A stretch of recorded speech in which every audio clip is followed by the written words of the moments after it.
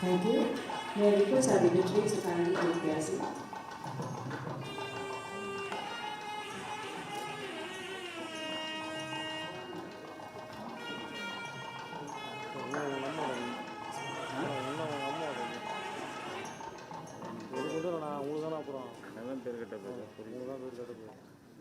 The Revenue Bar Association was founded by the legal luminaries and tax lawyers of Madras in the year 1963. It was created with an objective to encourage study of law relating to revenue, economics, and planning. Over the last 5 decades, the association has been the fulcrum of tax advocates in Chennai. Revenue Bar Association, fondly known as the RBA, carries the credit of consistently hosting study circle meetings every month over the past 20 years. The association is also known for their annual tax conferences. May I now request the RBA President, Mr. S. Sridhar, to say a few words.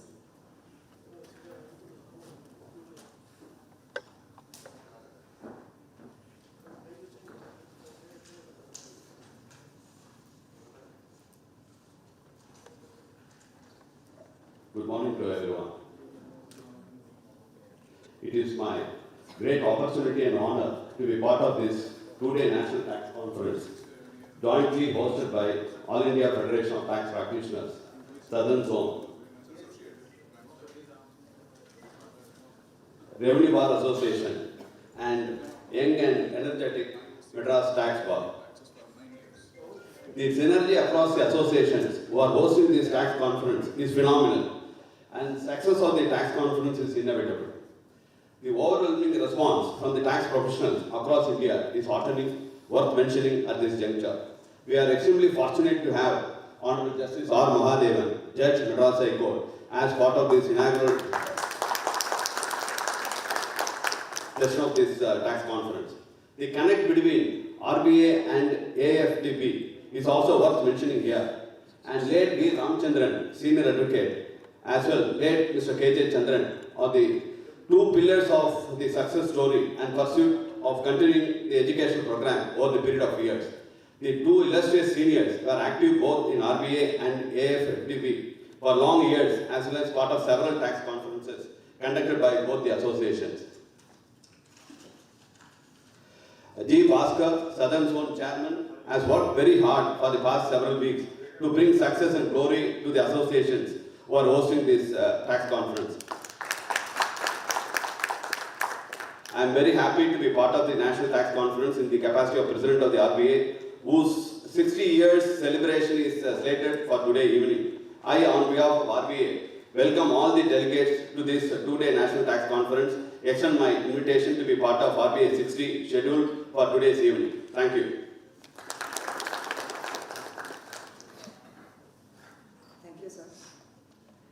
The Madras Tax Bar is the result of the era of technology, where a WhatsApp group of tax advocates aimed at knowledge sharing became one of the most sought-after platforms to learn tax concepts during COVID. Through its marathon of webinars in 2020, about 145 webinars in 2 years, the Madras Tax Bar has aided the legal fraternity to grow and thrive. The Madras Tax Bar, in existence for the past 6 years, was officially registered in 2022 and is a true reflection of brotherhood in the tax fraternity. May I now request the MTP President, Mr. Mani Shankar, Senior Advocate, to say a few words.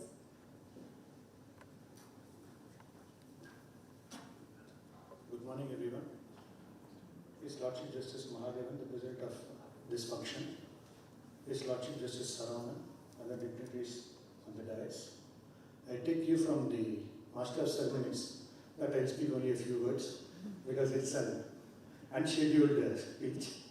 But it is nice to see a gathering of tax lawyers from the All India Bar. And it is our endeavor to carry on with your motto, together towards tomorrow. Thank you very much.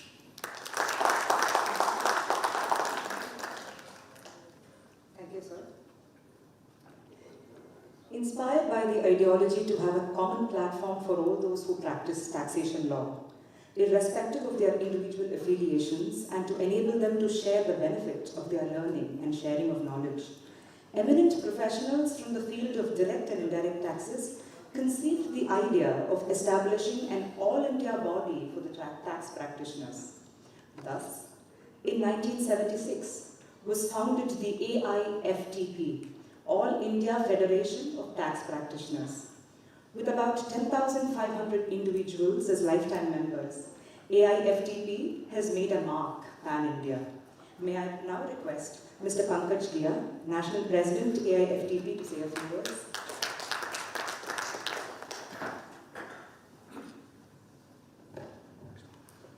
Honorable Mr. Justice Madhavan sir, Honorable Mr. Justice Saravanan sir, my fellow professionals, ladies and gentlemen.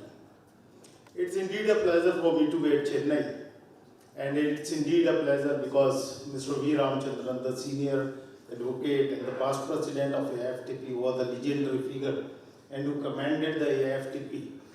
And we still remember the conferences and the seminars organized by that time. Friends, you may be knowing or may not be knowing, but AIFTP is the pan-India body of advocates, chartered accountants and tax practitioners. One and only unique body apart from the statutory bodies like Bar Council or the Institute of Chartered Accountants, which represents the tax professionals throughout India. We are conducting webinars, seminars, conferences, and I'm glad to inform that this is my 87th program of this year. We had started, my tenure had started from 1st January 2023. And with the blessings of the God and blessings of my seniors, ladies, my fellow colleagues, I am saying that we are having good knowledges program, entertainment program, family programs, residential refresher course, even outstation, out of India, educational tours, we had all done in the past 6 months. I would also be taking this opportunity to request my Lord to release the half-yearly report from 1st January to 30th June. And I would be, because it is an e-report on the website of the AIFTP, with my Lord's permission, I would be asking the operator to put it on the screen, and we will consider it deemed to be released by my Lords. So it contains from 1st January to 30th June, we had 84 programs, and after within 8 days, this is my 3rd program. Throughout the country, we are 5 zones. So from the first page, you can start, go on the top. First page, yeah, see, this is the half-yearly activity report, January to June 2023, and you can scroll down. So every program with the photos and everything is there. Continue to scroll down, please. These are all the forthcoming programs.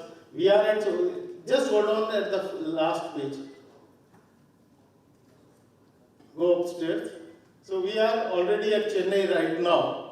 And then we are continuing with the programs. Scroll down continuously because it's a long thing. I will not be taking much time. You want to hear a lot. So it will take time, but let me continue. So friends, we are 5 zones, east, west, north, south and central. And everywhere we are having programs. So every weekend till December we are booked. Every weekend from Friday to Sunday I am traveling till December only. And this is the first week of July. I am at Chennai. The second week would be at Amritsar. Third week would be at Siliguri. Last week, because of the returns month, we had left it. And then in the 4th or 5th, we are going to Bengaluru and continue after that. And I am glad to inform that the South Zone is the most vibrant zone of the AIFTP this year. And all credit goes to this, I would say, not old man, but a young man, Mr. G. Bhaskar. We had already almost 10 programs in the South Zone. And this year, after the Chennai, we have lined up at Bengaluru, a big national conference on 4th, 5th and 6th, and then a big residential refresher course at Rameshwaram from 12th to 14th of August. And we had some more programs because it will be only the 8th month and 4 months is still to go. Friends, I would also be saying that we push on the education, but we push on the education with the religion. So this year we had carved a new nick, that education with religion. We started with Lord Jagannath at Puri in the month of February, then we went to Ayodhya with Lucknow, then we went to Mahakal, at Indore with Ujjain. We just went to Tirupati. We had a national conference and a NEC meeting at Tirupati just 15 days back on 23rd, 24th June. We are here, and on 15th we are going to Amritsar with the Golden Temple. Next month we are going to Rameshwaram, and it would be Adhik Maas and Shravan Maas, so a triple gift for all of us. Then we are going to Vrindavan. In between we are going to Bodh Gaya. In November we are going to Dev Diwali at Banaras and also Khajuraho. In August we are also going to Shirdi, Trambakeshwar, Dresheshwar and Bhima Shankar. And then at December, definitely at Kolkata. So friends, we rely on the 3 E's, the ethics, education and excellence. And that are the mottos of AIFTP. I would not be taking much time, just to say that if you are not a member of AIFTP, please join the membership. And it is the only pan-India body where we do not make friends. We enter into the families of the professional and become family members. So become a family member, have a family throughout India, each and every state, each and every union territory. Big city, metro city, small city, town, everywhere you will find a family member. And wherever I go, I just get a grand welcome, stay in the homes, and you will see what not. So it is time to remember our past president, Mr. M. Srinivasa Rao, the secretary of the zone, Mr. Kuber, all the seniors and persons coming from all over India. And I am grateful to my Lord for giving me the consent and to be here. Thank you everyone for inviting me, and thank you for attending this.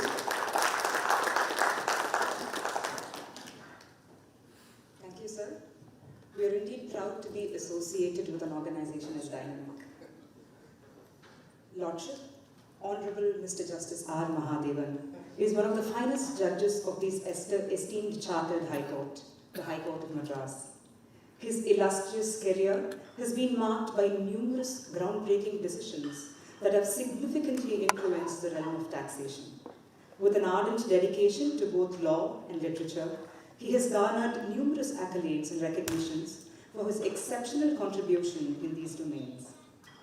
My Lord, it is indeed my privilege to welcome you to address the gathering.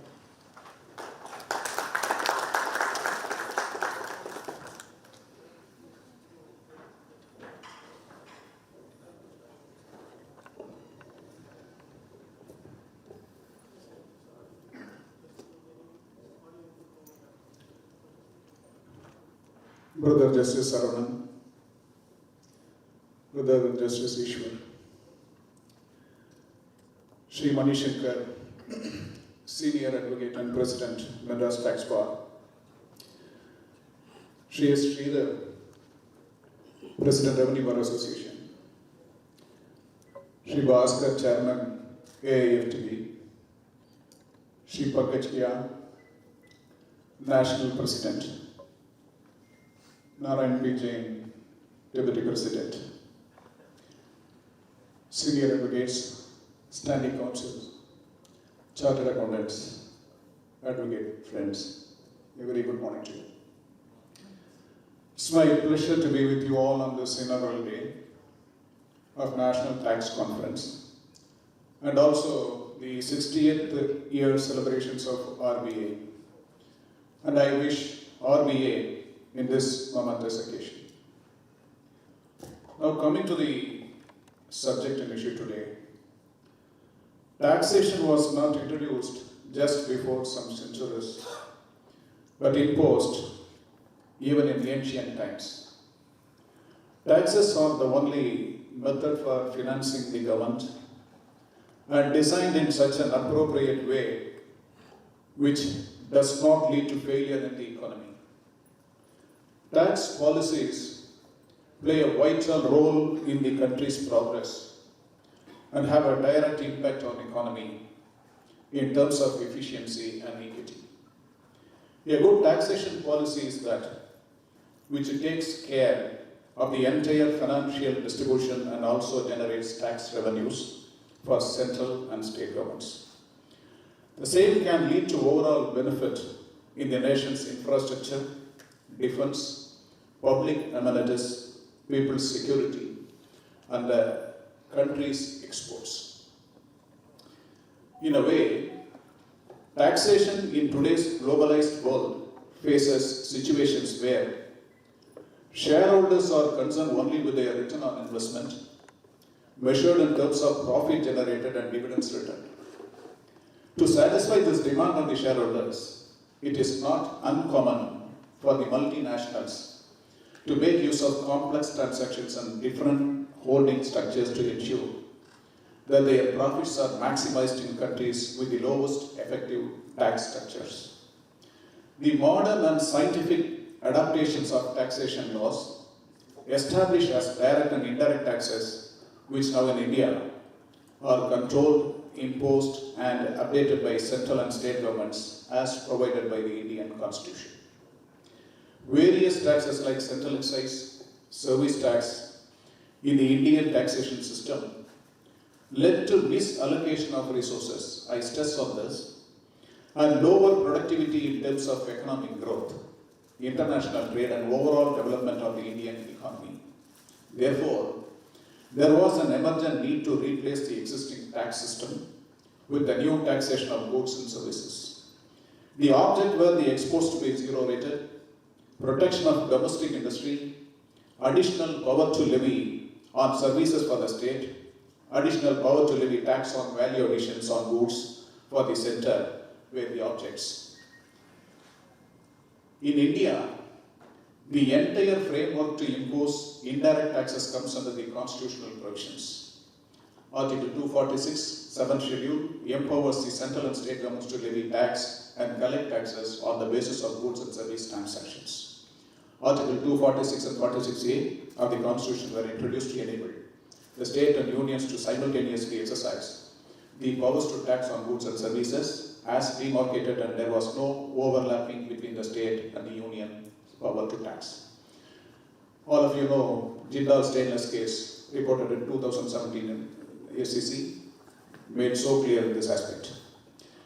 In this seminar, we are going to deliberate on the topics, namely market access under FTAs, opportunities and hurdles, rigorous and impact of PMLA, virtual digital assets, information underreporting, misreporting on IT and GST, and so on.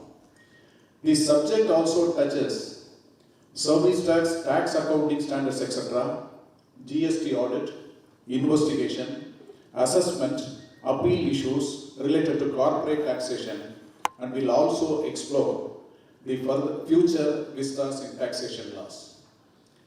It is known to us that free trade agreements, FTAs, can help to expand business by providing preferential access and reducing trade barriers in global markets. It includes risk management, non-tariff barriers, intellectual property, etc. FTAs are binding treaties between countries that open markets to businesses by addressing trade barriers such as tariffs and non-tariff barriers. They create more predictable and transparent conditions for business operating in foreign countries. I hope the speaker may expand this area furthermore. The Prevention of Money Laundering Act 2002 and the rules issued thereunder provide the key legislative framework for the prosecution of money laundering. In addition to the above, regulators such as the Reserve Bank of India, SEBI, IRDAI are empowered to deal with the issues relating to money laundering activities and lay down guidelines on anti-money laundering standards. These guidelines, read with the PMLA and PML rules, form the core of the legal framework of AML laws and enforcement in India. Today's subject, I hope, may give you more avenues to discuss with. Similarly, the virtual digital asset is an important area. It shall mean a cryptocurrency, NFT, or another virtual digital asset as notified by the central government. It will not cover subscriptions to any OTT platform, mobile applications, e-commerce platforms, etc. Clause 47A to Section 2 has been inserted in this section for exclusive meaning of virtual digital assets. The other topic, corporate tax, which helps regulate the flow of wealth within the economy, reducing income inequalities, and promoting a fair distribution of resources. The revenue generated through corporate tax aids in managing fiscal deficits, reducing public debt, and stabilizing the overall economy during periods of economic downturns or crisis. The Speaker will enlighten us furthermore. The best taxation regime is the one which is liberal in assessment and ruthless in collection. This will enable the government to stop pilferage and rationalize the overall taxation regime. While many areas are either undertaxed or non-taxed or overtaxed, this conference will analyze the issues to help and reduce overall tax burden so as to sustain the Indian economy. I once again thank everyone for this excellent opportunity and wish this conference a grand success. Thank you.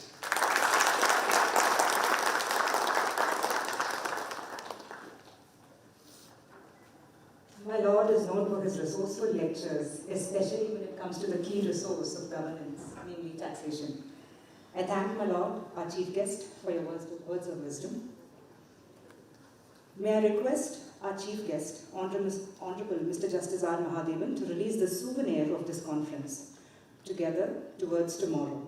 A souvenir is the memoir of knowledge and holds intact the lasting impact of the conference.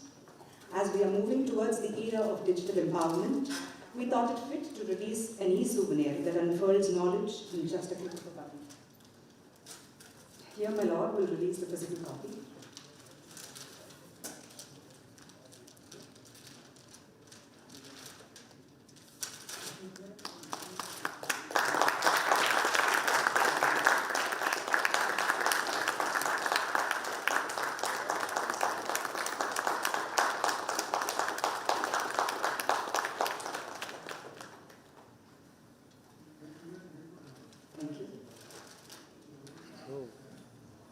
May I request Mr. Pankaj Gia, National President AIFTP, to honor our chief guest with a bouquet of blessings from the Aurobindo Ashram, specially curated for today's event.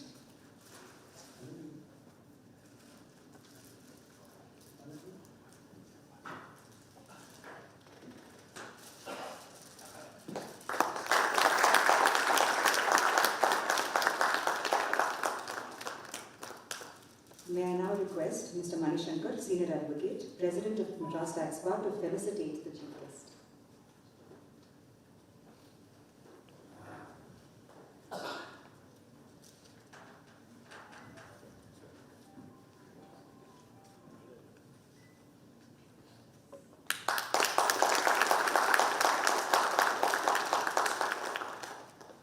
May I now request Mr. S. Sridhar, President RBA, to present the memento.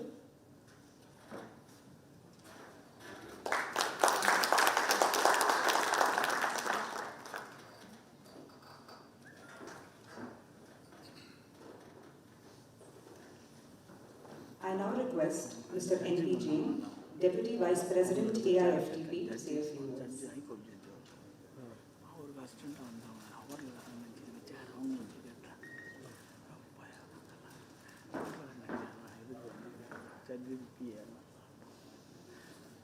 Honorable Chief Guest, Justice R. Mahadevan, Honorable Justice R.V. Eswar Sahab, our National President Pankaj Gyaji, and Mr. Bhaskar, Mr. Sridhar, Mr. Manishankar, and friends on the other side. Friends, about AIFTP, whatever, and of course Mr. Srinivasa Rao, our past president. Our president has already spoken about what AIFTP is doing, so I will not repeat. I will skip that.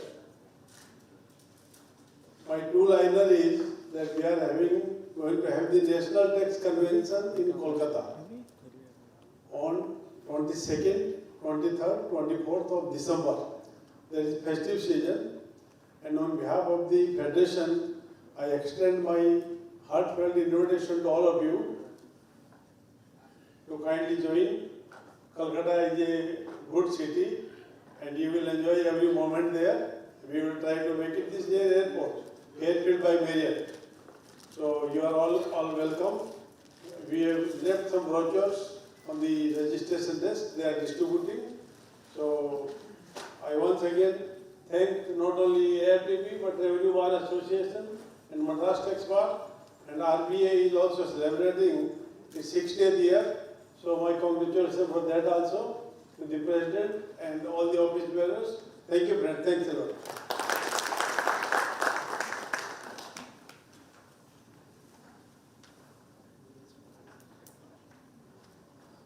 May I now request Mr. Bhaskar, Chairman South Zone of the AIFTP, to felicitate my Lord, Honorable Justice C. Saranan.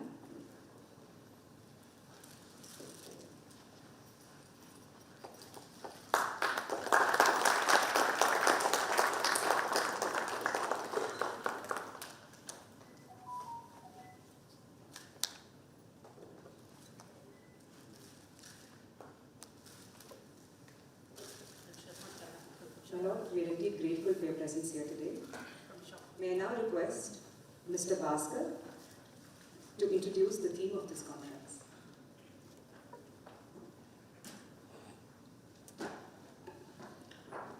My Lord, Honorable Justice R. Mahadevan, my Lord Justice Saravanan,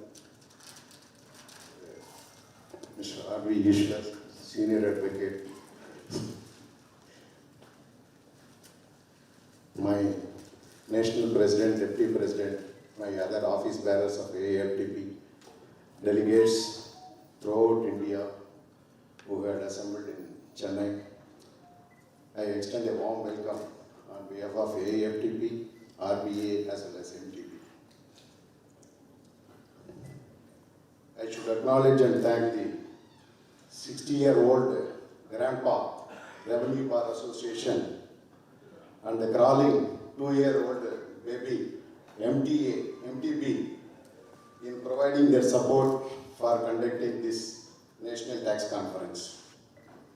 I also thank my MC members, my national leaders in allowing me to have this NTC after a long gap of 9 years. The last time we had a AFTP NTC was when Dr. Anita Suman, now a judge of the High Court, was the chairperson,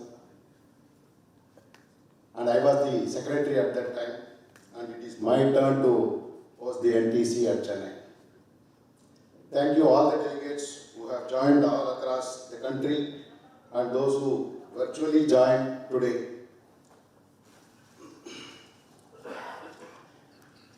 The theme of the session is Together Towards Tomorrow. Encapsulate the spirit of progress and collective effort as we strive to shape a better future. It signifies a shared commitment to move forward, leaving behind the constraints of the past and embracing the limitless possibilities that lie ahead. In this theme, we acknowledge that our journey is not solitary, but a rather collective endeavor. In essence, the theme, TTT, is a call to action, an invitation to come together, collaborate, and drive positive change. It reminds us that our actions today shape the world of tomorrow, and by embracing this theme, we can collectively pave the way towards a brighter and promising future. The first session, Market Access under FTAs, Opportunities and Hurdles, is in this direction. Our traditional sale of merchandise to other countries is enshrined in the Tamil words, Thirai Kadal Odiyum Thiraiyum Thedu. To enlarge this, our nation is entering into various FTAs with various countries. To speak on this, who else could be a fit person? Mr. Lakshmi Kumaran, Senior Advocate, joins us live from London today. With the nation building, the role of professionals is much wider. What does the recent developments in BMLA impact them? To speak about it, Mr. Ahmed Gillard, Advocate, Mumbai, is here. From the traditional gold coins and currency notes, we are moving towards gold bonds et al. To talk to us is our Vaidiswaran advocate on digital currency. What started as just a cross verification of TDS data with the Form 26AS, we have now various forms of data, AIS, DAS, Inside Portal, etc. How do they impact us? Earlier, the commercial tax officer will go for a survey, levy some compounding fee for shortfall in stock or non-maintenance of books of accounts, make an assessment after 3 years or 4 years. And that information will be passed on to the IT department after 7 or 8 years. He will reopen the assessment and proceed with the assessment. Days have changed now. Information is shared then and there. To discuss on that, panelists, Karan Talwar, advocate from Hyderabad, Bharatrai Chandani, advocate from Mumbai, and Mrs. Richa Bakliwal, CA from Bengaluru, joined the panel discussion. All these for today's session. Tomorrow, we have a session on GST audits, investigation, assessment and appeals by Mr. Sivarajan, Chartered Accountant, Chennai. To talk on the current issues in corporate taxation, CA PVSS Prasad from Hyderabad will join us. Hope we will have an enlightening, enriching and enchanting sessions. I welcome you all. Thank you. And for a formal vote of thanks, Mr. Kuber Hundekar, my zone secretary. Mr. M. Srinivas Rao would like to honor the national president, Shri Pankaj Gia.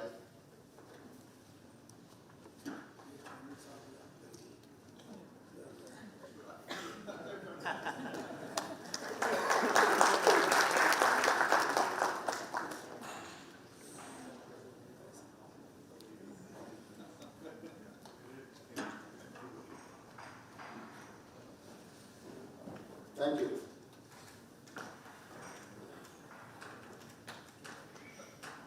As they rightly say, sharing of knowledge is a way to immortality. It is a blessing indeed to be amongst the various speakers who have agreed to share their knowledge and enrich this august gathering in this conference today. I now request Mr. Kuber Hundekar, Secretary AIFTP South Zone, to deliver the vote of thanks.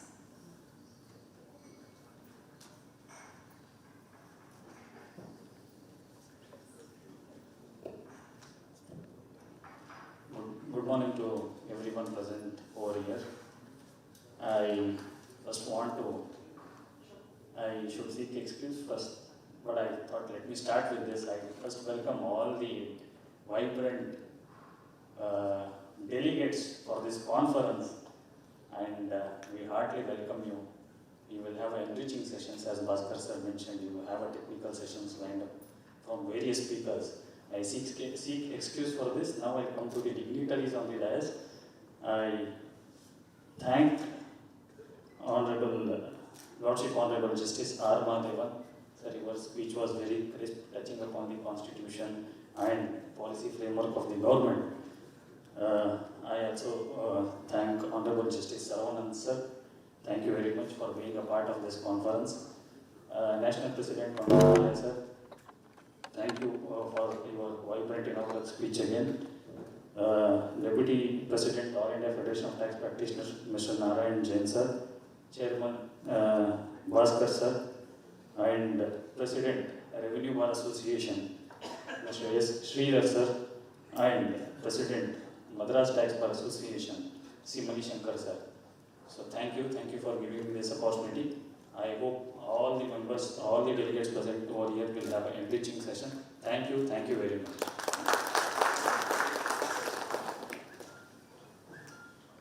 Thank you, sir.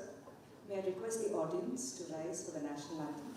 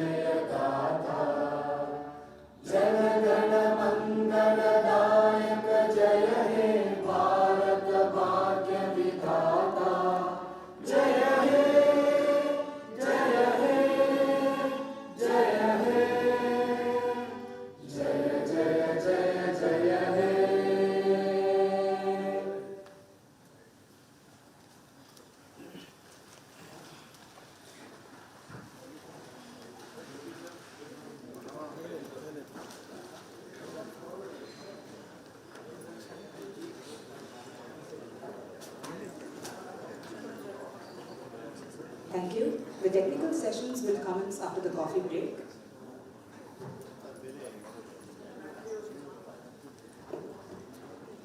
Revenue Bar Association has set its own standards. And my senior, Mr. V. Ramchandran and Mr. K.J. Chandran have over the years has seen that the inaugural sessions start on time and end on time. And I am one step further and I have ended the session earlier than scheduled. Thank you all. Thank you all.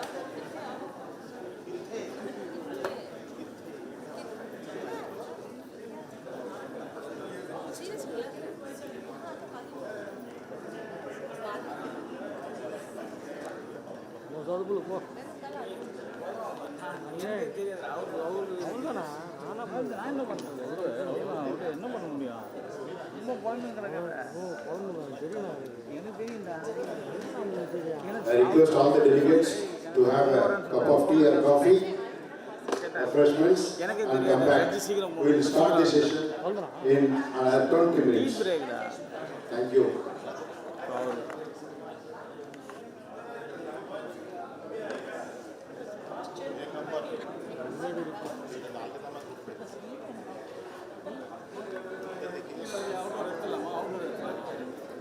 டிவியில் முடிஞ்சலாம் ஆரம்பிச்சிடலாம் நான் சாப்பாடு லட்சியம் எடுத்துருவாங்க சரி இந்த மாதிரி torture பண்ணி நான் வச்சா நான் வந்து 8 மணிலேருந்து உங்களுக்கு சொல்லுறேன் அதுக்கு சம்மந்தமே இல்லை தமிழ் சொல்லாதீங்க 8 மணி நீங்கள் வந்துருந்தாக்கா நான் லவுட் இருக்குன்னா அதாவது எல்லாத்தையும் செட் பண்ணிட்டாங்க ஆடியோலாம் பக்கமாக போகும் அவனை கேட்டால் அவங்க எதுவும் சொல்லி விட்டு ஆடியோ பெரும் நடக்குது அந்த ஆடியோ நாங்கள் ஸ்பீக்கர்லேயே போடு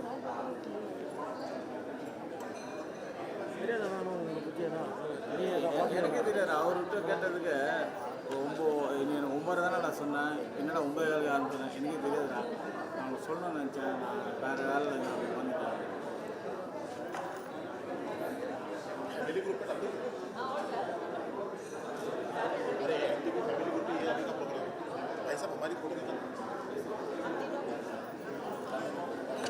நான் முதல்ல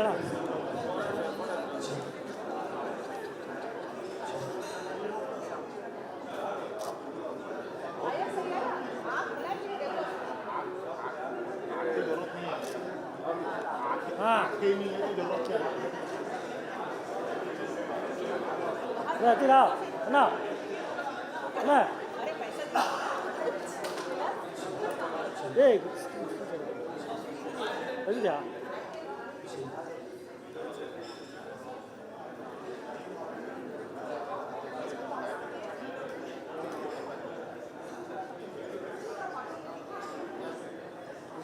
Come.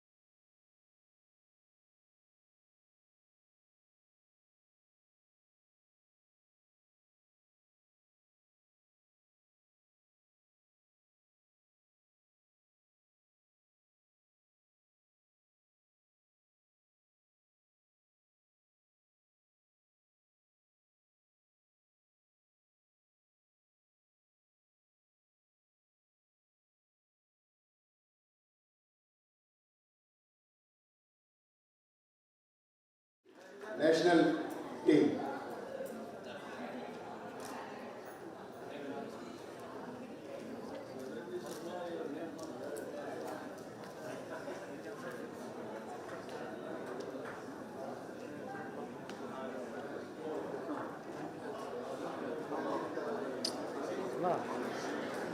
சும்மா கொஞ்சம் நேரம் தான் போகலாம் டக்குன்னு எடுக்கிறாரு நான் ஆடியோ கட் ஆகுது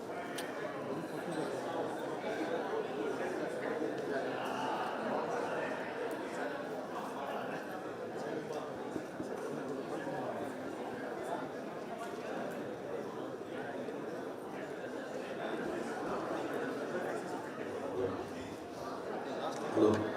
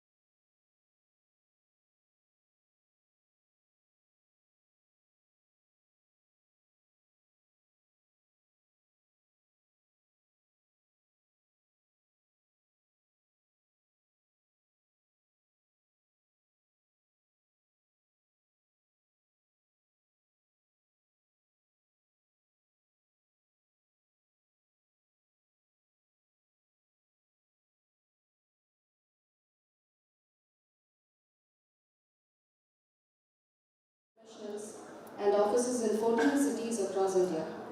Mr. Lakshmi Kundan has successfully represented clients from many countries in several subsidy and trade investigations initiated by India. We thank him for joining us live from London today.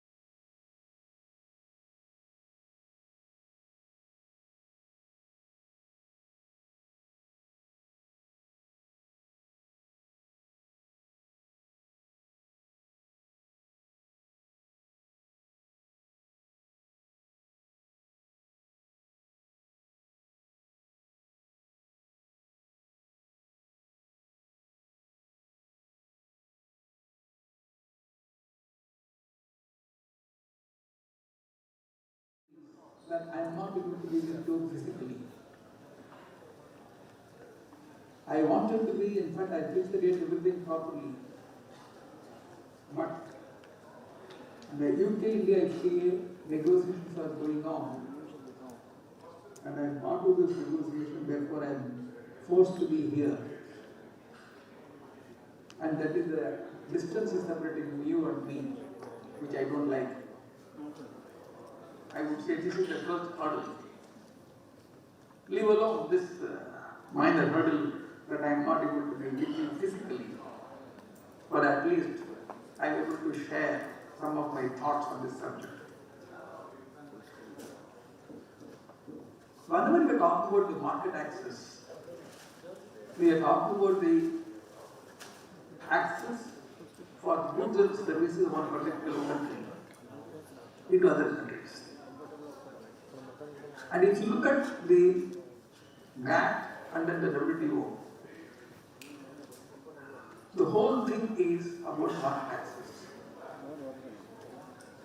The goods and services produced in a particular country should be made available in other countries.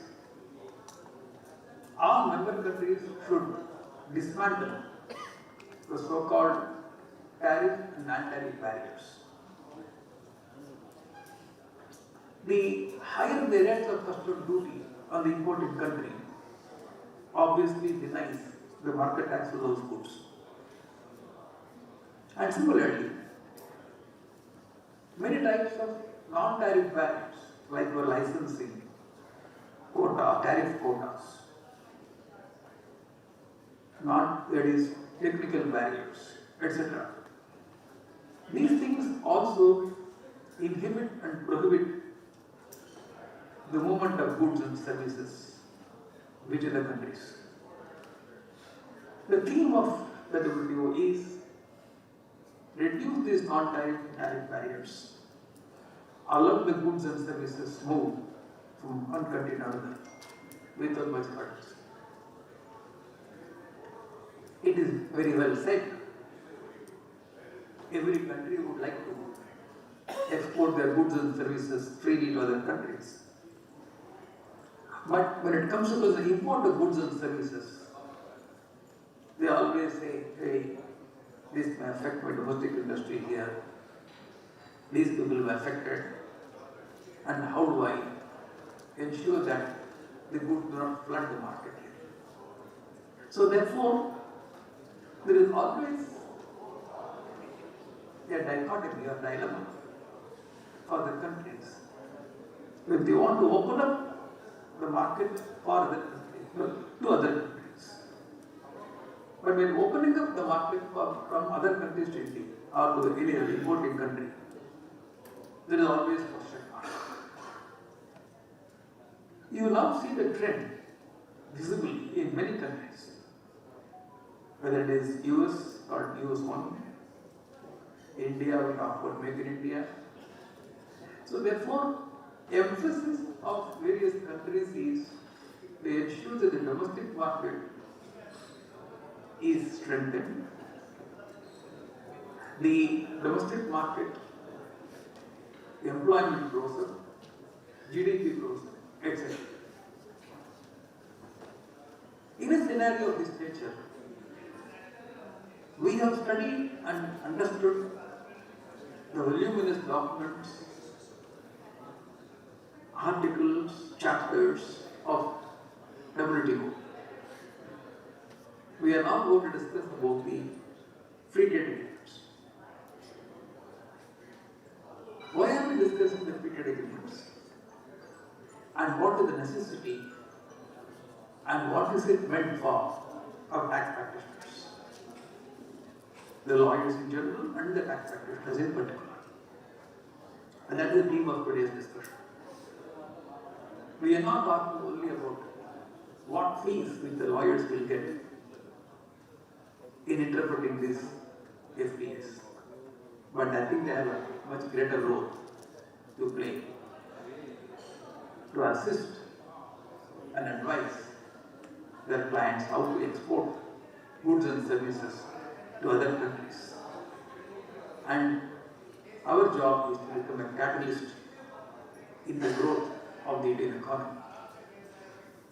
Incidentally, you also get some fees. Our main aim should be how do we ensure that our GDP of the country goes up tremendously. How do we ensure that the raw materials, critical raw material, critical minerals will come to India at cheaper rates or no custom duties? How do you manufacture the goods and then supply not only in India, world over, providing employment to our people? And that is the role, I think, bigger role which we need to play. Why I am saying this is, these FTAs or free trade agreement they are called are very complex, very complicated. I spent hours and hours, days and weeks in finalizing the FTAs. And I will share some of those experiences with you. Of course, the confidential portion I cannot share, but methodology, etc., I will try to share so that you can understand the complexity involved in the entire negotiations. I do not know how I got into this, but the Government of India requested me to become the legal advisor for negotiating these agreements, which I accepted. I am really enjoying it, and the satisfaction is that if you are able to contribute to the better language, better understanding, better negotiations, and whereby if our farmers, our fishermen, our software engineers, students, and small and medium sector, and the export of goods and services, if it can grow up, I think that's the good contribution we make. As lawyers, these type of opportunities come rarely in your field. I think it is our duty to do this. Apart from this, how these free trade agreements can be used to increase the investments in India, both domestic as also from foreign. There is also another role. And I want the lawyers to play a role like a bridge between the countries for the free flow of goods and services and investments. And that is the contribution I think the lawyers and tax practitioners should make in the years to come. Now, next. Next. Let us now talk about the free trade agreements. The agreements entered between two or more countries for promoting goods and services. It will also separately, as a corollary, will promote investments. We must realize, all these free trade agreements deal only with trade. They do not deal with investments. There are separate agreements called BITs, bilateral investment treaties, which India or other countries entered to protect the investments and what should be the criteria for the investment. But if you take broadly, welcome, Swedi. When you say broadly, the economy, it consists of, the GDP consists of goods and services, and is also called trade and investments. We are talking about the trade in goods and services under the FTAs. These FTAs can be bilateral within two countries or plurilateral. That is 4 or 5 countries or 10 countries join together and that. And they are not multilateral. Multilateral is basically the WTO. WTO actually permits the signing or agreeing between the countries for the promotion of free trade. Because the aim of the WTO is also to encourage the promotion of free trade. Though this will be a derogation of the most favored nation treatment. This all of you must clearly understand that under the WTO, the country, when it reduces the customs duty for one particular country, say Switzerland, it is bound to give the same rate of customs duty to all because all of them should be treated as most favored nation treatments. Therefore, any member of the WTO cannot offer or charge different rates of customs duties depending upon the goods coming from different countries. It cannot be done. It is a violation of MFN principle. This bilateral agreement is a derogation of that particular MFN principle. But WTO tolerates it because it encourages the free trade. It is also understood that if you take European Union, it consists of 28, 29 countries and there are no custom borders. Entirely custom duties are free, services and goods can move freely among the countries. They are different countries. And unless WTO allows these derogations or exceptions, then EU would not have come into picture. And therefore, WTO tolerates or probably encourages the negotiations and conclusion of free trade agreements between the countries in the case of bilateral, among the countries in the case of plurilateral. There are situations where the negotiation may take a longer time and it is done in 2 stages, one interim agreements and then the final agreements. The final agreements are called comprehensive. Recent example, both India with Australia we entered into the interim agreements and the final agreements or negotiations are going on. Next. We also now see there is increasing number of free trade agreements in the last decade. As of December 22, I think we calculated in our office that there were 355 free trade agreements and regional trade agreements are in force. Why there is an increase? You realize under the WTO, the main aim being the promotion of market access, there is less reforms or less growth or less, I would say, seriousness in concluding or reforming the existing WTO laws or agreements. I would say it's a paralysis.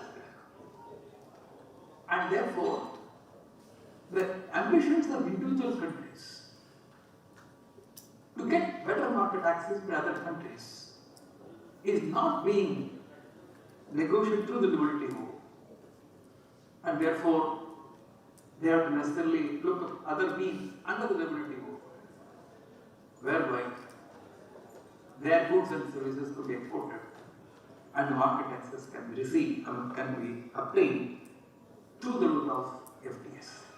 And that is the reason why I would say mushrooming or increasing the number of FTAs among the countries. Next. There are mega FTAs. There is a comprehensive and progressive agreement for Trans-Pacific Partnership. Ambitions in this Canada, Australia, Japan, Mexico, New Zealand, Peru, Singapore, Vietnam, Brunei, Chile, Malaysia, etc. They all become part. This is a plurilateral agreement. This agreement covers more than 13.3% of the global GDP, covering more than 5 million consumers. The other mega is RCEP, Regional Comprehensive Economic Partnership Agreement, where Australia, Brunei, Cambodia, China, Japan, Laos, New Zealand, Singapore, Thailand, Vietnam are there. This covered about 30% of the GDP, of the global GDP. India participated in the negotiations. It went through the entire process, but at the last minute, India has to withdraw because they found that the market access of Chinese goods in India will increase further. And the existing balance of trade between India and China will be widened. And it is not in the best interest of India. And decidedly, advisedly, they have gone away from this. They did not sign this agreement. The old NAFTA is now replaced by Universal Mexico-Canada Agreement called USMCA. There is again 4 countries are involved. It covers about 30% of the GDP. So we are now seeing this type of plurilateral agreements coming up. See, I was told that you were to leave around 11:20. Am I right? Sir, you may please continue, sir. You want to interject and you want to add your speech because I don't want to miss your speech on this portion. I can stop for a minute and then. Sir, please continue, sir. We will. No problem. Okay, because I didn't want to take your time of speech because you wanted to leave around 11:20. That's why I was talking. Okay. Next.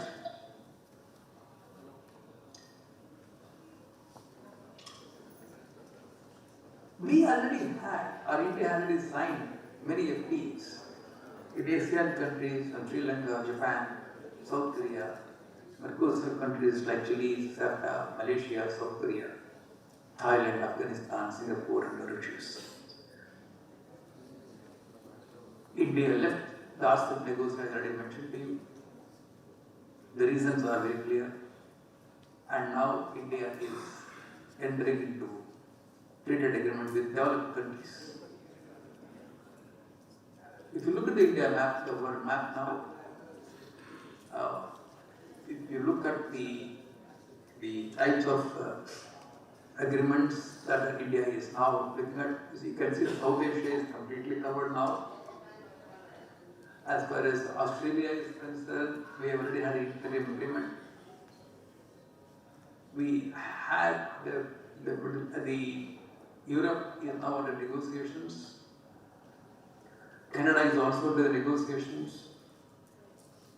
UK is under negotiation. In fact, I am here in London because of the UK negotiations. And India's 60 to 70% of the foreign trade can be covered by if these negotiations are concluded, including the Europe. India is also trying for the EFTA from Switzerland, Norway, Iceland, and other countries. That is also separately going on.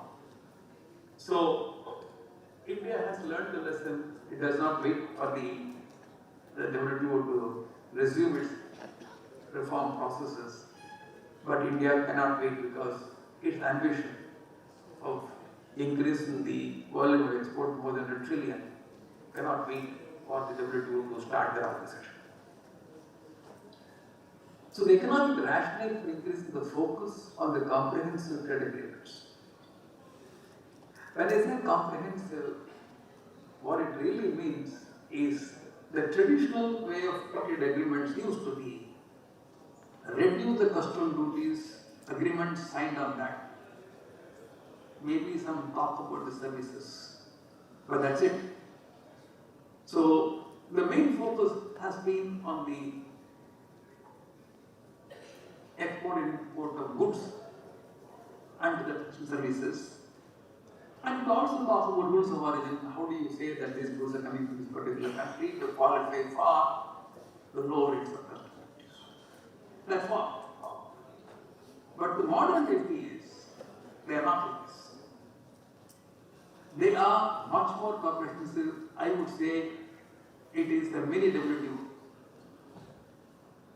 The developed countries, when they say, all right, I will enter into a negotiation with you for FTAs, it not only about the goods and services, but it covers a whole lot of subjects. And they talk about market access. When the market access is talked about, it is not only from India to the developed countries, also vice versa. Now, we find peculiarities in the negotiations here, and it will continue as far as the developed countries are concerned. Developed countries traditionally have reduced the custom duty a long time back. More than 70-80% of the goods are almost zero duty, and other goods charging much lower rate of duties, excepting some exceptional goods where the duties are higher, including agricultural products. So therefore, when India wants the market access, they already have about 60% of the goods can go duty free under the MFN rates. So what is that India going to get? On the contrary, the MFN rate, the average rate of custom duties for the goods in India will be about 15%. And if India reduces the duties from 15% to say 0 or 5%, these developed countries would have much better market access to India. So therefore, there is an imbalance even when you start. And therefore, India has to approach the entire thing very cautiously. While India would want the rest of the development rates to be reduced by the developed countries, and developed countries will also ask for reduction in the custom duties for India. So this is the balance which India has to strike. But then the developed countries also have become smarter. Of course, they are always smarter. They think, if I reduce the custom duties, even the rest of the products, and allow the Indian goods to come in, there is a cost arbitrage. The cost of production of goods in India is much less than the cost of production in other countries. And they now get in as to why this happens and how do you bring them back. I am not talking about the mindset of these countries. They will not tell in so many words, but I can sense it. They think that our labor is cheap. We are not giving that much importance to the environmental issues here. The gender equivalence is questionable. And the payment of wages to the laborers here is much lower. And so on and so forth. So therefore they bring in these FTAs not only about the goods and services, they talk about environmental issues. What type of thing you are going to do? What type of steps you are taking to reduce the climate change processes? What type of legislation you are going to bring in to bring better labor standards? What type of legislation is going to bring to have gender equality? What type of legislation you are going to give for the government procurement? Because each government is, every country is a major procurer of goods and services. where India would say that this government procurement will be confined only to the Indian suppliers, or will also open to the others, and so vice versa. What were intellectual properties? Because intellectual property also, according to them, is an important factor for ultimately production of trade. So therefore, you will find there are numerous subjects which we think are not related to the trade. They bring it on the table. Unless we discuss and negotiate those subjects also along with this, there are no efforts. So therefore, the mindset of the developed countries is to how do we increase the cost of production for this, so that there is some balance between the countries as far as the supply of goods and services are concerned. And that makes it more and more complicated. And several chapters are involved in the negotiations. And I will mention very broadly as to how these negotiations do go. Let us take one country, say Australia or UK or European Union or Canada, whatever it is. First of all, both the countries, when the political leaders take a decision to enter into the FTA, the decision is percolated down and the negotiator appointed, and each country would put out their list of wants, asks, demands. And these demands are ultimately translated into the various types of wordings. After all, ultimately it has to be drafted and finalized as a legal document to be signed by the political leaders of the countries. And once these demands are translated into the document, each document will be very different. And somebody sits down and then merge these two documents in one document. And this document would have the demands from different countries captured in a different manner. For each, they use different colors of fonts. And these colored fonts, say one is say pink, another is say blue. Blue is say for India, pink is say for Australia. These fonts exist, and then the negotiators go to Australia, or Australia come over to India. They call it one round. And then they start discussing different chapters that being discussed by different track leaders.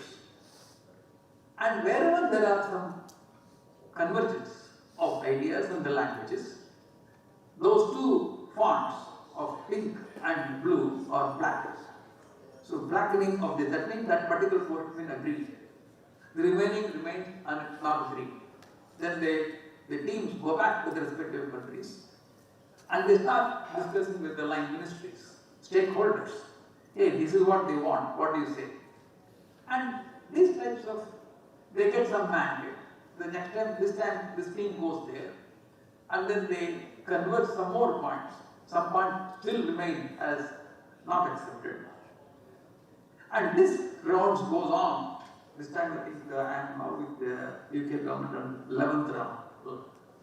10 rounds have already gone 11th round, because there are certain tricky issues where the countries will never agree. No, we will not do. There are several points. And so unfortunately, I am not able to discuss those things where still confidential. And therefore they remain. And then interministry meetings will take place. Mandate will be taken at the cabinet level or at the level of the PMO's office. And ultimately political leaders will have to give a clear yes, please go ahead. We can give here, we can get something else. So it's ultimately the bargain which you normally do with implementer. The same thing happens here. No difference.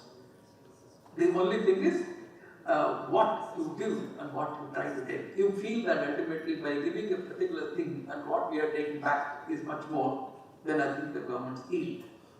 And that's very, very, very complicated. So I was just giving you the broad idea of the subjects that are covered under the FTAs. And I also gave you a method, normally the methodology being followed by the respective trade negotiators when they ultimately get the things signed. Several progress has taken place in the UK FTA. About 10 to 15% is still to be finalized, and next week the bigger team is coming and I'm clear on the digital trade and all things. Digital trade, e-commerce is one of the biggest subject for the discussion also. I just want you to know that. Suffice it to say that these agreements, which are negotiated days and nights, but in the midnight oil, many times done virtually, then otherwise physically, people travel and all, they are complex. The ambitions of the countries are translated to the words. The negotiators are not perfect people to give the exact language. The lawyer helps, but beyond the point of a lawyer cannot help because the demands are very different. Obviously, the language is used, the provisos, explanations for greater clarity, all those things which you find in normal legislations or tax laws, they all get smuggled into these agreements. And therefore, the agreement themselves become very complicated. And there are certain chapters where you will have dispute resolution as part of the agreement. Some people say that this particular chapter will not be governed with dispute settlement. Therefore, to understand the entire package of the agreement signed between two countries, the lawyer has to study a lot. Where are the exceptions? Where are the convergences? It is very, very, very complicated. And that's where I think the lawyers do come in. I think Sergey, now smiling, how the whole thing now going as the lawyer's perspective, but I am not saying the lawyer's role is basically to get some fees, but it is a larger role they have to play. Because to unravel these agreements is a real task. Next.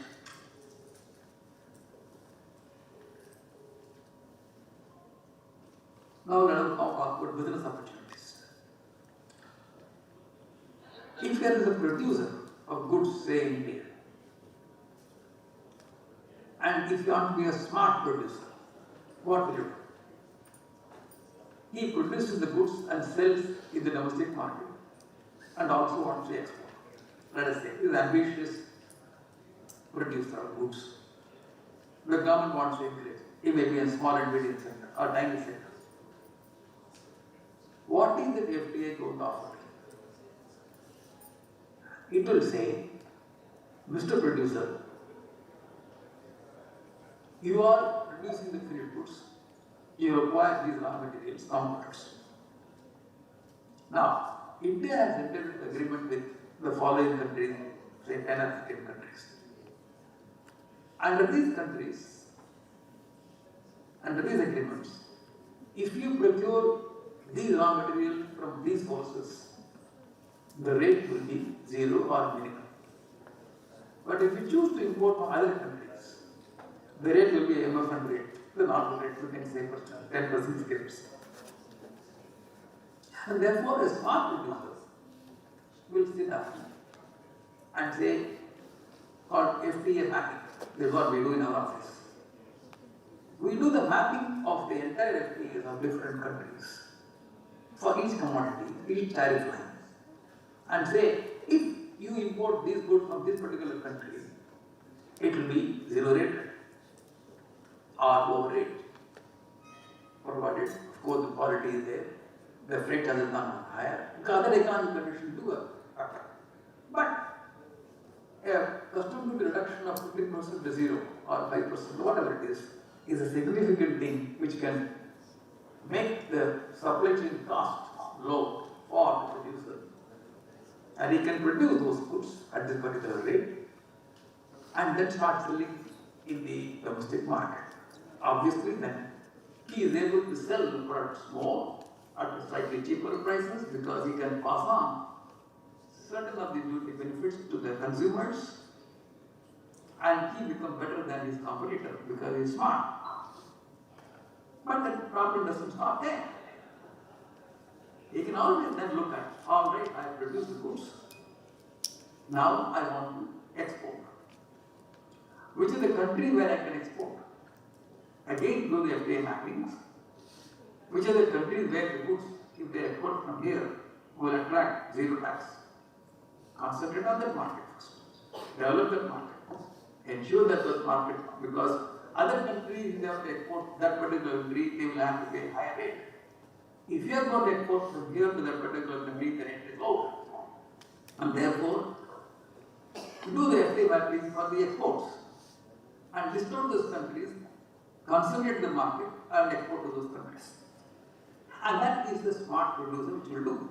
The same thing as per services. Those services do not attract customer duty and deal separately, services portion separately.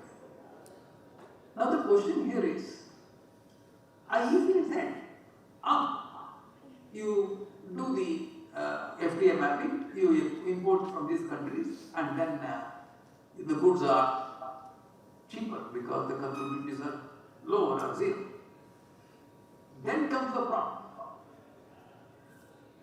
The classification of the goods and the correct tariff entry are so crucial for the reduction.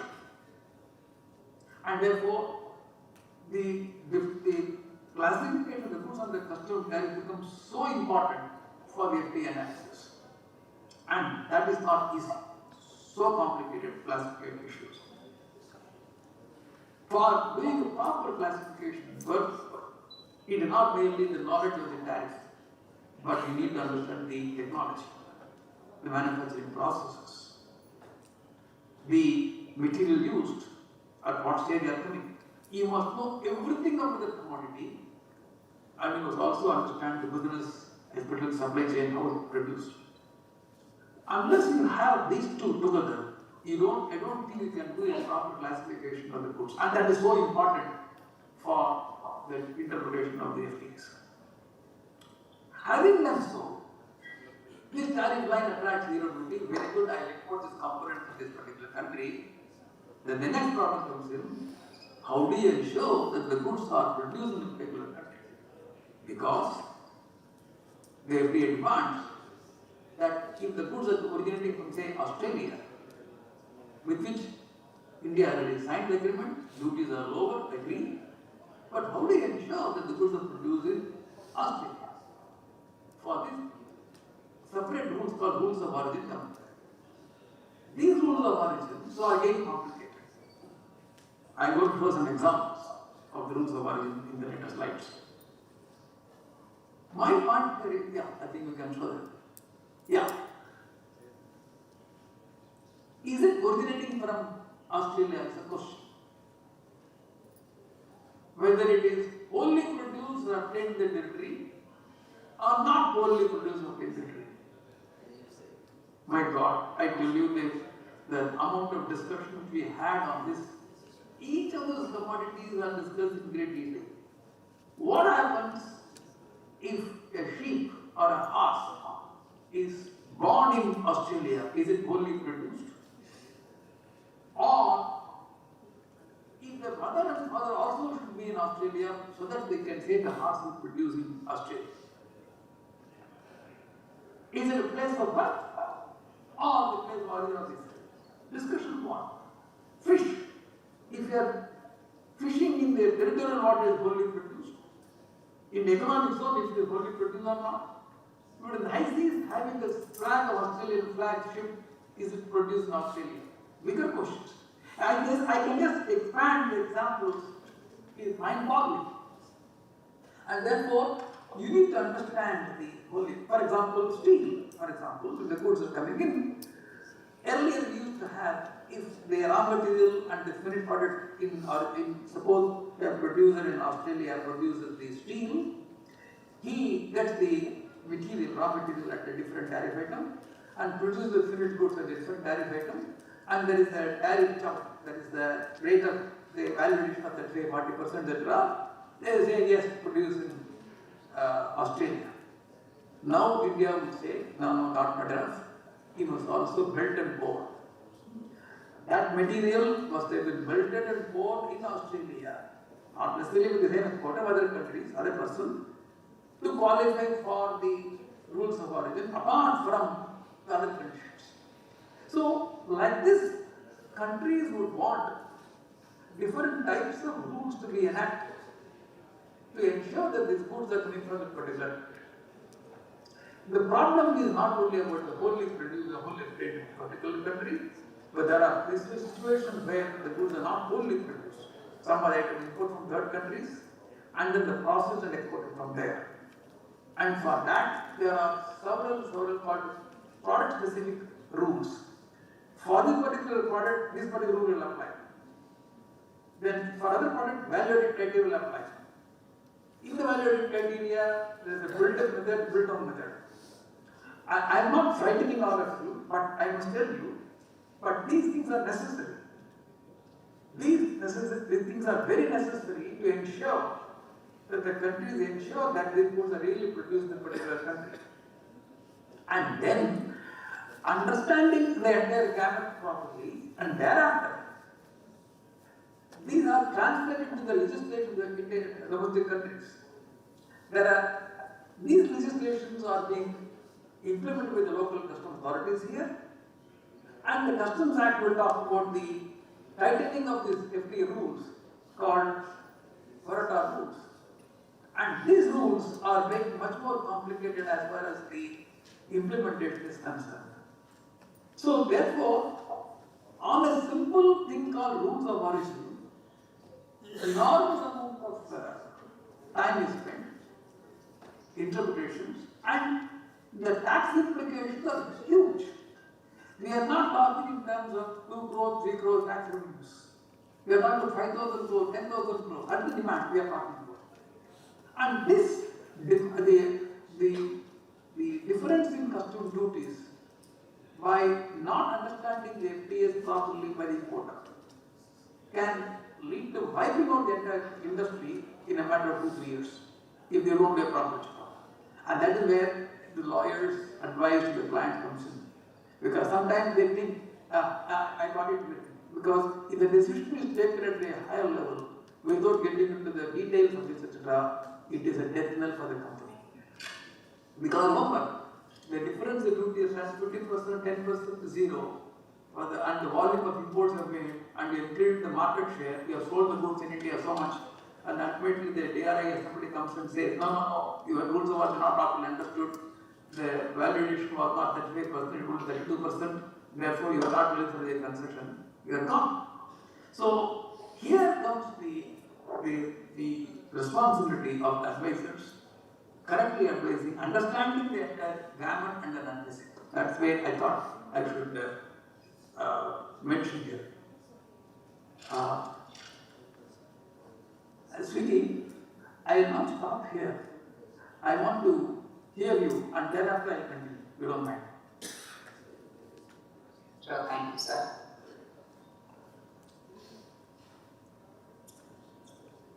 Am I audible? Very well. So, dignitaries on the dais and off the dais, respected Mr. Lakshmi Kumaran, respected members of the audience.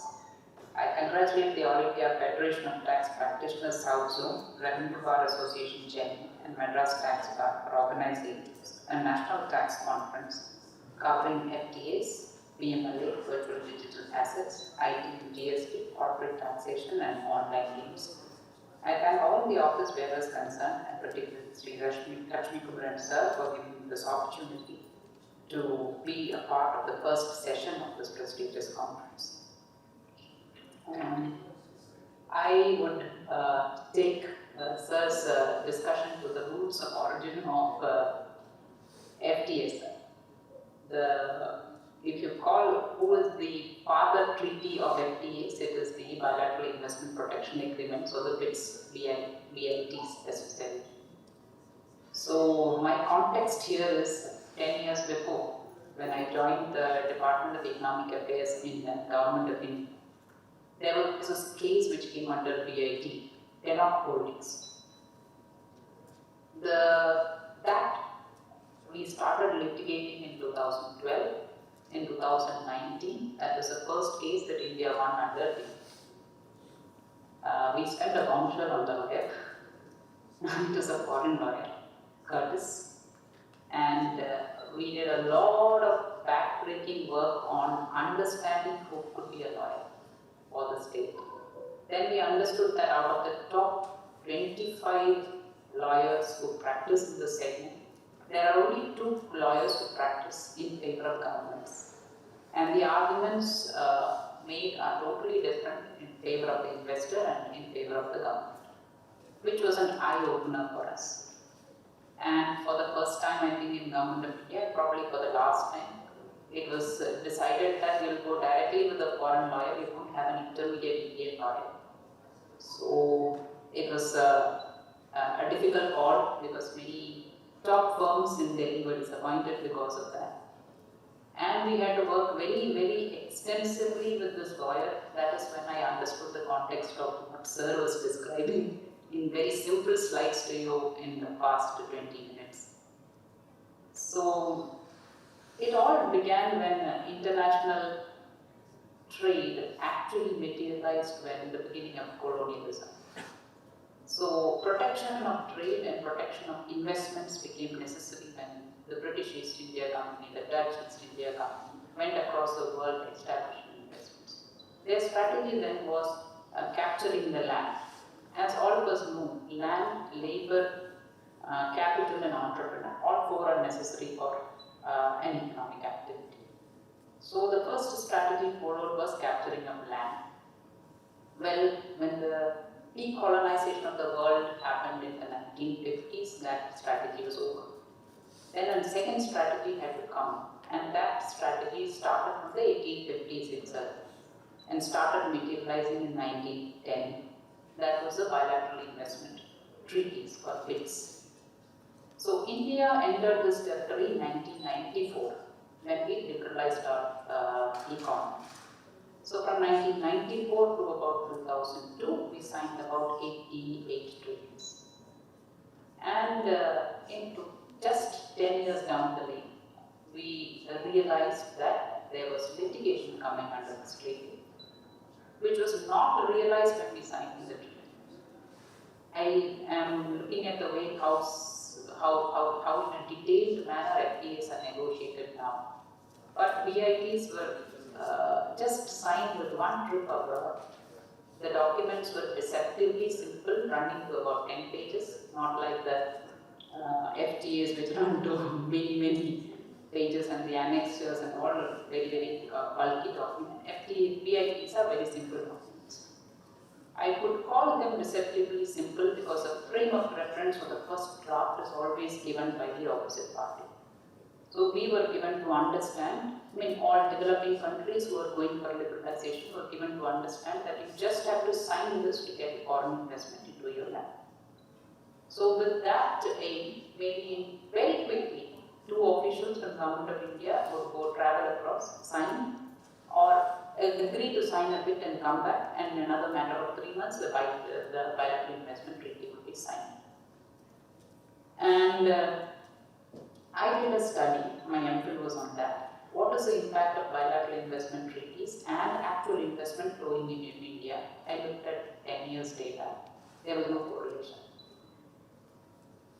What we recently realized during my period while working in DPA was that whenever a big investment is planned by a country, the first thing that the investor will insist is first sign a bid with India. Then the investment comes. So the first frame of the reference or the model treaty, a model bilateral investment treaty or a model FTA, that is a key for the negotiation start.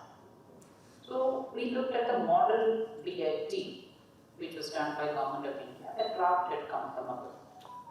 But it is not recorded in the file anywhere where the draft came from. But we were happy to negotiate on that draft. An attempt to revise it that was made in 2013. It didn't happen till about 6 years later. So in that process, that revision of the trade model draft, we were looking for experts to assist us. In that context, we approached Ali Nariman sir. We asked him, sir, this is the treaty. We want to change it in such a way that it will benefit our investors and legitimate expectations of investors coming in.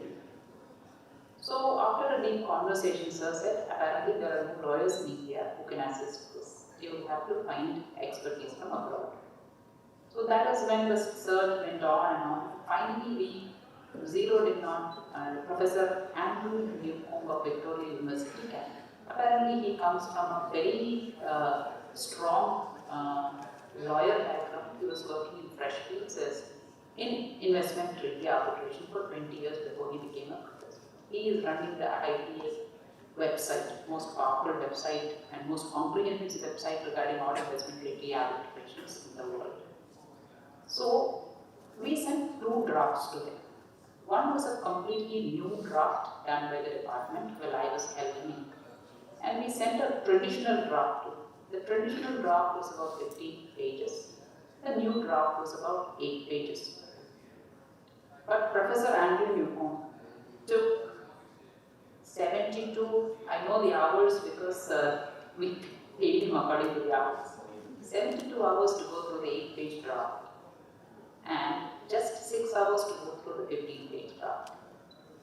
So then we asked him, like, sir, how is this possible? A shorter draft is taking you, we won't be able to support the audit objection. So he said, no, the new draft is very, very different and new. So I really have to apply my mind to understand this. The other one is a regular draft. I know what are the implications of those things. So the first thing I would like to put before the lawyers here is how do we make a frame of reference which is relevant in case of VITs or in case of FTs. Why that is important is, out of the 89 VITs that India signed, 76 VITs we terminated last year. But the survival clause or the plain clause is extending protection to investments for another 15 to 20 years. So it is not easy to terminate an investment agreement, it is not easy to change or terminate an entity. So how do we frame that first draft which is in India's interest? That probably is a Herculean task when I just listen to Sir now from the slides about the rules of origin and how do we trace this across tier 1, tier 2, tier 3, tier 4 producers in Tamil Nadu. Just a small state not a small state, but I'm saying it is just one part of India. We are trying to set up procedures and an electronic platform where we can trace it. It is not easy to get the information from the producers themselves. None of them would like to reveal who is their tier 2 supplier. And none of the tier 2 supplier is able to reveal tier 3 supplier. And tier 4 supplier apparently doesn't know whom he is fundamentally supplying. So, to solve the issue that Sir raised here is a Herculean amount of work on field. And as a result of that, probably administrators would be able to give a meaningful input into creating a frame of reference in an FTA draft which would be relevant to India or maybe Tamil Nadu. That frame of reference is very important if we have to ensure that the industries or the MSMEs or the tiny units which are actually working in Tamil Nadu find a relevant market abroad and maybe at an advantageous price. So that is the first question about the frame of reference. There is of course a lot of working together of advisors like Sir and Sir's company who is advising the Government of India and administrators across the country who will give you meaningful inputs on what could be an area where we needed this kind of a reduced duty. And the second part is negotiation support. Sir is actively supporting the Government of India team now. The sad thing about negotiation support is that it is not very remunerative from a lawyer's perspective. At the same time, if a Sir or a similar lawyer spends in the Supreme Court, he would be earning much more than what he is earning right now. So this is something government, I think, is apparently expecting you to do out of patriotism or whatnot. It doesn't make commercial sense to give a negotiation support. But probably it makes sense for law firms to develop expertise in this. That tomorrow it could be a remunerative thing to you. And FTS could be a reality till WTO turns around and brings about a comprehensive treaty. we need to look at it in this context when even US just withdrew out of TPP negotiations. That was one of Trump's election manifesto agenda items, and day one it did that. So there are developed countries who are taking a different view, saying that it doesn't suit my economic requirements. So very strong support is required from lawyers to give relevant inputs along with administrators to Government of India while deciding to go ahead or withdraw from treaty negotiations if it is not suiting. Right now, probably India is very worried of Chinese goods coming in, but there is a lot of things which we need to be worried of when we look at the micro or the tiny segment of industries. So this is the second thing, negotiation support, which is flowing from the first point. Now third is taking advantage of the treaty. That is the context in which I met Sir. We wanted to work together to find out which are the goods where actually we can take advantage of the existing FTAs of India has already signed. Now, this again is a lot of detailing which needs to be done. We will be happy to take this work forward in the interest of MSMEs of Tamil Nadu. And fourth is, if you look at the FTAs, there are multiple things like good officers, conciliation, mediation, and handling the patent. In certain FTAs, I think arbitration is also there. So, at all these levels, we do not have Indian law firms with expertise. And the law firms which are contracted by Indian law firms, when this kind of a dispute comes, on one side it is the government, on one side, are the law firms who are arguing for investors only. So before engaging the law firm itself, we have lost the case. This is something which struck us when we lost White Industries case in bilateral investment treaty. It was an Australian treaty which borrowed an NFL from Kuwait bilateral investment treaty, and India lost the case. But then, while we were working on the Tenor Holdings case, our lawyer informed, your lawyer, the law firm selected is wrong because he selected the wrong arbitrator. Your arbitration panel is entirely investor. And there is no chance you would ever win such a case, even if you had right on your side. So that was a learning, and we went forward and selected a law firm who could advise to get an arbitrator who would think from the side of the government. And to get that arbitrator approved by the government in Government of India, that itself was a challenge because nobody had heard of that arbitrator. They said, oh, we don't know about Ms. Stern. Ms. Stern was a leading, roaring lion arbitrator in favor of governments in the bilateral investment treaty arbitration scenario. Then the other firm, the opposite side suggested Mr. Browder, who was also a roaring lion. To deal with Stern, they had to bring Mr. Browder. And then it took 6 months of talks between these people to arrive at the third arbitrator. While the time given in the treaty is 30 days. But that was the beginning of winning the case. The beginning of winning the case is not when you are making your filings or making your arguments over 5 years. The beginning is when you are fixing your law firm. But unfortunately, none of the law firms in India do have developed that practice. It is very, very important, sir. I ask all the people here, it's very, very important to send our young lawyers to work with international firms and get them back in after 5 or 6 years. Because to develop this practice, we need that kind of engagement. And this kind of litigation, as Sir had foretold, is going to be a reality, and their litigation in millions. For example, Tenor Holdings asked for Indian government was 400 million. We spent about, I don't want to say how much we spent, but we spent quite a lot just to ward it off. We were not even given damages or litigation charges.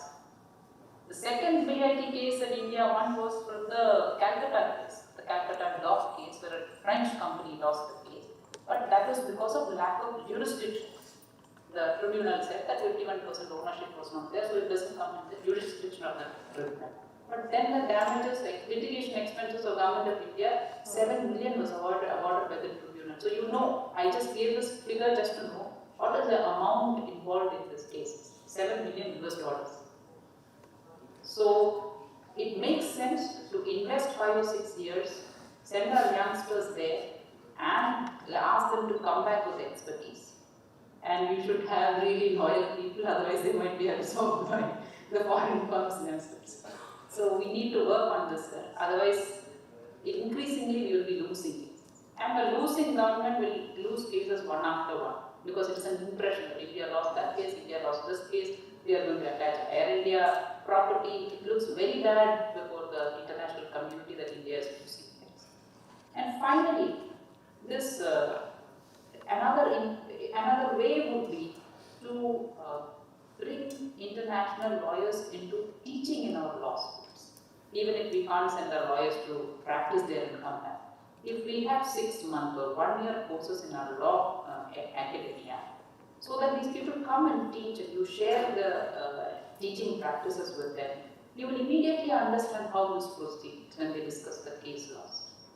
I see that happening all over the world. I mean, the best example was Professor Andrew Newcomb, 20 years in Freshfields, and then he became a professor in Victoria University. And this is it's a pattern there. So if we can bring foreign practicing people, maybe in Victoria University, or in 5 or 6 universities where all these people are concentrated, mainly around New York and Canada, and select 1 or 2 universities in France. If we can bring them to deliver a course in our law schools, that will also make a step, it will be a meaningful step forward. And with these words, I really thank Sir for giving me this opportunity. It was a privilege listening to you. I thank the office bearers once more for giving me this opportunity. It was a learning from me. I dearly wish I could come physically there and get introduced to this very prestigious fraternity. I think next time I should be able to do that. Thank you, sir. Thank you. It was a pleasure seeing you in our office, and it's also a pleasure to see you virtually from here. You are right. The domain knowledge required to handle these types of litigation and advices is very, very different than what normally we do. And I entirely agree with you. We need to necessarily nurture and then ensure that our young lawyers do get into this practice, because we are not talking in terms of small money. You did mention about the lawyers' remuneration outside the government and inside the government. It's not good to remunerate. I entirely agree with you. And I must say to you that I am going entirely pro bono to the government. Because there is no point in asking any money, because this is a service which I want to go back to the government, to the country as a whole. And it is not, everybody may not have the same frame of mind, but some point of time I think we have to go back to the society. As simple as that. Having said that, Srigi, I don't know how long time you have got to go, but I just spend 5 more minutes and then ask people to ask questions so that we can answer those questions. But I must thank you very much for the insight, and especially on the VAT report which you talked about is a complementation of the FTAs. We both one on trade and one is investment, and we talked about investment and I was talking about the trade. And both are so important as far as the tax practitioners are concerned, or any lawyers is concerned. And it requires much, much more. And these lawyers need to understand not merely the law, the international treaties, interpretation of international treaties, arbitration principles, technologies, businesses, supply chain, all lot of things need to be understood very clearly before you take the brief start with the case. This is a lesson to all of us to know. And that particular subject, the unfortunate part of it is you don't get so many cases like what our practices do every day. They get TMO matters, etc. These cases will come once in a year, once in 3 years, 4 years. The lawyers always think whether should I spend so much time to understand this particular thing when I am going to get it once in a blue moon. And the remuneration may not be that important or that may not be very attractive. That is the mindset could be for the lawyers.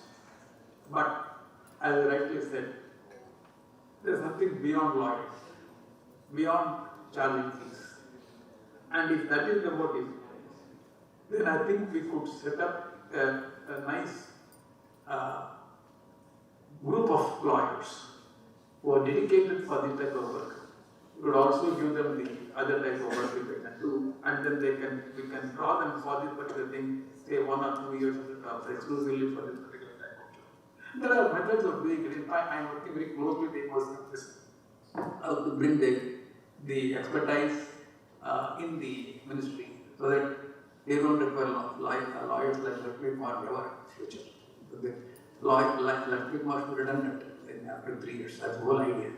Create that type of atmosphere in the government, and that's exactly what we are trying to do.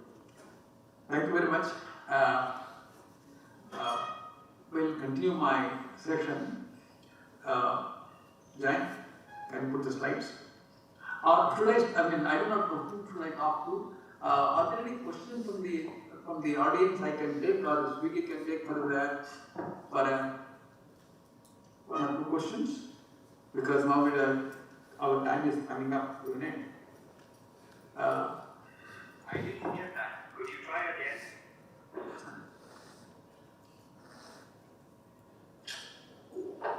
Are there any questions from the audience? Yeah, now the floor is open. Any questions from the audience?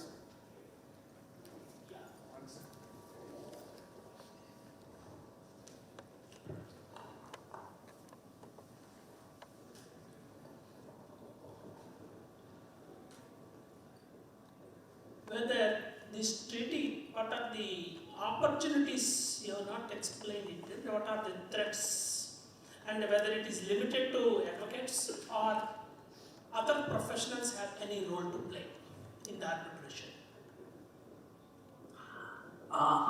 Thank you very much.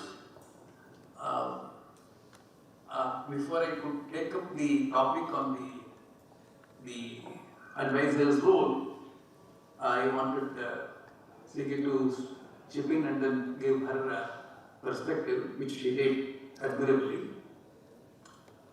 As far as the lawyers or the practitioners are concerned, there are 2 types of big opportunities available in the FTAs. One is advice fee. To advise the client or the government as to how to get the maximum benefit of that. I did not mention, I think I will spend 2 minutes extra on the non-tariff barriers. Jain, can you just put the CBAM? Yes, sir.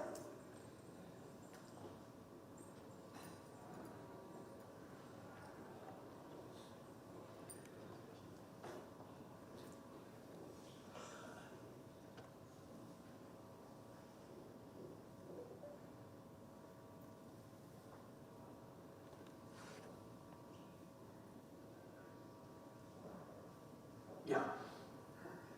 For example, now, European Union is coming up with 2 types of legislations. One is called the CBAM, that is Carbon Border Adjustment Mechanism. This legislation requires the importer in the European Union to purchase carbon certificates to offset the embedded emissions of products imported from 3rd countries, including India. Now, this is a very innocuous looking legislation where they say that European companies who are producing steel, aluminum, fertilizer, blah, blah, they are required to ensure that they are producing steel like a green steel or green aluminum, where the carbon emissions are minimal or neutral.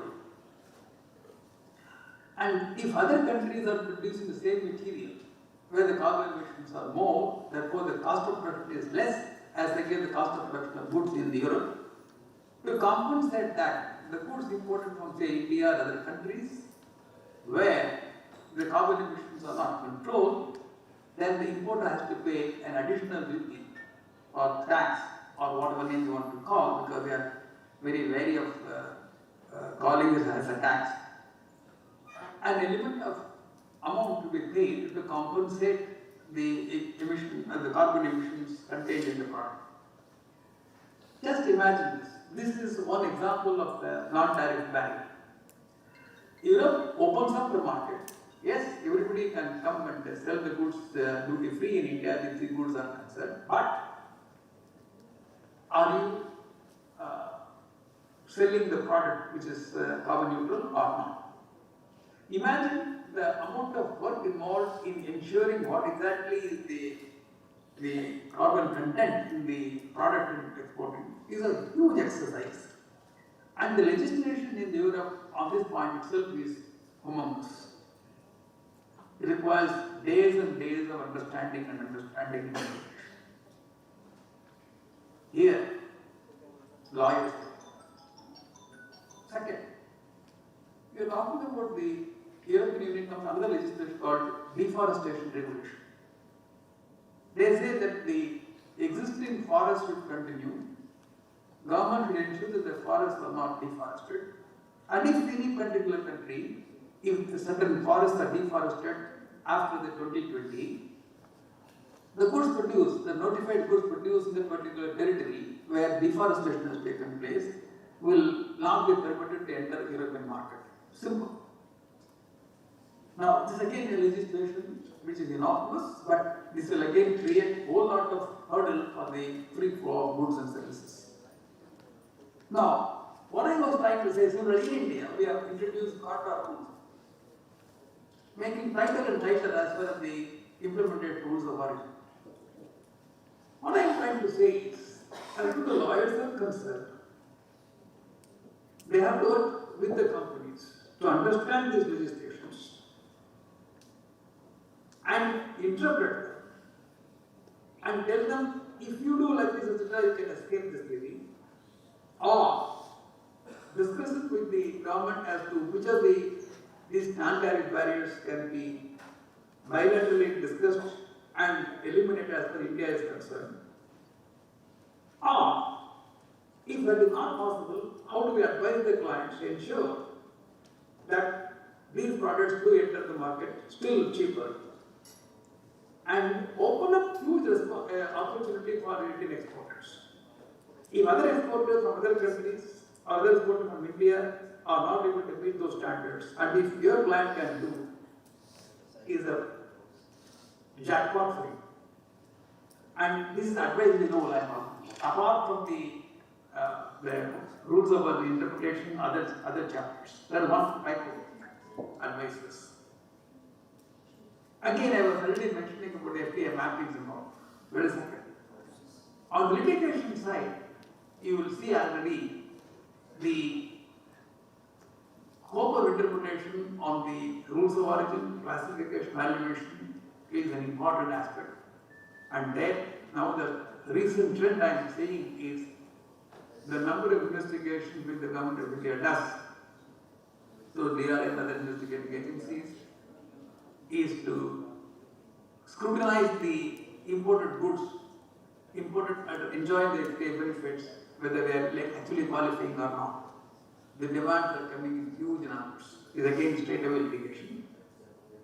And last but not least, what Singh was talking, that there will be litigation in the interpretation of the FTA themselves by way of mediations as also by way of dispute resolution by arbitrations. And that is a thing which is going to happen and will open up the market in a big way. And again, if lawyers are trained, they can do so. Somebody asked a question whether only lawyers can do, others can do. Yes, many others can do, they should do, because it involves a lot of technology, a lot of accounting, a lot of interpretations, and understanding the manufacturing processes, how to modify them. It is not one man's job. It is not a question of a lawyer or a non-lawyer, or a chartered accountant, or a company secretary. It requires expertise of many. It is a group has to work and not a single person. No single person with any amount of knowledge can handle these types of questions. They are complicated. I hope I answered this question to the person who asked the question. I'm sorry for the long answer. Thank you, sir. Next.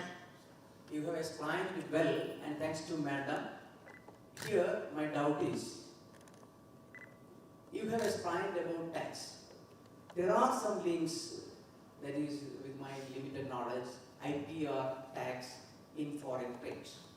So, can you explain a little? And also, my humble request is to share some more papers as you have discussed, but not the confidential areas. Madam, thank you. I have a request that once you are in India, please share 1 day or 2 hours physically with us. Thanks. Sure. I'm more than happy to spend time with all of you. But unfortunately, I'm stuck. I won't say stuck, but I'm here to do these negotiations here. Therefore, I'm missing all of you. But I do promise that I will come. And if there are audiences wanted to listen to these boring subjects, I am more than happy.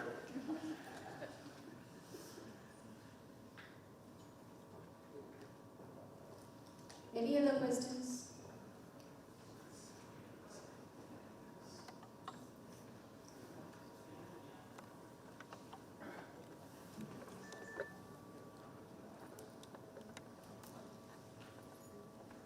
At the outset, thank you very much, sir, Lakshmi Kumaran sir, and Mrs. Thomas for excellent presentation. I understand that FTA is a complex and complicated thing, and it's an ordeal for you to go through and finalize FTA. The kind of ordeal that you are going through on behalf of the government, is it actually percolating to the government for making future effort? Is there a special body that is being considered at the government level so that in future such FTAs finalization is becoming a little easier? And thank you for the call to the young lawyers. Is there any idea that the government can create a body to train at governmental level so that the young lawyers can be part of that and represent the country for all these FTA? And not being part of the department, you were aware, and I was also part of the department for a while. Why not curtail the jurisdiction of DRI and ED, because this is being done with a great effort. Thank you, sir. I'll answer the questions. First question is relating to the training of the people for the future FTAs. I must say one thing, that the officers in the Ministry of Commerce who have been given the task of the negotiations are really top people, phenomenal people, extraordinary knowledge. They work day and night, and they don't look at the time of the watch. And it's a pleasure to work with them. And the research they do is phenomenal as far as the domain knowledge is concerned. Coupled with that Ministry of Commerce, there are several line ministries who are directly involved.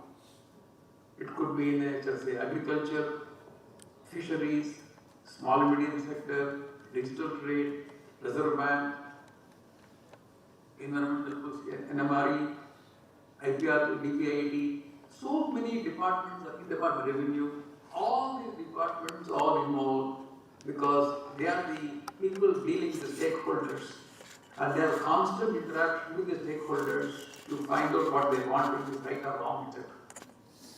And these officers get that mandate and then also put up the files and get the instruction from the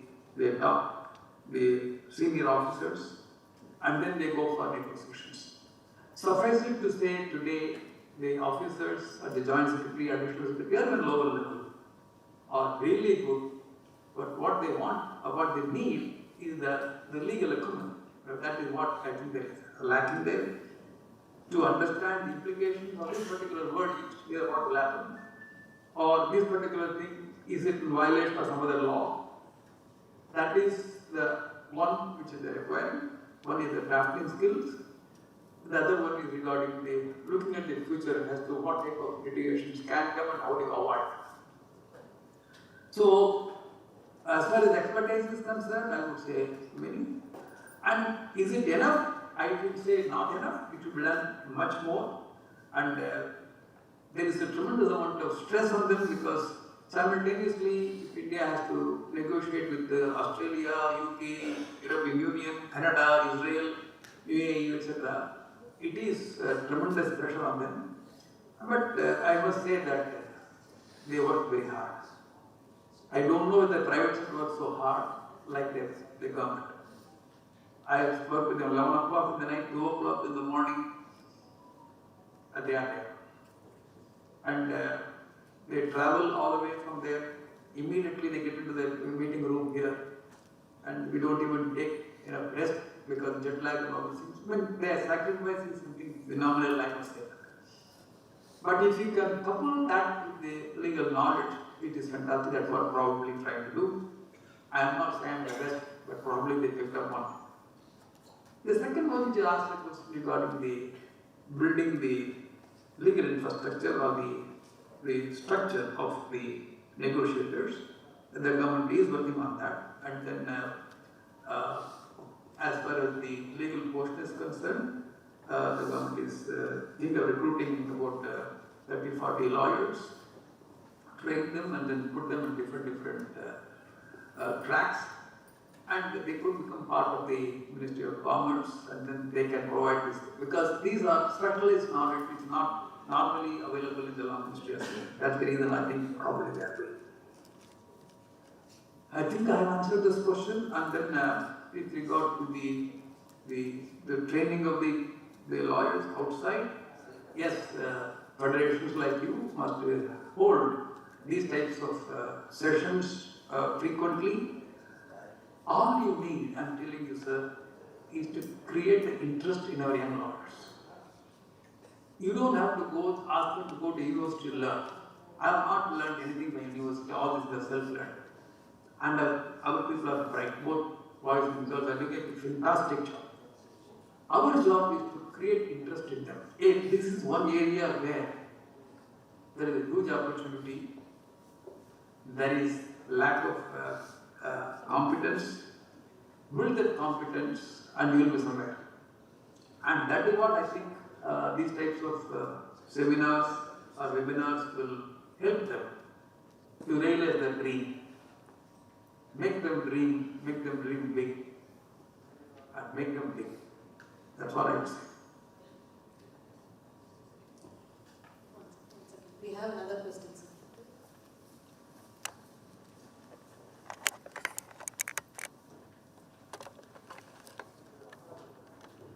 So what kind of a binding effect will the ADR have on these kinds of FTA? One.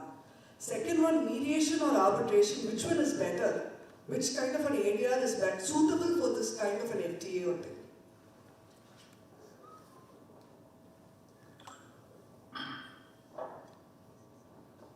What is the first question? I couldn't hear you properly. So whether these kind of ADRs will have a binding on these countries when it comes to an FTA. What is the binding effect? If it is kind of a court judgment or something, they have a binding kind of an effect. Whether these kind of negotiation and things will have a binding kind of an effect. Second one is which ADR is more suitable, mediation or arbitration?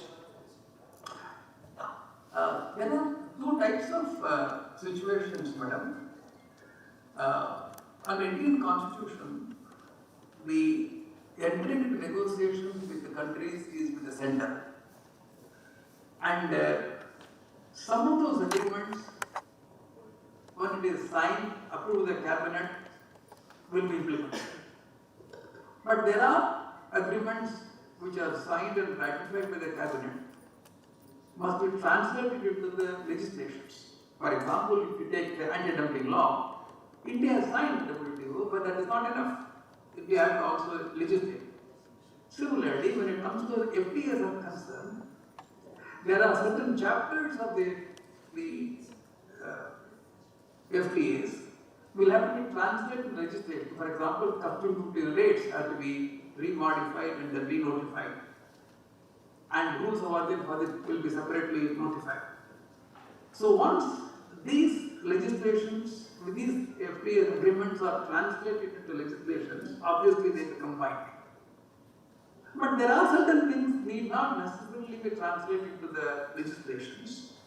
But if the dispute starts in the particular implementation, then the question will come with regard to the bilateral mode of dispute settlement.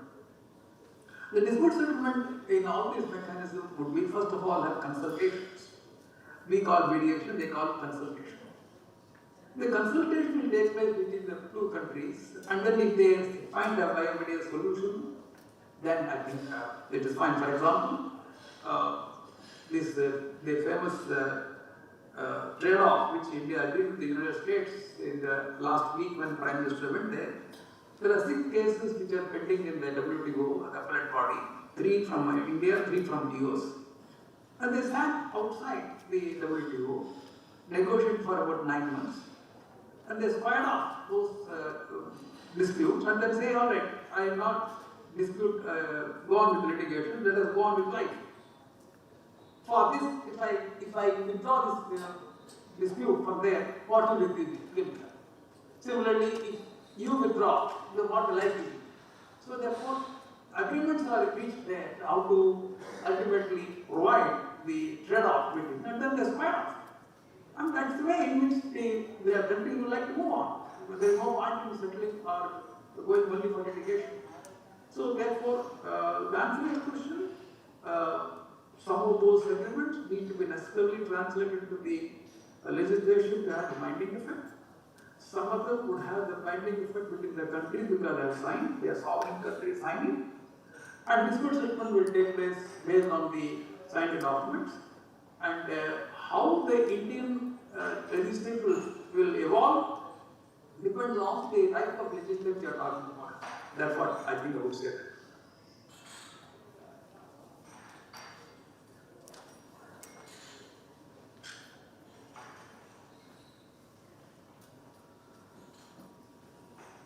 Sir, you may take another 5-10 minutes, sir.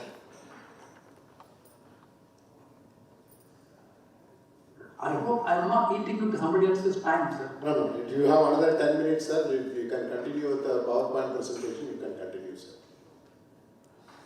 Okay, but there are no more questions now? I don't think there is any more questions from the floor, sir. Okay.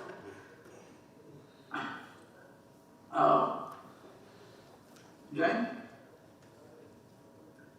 we could take up just before CBAM.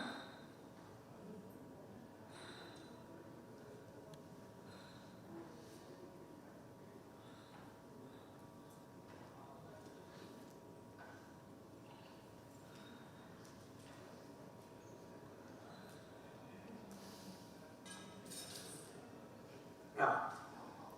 So we talked about the hurdles, we talked about the opportunities.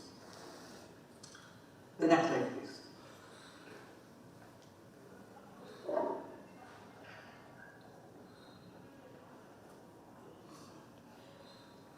Let us spend time on this, on the addressing the hurdles in the interpretation of FTAs. This is a very important aspect for the bilateral negotiations. First of all, what we need to do is, why there is a hurdle for Indian exporter to export to other countries? What type of barrier has been created? Is it technical barrier or non-tariff barrier?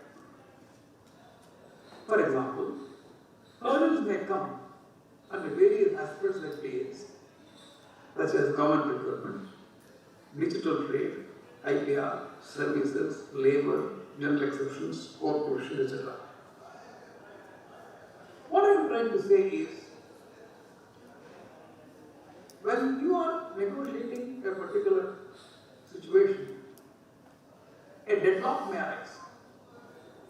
A country will say, unless you agree on the particular subject, we are not signing. This is a deal breaker. You cannot. And the Indian stakeholders will say, if you agree on this, etc., we will change dharma. I will not agree on this. So there will be some situations where two positions, diametrical approach is being taken, and how do we negotiate there and then ultimately bring in uniformity, acceptability is a real skill. And for this we have to spend a lot of time to find out the method how to do it. When you are talking about these hurdles, some of the times the drafters have to introduce what is known as constructive ambiguity, because both the parties are very, very adamant in not using a particular term. Therefore, you bring in a neutral term, which can be both. Other country can say, yeah, I want. India say, I also want. And ultimately, in this we'll see later, but at least the negotiations will go on. It is a very interesting phenomenon. When we are talking about these hurdles, the disputes in overcoming a hurdle is the most important thing we have to see in the future. For example, when you are talking about the CBAN, is it WTO compatible or not? Whether it is meeting the international treatment or not? Whether it is discriminatory or not? Whether this barrier which they are creating, etc., is contemplated WTO or not? So, the examination of a particular hurdle as to whether this particular thing is actually permissible under WTO or not is a bigger question. And that is where I think we need to spend, as lawyers, we need to spend a lot to advise the government where they stand and what they should do. And if this is not possible to overcome legally by fighting, then we will tell them as to how do we do it by negotiating, in what way we can ask to reduce the barrier or reduce the threshold so that Indian exporters can export. As I said, these economic laws are different categories than the normal civil and criminal law. It has to have a different application of mind, and legal strategies have to be combined with the economic laws, knowledge, trade, supply chain, technology, accounting, and a whole lot of the availability of the materials. For example, India would want critical minerals for manufacture of certain items in India, and their availability is less. Suppose we say in a particular country, you agree to export at least this much quantity of critical mineral to me. If I enter an agreement, is it valid or not? Will it violate WTO or not? So every step you are taking here would mean that whether internationally with an acceptable position or not. And in each of those things, I would say there is huge opportunity for lawyers to apply their mind and advise the government and not advise the lawyers. I think I stopped here at this point of time. All of you must be getting bored in looking at this person in a virtual mode. It's also time for me to get into my meetings here now. Thank I you, would sir. say thanks all of you for upcoming meetings. What is that? Please continue, sir. Thank you, sir. So I must thank all of you for listening to me patiently, and it is a wonderful experience. Though I am not able to see you in person, I hope to see you in near future. And thank you very much all of you for inviting me for this session. Thank you all.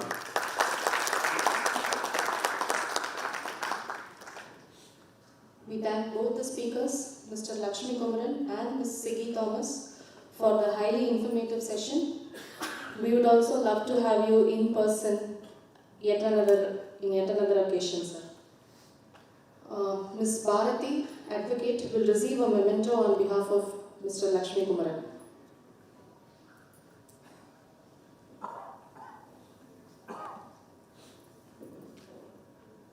Ms. Bharati.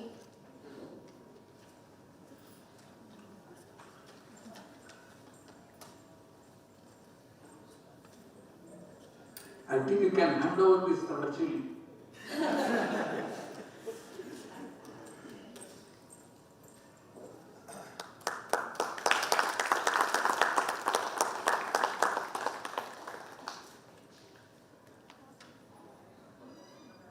Thank you, sir. Thank you, madam.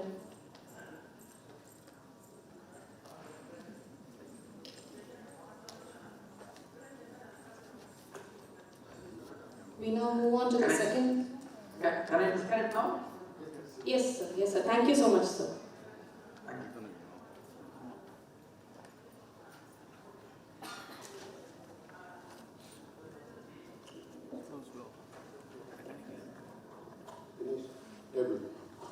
So before we move on to the next technical session, a small announcement on behalf of KSTPA. Please come, sir.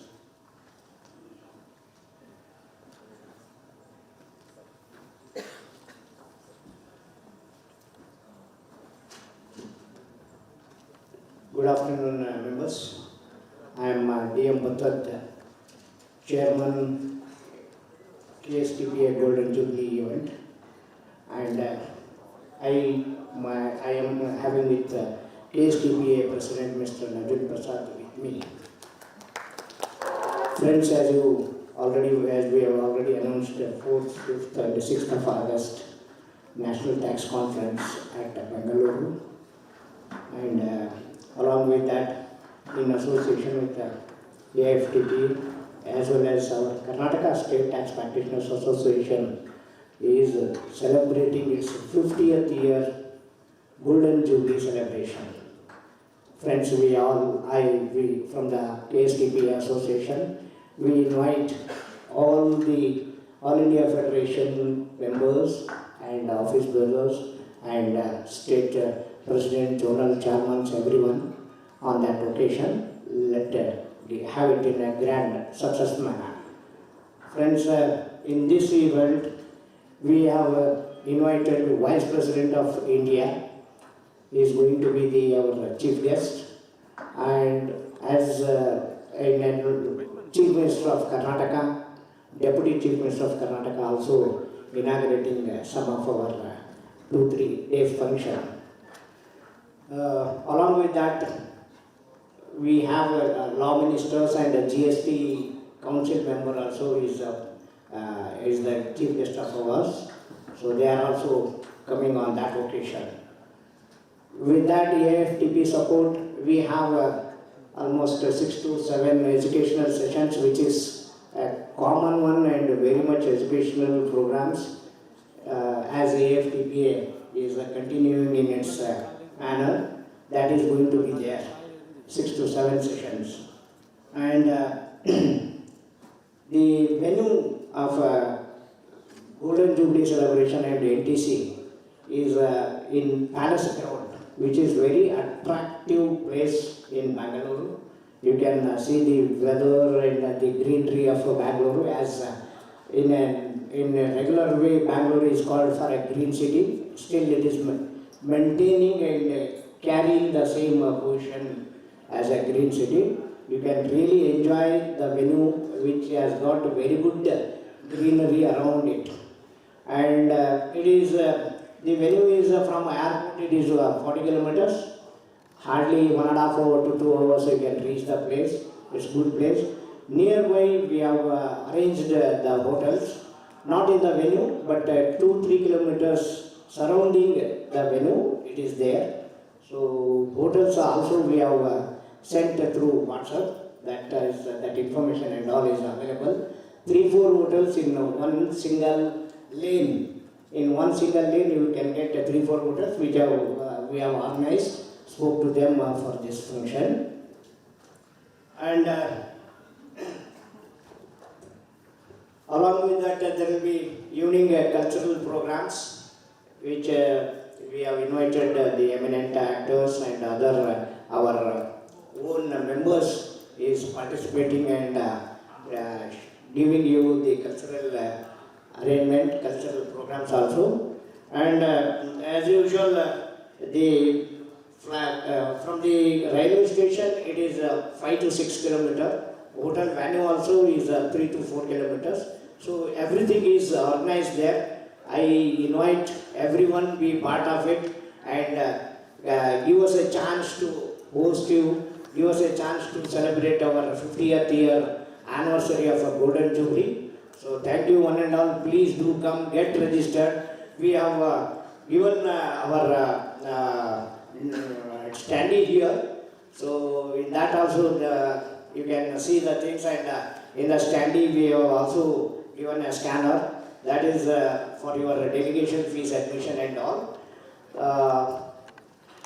Up to 10th, we request you to early bird registration. So afterwards, little bit increase in this thing. So I request everyone to be get registered before this 10th only. Okay. Thank you. My president will speak about that. Little word. Good afternoon, everybody. My name is S.N. Prasad, past Southern Zone Chairman. So in 2020, so I am requesting to all my fraternity friends and all my AFTP members, please join and success this National Tax Conference at Bangalore 4th, 5th, 6th. And also we have already explained so many cultural programs are there, so many technical sessions are there, vibrating speakers will come. So everything is there. So only 5,000 rupees for 3 days, including all food and everything. Accommodation will already shared.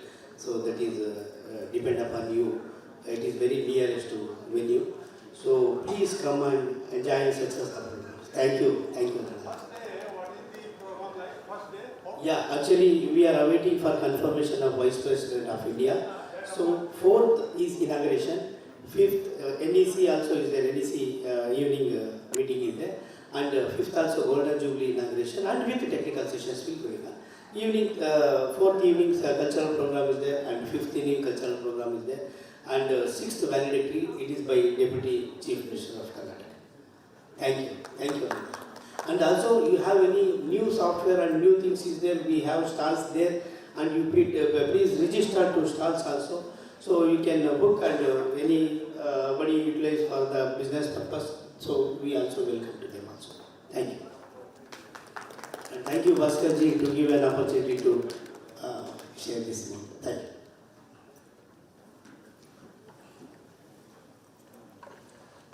Thank you, sir. We now move on to the second technical session, regards and impact of PMLA on professionals, the road ahead. The chairman of this session is Mr. N.P. Jain, Deputy President of AIFTP. Mr. Narayana Prasad Jain is a tax advocate and author. He is also a visiting faculty at IIMC, NUJS, ICAI and other institutes. He also works for educating the general taxpayer. He is also serving as member of Board of Studies in Law at Mahatma Gandhi, Kashi Vidyapith University at Varanasi. We welcome you, sir. The speaker for this session is Mr. Amar Gehlot, advocate from Mumbai. Mr. Amar is a partner in Meta Legal Advocates. He has expertise in areas of economic offences and taxation, including income tax, GST, money laundering, Binami Act and other incidental laws. An engineer turned bureaucrat turned lawyer, Mr. Amar has a diverse industry experience as well as legal knowledge. Thank you for joining us today, sir. Before we begin the second session, I request everyone here to put their mobile phones on silent mode so that we can enjoy an uninterrupted session. Thank you.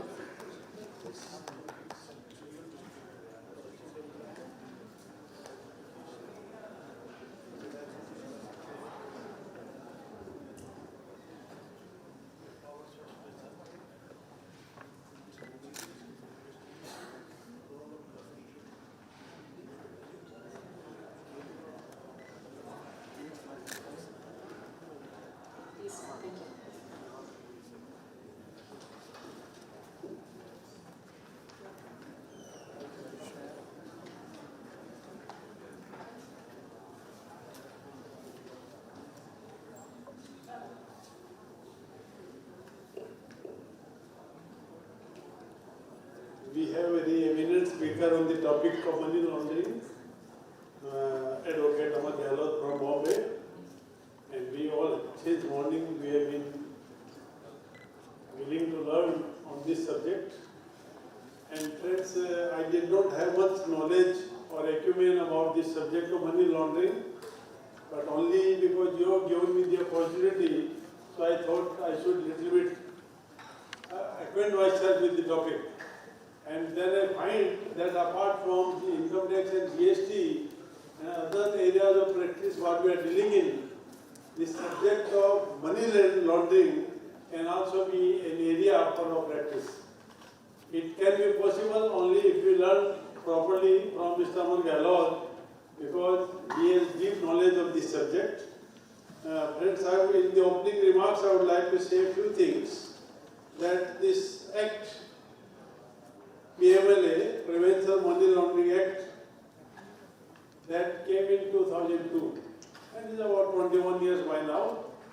It is becoming more popular, and we all know more about it, because many politicians are being booked.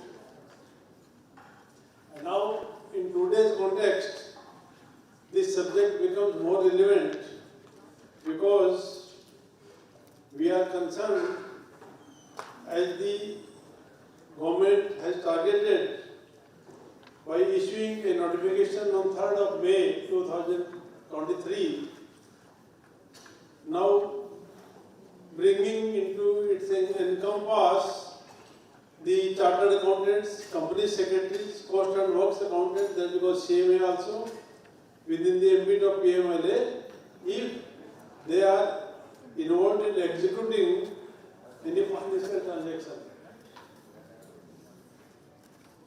Advocates have not been explicitly brought.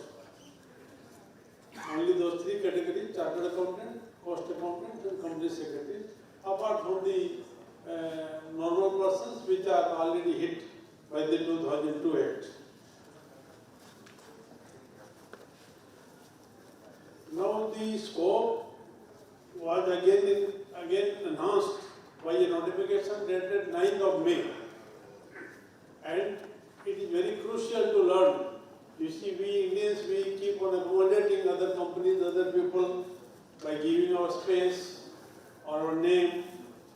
So these 5 items I will just tell you is some activities, and these activities are acting as a formation agent of companies and LLPs. The client himself does not know how to form a company or LLP. So obviously they come to the professional. So if they are involved in this, then they are also subject matter of this. Then acting as or arranging for some other person to act as a director or secretary of a company or a partner of a firm or a similar position in relation to other companies and LLP. Now becoming a director is also, or a partner, is going to become crucial. Then providing, kindly listen properly, providing a registered office, business address or accommodation, correspondence or administrative address for a company or LLP or a trust. All these are also included. Then acting as or arranging for other person to act as a trustee of an express trust or performing the equivalent function for another type of trust. And lastly, acting as or arranging for another person to act as a nominee shareholder for another person. In such cases, one has to report as to who is the ultimate beneficiary or the owner. There are so many cases, including those of Supreme Court and various High Courts. I am not going to deal with them. Our learned speaker will do that. We would like to listen from him as to what is the proceeds of crime, because that is one ingredient which is part of the Money Laundering Act. The proceeds of crime, adjudication and confiscation, investigation under PMLA, powers of special court, role of enforcement directorate and other agencies, and interplay with scheduled offences or burden of proof. I think apart from this, he may have some other material which he may like to discuss with us. And now we hand over to the learned speaker, Mr. Garu.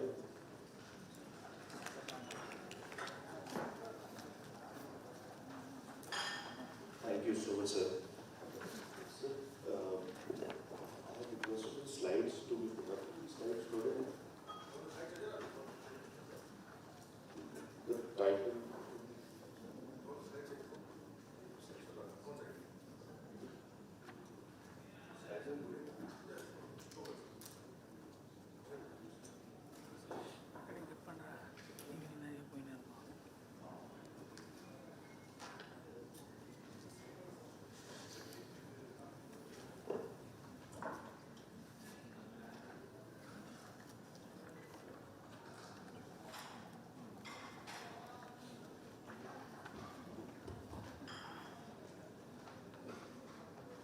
Thank you so much, sir. We have time up to 1:15. Yes, sir. At your convenience, please proceed. 5-10 minutes here and there, no problem. Perfectly all right, sir. Thank you so much, and I really thank AIFTP for having given me the opportunity to be here this afternoon with all of you. And while this, the slides are on. So I hope all of us have a copy of the printouts. It's just a copy of the, just for the purpose of making notes. Because I would want to start with a default understanding that we will discuss starting from basics and try to go till the level we can achieve in the next one.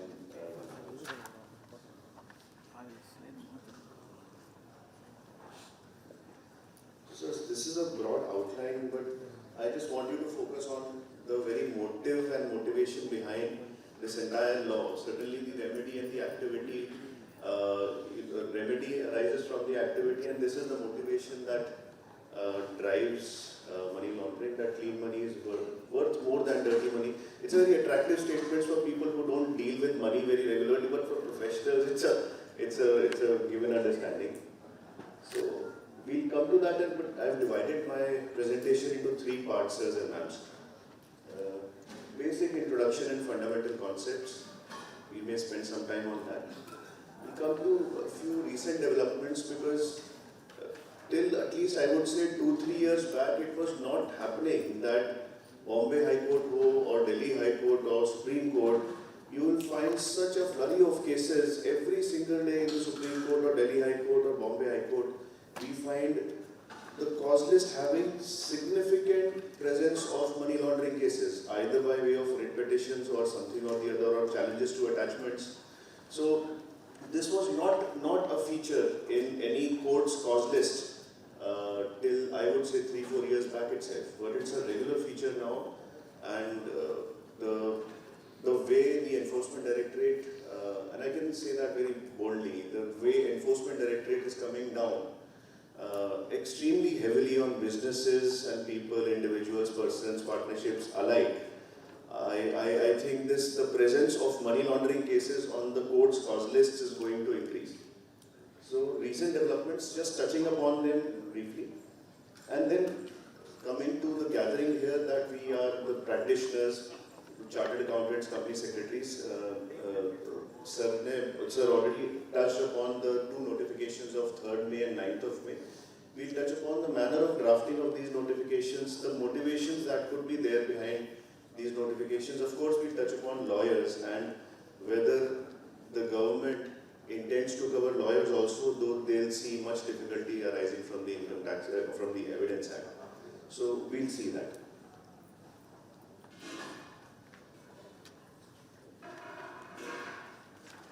A very quick touching upon certain fundamental or basic topics there is there's a difference between illegal money and black money, right? Because I'm referring to technical meanings and in basic English language also. I would like to say that illegal money is money or benefit that has been derived by contravening any law. Section 43 of the Indian Penal Code defines illegal very widely.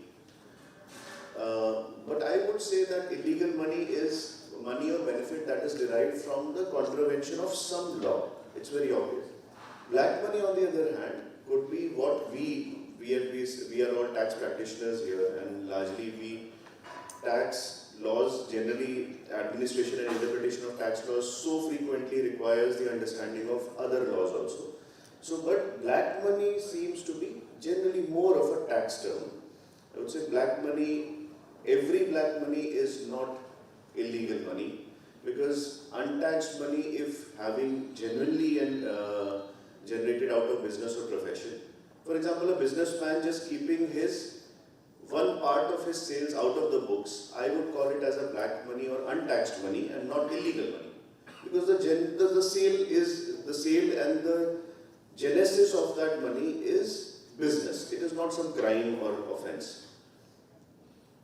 And it's important to understand, because we'll come to the concept of scheduled offense in the next slide or so, because prevention of money laundering laws across the world, they are generally not touching upon black money, so to say. They are saying that grave crimes resulting in illegal money, we want to stop the circulation and take it away from the offender. But the Income Tax Act speaks about taxes both legal and illegal money. Here are six cases. Income Tax Act, sir? Income Tax Act doesn't discriminate between legal and illegal money. Sir, income tax law does not, but look at the way Income Tax Act provisions are also implemented. There could be four things: illegal revenue, illegal expenditure, legal expenditure. Still the courts are fighting whether from a legal revenue, illegal expenditure can be deducted or not. There are decisions saying illegal revenue may say illegal expenditure you can deduct. But that's not, but the point is that you're absolutely right, sir. So illegal expenditure, illegal revenue, illegal money can be there, but the point is that within illegal also, I would want to take a very small subset, some very serious crimes, and then connect it with money laundering. So that's the purpose. So, and India is certainly not the first country, because we know the background of the Prevention of Money Laundering Act, as we have in India in force today, is arising from the Twin Towers attack in the US, and which led to the Financial Action Task Force coming up and mandating to the rest of the world. Again, like FATCA is a law which was thrust down upon the rest of the world by the US. Similarly, FATF, through FATF, US dictated to the rest of the world that all of you please put your domestic laws in place and check and counter money laundering. Otherwise, there are serious international consequences that will follow. So India immediately, if you remember, 11 September 2001 was the Twin Towers attack, sir. And immediately in 2002, India enacted, most of the countries enacted these anti-money laundering laws. However, it required a lot of machinery to be set up. So this anti-money laundering law was properly put in force from 2005. But going back 10, 15, 20 years, the rest of the world was already facing this trouble. And I've written this term, crime of the 1990s, and there's so much of literature in money laundering jurisprudence written down in the UK, that in the UK this was the topmost crime of the 1990s, that is money laundering. Typically arising out of drug trafficking and other things. And this is a broad sequence of the Indian Prevention of Money Laundering Act. And whether it is India or the UK, broadly the overarching nexus that exists is a few things here. Banking secrecy laws, you send money outside India, and the Swiss bank would say that we are not going to share information with our own government. Who are you? You are the Indian government. So banking secrecy laws, and as we know, the most crisp definition of a tax haven or a financial haven is, tax havens are, I would not say that tax haven is a country, where you can safely keep your money. The tax haven, the proper definition, the most beautiful definition is, tax haven is a jurisdiction where the financial secrecy laws are absolutely opaque. So we talk about Cook Islands, or we talk about Cayman Islands or Cyprus, all of these countries are characteristic where the financial secrecy laws are absolutely opaque. So that, combine it with shell companies, combine it with lack of information sharing on the governmental front. And sir, I have seen this difference in my own little practice that we say 5 years back, if you think about, the turnaround time average turnaround time of an ED officer sitting in Mumbai. He wants some information, let's say, from a Singapore tax authority or a Singapore banking entity. So he will go through the FT and TRO typically, the foreign tax and tax research. So it's a small division in New Delhi, within the Department of Revenue, which facilitates information sharing between various governments. So that ED officer in Bombay who's investigating a case, he wants information from Singapore company. Singapore's turnaround time roughly was around 9 to 12 months, till around 5 years back. Today that turnaround time is 1 month. That means the ED officer in Mumbai can have information about a Singapore individual who is suspected in a money laundering matter within a matter of 1 month. Let's say we aggressively, I may be saying this, but not more than 3 months, of course.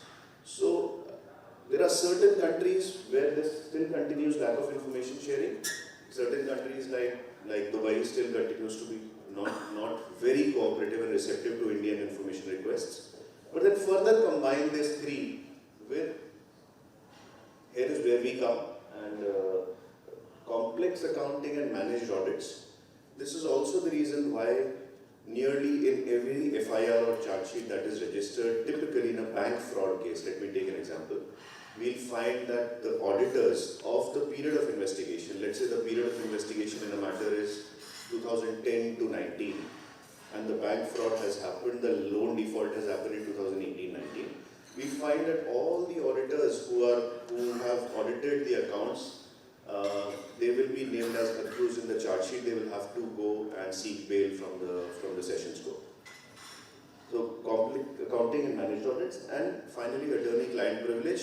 This is what sir was saying, that this thing about lawyers, this thing has not yet been touched because of statutory provisions under Indian laws. But still across the world, this is looked down very, very heavily. That people need to do something about this. There are certain countries where attorney-client privilege is not there.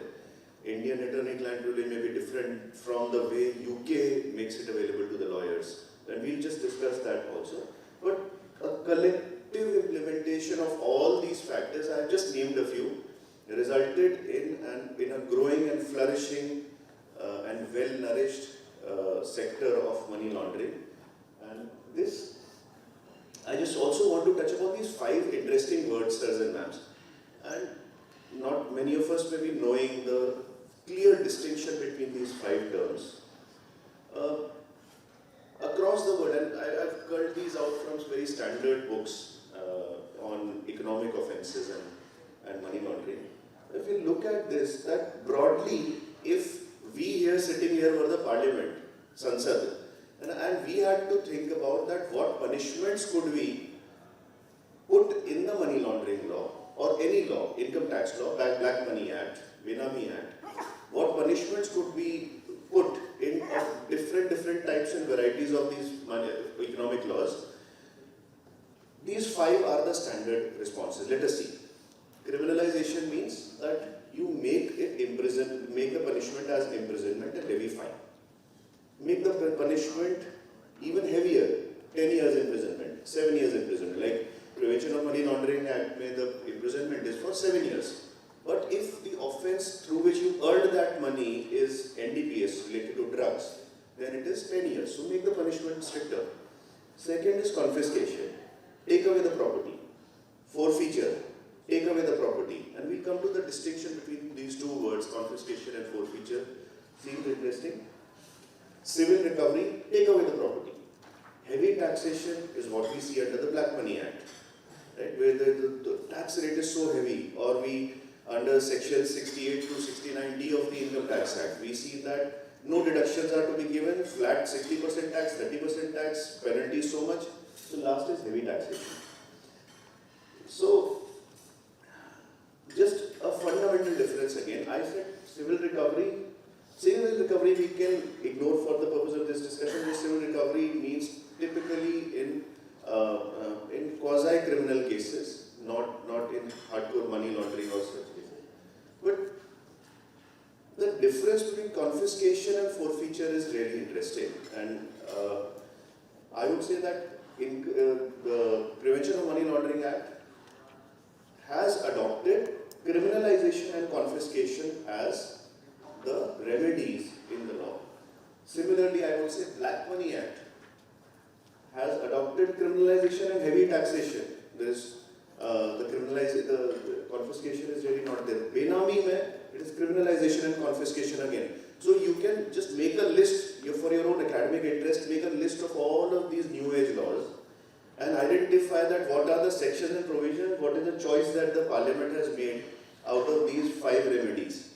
And the difference between confiscation and forfeiture is interesting. Both of them amount to taking away the property of the offender. But confiscation, we say confiscation of property, it means that you are taking away the fruits or the results of the crime. But you say forfeiture of property, which means that you have taken away the instrumentality of the crime. That means I create, let's say, talk about a murder. A murder is committed using a knife, weapon of crime. The taking away of the knife is taking away of property. Right? So, but because the crime was committed using the knife, it will be called forfeiture. On the other hand, someone is kidnapped and uske badle mein someone gets ransom, the abductor or the kidnapper. So the result of the crime is, the taking away of that is called confiscation. That's why in prevention of money laundering we say, we'll see that the properties are confiscated. Naturally, we may think about it that confiscation and forfeiture the motivations of legislation are also different. So confiscation would mean you take away the proceed or the fruits of the crime so that no one in the future should have any motivation to commit that crime, because he knows that whatever benefits I derive, they will be taken away by the government. And forfeiture ke piche the logic is that you forfeit a property or you forfeit the instrumentality of the crime so that the crime cannot be repeated. So these are the broad concepts. General touching upon the process of money laundering,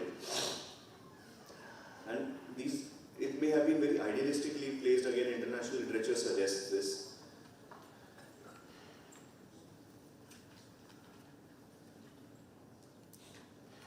I was once trying to explain this to a sessions court judge, and who's typically into hardcore criminal law, body crimes, and it's the hinterland of the country. वो कहता है कि यार तो money laundering law is already complicated enough. You are adding these flowcharts. You stick to what was the money, what was the procedure of crime, leave the rest to me.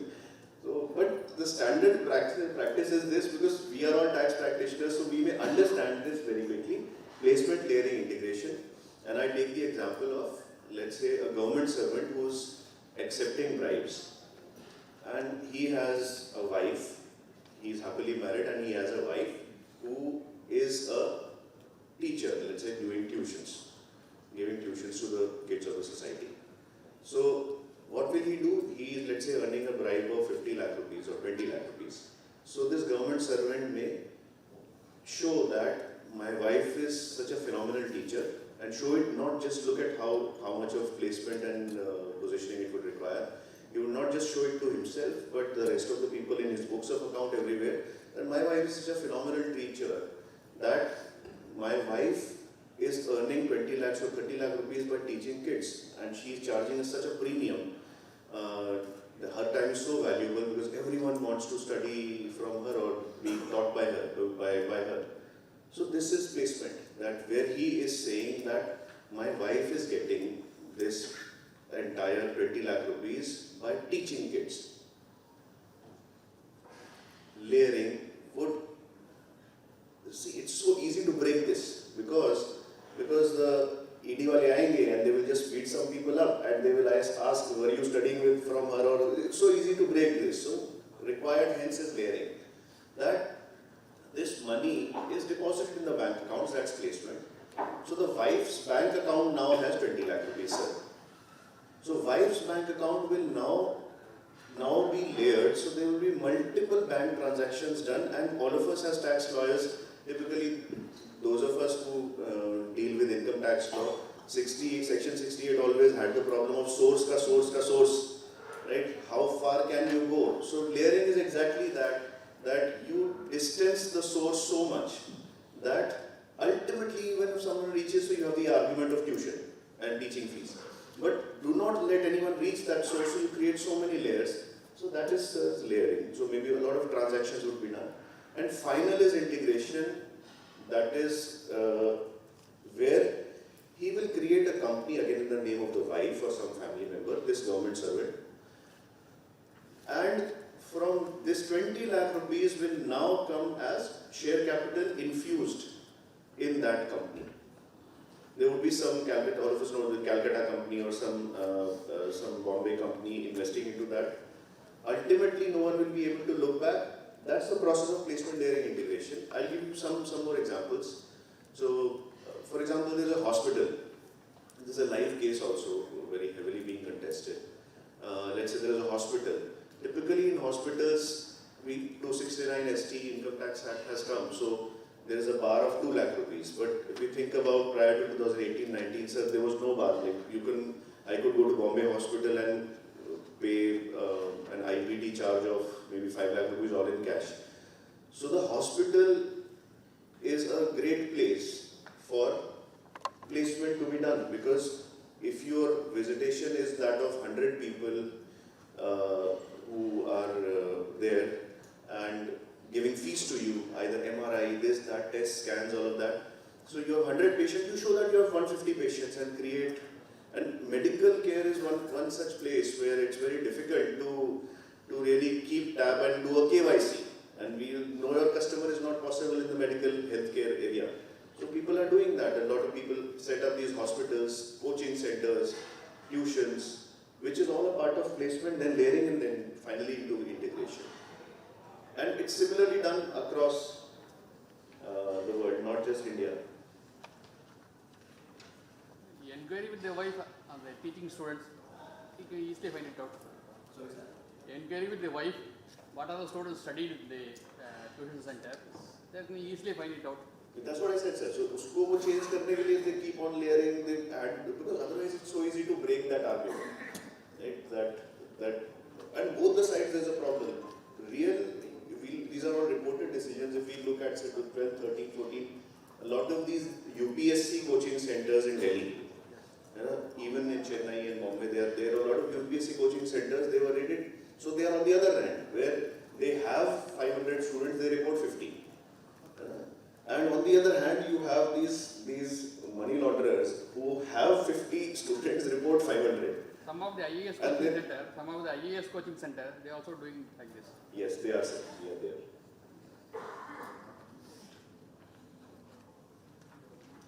So with that background, sir, very quickly we touch upon what's the offense of money laundering. And some of us may have a question in our mind that, let us say, in the example that I said, the government servant doing corruption or committing the offense of corruption, we already have an IPC, and the IPC had some sections to take care of corruption that was replaced by the Prevention of Corruption Act, overhauled in 1988, overhauled again in 2019. So when we already have a law to punish the corrupt government servant, where does the offense of money laundering come into being? And I always take this example, sirs and ma'ams, that let's say this person took the bribe in his office somewhere, and that very moment CBI landed up, as we see in these traps that are there. So that very moment when the bag was being handed over to this gentleman, that very moment the CBI team landed up and arrested him. So has he committed the offense of money laundering? He certainly committed the offense of corruption, because the Prevention of Corruption Act will clearly say that he may have to in the court prove that I did not accept it, it was not voluntary, I did not know what was there in the bag, etc. But we already have a comprehensive law called the Prevention of Corruption Act 1988 taking care of this transaction of accepting gratification. So, in my opinion, and as a general understanding of the money laundering offence, how is it separate from the offence of corruption? He has not committed the offence of money laundering yet. But now he takes this bag home. He reaches home, he calls up, let's say, his friend and says that I cannot take this myself, you take this to a jeweler shop, I have already spoken to that jeweler, and you convert this 20 lakh rupees into some gold coins. And then he takes those gold coins and does something with that. So this subsequent steps is the offence of money laundering, is the process of money laundering. Partial or complete. He may not have been able to maybe layer it and integrate it in the system yet, but he started doing that. So this second part is the offence of the offence of money laundering, which he started or completed to do that. It may so happen that a kidnapper kidnapped someone, took 50 lakh rupees in ransom, and after 1 month he got arrested. And we always have seen in movies and Crime Patrol and also that people get caught, the offenders get caught by the way they spend it, not because of leaving behind some evidence. So this person, after 1 month, let's say he gets arrested, and he's by that time eaten up the entire 50 lakh rupees. So has he committed money laundering? Again, a doubt will come. So these are some tricky questions, and what I have just now touched upon, that the act of corruption and the act of money laundering, last year a Supreme Court decision came that really it's a mini Bible on the law of money laundering. It's a decision in the case of Vijay Madan Lal Chaudhary, and it has really rejected the entire law and the settled principles, international jurisprudential principles, and the interpretation that is given raises serious doubts with respect to aspects such as double jeopardy and so on. But here is what the law or the act defines money laundering as, that if someone has directly or indirectly attempted to indulge, assist or knowingly is a party, and so with proceeds of crime. Let's quickly come to this and we'll come back to this.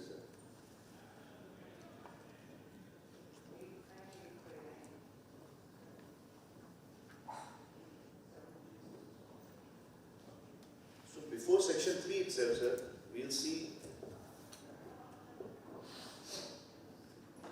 concept of something called a scheduled offence. So again, we may not look at the slide because this is all text, but the concept is, I tried to explain that the government servant gentleman, if he had just accepted the bag and he got arrested that time itself, maybe it was just an offence of corruption. But if he took that and took that bag home and tried to do something more with that money, maybe it was something else, maybe the offence of money laundering. But now let's look at the background for a moment. That Twin Towers got demolished by the terrorists in September 2001. Financial Action Task Force was created. India hurriedly created this law in 2002 called Prevention of Money Laundering Act. But at that time, the international consensus was, until that time, India also did not realize that this could be such a greatly instrumented law, that this India just thought, let's follow the international thought and prescription. FATF just said that, Financial Action Task Force just said that all countries need to focus on proceeds that are created from some extremely serious crimes, such as human trafficking, this, that, murder, of course, all of that will come, and drug trafficking. So, because certainly certain crimes to deal with arms and ammunitions, defense of the country, internal security of the country, and drug trafficking. So, India where the two laws are, Indian Penal Code, dealing with the first part, and second part, sir, is the NDPS Act, the Narcotics Act. So, initially in 2002 when the law was created, they said that, okay, we'll cover these two. What do I mean by this? It means that a person commits a crime which results in some monetary benefit to him. If someone commits a crime out of parivarik enmity, that's not covered.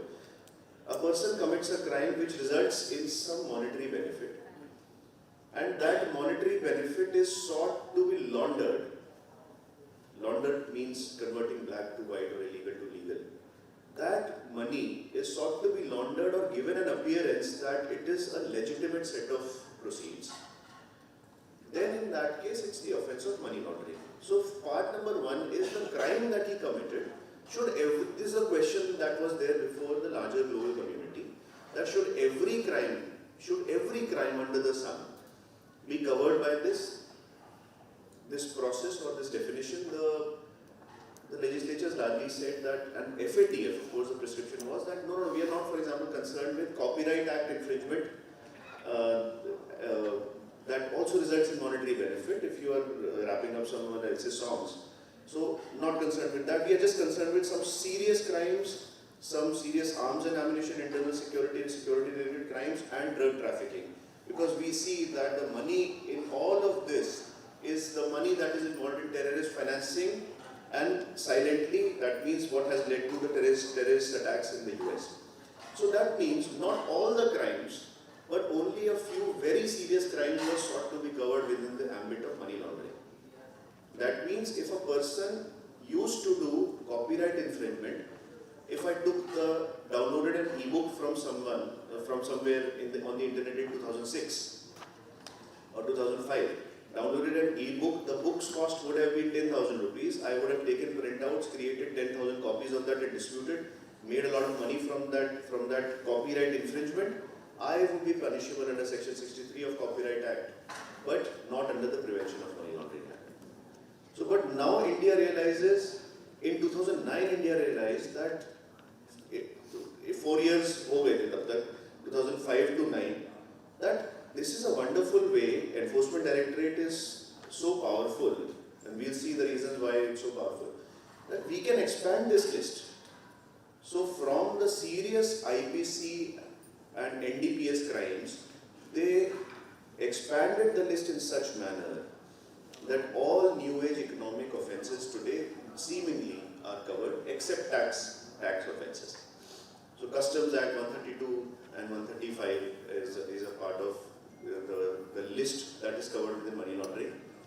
So that means, I just again repeat this, what I said, that someone commits a crime resulting in monetary benefits, and he tries to launder them or give them an appearance that these are legitimate proceeds or money. This process is called as money laundering. The first crime that he committed, we discussed that initially the scope of or list of this crime was very small, just IPC, NDPS, very serious crimes. And today, as we stand in 2023, the list is a very long list. So this list is laid down in a schedule in the Prevention of Money Laundering Act, and the list of these offences, the proceeds from which, if laundered, will be covered under the PMLA. This list is called, the list of offences is called the scheduled offences. So that means if something is not a scheduled offence, then it will not be covered under the Prevention of Money Laundering Act. 2 points here. First point number one, an illustration. That means Section 276C or 276B is default, is prosecution for TDS defaults. 276C under Income Tax Act is willful attempt to evade tax. So these are not scheduled offences under the Income Tax Act, under the Prevention of Money Laundering Act. So one cannot be booked here. But point number two is the way ED is also putting that and trying to further expand this list of scheduled offences is there is a section called 120B in the scheduled offences, which is, those of us familiar a little bit with criminal law would be aware that this is called criminal conspiracy. And criminal conspiracy is a scheduled offence.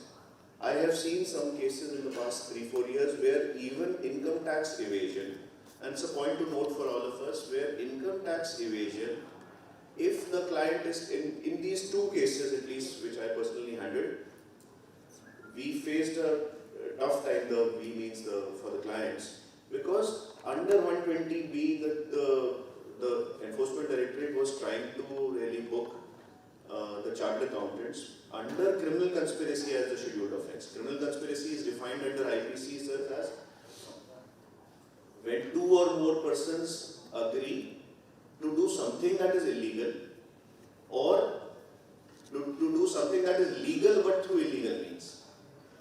The very act of agreement itself is called a criminal conspiracy, and it is covered as a scheduled offence under Prevention of Money Laundering Act. That means in that case, that example I am giving is where the assessee sat down with his chartered accountant and his accountants in-house, and they decided to really suppress some information.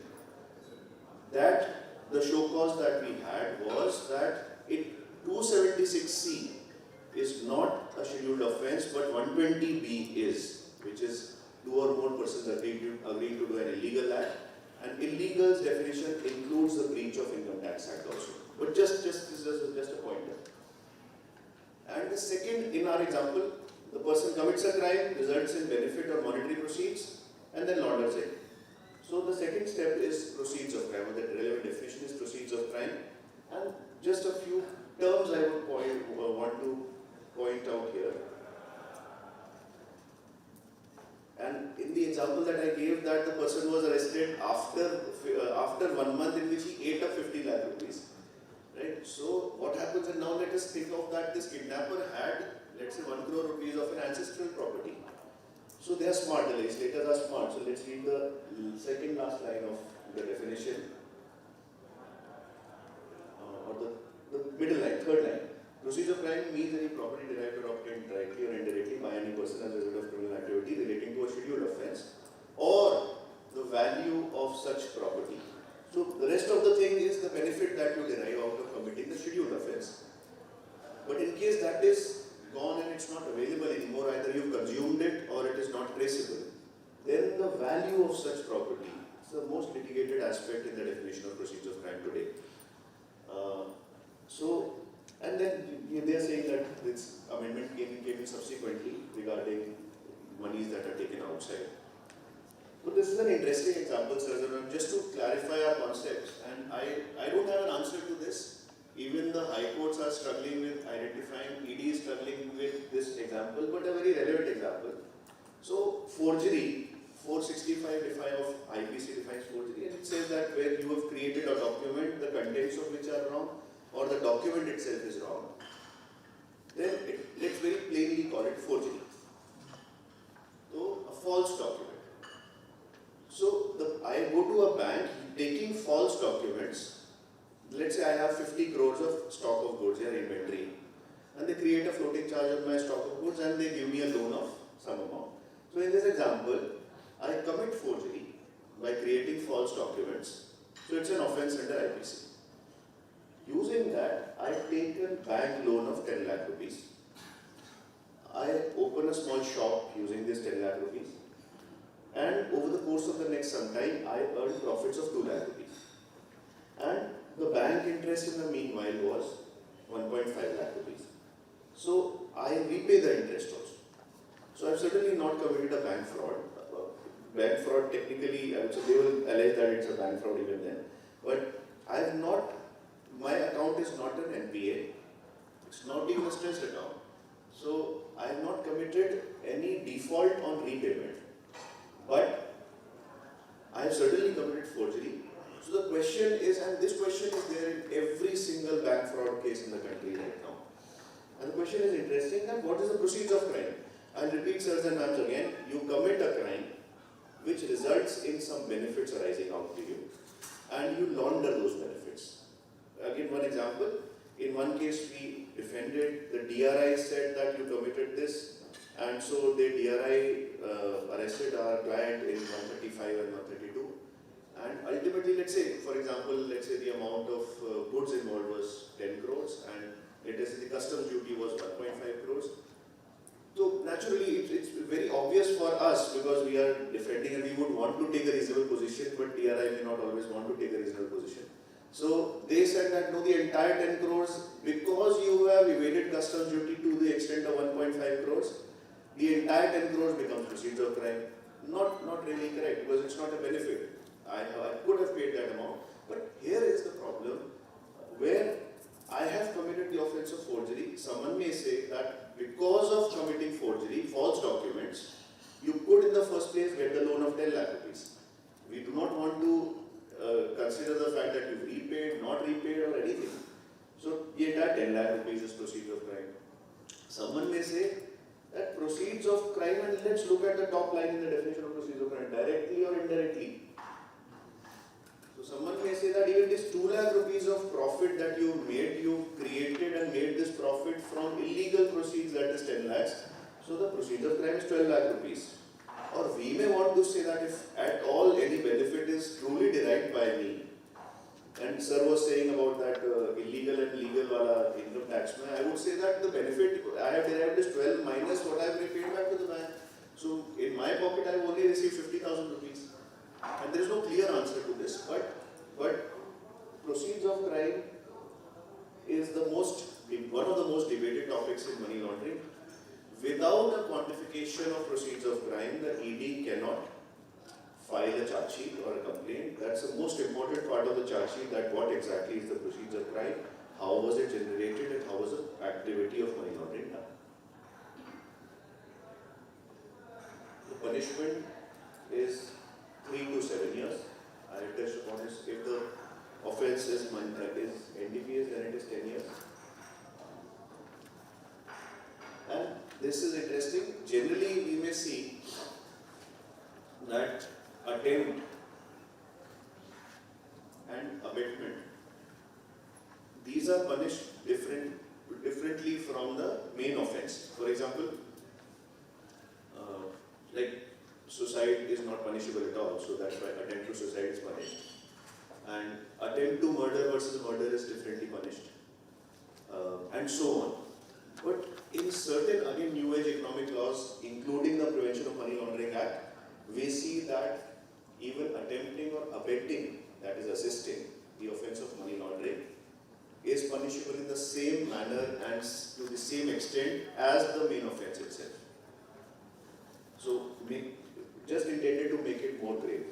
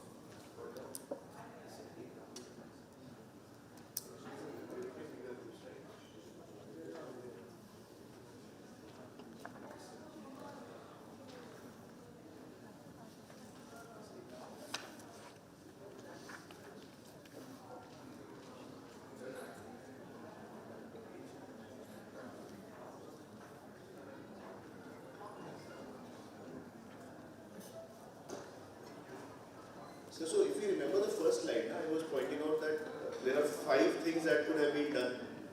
Criminalization, confiscation, forfeiture, civil recovery, heavy taxation. So this has chosen confiscation and criminalization as the 2 remedies against money launderers. So on the right hand side we see the attachment procedure. So the consequences under the Prevention of Money Laundering Act, that means, is twofold. One is an entire bucket dealing with arrest, bail, criminal prosecution, punishment by way of imprisonment and fine. And then the other part of bucket of consequences under Prevention of Money Laundering Act is dealing with the proceeds of crime. How can the state take that benefit away from you? Which ultimate result is confiscation of the property. And the interim steps are, one of the steps is attachment.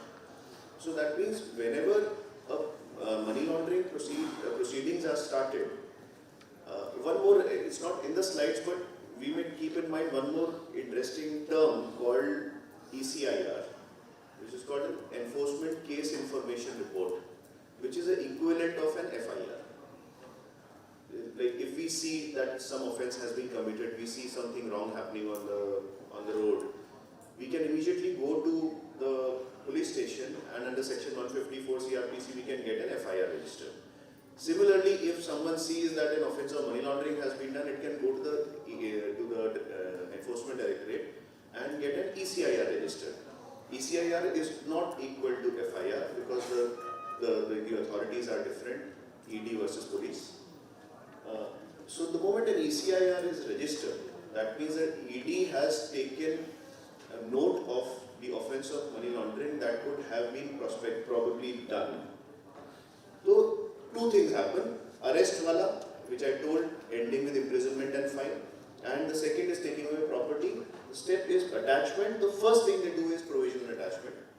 So immediately the ED may, by doing a search, not doing a search, independently, they may provisionally attach the properties of the money launderer. It does not only bars the alienation or transfer of such property, it does not depossess you or throw the person out of the property physically from the premises. So provisional attachment needs adjudication. PO is provisional attachment order. So the whole country's provisional attachment orders go to Delhi, where the adjudicating authority, there's an authority called the adjudicating authority under PMLA who is sitting, and it looks at the provisional attachments done across the country, and that single person decides whether that is to be confirmed or lifted. It looks at the arguments of both the sides and decides whether that provisional attachment is to be confirmed or lifted. The adjudication authority is having 3 members. Sir, the tribunal is having 3 members. The adjudicating authority is 1. So the tribunal next is having 3 members. Yes. 1. So if the order is, sirs and ma'ams, however confirmed, that results in depossession. And we have a set of rules, a separate set of rules called the manner of taking possession of properties confirmed for attachment by the adjudicating authority. This point number 3 is a troublesome step for the accused, because it may result in him being kicked out. Immediate remedy available, of course, is appeal to the tribunal. Again, this tribunal is in Delhi. It's the same tribunal as the Foreign Exchange FEMA tribunal, and the SAFEMA Act tribunal. So the tribunal is there. This tribunal was not functional for the last 3 years or 4 years. But now only for the past 4 or 5 months back, that tribunal has become functional. Because there were no appointments made. So all the appeals, that point number 4 was initially going, for the past 3-4 years, was going to Delhi High Court. And line say all the orders passed by Delhi High Court were that till the time this tribunal becomes functional, stay. So people were having a very gala time, all the accused persons of money laundering, they were like just, because as a matter of routine and practice, you would 100, and the lawyers would also, give it as a guarantee that 100% ho jayega stay. So, but that season or era is now gone. The tribunal is now again functional, though there are even today some questions on the constitution of that tribunal, the 3 members. And in case the tribunal grants you stay, your property is protected, the appellate order will decide that and define that. Ultimately, what I have not written here, because it's just the attachment procedure, is that ultimately all of this is intended towards the second bucket, that is confiscation or taking away the property from you. So once, let us say, this is taken away, the ED has the possession of the property, the ED is happy. So I have a few cases in Ranchi. The moment you in Ranchi get out of the airport and take a ride, so you would be remembering, sir, Madhu Koda was a very famous case. So Madhu Koda's entire Haveli has been, is sitting somewhere after point number 5. The property has been taken away, the administrator and the ED office of Ranchi is sitting in that building. So they have taken away, the trial is awaited, and just hardly 400 meters from the airport. And similarly, you look at the similar buildings are existing, very landmark buildings in Bombay, where people are sitting at point number 6, where tribunal, everything has failed. ED has taken possession of those properties, and ED offices have been opened in those buildings because they know that when will the confiscations happen? The law says that the confiscation can happen only once the main offence, the scheduled offence, the trial of that reaches some conclusion. Again, let's come back. When a person commits a crime, results in benefit or money and launders it. So think of a scenario such that in our example of kidnapping, if the court discharged or found the person not guilty of the offence of corruption itself or kidnapping itself, how will you say that whatever happened after that carries any weight? So it's again a very important question right now pending in the Supreme Court. Yesterday there was a hearing, and for the next 2 weeks that matter has been held up. So that what is the interplay between these two things? Because Prevention of Corruption Act or IPC section 362, 364 dealing with kidnapping, talking about corruption, Prevention of Corruption Act ka trial and Prevention of Money Laundering Act trial. So they sit at point number 6, having taken the possession of the property, and then they wait. That only because the law says only after the predicate offence or scheduled offence, only after the corruption trial finds the person as guilty, will the decision with respect to these taken away, depossessed properties will be made. So all of these properties across the country right now are in that stage where properties have been depossessed. Person has been depossessed, ED has taken possession. The trial of the scheduled offence, kidnapping, money laundering, kidnapping or corruption or whatever, that has not reached conclusion. So this again decision, as I said, this was a brief overview of the attachment procedure. The relevant points are this: provisional attachment, immediately it will needs to be sent to the adjudicating authority in Delhi. Appeals to that lie to the tribunal. And of course the High Court and Supreme Court are there after that.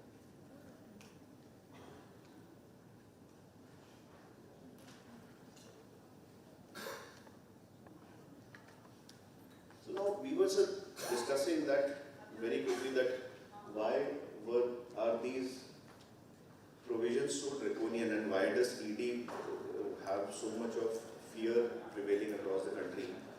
The main reason is one thing, as I said, about the confiscation, that if properties are taken away, it's going to take a very long time for me to be acquitted.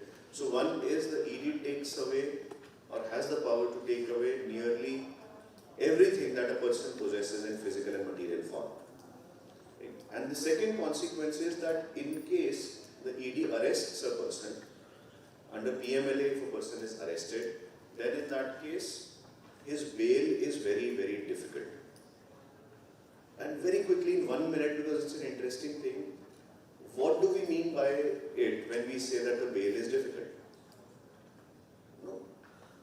Bail is normally, Justice Krishna here, quite famous statement, and he said that bail, not jail, is the rule.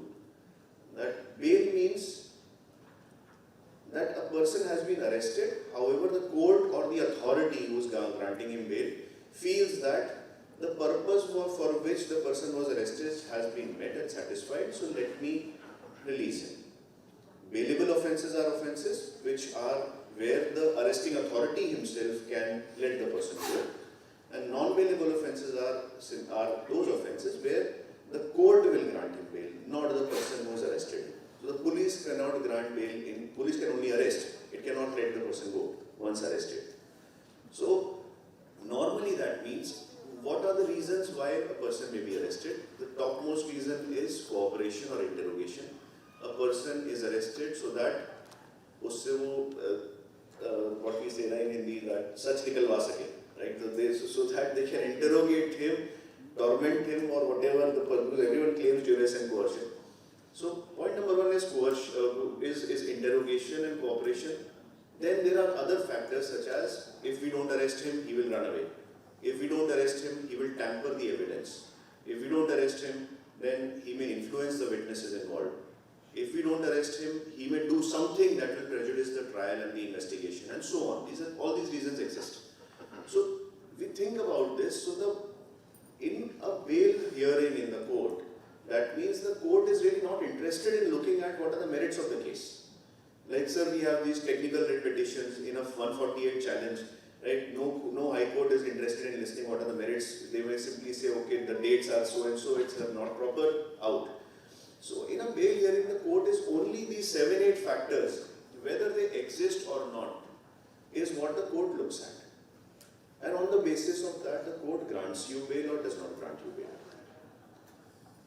But this law says that if there is a court who is going to listen to or hear a money laundering bail, before granting bail, apart from satisfying itself with these 7-8 points, that means running away, tampering of evidence, influencing witnesses, prejudicing the trial, apart from this, the court will have to give a finding in the bail order on 2 things. Point number 1, that this person is not going to commit any other offense if released on bail. And point number 2, prima facie, this person seems to be not guilty. Right? So, which is such a tough thing to do. And Prevention of Money Laundering Act is not the first law which has created these conditions. The first effective law was the Anti-Underworld Law in Mumbai. That was the MACOCA, the Maharashtra Control of Organized Crimes Act, where once arrested, people had to slog for years and years because the judge had to say that, okay, I'm releasing him on bail because I feel that he will not commit any other offense now, and he seems to be not guilty at the starting itself. So no judge or magistrate will take that risk of writing that. So when I say that in ED, bails are extremely difficult, this is the only 2 conditions which make the bail extremely difficult in ED. Rest, everything else is the same. Rest, the entire. So first point was that he will not commit any other offense, and second point is, technically saying that there are reasonable grounds to believe that he is not guilty at bail stage itself. So you're requiring the judge to say at the bail stage itself that there are reasonable grounds to believe that he is not guilty. So a lot of this constitutionality was challenged, this and that, but now the way this section exists, after again the same decision that I was saying that has changed the jurisprudence under this law for drastically. So after that, everything is in place. What I am saying is the good law today.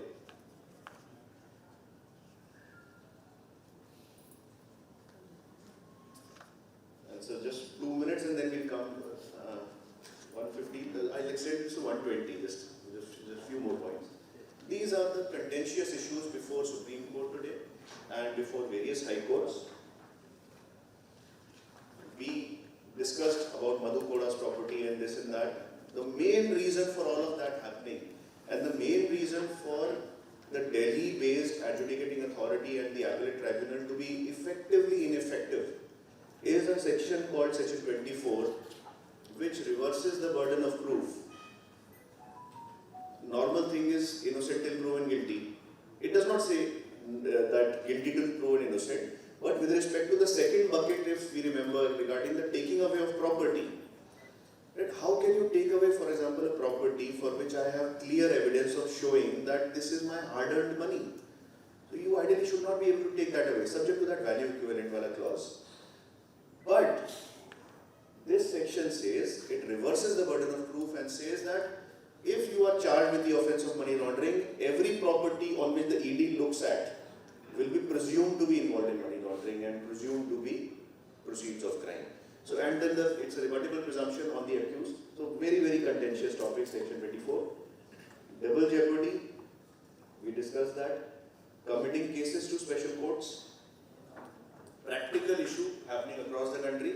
The law says that where the kidnapping trial is happening is a different court, and the law has created a special PMLA court. And so the PMLA trial is happening in this court, let's say courtroom number 2 in an establishment in courtroom number 7. Most parts of the country, it's an interesting thing to see because most parts of the country, sir, they have the special PMLA courts are generally additional district or additional sessions judges. Right? So the law is saying you commit the kidnapping case to the special PMLA court, which is not happening in the rest of the country because the sessions judge will not send his case or surrender his case to an additional sessions judge. Like we see in the tax departments also, this also happens, keeps on happening. This is where a lot of trials are stuck. More than 90% of trials in the country are stuck because cases are not being committed. There is no, income tax we have the concept of central circle. It's a central circle that if a search is committed or conducted on a person, then all different persons' cases are centralized in a central circle assessing officer, so that one person can have a complete look at the assessment or the facts related to that. Same is the concept here, that one judge should conduct the trial of kidnapping as well as money laundering, because these are related cases, if not joint, but stuck. Interplay between, and these two questions are currently pending in the Supreme Court, that can the money laundering trial continue if the FIR has been quashed? Change decisions. I think Supreme Court has said that it does not make any meaning, but it's challenged for a larger bench now. And worse off, can the money laundering trial proceed? This was posted yesterday and the Supreme Court has granted time. Proceed itself before the filing of charge sheet or complaint. And restoration of property to a rightful ignorant claimant. A lot of banks are stuck today because banks financed certain properties. Let us say the banks financed 80% of the loan and 20% of the loan is now said that it was sourced from proceeds of crime. So the entire property is now stuck. The bank's mortgage is ineffective because the ED has attached those properties. So what about those people who have a rightful claim on these properties? What happens really to those? Now coming to us as professionals or practitioners, this I have just dictated on the basis of my experience in the past few years, that there are so many cases where I have personally appeared and argued for a lot of chartered accountants, taken bails, and of course the courts are very respectful, and they are, luckily our profession generally as chartered accountants or lawyers, whatever the political propaganda may be regarding a lot of people, but courts are respectful, immediately we get bail. But the very fact that in a lot of these money laundering and related fraud and forgery cases, consultants and professionals are being named, is a matter of concern. We, and Jain sir have two notifications बताए that 3rd of May and 9th of May are the two notifications, we come to that. The background of those notifications is multifarious. One of the reasons is of course what has been happening. They feel that chartered accountants should also be treated as reporting entity, and we'll come to that also. One background also is that we saw that the overall genesis of all of this was FATF in 2001-2. After 7 or 8 years, FATF's review of Indian law is going to happen this year.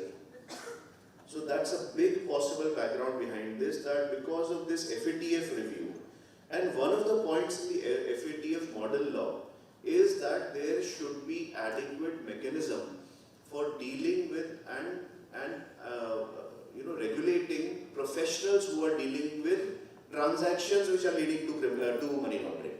So one background I feel, sir, is this.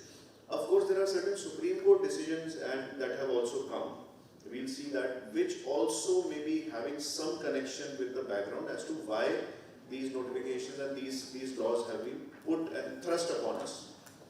So, but generally these are the allegations that I have seen in various charge sheets or complaints, that where consultants or professionals are being alleged to non-report the fraud, so all right.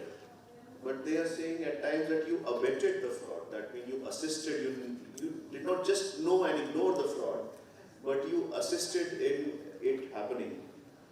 Or, third point, in the fourth point from the top, that facilitating the money laundering process, though they may not be involved in the offense of money laundering, that means the person committed the fraud, after that he got his proceeds, and you assisted him in taking care of that and laundering that.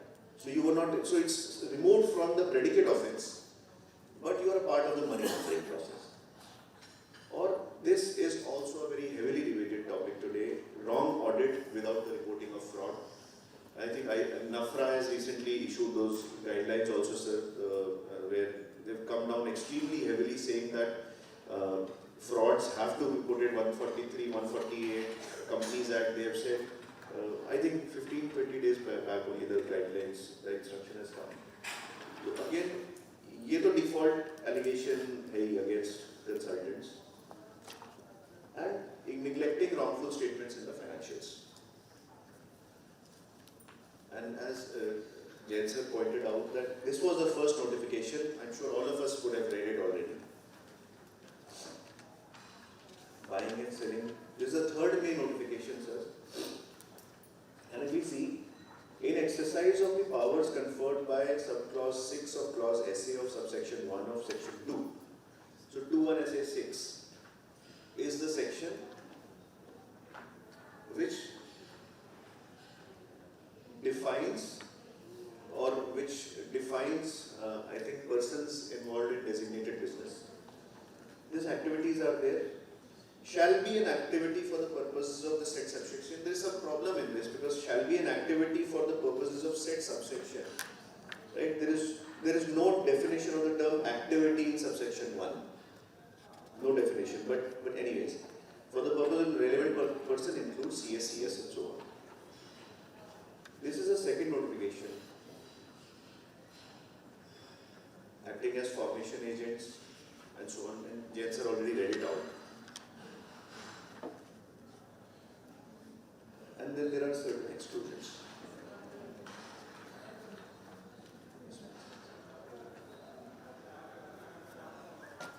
So if we look at these two notifications, sirs, I tried to tell you the background. The FATF review is one, various Supreme Court decisions is another, or the longing intent of the government to bring the professions of CA, CS, lawyers, etc. within the fold and applicability of PMLA is certainly a motivation.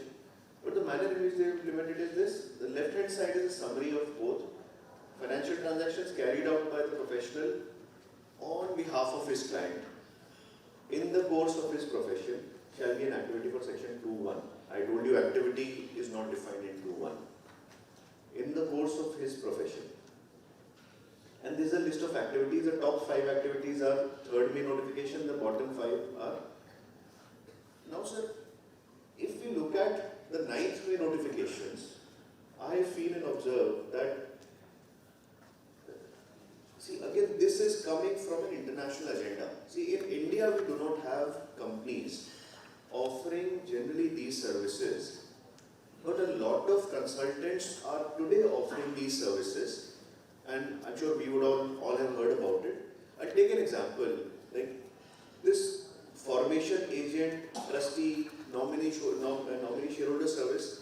If we look at companies like TrustNet and this Cook Islands Valley company, if you just go to ICIJ website, in the past 7-8 years, all the international leaks that have happened, these leaks have happened, the Panama leaks or maybe Bahamas leaks, so many leaks. International Consortium of Investigative Journalists is the website.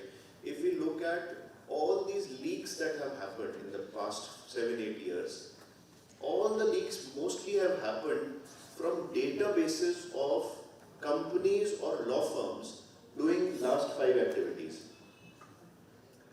India does not have law firms and consultants doing these activities in an organized manner.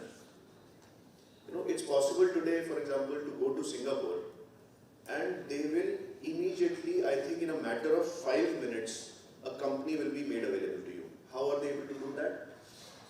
They already have registered, let's say 5,000 companies of different names. That law firm or the consultant, they just need you to fill out a form containing exactly these 5 points. They will need you to fill out a form where they will ask you that, do you want to yourself be the shareholder? Yes, no. You write no. Why not? You will write confidentiality as the reason. Do you want to avail our nominee shareholder services? Yes, no. If yes, they add one more page to the agreement and list out the nominee shareholders, what we generally call as side agreements. It is such an organized activity, but the first thing that came to my mind having looked at this 5 points, last 5 points, is that, and I spoke to a lot of senior consultants then, and I was surprised that in India, this kind of activity is not existing as an organized activity, when you are advertising yourself that come to us and we can create a company for you in 5 minutes, because it goes against the law. So, but a lot of consultants and companies are doing this. Maybe one reason is certainly to come down heavily on that, bring that within the fold. Is there any wrong there? So, sir, Ready to incorporate somebody and to resign somebody and transfer the company to somebody, is there anything wrong? nothing wrong, sir, but the problem is, let's take the last point, nominee shareholder. The moment we have a side letter arrangement, the thing becomes improper. Because who is the shareholder or member of a company? In my experience, sir, it is a public information. We have doctrine of ultra vires, which is a very basic corporate law doctrine. So the parties who are dealing with a company need to know who are the people behind that company. That is a philosophy because of which all the memorandum, articles of association, the charge documents, director changing documents, shareholder SH4 documents are made as a part of MCA website. And anyone can, whether it's a private limited or public limited company, I can pay 100 rupees and look at the information. There's a reason behind that. Now, if you are, for example, disclosing to third parties, including the government, that Mr. X is my shareholder, but you are not disclosing that X has entered into a side agreement where X is actually a nominee of Amar, then there is a problem. And especially in that case, sir, if something wrong gets committed by the company, then I think so. I think that is the primary thing. That is the primary reason. But the activity, jo aapne bola said that, is there any wrong in really having created a lot of companies and transferring it in 5 minutes? There is nothing wrong with that. But the manner in which they do it is where you can. Today, if we have to make someone as a director of my private limited company, I'll have to find and talk to friends, family and relatives that I want to create a company. I don't have anyone. Let's say I am a single child. I don't have my parents and koi bhi nahi hai. So I have to find someone because there is a requirement of 2 directors in the company. So I'll find people. If I have a large setup, so I will may ask an employee or my driver or my help to become, and we see arrangements like that happening. But it's so difficult to find people who genuinely want to be directors or shareholders in your company. And if someone is providing you that as a service, charging you for that, and doing that through a side letter arrangement, but I think about it, sir. I thought about it several times that Singapore it is allowed. Singapore, the concept of side agreements is also okay. So,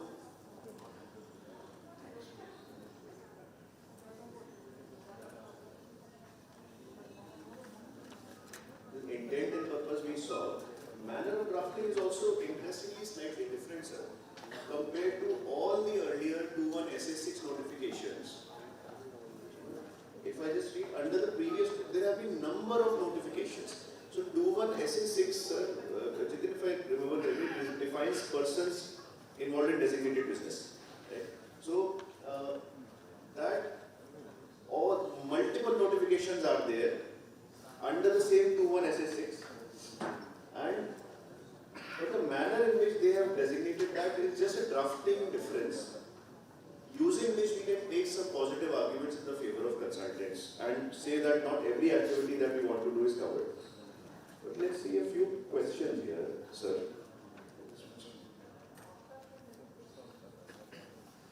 And again, sir, this is a consequence. Broadly, if I say that what are the consequences of all of this? The consequences, I think, are 4 or 5-fold. That if, let us say, there is a chartered accountant or company secretary or a works accountant who gets covered by these 2 notifications, then the intent is that he becomes a reporting entity. Reporting entities are, as the term suggests, entities which are required to report. That means the primary obligation is you may be asked questions, you have to compulsorily report. The same questions may be asked to a non-reporting entity also, and the consequences are less graver.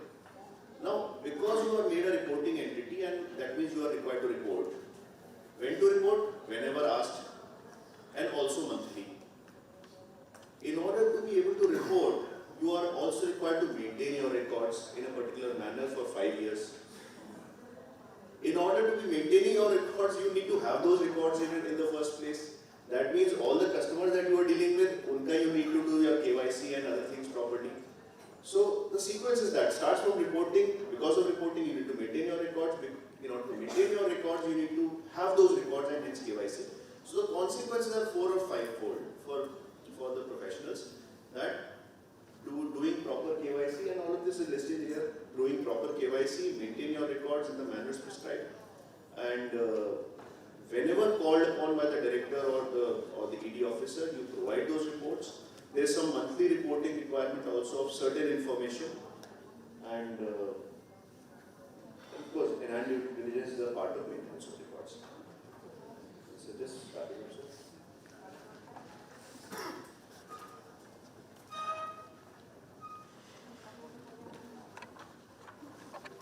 And this year I will not cover. I'm sure you all of us must have read it, sir.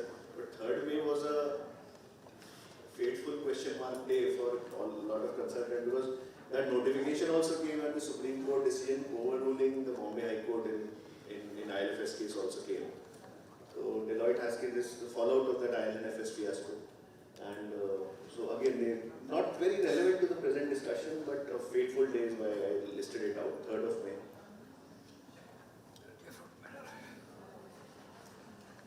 This is just the last slide, attorney-client privilege. And we were talking about this. Maybe one reason why advocates have been kept out is that advocates are covered under 126 to 129 of the Evidence Act. Not everything is covered, yes, but post facto, having committed a crime, if a person comes to you and seeks advice or asks you to represent as a lawyer, as a representative or a lawyer or an advocate, in whatever capacity, then the person is protected. A lawyer need not even sign non-disclosure agreements. A lawyer need not even sign, that I will do this, that, any agreement with the client. Advocates Act and Bar Council rules are enough to cover lawyers, sir. That's what my understanding, sir, generally is. So, of course, one broad exclusion is, you are an advocate or a chartered accountant or any person, if you yourself are assisting the crime, that privilege will not protect you. So, privilege only exists to past crimes committed. Having done that, the client is coming to you, and on the basis of listening to him, you are representing him or advising him. Broadly two types of English common law based attorney-client privileges exist. One is litigation privilege, one is advisory privilege. That means, litigation privilege means that a person comes to me as an advocate and says, tomorrow and day after my case is listed, or we need to file this case before the High Court. Then he seeks a conference, we discuss the case. So everything is regarding that case. Advisory regarding that litigation or litigation itself. All of that is covered. Second is the client simply comes for a legal opinion and says that there's no litigation pending anywhere. But I've just come to you for an advisory for an interpretation on such and such section of the Income Tax Act. And I engage with him, I give him the legal opinion. So India, in both the privileges, litigation as well as advisory privilege, they are treated at par, and there's complete privilege available to all advocates.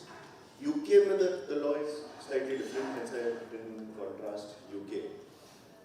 Advisory privilege is not completely absolute. Under litigation privilege, there's a possibility, and this is also a model that we are seeing coming up, a lot of typically contentious and litigation-prone cases. Let us say if someone comes to me and says that there has been a forensic audit against me, can you give me a counterbalancing forensic audit and do it properly? And so I know that what I'm going to do is going to be used in some litigation which could be contentious. So the question that arises is that a lot of consultants are now getting engaged and paid by law firms and advocates themselves. So the chartered accountant's client will be the lawyer and the lawyer's client will be the client. So whether this model is covered in this or not, my opinion is that it will be covered because of the differentiation in India and UK law and a lot of other countries. Indian attorney-client privilege law being not making a distinction between litigation and advisory privilege. but maybe opinions may vary on this. That's all. Well, I think we should be.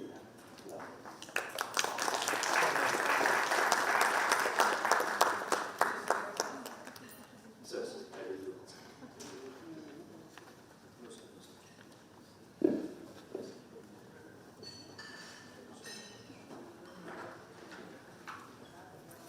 How much we can thank Mr. Gehlot.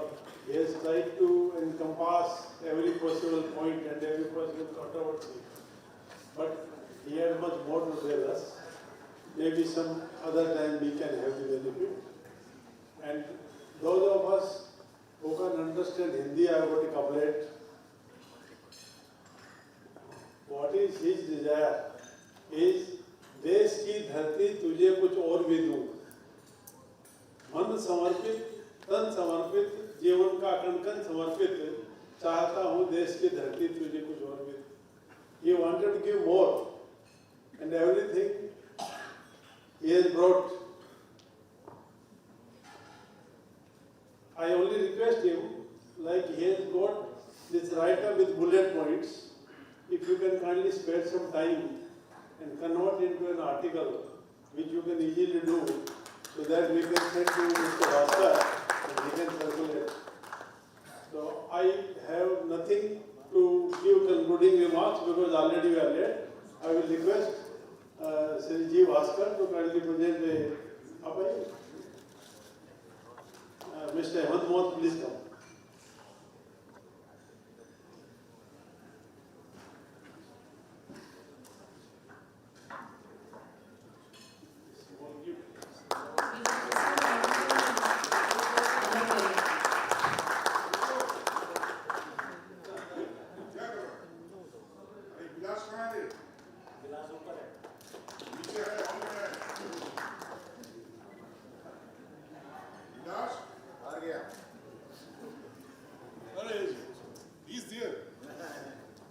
So with big round of clapping, we conclude this session and we are all waiting for lunch and enjoy the lunch so that the other sessions can follow.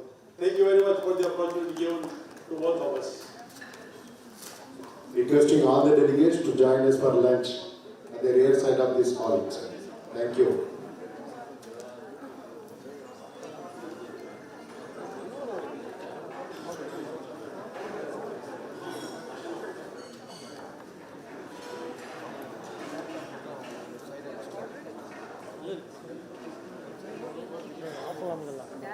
Lunch எடுக்கணுமாண்ணா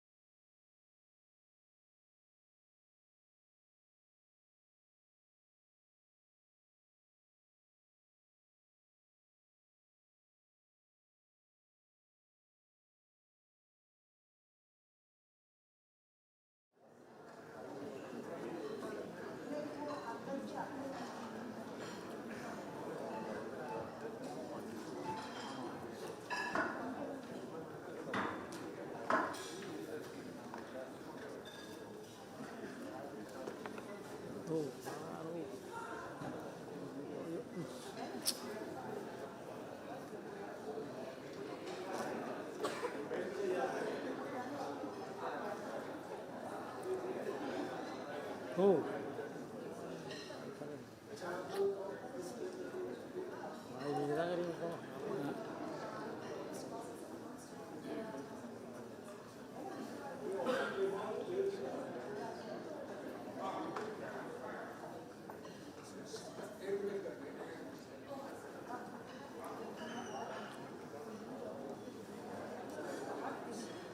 So should we start now?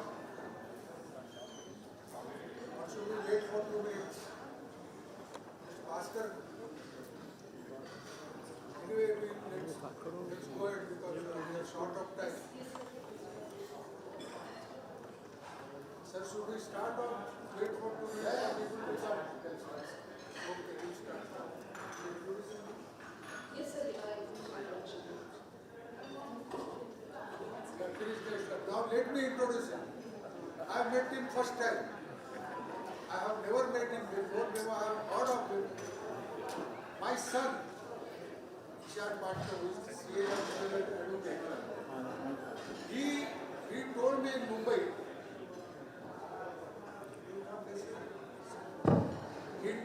Mumbai, he is a London chartered accountant, be careful. So I'll be careful, sir. Kindly present you.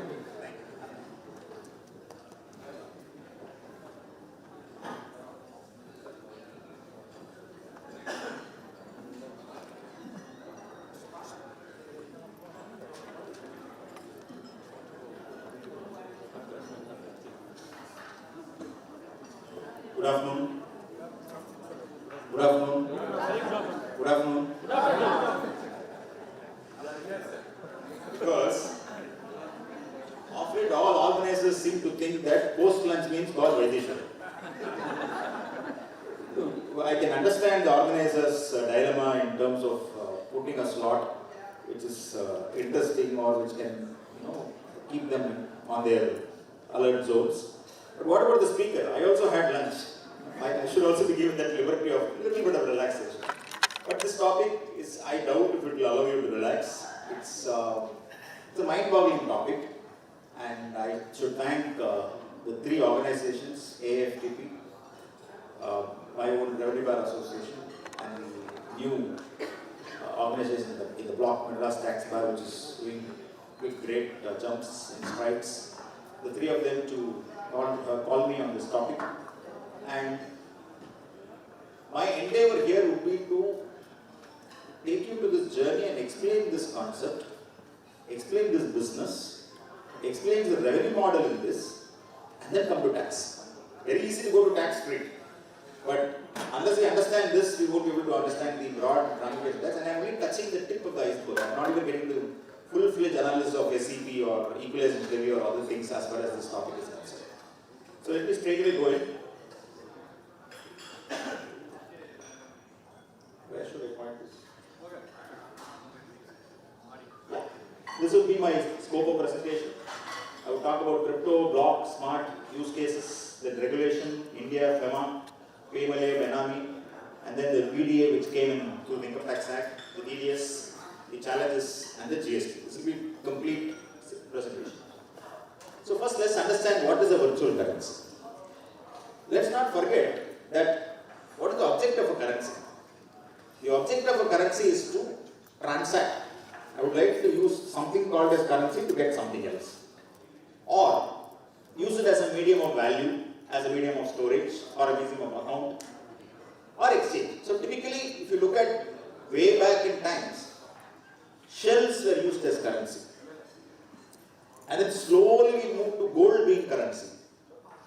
And then we discovered different forms of currencies, and then now we are talking about, a certain kind of currency called as fiat currency, which is your rupee and dollar and more. Now, virtual currency is also replicating all these things. It is a measure of value, it is a medium of exchange, it is a unit of account. Only thing is, it does not have a legal tender status yet. So let me break some myths. Cryptocurrency and blockchain are one and the same. No. Cryptocurrency exists on a blockchain. Cryptocurrency means bitcoins. Bitcoins is only one type of crypto. There are 10,000 cryptocurrencies. Anybody here have dealt with cryptocurrencies? Purchased or sold? Oh, there is one hand. Purchased, two hands, not bad at all. How many of you advise those dealers who purchase and sell cryptocurrencies? They don't come to you first of all. Because first of all, they don't know that they are liable to tax. They are all playing in different worlds to understand this here. Lot of media, if you look at social media, internet, cryptocurrency will look like one gold coin. It will look like one gold bar, beautiful gold bar. Any article you see, they'll show as a gold bar. Cryptocurrency has no physical form. No country in the world has recognized cryptocurrency as legal tender. El Salvador has officially recognized Bitcoin. And in some countries, they accept forms of cryptocurrency as even transactional currency. India also, some guys have already started accepting cryptocurrency for transacting, which is why government is extremely concerned. So the Financial Action Task Force defines virtual asset. Cryptocurrency is different from a virtual asset. A digital representation of value that can be digitally traded or transferred and can be used for payment or investment purposes.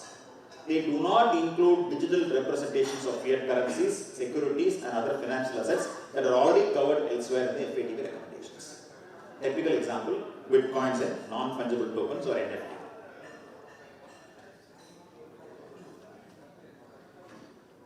Why does this new world believe in virtual currency? See, I am probably the wrong side of 50. Most of you are also in the early side of 50 or entering the wrong side of 50 or 40s. Some of the youngsters here are in their 30s and segment like that they are not this generation.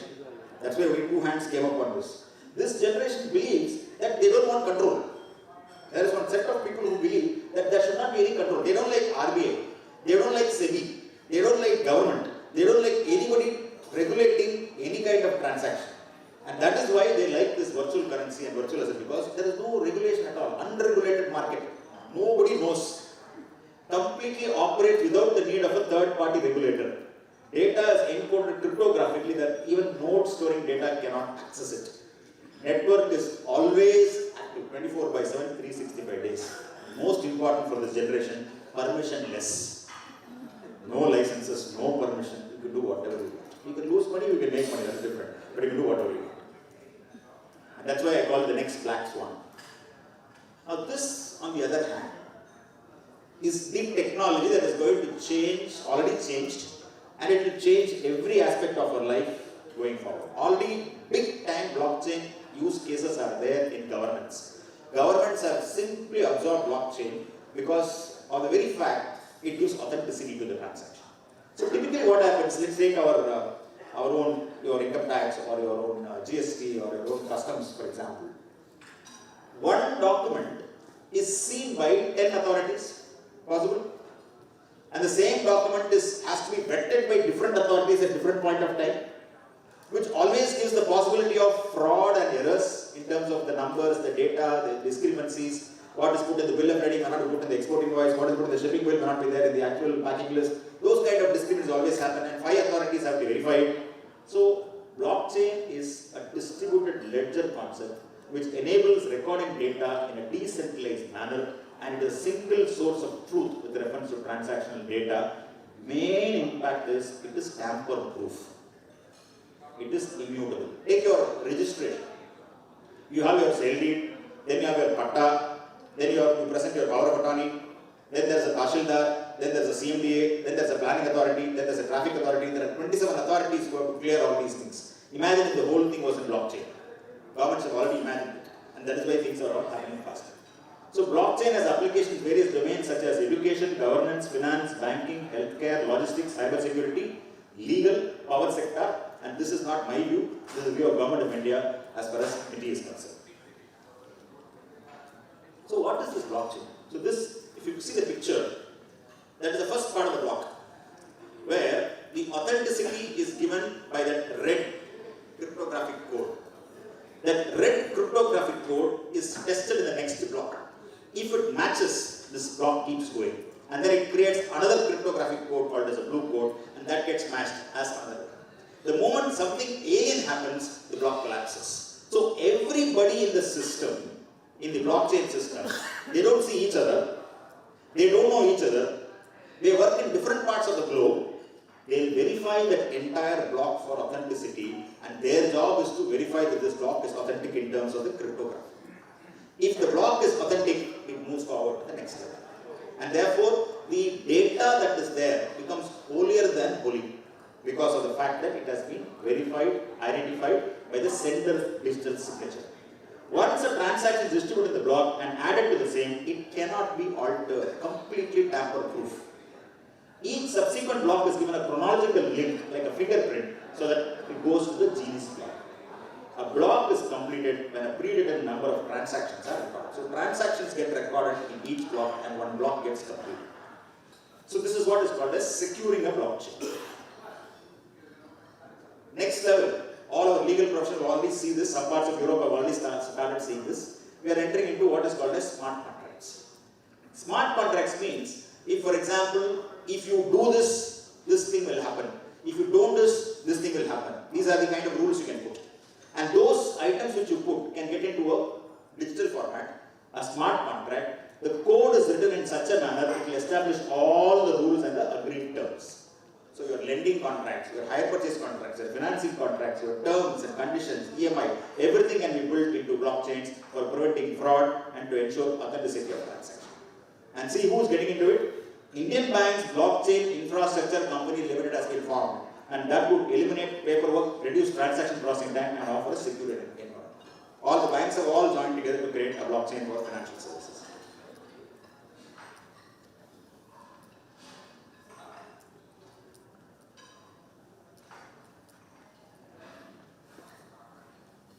Okay, talk about this.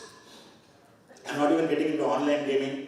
I'm not even getting into Karnataka High Court. I'm not even getting into game of skill versus game of chance. I'm only talking about the cryptocurrency involved in gaming.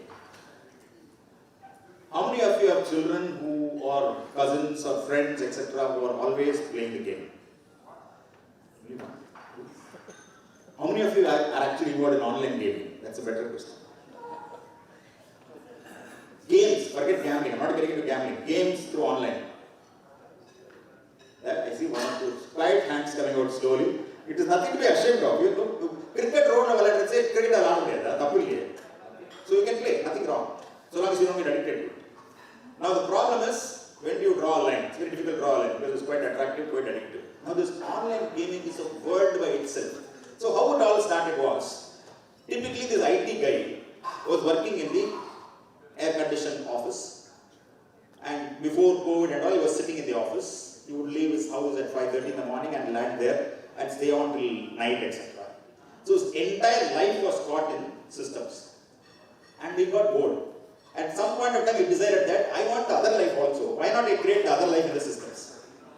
And that is how all aspects of other life slowly came into the virtual world, and that became very, very popular. And today, online gaming is so popular that some researchers suggest that world going forward, it is better to know how these games are played because every other gadget would involve gaming technology. See, right now itself, your television remote has become the most complicated gadget in your life. How many of you agree? See, the remote is so complex today. Luckily, if you have one remote, they give you 3 remotes and you have to handle 3 systems. Finished.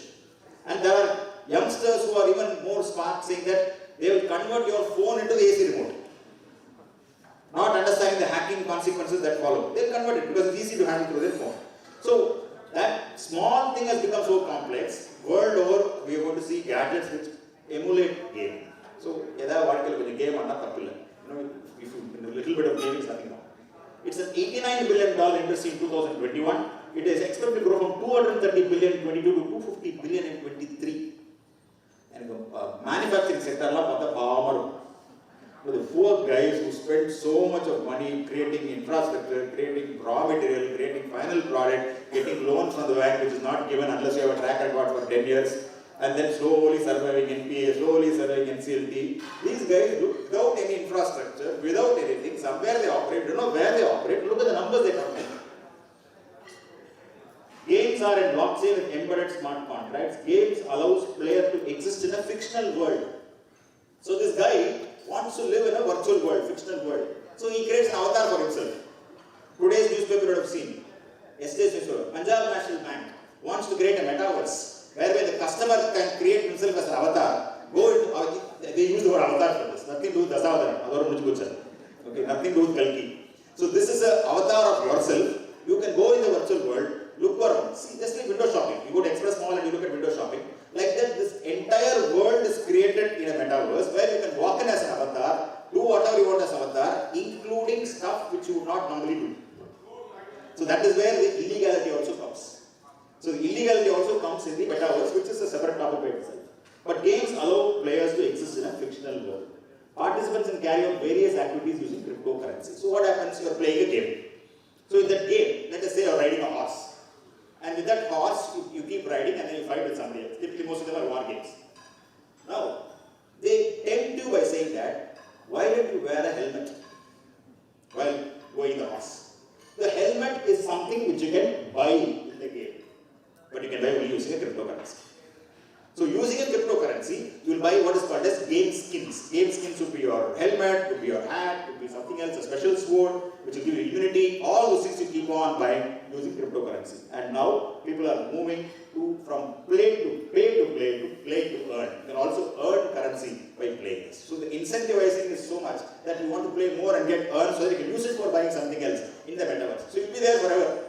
That's the whole idea.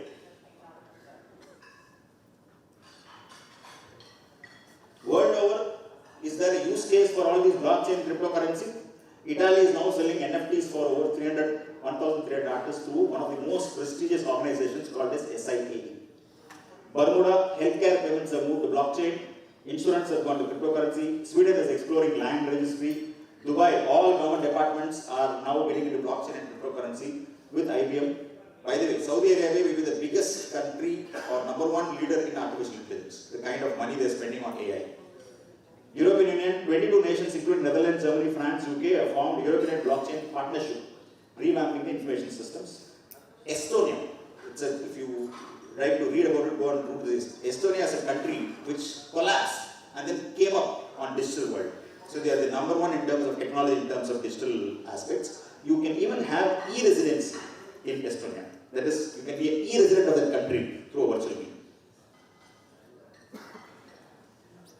Ministry gives a brilliant idea as to when blockchain is applicable, when blockchain is not applicable. So is there a compelling case to reduce intermediaries? You have to say, if the answer is yes, then the next question, are multiple 2 or more stakeholders involved? Yes. Are you working with digital assets instead of physical assets? Yes. Then so on and so forth. This is where you have a strong case for a private blockchain. Then you have a case for public blockchain. And when you should not use blockchain. Clearly they find it. And what have we done? We have understood this, and today Telangana and Tamil Nadu are moving a lot towards blockchain technology. They initiated policy papers. You also have the blockchain in land registry, farm insurance, and digital certificates. So what is the message I am trying to convey? The world is changing, and the world is changing before we know the world is changing. We saw a little bit of change from cell phones. So there were days at a point of time when you had one heavy cell phone, which you had to make a call. You had to pull an antenna out of it, and then also signal won't come. You have to go to the balcony, bend yourself, not fall down, take the call, and come back, and then pay 22 rupees per call. That was the time we used to use phones like that. And today where we are, that's just a sample part of growth. But it took so many years. But the growth which I am talking about is exponential. Everything has become digital. Even you take your audio. From the spool tape, it went on to a CD, it went on to a tape, from tape it went on to a CD, from CD it has gone to some kind of an iPod, from iPod it is now just download. And movie has gone to streaming. Interestingly, if film is exhibited in a theatre, there is a local body tax on entertainment, admission to entertainment. But if the film comes through Netflix, there is no local body tax, because there is no admission to entertainment. There is only a GST of the transaction. There are different percentages. So globally, value perceptions are changing. Markets have all recognized innovation in the virtual world. Governments are increasingly using blockchain technology for efficiency, either as investment, speculation, or as a mode of payment. Interest in cryptocurrencies across the world is growing exponentially. And mind you, 2 states in US are now allowing taxpayers to pay tax with cryptocurrency. They are willing to take that much. So the philosophy is, if you can't beat them, join them.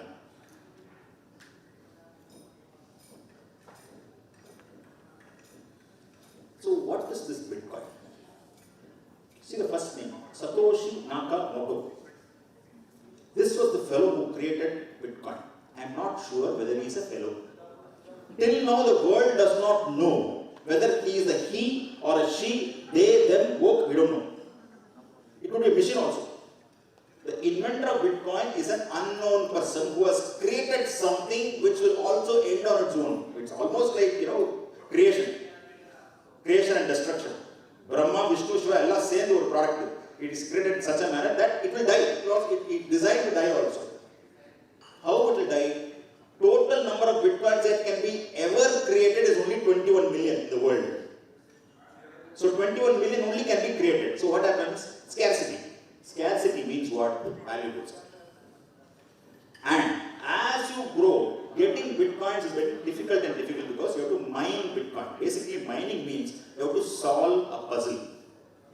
Puzzle na nama solra mari in the crossword and mari puzzle kare. It will be one of the most complex puzzles which can be solved only by systems. The fellow who sits there doesn't actually solve the puzzle. He has invested in software and technology which will solve the puzzle.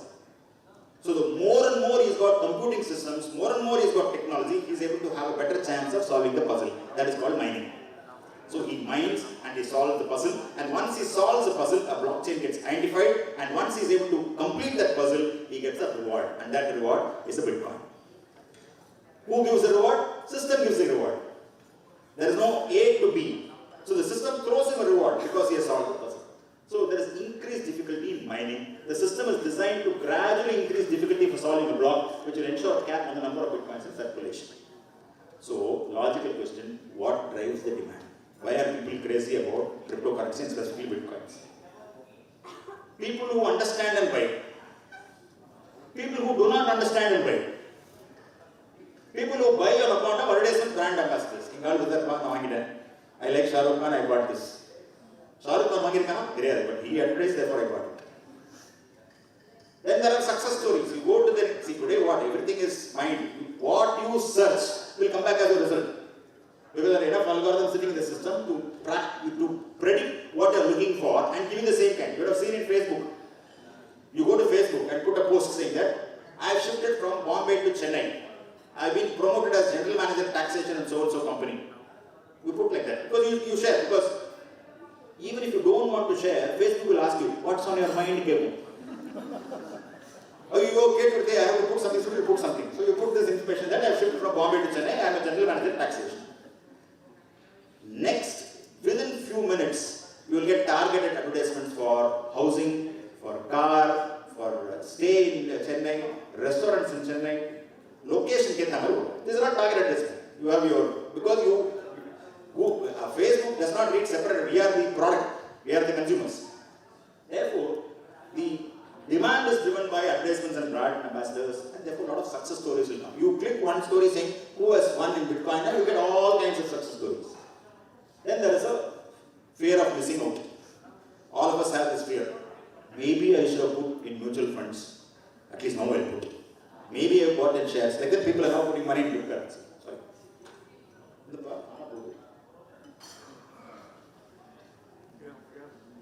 Somebody has decided to. Then there is speculation. What is HODL? Anybody? I saw 2 hands on Bitcoin. What is HODL? Holding it for dear life. In shares, you say hold, right? Hold, buy, or sell. These are key terms which you use in shares. In crypto, it is called holding it for dear life. What is the philosophy? Even if it crashes, hold it. It will come back. So, whoever is a crazy investor in Bitcoin or cryptocurrency, you talk to them. Nama life is married. You will suddenly feel that you are better off in life. Because you spend half an hour with them, they will saying why this cryptocurrency will rule the world and how everything else will change in terms of investments and what you are doing is shares and mutual funds and plot law and waste, maha waste, those things will not give you anything. This is the market. And you ask them a polite question, how much money have you made? No, I won't make money because I have not exited the market yet. So, are you going to exit tomorrow? No, if I exit, it will be lost. Then, when will it go? I'll hold, it will go. So, holding it for dear life is the philosophy of that. Lot of currencies have crashed. I'll show you the negative side also. After cryptocurrency, we have virtual assets. These are called as tokens, you have utility tokens, security tokens, you have exchange tokens. There is something called as stable coin. For example, if you take Bitcoin, Bitcoin use money, you can exchange only another cryptocurrency. Whereas a stable coin is a cryptocurrency whose value is pegged against a fiat currency like dollar. So, USD, USDT, DAI, these are stable coins. Therefore, people who want to make actual money which they can use in the real world will have to ultimately convert to dollars or rupees. So, from Bitcoin, it has to become DAI. DAI has to be converted into dollars and dollars into rupees where you can spend, assuming you are in India. So, this is the story as far as stable coins is concerned. Then there is something called as non-fungible tokens which has caught the world by storm. What are non-fungible tokens? In my school days, we used to play all kinds of games. Physically all games. We were always on the road. One famous game was the marble game, Goli. Playing all roads and drainage in the school. It's a famous game where you hit one marble with another marble. If you are able to win, if you're able to break that other fellow's marble, that's a real win. You get to right to collect something from him. Those collectibles was cigarette covers, films. You would collect 10 cigarette covers or cigarette cardboards. They can be exchanged for a rubber ball which you can use for cricket. So we didn't have money to play cricket at all. Whereas rubber ball would is a very issue. Forget cornball. So this is the life which you have led, and these are all collectibles. You have stamp collection, you have gold collection, you have coins collection, and the very NFTs now collection. 21st century digital collectibles. What is this collectible? Digitally available, accessible, verified, secured using blockchain, and NFT also uses blockchain technology. This is NFT. Can you see what it is? That fellow is worth billions. That is a digital blockchain, NFT which was created by somebody by calling it as Bored Ape. Bored Ape. There is an ape which is bored. That Bored Ape sold for 69 million. So Bored Ape sold for 696.979 ETH. ETH is another cryptocurrency. So somebody created a code showing this particular thing and said, this is my NFT. Now that became popular, that there are different types of bored apes which are getting created with different ownership rights for different people. So that is one type of NFT which is there. People sold for 69 million. Amitabh Bachchan has also started his NFT. Amitabh Bachchan's NFT is this. So Zanzir, he created this particular thing. So non-fungible token is nothing but non-interchangeable. It cannot be used as a currency. It is like a portrait, it is like a unique product which is available digitally. It is not a Xerox copy of something which is there physically. It is by itself a code through which it is created.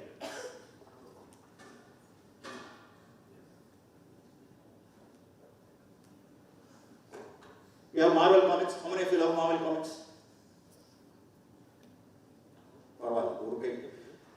Marvel Comics which you read, that picture of the Marvel comic, somebody converted into an NFT format, and that is available for auction. NFT can be bought and sold. Downloading an image that is present as an NFT does not reflect ownership of NFT. Screenshot picture of Marvel Comics is not the same as NFT itself. You have to create an NFT out of that.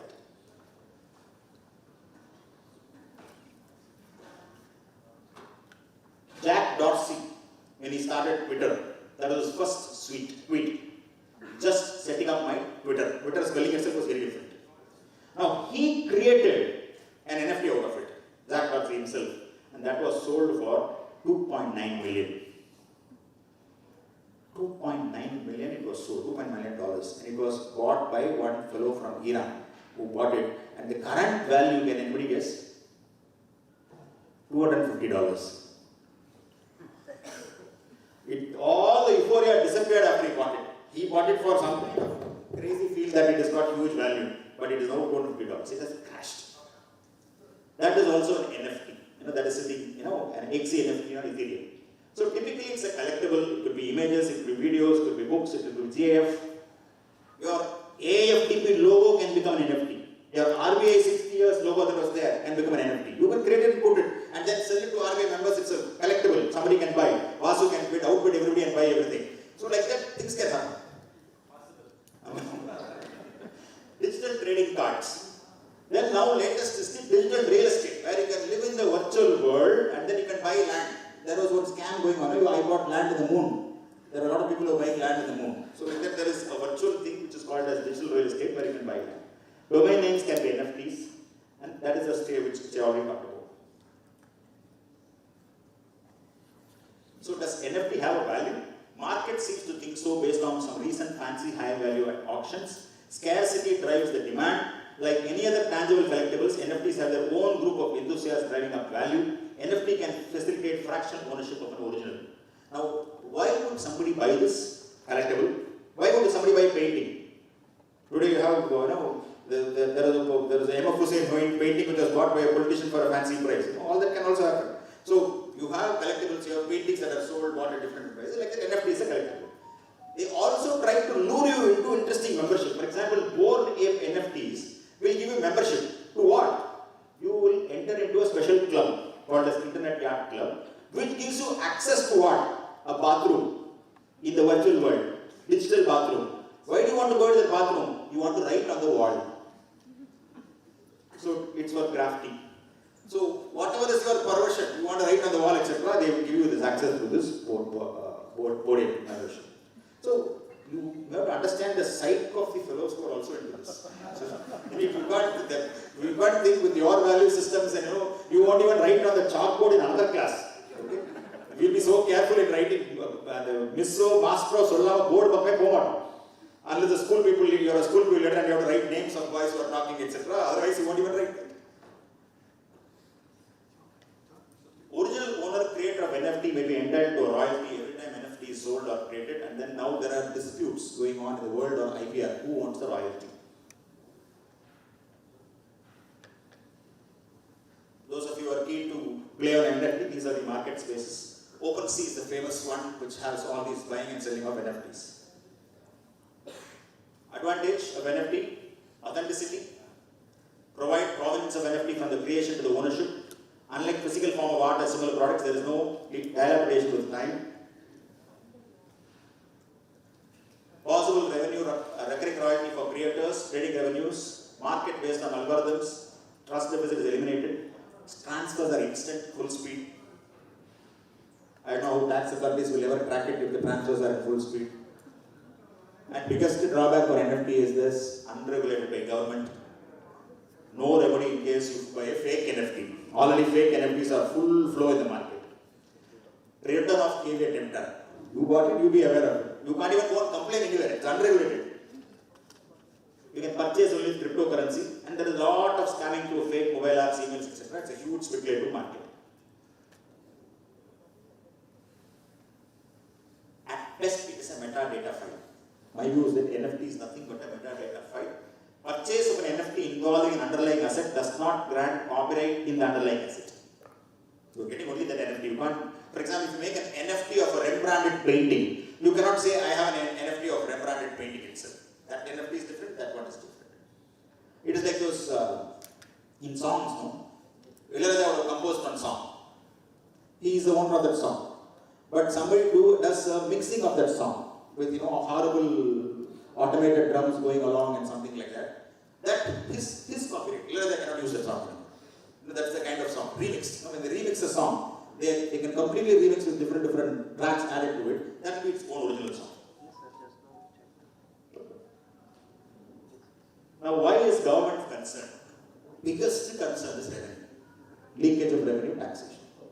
Because if this much of unregulation is there, it is easy for transactions to be dealt with in terms of crypto. Threat to sovereignty, money laundering is huge. Illegal activities are funded through most of these, and total crimes using cryptocurrency in 2021. You must have heard about ransomware attacks. You might have heard about companies being stopped unless they pay so much of cryptocurrency. All that is happening. Current policy of nations, we will wait and watch. India, you wait and watch, we tax. India is the first country to decide to get into taxing virtual digital asset. We're calling it as virtual digital asset. It is not as if other countries don't tax it. UK taxes it. US taxes it. They treat it under the capital gains chapter and business income chapter. So they treat it as a normal asset. You're buying a business asset, selling a business asset, or you're buying an investment and selling it. But they decided, India decided to create a special carve-out category called as VDA. Handful of nations have also banned them.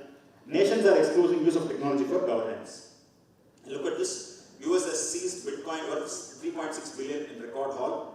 Then you have this IMF asking El Salvador to drop Bitcoin, and more countries are now pressuring El Salvador to say, don't have this as a currency.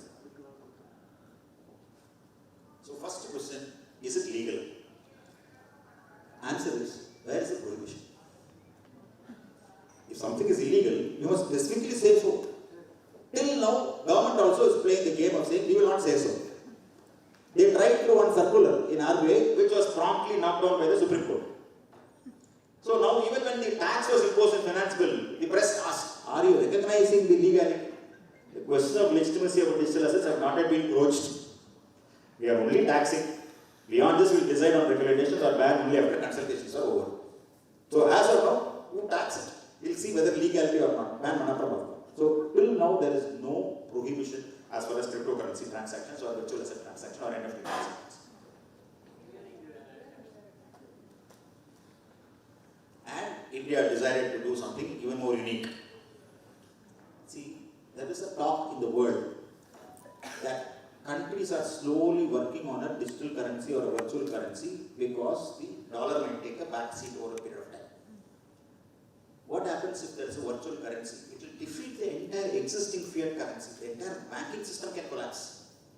Your money which is held in physical currency, my money held in physical currency will become paper.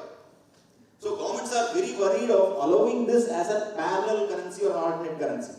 That is why India's digital currency is nothing but an electronic version of the nation's official currency. It is not a separate currency. If it is a separate currency, we can have havoc in the market. Issued by RBI, known as a digital rupee, lower transaction cost, brings cashless economy, better target benefits, pilot launch with select banks have already happened. People are already transacting in some parts of the state. And not some part of the country, not Tamil Nadu. Cryptocurrencies are not currencies under FEMA.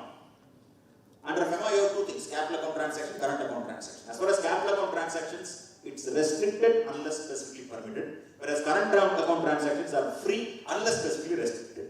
So you have to decide what is this. Is it a capital account transaction or a current account transaction? Cryptocurrency cannot be foreign currency or foreign exchange under FEMA. That also is a debate because El Salvador says it's my currency. That means it's a foreign currency. So that if few more countries start saying it's their own currency, it will become foreign currency. Can cryptocurrency be considered as goods under FEMA? Concept of goods under sales tax, all of us know. All the jurisprudence related to case laws, how will they apply to FEMA? If treated as goods, it will be current account transaction. Cryptocurrency and PMLA. PMLA, of course, you had a session. I presume the speaker would have touched something like this. It will apply only when proceeds of crime are used to procure cryptocurrency. But then you have this ED. ED always maneuvers in different ways. ED attaches assets worth 36 crores of a Kerala man and cryptocurrency scam. Cryptocurrency we don't know what we are going to do with the attached cryptocurrency. That's a very issue.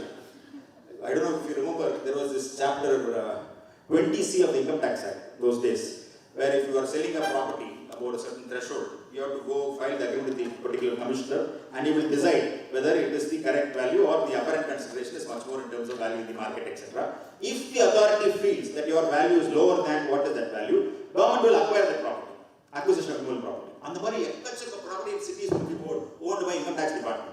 And the என்ன ஆச்சுனே தெரியாது. கடைசில ஒரு 5 years கழிச்சு whoever wanted to buy will buy it from the Income Tax Department. That also happened. Because what would they do with those assets? See, you must be able to encash those assets. At least those were land and building which went up in value. Crypto assets have crashed also. So we need to look at different solutions, but they said we'll attach, we attached. Now look at this. If you have not read anything about cryptocurrency and if you would like to know that subject, read Justice Ram Sunan judgment in Internet and Mobile Association of India. It's a lengthy judgment, it runs to more than 200 pages, but it's like a movie. It's written like a script, written like a full-fledged movie. So he said that ED can step in only when actual money laundering takes place, since the statutory scheme of PMLA deals with the procedure which is quasi-criminal. And he talks about cryptocurrency and he squashed the RBI circular which tried to ban cryptocurrency. Benami transactions, definition of property is very, very wide. Therefore, concept of benami can always happen. Take this example. Cryptocurrency purchased in the name of A through funds provided by B and held by A for the benefit of B. Then it can be a benami transaction. Problem is identification of benami transaction and how would you confiscate the benami transaction? Enga vechirukane theriyadhu the crypto asset. Where does he hold it? It is held in a wallet. Wallet na purse kediyadu. Okay, you should not look at your purse and you show your purse, let me your wallet. Wallet, where have you look at? That wallet is a complete different story in terms of access, whether who has access, etc. Merely taking the system will not help, because there are intermediaries who identify how to store these cryptocurrencies. So Finance Act 2022, 115 PPH, special provision, tax at 30%. How does it very clear? I want 30% tax. On what? On the income from transfer of VDA. And then when government launches something, they launch with some venom also. No deduction. You cannot claim any other deduction except the cost of acquisition. Then somebody must have told them, sir, they may use it for loss, set off capital loss. No set off loss straight. If you ask me, this provision is brilliant in terms of revenue collection. But did they get money? Answer is no, because market crashed. If you transfer VDA, that money that you get must be more than what you have paid for that money to be taxed. Whoever was selling at 20% of their purchase price. So that last point actually is a saving grace. In the loss which is where income off, that at least is a saving grace for income tax purposes. Receipt of VDA without consideration tax and the recipient has income other sources. Then they decided, using the word transfer, why not you borrow from 247? We will soon know whether it is a good idea or a bad idea after the next few slides. So they borrow 247, whether capital asset or not. Then typically we have the standard formula, bring something to tax. Then how do we know that somebody is liable? So there is a provision for TDS. And then there is an obnoxious provision saying that if there is any difficulty in implementing this provision, guidelines will be issued. Guidelines will be more than the section. Last few sections we have seen, 194R, 194S, all of them are in that set of segments.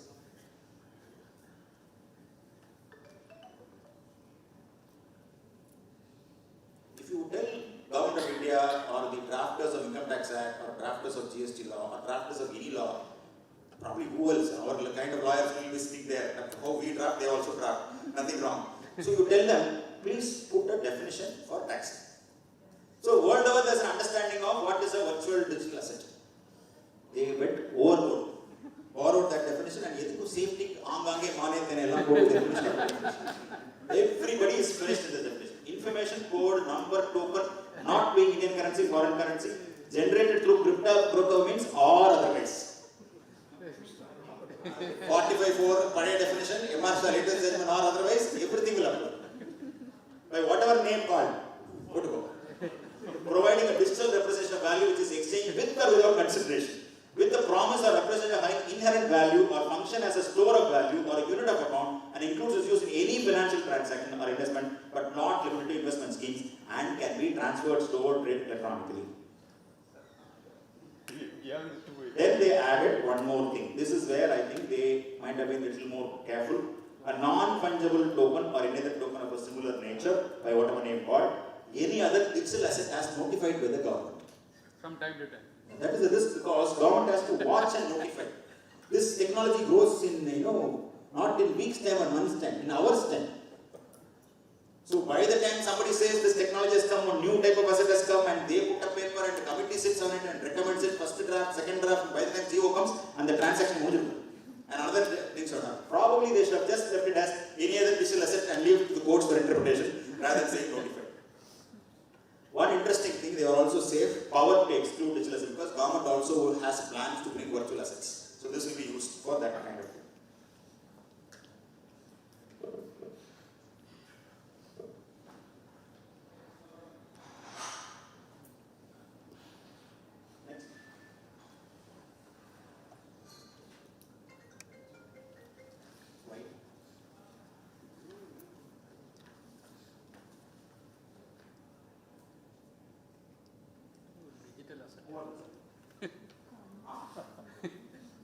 115 BBH facilitates tax and income from transfer BD, and you have a flat rate of 30%.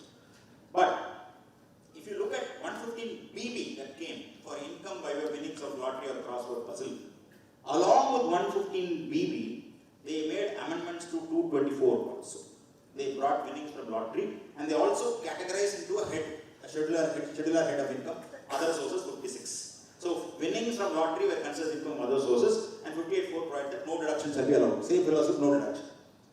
For 115 BB heads, no amendment to 224, no inclusion under 56 reference to VDA. So there can be a legal question whether 115 BB heads alone is enough for sustainability. I'm not giving answers, I'm only putting questions.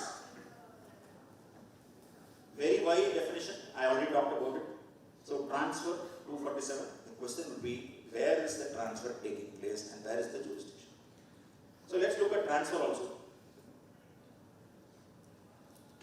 If you look at the components of transfer, sale of a Bitcoin through stablecoin and USD, plain vanilla transaction, you can tax it. Exchange. And the RSC book and money. I give you Bitcoin, you give me Ethereum. Barter system. Now, if you give a Bitcoin for Ethereum, whether both parties will have to pay tax? Because you have transferred Bitcoin for Ethereum, he has transferred Ethereum for Bitcoin. So definitely both parties have to pay tax. There cannot be another interpretation. Transfer content section 240 of the Income Tax Act, envisages no doubt sale, exchange or relinquishment of asset, but mere conversion of one currency to another currency cannot be considered as an exchange. Exchange is conduct was mean transfer one capital asset for another capital asset. Like a sale, it requires 2%. That cannot be a sale or exchange to oneself. This is the judgment in Tihar Kumari. How much can you apply it to this can be another debate. Third category of transfer, relinquishment of rights. I have rights, I have relinquished it, that's a transfer. Extinguishment of rights. Sometimes what happens? You will have crypto in a wallet sitting in an exchange. Exchange developed. Exchange is a fraud. He has run away. There are a number of cases where exchanges are closed. So the exchange could be completely gone, where impossible for you to deal in the crypto, whether that amounts to extinguishment of rights. Or from your wallet, somebody has stolen your crypto. Your wallet has been, pickpocketed in the virtual world, whereby the crypto has been taken away by somebody else. Does it mean that there is an extinguishment of right? I don't see, so quickly you will get case, unless somebody files a writ petition and tries to get this all adjudicated, which is very rare. Compulsory acquisition, like what we saw, ED attaching or government attaching. Conversion of crypto asset into stock and trade is 45(2) applicable. Can crypto be considered as a capital asset when it is treated as a VDA? Wherever I put questions, they are all seminars for one full day. I will not talk about it. If capital asset, sale of crypto as stock and trade, 115 PBH or business income. These kind of questions will come up for interpretation. What is the cost of acquisition? I buy multiple cryptos at different points of time. FIFO, LIFO, hybrid, no answers. We'll have to see. Biggest challenge for anybody, your statutory auditor, your advisor, the person who is certifying the accounts, his headache is more than the income tax department's headache. I'm sure PMLA session would have covered your risk that is there for a professional. How do you know whether this assessee whom you are dealing with has also dealt with this transaction? I came across a very income tax interesting notice for my client. My client is in UK. He got a notice from our friendly department where it said that your son is engaged in cryptocurrency, please provide details. Can you believe this notice? Okay, I will to get it. Sir, my son minor, yes sir. 35 வயசா இருக்கு. எங்க இருந்தாலும் நீ கூட இல்ல sir பேச்சுவார்த்தை கிடையாது. அதெல்லாம் போட்டு பதில் போட்டாங்க வேற என்ன பண்ண முடியும்? You can only ask the son, you cannot ask the father for the son's transaction. Why I am saying is the government also is clueless as to how to track these transactions. For example, they have done an income tax in Companies Act. Schedule 3 of the Companies Act now mandates disclosure of cryptocurrency transacted by the company. Is it adequate? May not be adequate. Future, I'm sure they'll have a column in your IT return. One more column. Have you bought, sold, dealt with, or in any manner had transaction of virtual digital assets as defined under so and so? Yes, no details. No, withdraw. That cannot be enough. Do you know your neighbor or friends who are doing all these transactions? Go to column. Because how else will you track this information? How else person to get this data? It's going to be very, very complex. And transactions outside this, there is something called as hard wallet and unhosted wallets. Unhosted wallets in the crypto world is the black money of the crypto world. Crypto is black. Black money of the crypto world is the unhosted wallets. So my view, I sincerely believe this. Crypto has the potential to become parallel economy with all the risks which are associated. Kashtappatti, we have eliminated cash to a large extent. We have gone to a digital world, we have gone to a cashless economy. Unless we are careful, we will end up the whole thing in somewhere else. And that cash is moota moota adu puchana. This is moota. So how do you find it? Not good for the economy, not good for the nation, not good for the growth of a country. You can't have one sector of economy going completely like that. What is not transfer? In cryptocurrency, there is something called as lending. Unbelievable, these guys. They will buy a set of cryptocurrencies and then they will stake it to the system exchange itself. They will pledge their own currency. That fellow will use that to lend it to somebody else to buy another cryptocurrency. For that, you will earn cryptocurrency. So the question is, what is that earning? Is it interest on account of lending of money? Or if crypto is property and property is lent, is it interest or is it rent? Whether it is neither rent nor interest but income from other sources, what is the fair market value for determining income? Can it be said that the transfer of PDA is the only transaction that is currently taxable? Lending is definitely not transfer at 247. Therefore, what is taxable? Only transfer. When the crypto earned as interest is subsequently sold, 115 BH will easily come. What is the cost of acquisition? I give an example. X borrows 300 Ethereum from Mr. White and is required to pay interest in Ethereum at 3%. If the receipt of interest in the form of crypto will be income others from the hands of Mr. White, what is the position in the hands of Mr. X? Mr. X is no longer the owner of Ethereum to the extent of that interest. That's the amount of relinquishment of rights. Those questions will also come. Some of these questions have come. That's why I'm able to put this. Then I talked about mining. As I said, world over miners exist with all kinds of systems and technology. Biggest disadvantage of all this cryptocurrency is that it consumes power. Maximum power consumption. Super power consumption. One of the parameters for income tax is to find out your EB bill. Why are you having so much of electricity bill? There is some increase in electricity bill. Why? They can look at it and see whether there is some other activity. Probably, you need factors. Like those days, excise, they will look at your power consumption, look at your stock manufactured, and then tally how much you actually manufactured, and then come to evasion, suppression, etc. Puzzle gets complicated over a period of time. The node that solves the puzzle verifies the latest block and is rewarded with cryptocurrency. Transfer contemplates the existence of an asset that is transferred. When mining is self-generated, can you call it as a transfer? How will you do fair market value of a VDA mined? Or whether it is business or profession, or you can say that nobody has given this money to me. It has just come because I solved the puzzle. And where is that fellow? Location, jurisdiction. I am not even touching SEP. I am not even touching Section 9. I am not even touching business connection. I am not even touching equal access levy. I am not even touching e-commerce operator. I am just touching the tip of the iceberg. Another technical word is called as airdrop. Airdrop means suddenly somebody will give you cryptocurrency. You are in this field. Let us say you have invested in X type of cryptocurrency, which is not all doing well. That same technology fellow who has created the X currency finds that you are losing interest in X. Therefore, to keep you incentivized, suddenly it gives you Z as a cryptocurrency. It will come in your wallet. That's called as an airdrop. Airdrop. What is it? Is it income from other sources? Is it gift and therefore tax in the hands of the donee? If it is gift in the hands of the donee, who is the donor? Nobody knows. Invent பண்ணாலே யார் தெரியாது. That fellow itself is not known. The system gives you. When you say system is the person who has given you the gift, he is the donor, you are the donee, 56(2) will apply. Then distributed ledger kulle ஒரே ledger ல போயிட்டு இருக்கோம். Green one fellow decides that no, I don't agree to those rules. I want to change the root of this ledger. 5 people join. That is called as hard fork. That is a separate block. So the group kulle there will be a division soon. In that is what is called as a hard fork. I don't transfer. I donate to charitable institution. Charitable institution. After New Ahmedabad Authority, he is not even there. But assuming he is still there. So you give donation to charitable institution. Now what is in the hands of the donor? It's a donation. I can donate anything. Property of any kind I can donate. What what is in the hands of the trust, usual procedures will apply. So if the trust wants to encash it, it has to sell. If it has to sell, it becomes a transfer. The transfer income, whether it's income under section 11, will be under debit. Gift of VDA, no tax on the donor, tax on the recipient through 56(2)(x) is possible. But of course, you can argue that it may not apply. Of course, your exceptions, relatives, etc.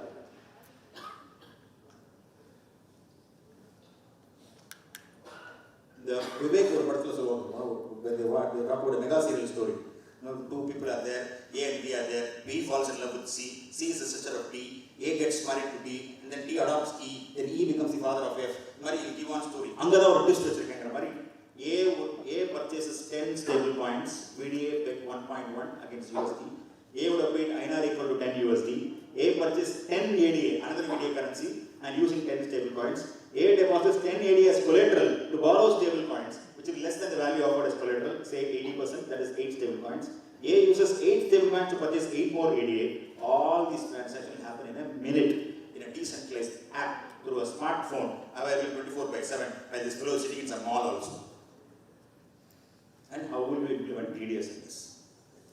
Luckily, the board gave one guideline saying that the LRM we cannot handle. One fellow, if he can do it, we'll fine with it.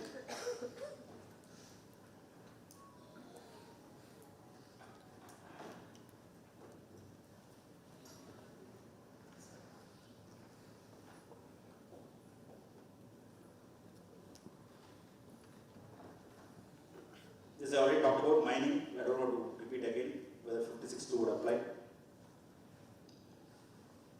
Nobody knows why these miners are, by the way.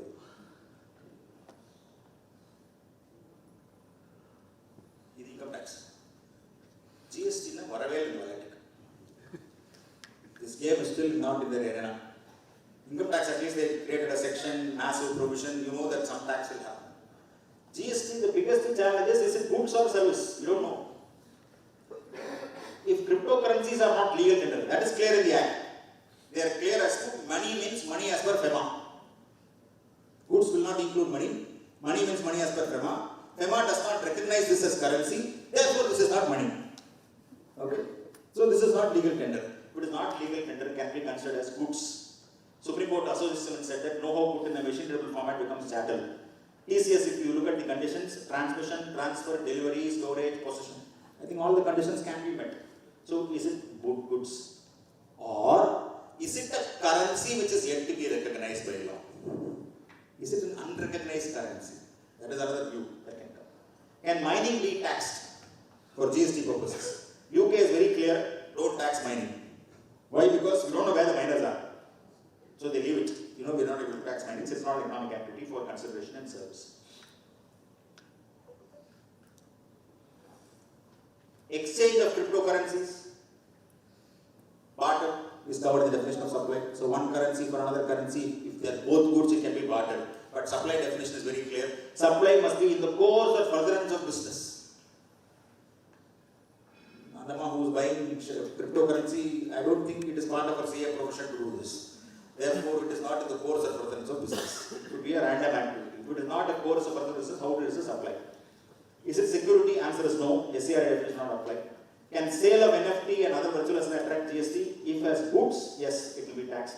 Then there will be jurisdiction. Who is the location? Where is the location of the supplier? Where is the place of supply? Who is the recipient? All kinds of issues are existing.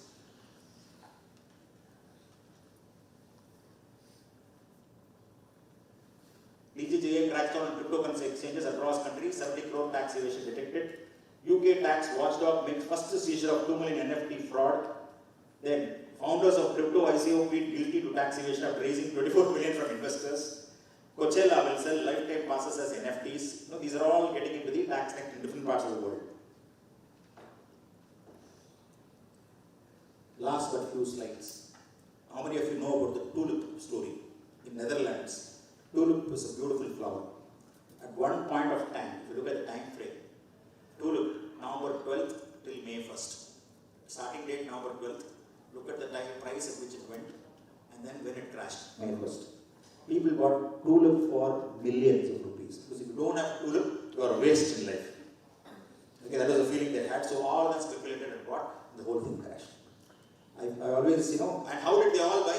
Because because they believed in comparison. He has tulips, I don't have tulips, so I buy tulip. Forgetting the fact that comparison is the thief of joy. So they forgot all that and they kept on buying tulips and tulips and tulips, and then it ultimately crashed. Flower, nothing but flower. People paid millions, sold houses and bought tulips. Go and read that story. It's called tulip bubble. Is crypto a tulip bubble? Possible. Why? There is no underlying asset. There is no underlying asset for crypto transaction. Valuation, how is it based? Because there is scarcity, value is going up. Because there is speculation, value is going up. Unregulated mechanism. Huge challenges in enforced. If smart contracts are the basis for all these blockchains, what happens if you have put rogue conditions in smart contract? That is also possible. Is crypto a Ponzi scheme? I don't know. It is possible. There are so many fellows who have already lost money. Generally, for investment, you look at Warren Buffett. What is Warren Buffett's view on cryptocurrency? Cryptocurrencies have no value. They don't produce anything. They don't reproduce. They can't mail you a check. They can't do anything. And what you hope is that somebody else comes along and pays you more money for them later on. But then that some person's got the problem. In terms of value, zero. That's Warren Buffett, not my view. But technically, yes. If there is no underlying asset, how does your value go? But if you look at some of these public issues that came up recently, those fellows never had revenues.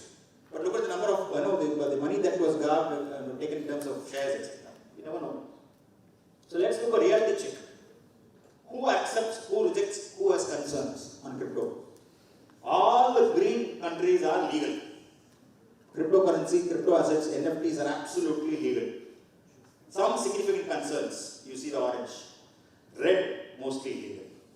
So in India, we have some concerns, but we are still not sure whether we should become red or we should remain green. I doubt if we become red, we'll try to put some kind of control in terms of declaration, etc.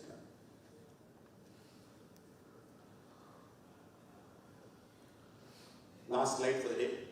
Kattradu kaimanalavu, kalladadu ulagavu. Next level is semantic web. Semantic web means today you put a search in a particular word, it will search and bring all those words and give you. Semantic web understands the meaning of the word and what you are trying to search for and gives you more optimal results. Metaverse, virtual reality, augmented reality. Today this fellow does not have the time to go and buy a shoe. So he goes to a shoe shop virtually, looks around what shoes he wants. There is an avatar which can also fit the shoe and check whether it fits his size.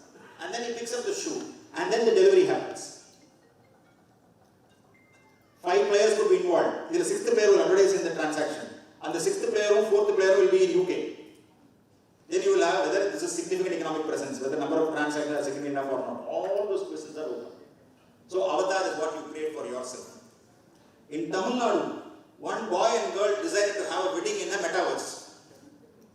So they created an avatar for themselves, had a wedding kind of a virtual scenario, where they had their parent, the father for the girl had passed away. So he became an avatar, he kind of blessed them in the metaverse and they came out. This was another saying. There are bad stories of metaverse where there is even harassment of women in the avatar. Low level perversion. To harass an avatar. Advertisement revenues, billboard revenues are significant. Content creation is another big area as far as this is concerned. And AI. AI is everywhere. If you think that you are not using AI, you are wrong. All of us are using AI in different forms. Your Swiggy and your Zomato and your Uber itself is driven by AI in terms of various aspects. But the next level is generative AI. So generative AI is next level of intelligence. For example, if you take ChatGPT. How many have tried ChatGPT? Nice. How many have tried Bard? Bard try pannala. Adi try pannala. Bard is better than ChatGPT. Ellame wrong because ChatGPT and Bard will give you hallucination. Other than that, சில பேர் இருப்பாங்க நீ ஏதாவது நீ அவனை கேள்வி கேள தெரியாதுன்னு சொல்லவே மாட்டான் ஏதாவது ஒரு ஆன்சர் சொல்லு so like that ChatGPT if you ask something has Rajinikanth and Amitabh and Jaya Badri acted together now yes சொல்லு படம் சொல்லு so they call in technology they call it hallucinating so the ChatGPT can also hallucinate but ChatGPT can wipe out lawyers like us I wouldn't say us to some extent because we are all tax lawyers to some extent கொஞ்ச நாள் படிச்சுப்போம் Probably another 3-4 years we have scope. But document lawyers, contract lawyers, transaction lawyers who do only plain drafting of contracts, or the ChatGPT can generate the same document which a junior takes for 1 week in 30 seconds. I have tried it.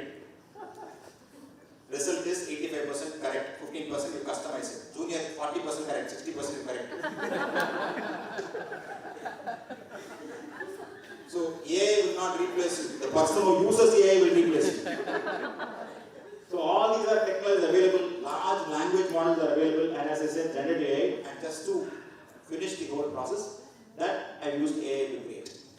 So I wanted an AI of a octopus which is confused by reading all law books, sitting in the middle of the ocean. So with that, I thank the organizers for a very, very good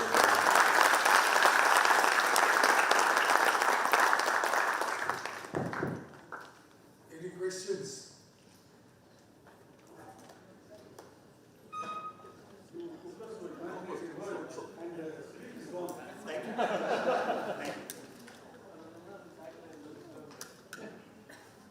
No questions?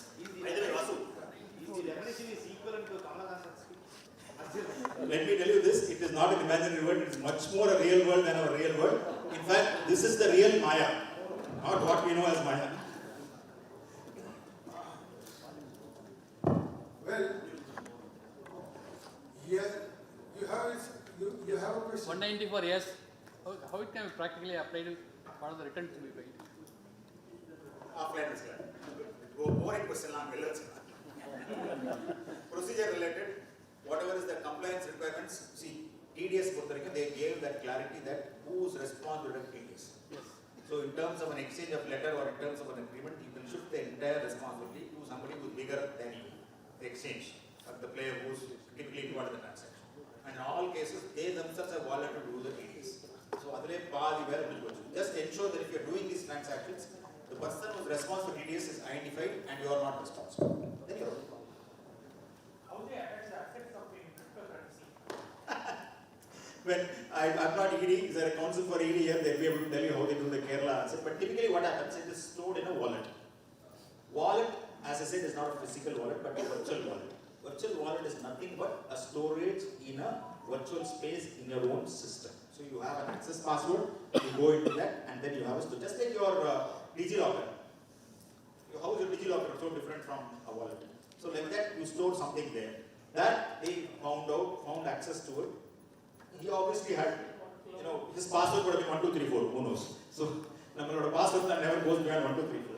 So, for the merit 8 digits, otherwise, 8 characters extra. Otherwise, 1234 was a standard password everywhere in the world, whereby everything is working. One of my friend used to tell me that he was doing a cyber audit and he found that they were using 1234 so much. He said, what is this nonsense? You are vulnerable like anything. Please change your password every day. So these fellows implemented it. 1 month later, he went to a post audit check to see. Sir, we are doing change of password everything. Oh, fantastic. Then he found that every computer had a yellow sticker.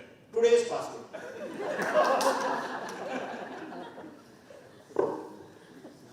Sir, this is not related to the subject, but as a tax expert, I have a doubt. Faceless assessment is going on and appeal is going on. Is there any chance to get opportunity for personal hearing in the case of faceless appeal stage? Because in the ground, I have. This is out of this one. Out of please. They may be having. Sir, there is one landmark decision of the Madras High Court where they have said, even in a faceless assessment, opportunity should be given physically by the assessing officer. Days are not too far, then the appellate authority will also give you personal hearing. Sir, there will be days where you can have an avatar will go and appear and argue. Whatever sharing will happen. You may find it, amusing. 2018, I made a presentation for ENY in Bangalore where I said virtual courts will happen. And where are we? 2018, before COVID. So all world is changing so fast beyond our imagination. Supreme Court had reserved 1 day for virtual hearing. So this is what is happening now. Well, friends, the topic is too technical. I can understand. Therefore, there are no many questions. What is required to be done by the association? That for our members. That see basically what he tried to do. He not only explain the law, but also explain what it is. First you should know what it is, then only you can apply the law. So the first thing in these cases is, because see, so far we were dealing with only tangible we were concerned with the intangibles also, but only few, like your software and licenses. Now this is something new. Something new a common man does not know. So what it is, that is you require some days to study it, and a training has to be conducted by the association or the members. Likewise, like the GST departments or income tax department that conduct for their officers. And then application of law. See, what I understand to my mind, because this is new in our country. But there are, it has been there for years together in the foreign countries, especially UK and this one. There are judgments under UK law and this one. Anyway, in the course we will study them. Basically, the laws which have been framed in India, that is Singapore Act 1930, then Contract Act 1956, we will have to see how they will apply to such intangible things. It will take some time. Today, I must thank him for covering the almost whole subject. Thank you very much, sir. Thank you. Telephone by car, traveling in the car during 80s, during after next 95 or so. This fantastic revolution by way of the cell phones have come from 90s only. Similarly, this may not take much time to overthrow all these things. That's right. And then we have to understand how the law. Now see, basically, not knowing the technicalities, how to use those technicalities is more important than that. Artificial intelligence may be there. So many equipments the government is giving the government medical colleges or something. Chairman, sir. Correct. We are, one second, correct. But we are more concerned with applicability of this than your usability. He trusts the Associated Cement, then Tata Consultancy. There is BSNL also. But now, how far those are applicable to such type of intangible goods, that we will have to see. We will have, after 6 months again, we will have one more session. Thank you. Before closing the session, I have one pleasant task. Can I request Mr. Bhima Bhatt, Chartered Accountant, to be here?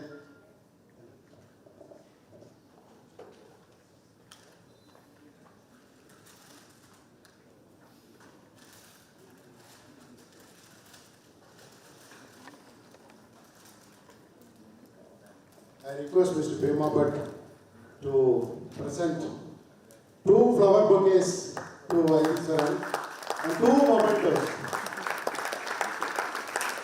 Happy to announce that today is the wedding anniversary, so we can go ahead as we do.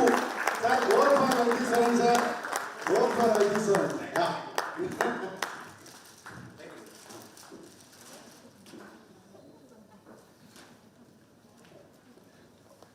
Sir, can I speak about like CDD conference for Yeah. So that kindly display this. No? Anyway, we have a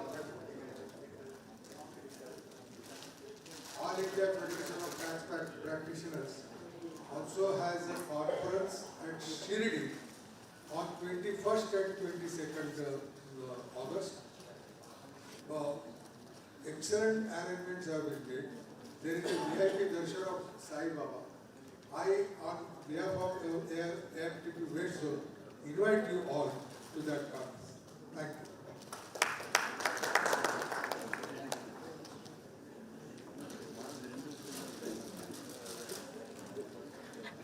Thank you, sir.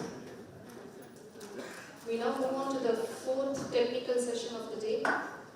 This is a panel discussion and the topic is information, underreporting, misreporting in the IT and GST.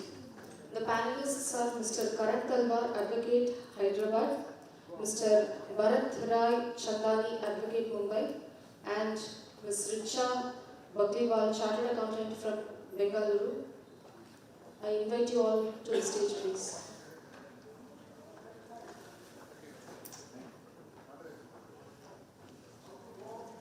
Moderator, Mr. S. Jayakumar, Advocate, Chennai.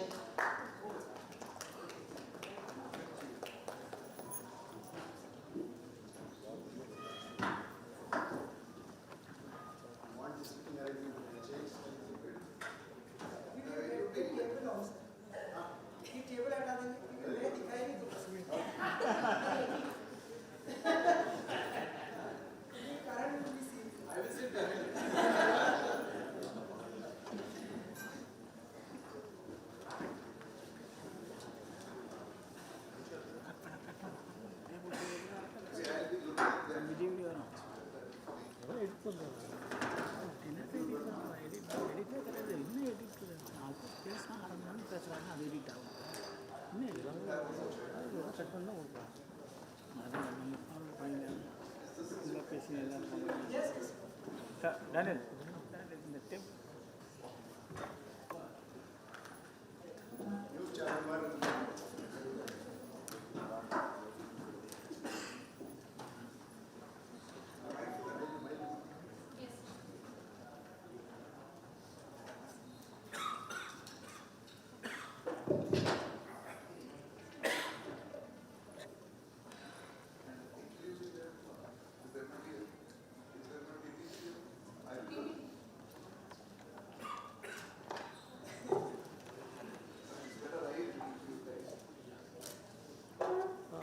First of all, very good afternoon to one and all.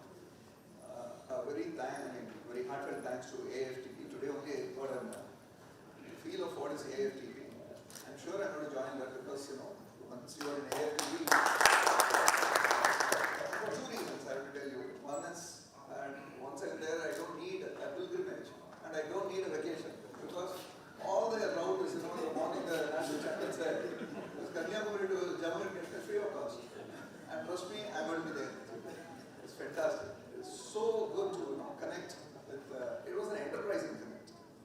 And thanks to Baski, my lovely and a very revered friend for giving me this opportunity. And thanks to FTP, my mother ground. Today, in fact, I'm the better person to introduce my guys because I'll start with Bharat. Bharat is, I have to tell you that I don't know how much dowry he got as gold, but I'm sure that the number of gold medals he has should be definitely brilliant.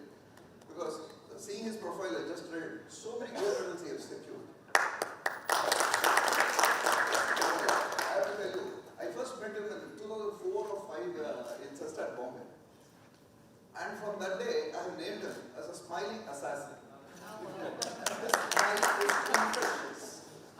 His smiling assassin. He will kill you with this smile. He will go down on your knees with this smile. They are fabulous. And the first day, I met him, he gave me a wonderful smile and he retains it till date. And say, what is it going to be 20 years? And like all other courts, Mumbai Tribunal also has one customary thing that outstation advocates are always given a preference, priority. We stand up and say that we are coming from Chennai, some other place, and they immediately accommodate you on top of the board or something like that.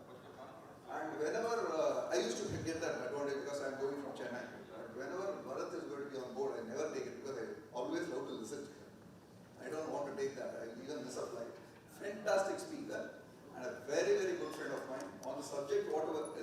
Best part is, they call me as Asurabhu because I fight for, the right. But the way the cases he has done in the Bombay High Court and etc., he is a fight for cause. So it will be a great privilege to visit Bharat. Bharat, it's lovely having you on board. Very, very privileged and a wonderful, dance. Then Karan. Karan is a person. See, he practices Tai Chi. Tai Chi is an art. It's a Chinese art. It's a, I don't know whether it is a fight or something like that. They say it's a martial art. But again, they also say it as, there is another definition for Tai Chi. Tai Chi is a meditation in motion. This guy is an edifice. I've seen him for so many years. In fact, our Hyderabad office is always engaging in Karan for our cases there in a High Court. He is a meditation in motion. They say poetry in motion, no? He is a meditation in motion. In every act, the grace with which the finesse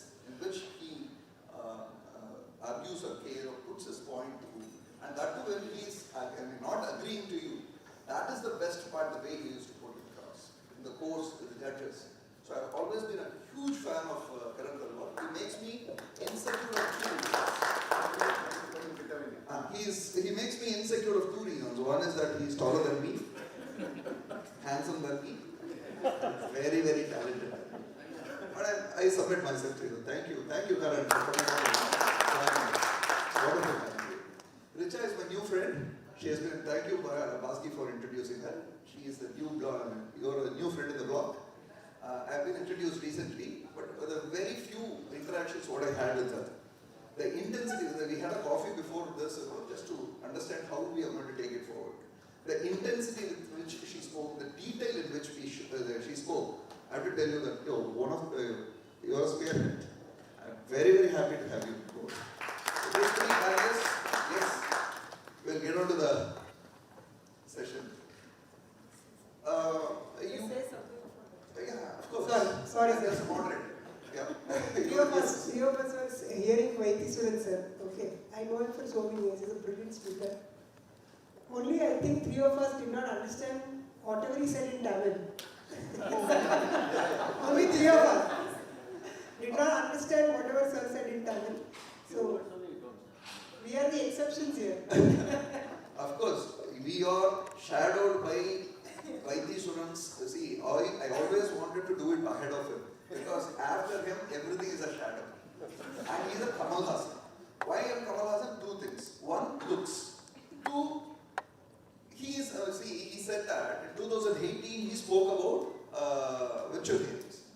Oh my God, Anbesivam, if you have seen the movie, Anbesivam, he said tsunami is coming. So, in that way also, Vaiti is Kamal Hassan. And we'll try our best to just to do it. You have been fabulous. The way you have ignited, the session has ignited my mind. I have to tell you that,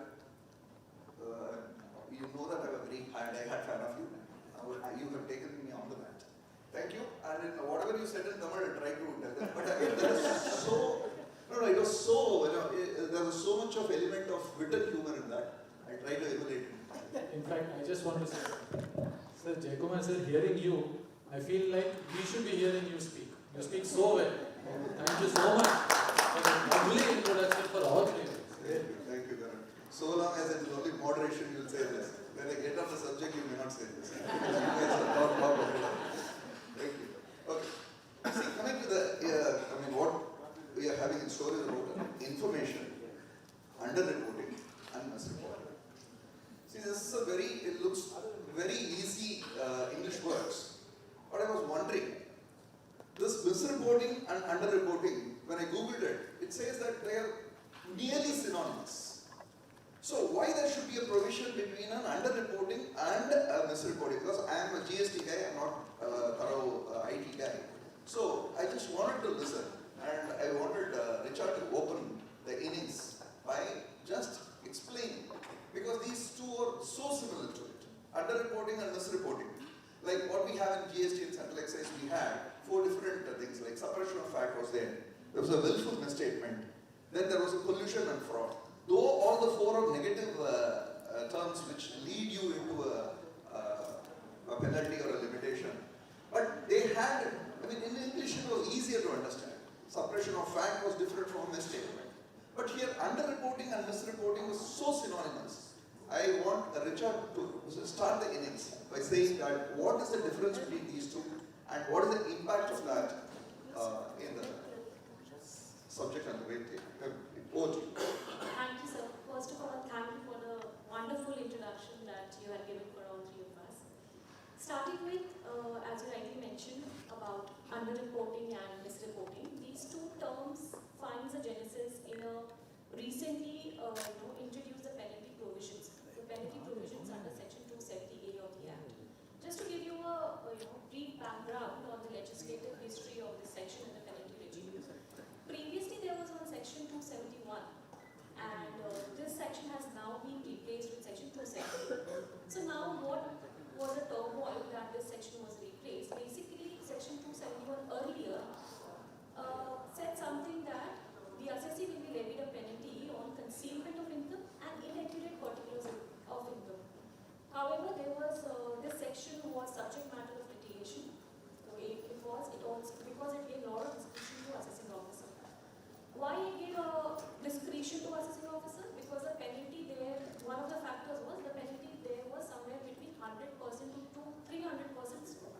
tax ought to be evaded. However, with the new section, the government intended to bring the objectivity, clarity and certainty. The government introduced this new section 270A. Now this new section, has these words called underreporting and misreporting of income. Now, as you rightly said, sir, what would be the difference between the underreporting and the misreporting of income? And it sounds like a very thin line of difference between the two. However, it is not so, because the Income Tax Act have objectively defined what is underreporting and what is misreporting of income. For underreporting of income, they have broadly defined certain circumstances to say that they will be the underreporting of income. And broadly to say what they mean about the underreporting of income, that what is the assessed income whenever is the difference between the assessed income and the processed income will be considered as the underreporting of income. Broadly, they have defined it this way about the underreporting of income. However, misreporting of income, what they say is misreporting, as we generally know, misreporting means something with the wrong intention or the wrong wrong reporting of income. That's a misreporting of income with an intent to deceive, or maybe you can say that with an intent, deliberate action of an assessee or a taxpayer to actually to reduce its total income. That's more or less like broadly how they have defined the misreporting of income. They have included cases like suppression of facts, material information, recording of not recording of the investments, or to claim the bogus expenditure, or even the false entry in the books of accounts. They have broadly defined this as a misreporting of income. The penalty now, they have how it is underreporting of income. They are saying 50% of tax ought to be evaded would be the penalty. However, in case of misreporting of income, they say that now it is 200% of the tax ought to be evaded. So this is broadly a difference between underreporting of income and a misreporting of income. And now they have objectively said that this will be the penalty for the misreporting and underreporting of income. Thank you, Isha. See, penalties, this 50% to 100%, then again 271 AAD introduces a new penalty, and GST we have 122 penalties, so many penalties, so on and so forth. I'm just wondering, because I had been in the department where every budget we used to see that what are the different, what is the new tax which is coming, which commodity is brought into tax. Like, why is an income tax, will be always curious. What is the new slab they are going to give it us? Are they increasing the slab or not? Are we not into I just want Karan to touch on this, are we not treading into a new terrain, at least for the past decade or so, where every budget or every other amendment, are we not now curious what is the new penalty which is coming inside? Are we not, more than the tax rate, more than the tax slab, are we not also, see the session itself is on penalties and etc. Are we not into that? And here I have to say that, I don't know, when service tax was introduced, in 1994, it was introduced on 4 services and thereafter it got its own lead. And someday, it took over the revenue collection on service tax, took over the collection of central excise duty. I would be surprised, maybe in another 5 years or down the line, will there be another vertical? A penalty collection will be much more than the other taxes collection. There will be 4 verticals for the department. That there will be income tax, customs, GST and penalties. Are we going into that trend? What is your take on that? Are we in the right path? Are we in a reformative path or a punitive path, or are we in a, what is that? Are we in the right lane? What is your take on such drastic penalties every time? In fact, it's very interesting if you try and see the trends that are at play. One trend is what you're saying, that with each budget or with every 2-3 budgets we see new penalty provisions. The intent of the legislature seems to be that the assessees are geniuses at avoiding taxes. So, and we all know that governments are by and large reactive. They are not able to plan well in advance. So they feel that every time they see a new instance, they will bring in a new penalty provision. But the other trend is, and if you see especially in Finance Act 2023, there's also a projection that we must decriminalize some offences and to make it more easier for doing business, for example. So there are contradictory trends in fact, but what I find is the punitive measures which are coming in are very, very severe. And what is being decriminalized are some of, for example, the smaller non-compliances or the reporting compliances, etc., etc. So we are seeing these two waves sort of go hand in hand. But certainly, what we really require, both as SSEs or as consultants or professionals, is foresight in legislative drafting. Until and unless we have clear foresight in legislative drafting to have clear language which covers these kind of actions, and they can do it. I mean, take an example, for instance, when we talk about fake invoices, etc., etc. We had penalties under 122. They knew beforehand that this is going to happen. You could have had a comprehensive measure, even in 2017 itself, how to deal with it. But now we have a 271 AAD which comes, so now you are going to have to deal with multiple laws. Why can't it all be in under one law? It's a little odd that the objects and reasons behind a provision like section 271 AAD will say that fake invoices are coming to facilitate input tax credit, but the penalty for that is coming under the income tax act. So what is happening is we are being like a very, very reactionary or a very reactive, we are having that kind of a reactive government that is doing piecemeal insertion of various provisions. And you know, it's a very famous saying. One of the unfortunate victims of legislative drafting is the legislative man himself. So this is what's happening. Now, for people like Bharat and me, it's going to be a lawyer's paradise, I can tell you, from a reading of these various provisions, as to who's going to fall under which net or not. So is the purpose also served? So it's something to be very deeply thought about. Oh, and can you add one more thing? See, Makaran, I stay with you. We have a protection of Article 20D, where it says that for the same offence you can't, for the same act or for the same offence you can't be penalized twice, if I mean, trying to reduce the juice of it. That being the case in every other law, for example, say, a Customs Act has always had that, 112 and 114 were always mutually exclusive to each other. And in GST also we have 75.13. 75.13 says that if there is going to be a penalty under 73 and 74, then no other penalties has to be levied in any of the other provisions. But in this, whatever you touched upon 271 AAD, 271 AAD is coming up. See, I am seeing a triple jeopardy in that. One is that, say, 271 AAD says that a false entry will, first the entire, whatever the entry, the purchase itself will be going for a toss. Then there is a penalty for that. Thereafter, there is 1270A because that will lead to a misreporting or an underreporting, because what is the consequence of a false entry would only land up. Any of you can answer this. Can only lead to another misreporting or an underreporting. So there is a penalty cast on there also. For the same act, I'm saying, a false entry and a purchase will lead to a false income or an underreported income. So there itself you have a 270A and 271 AAD as a mutually inclusive penalty. That's why I was asking whether penalty is going to be a revenue. Drawing from there straight away, because false entry or a fake invoice is a direct import from your 122.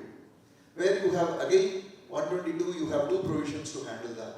Again an equal penalty on those. This is on complete value, they are on tax. Is it not a multiple jeopardy we are talking about? What is your take that, of course I do agree that double jeopardy is not a case, and of course we know that, but I want you to deliberate on that. Within the act itself, are we not a bit penalty greedy? I just want you to say that. So, again, the way the law has evolved, when we look at triple jeopardy, for example, the first limb that you touched upon, for example, in a fake invoice situation, is the admissibility of the expenditure. And whether if the entire expenditure is disallowed, that itself is in effect like a penalty. But if you look at some of the jurisprudence there too assessees have been intelligent in arguing. I mean, for example, it's a common practice, may not be correct, but it's a common practice that when you have fake invoices, the goods are actually received, but they are purchased maybe through Hawala transactions or from off-market suppliers, etc. So what happens is goods do enter, for example, a factory, but there is another accommodation entry provider who issues the invoice. So there has been a difference of opinion amongst our courts also, as to whether the entire expenditure would be disallowed or not. Because there has been some expenditure nevertheless incurred and an output supply or a forward transaction that has been done by a particular SSC. When we come to transactions, for example, under section 270A, again it is contingent on how your income is assessed. You may have a case of underreporting or misreporting, but unless there is also a consequence in terms of income being there, the penalty may not be there. The third is, for example, a case of 271AAD where the entire false entry is sought to be punished by saying that the entire value of that will come upon you as a penalty. It, in effect, can become a case of triple jeopardy for a particular SSC depending on the facts of a case, but it may not. So that's what the legislature is grappling with. We have this kind of structuring that can be done to minimize liabilities under one of the three. So that is from the perspective, of course, of the legislature. But I think, just like you were mentioning, 112 and 114 of Customs Act, 7513 of the GST law, the legislation must also recognize that there is something called doctrine of proportionality. We keep hearing this term as lawyers. For an offence, let the punishment be proportionate. Is it truly proportionate in this case? I think that's somewhere where there has to be some sort of a thought process that comes into it. We all know that constitutionally the principle of double jeopardy does not apply to taxation statutes. That's also because of the history behind why this fundamental right was inserted in the Constitution. It came from a background of criminal law in the UK, the US, etc. And Supreme Court has held, High Courts have held, double jeopardy doesn't apply to penalties imposed under tax law because penalties are nothing but additional tax. So that's the principle behind it. But I think this is going to be a ground of challenge. Like on the doctrine of proportionality, for an offence like this, can there be such a huge sort of penalty? But we must also remember, for example, if you violate Stamp Act, if an instrument, for example, is not duly stamped, penalty can go up to 10 times the stamp duty. So what in economic offences, the trend, however, also is the Supreme Court is sort of unforgiving about economic offences or white collar crimes. So they do say that this has to be met with an iron hand.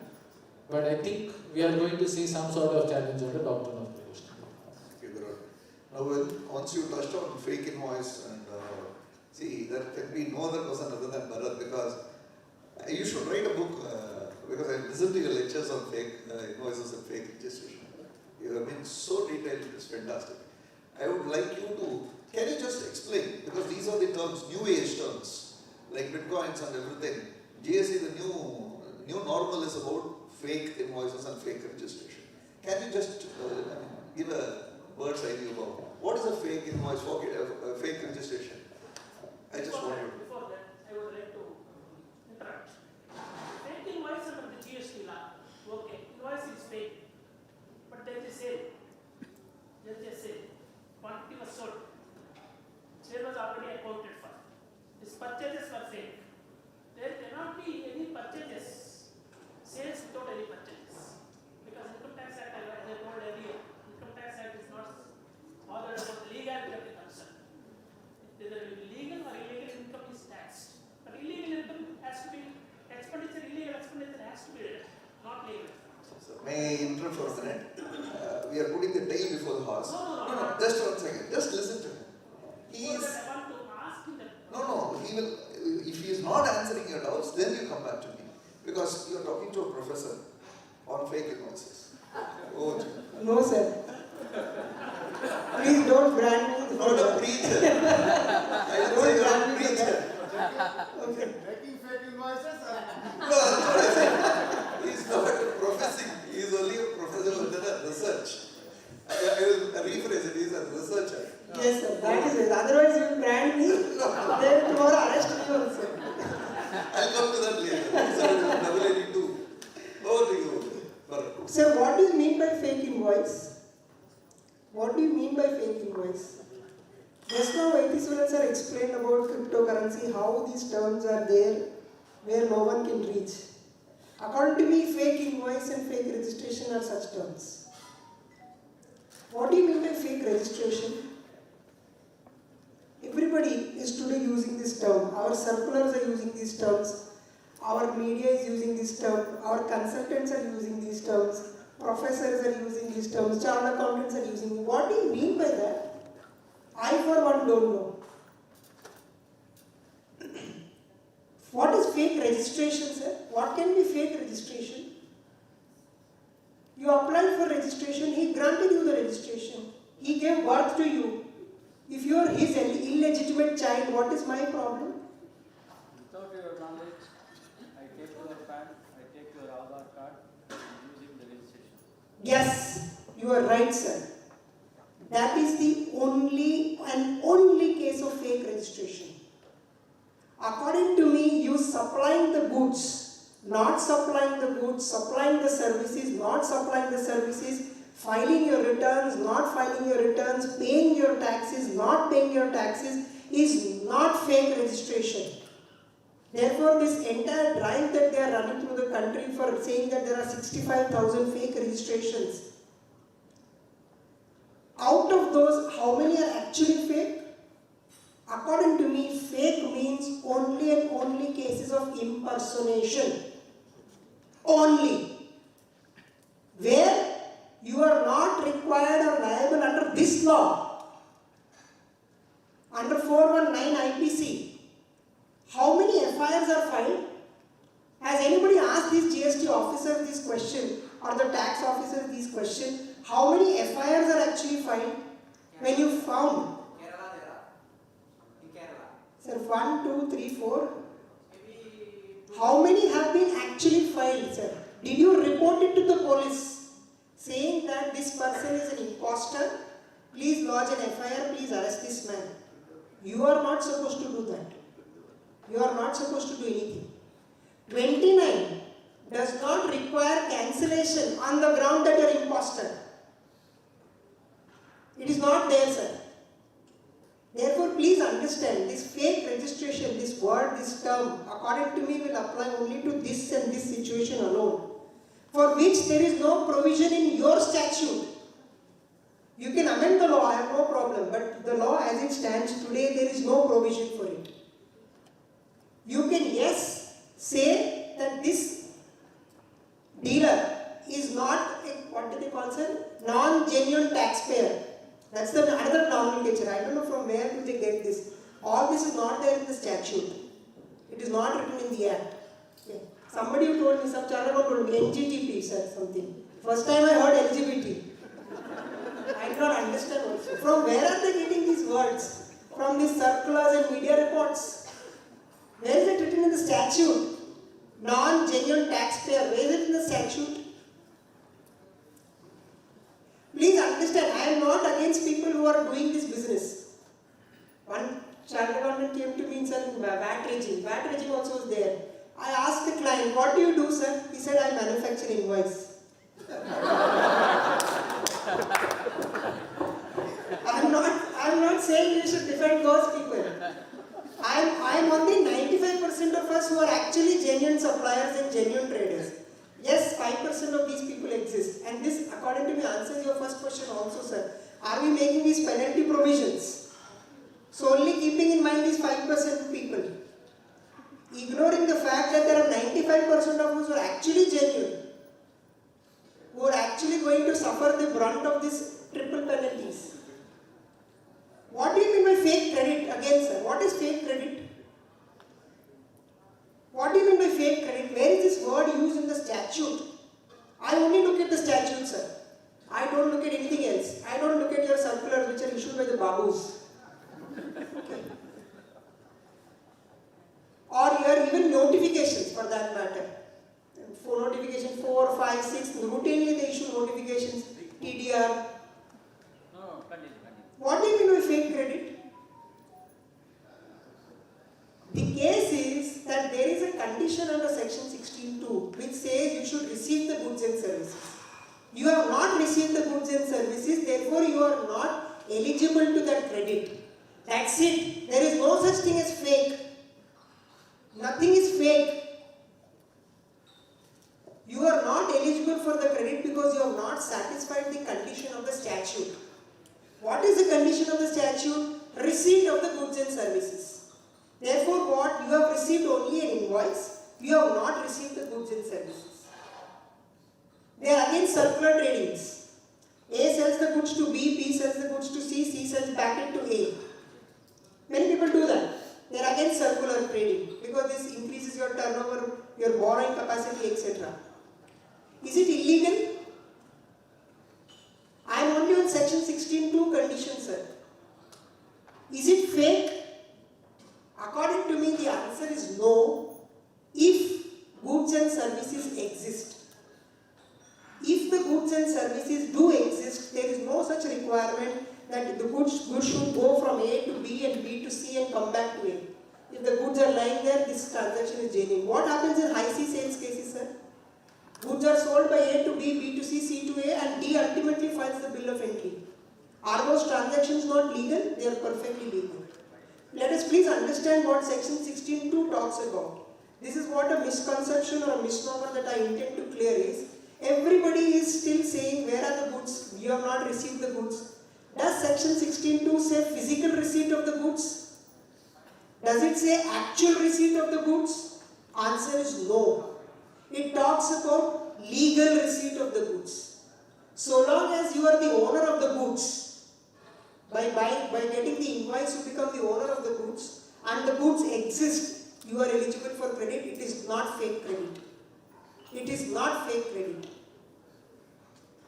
And to answer your question, sir, if I have not purchased, how can I sell? Therefore, when I take credit and I ultimately debit it at the time of payment of the tax, I have reversed it. I have paid it back to the government. Therefore, in this entire chain, according to me, so long as tax is paid, sir. Again, there is another condition. Please let us not mix the two conditions which people do. There is another condition in the statute that your supplier should have paid tax. Whether that condition is legal or no is a subject matter of challenge before the court. But I assume it to be legal for the present. And if that condition is satisfied, you take the credit, you have debited it at the time of payment of output tax. If according to the revenue, there is no purchase, there cannot be a sale. Therefore, they should ordinarily refund the tax to you because you have not paid, you have not made the supply. That they cannot refund it to you because your purchaser has taken credit. And that refund is nothing but a credit in his books. Please, therefore, what I want to say about this fake registration is, there is no such thing as statutorily provided for. I am not saying that there are non-genuine transactions. I am not supporting those. But I am saying when I look at the statute, when I look at the legality of the transaction, these are all perfectly legal with no revenue implication whatsoever. Thank you. In fact, just a second, I have a query. I will finish that, then I will go to you. Okay, say it first. I have to really commend you on this because you have given a new definition by drawing a parallel from high CC. I have to tell you this, never ever it has struck me till date. Because as you rightly said, high C sale is a recognized transaction. There is no physical movement of goods. It's only on an invoice to invoice to invoice, and finally the end user is filing the bill of entry. So what is contemplated, because and 16(2) should be also seen only as a legal receipt, is a fantastic thing. I want to appreciate it. Now over to the things. What is your prediction? Why this government now launched this 1 month inspection for fake registration and all? Now alert is going, no? They come to your doorstep, they verify, they found a lot of data. Yes, sir. Then how it is, sir? Sir, that is to weed out fake registrations. That is to weed out you are doing business on my PAN card and my Aadhaar card and my bank account. You have opened a fake bank account in my name. To weed out those, yes, I completely agree that those transactions have to be weeded out. But if your application form does not contain certain details, it is not fake registration. When you apply to a college, sir, when you apply to a college, you fill out an admission form. They give you an admission, no? Can they throw you out of the college saying that there was a defect in your admission form? Can they cancel your registration, cancel your admission on that ground? Answer is no. I am not saying that they cannot rusticate you from college. They can. And then when they find that you are not Mr. A but Mr. B, this is the intent of the drive. Not to do verifications, please note, they are doing this under the garb of this drive to, they'll come and just to see the nameplate that your GST and registration number is there or no, they will ask the watchman, "Are either rehta hai, wo bolega nahi, fake." They will ask your neighbor always hates you. No, they are fraudsters, fake. Is this the intent of the law? According to me, no. Why do you need a registration? Why do you need a place? Do you need a place of business today, sir? You don't need a place of business according to me. A registration is only an address for the purpose of communication. Today with the concept of GST, you don't need a factory, you don't have a warehouse, you don't have a godown, you don't have a dealer's registration, first stage dealer, second stage dealer, distributor, wholesaler. All these concepts are gone. Today you can work from your home. The registration is only and only for the purposes of communication. You give me your email ID, you give me your mobile phone, and you give me an address so that I can send a letter to you. But they moved the material, no, in that address, raise the invoice and all. Warehouse. That invoice is fake. Sorry? These people not registered in somebody's name, fake registration. But actually they moved the materials.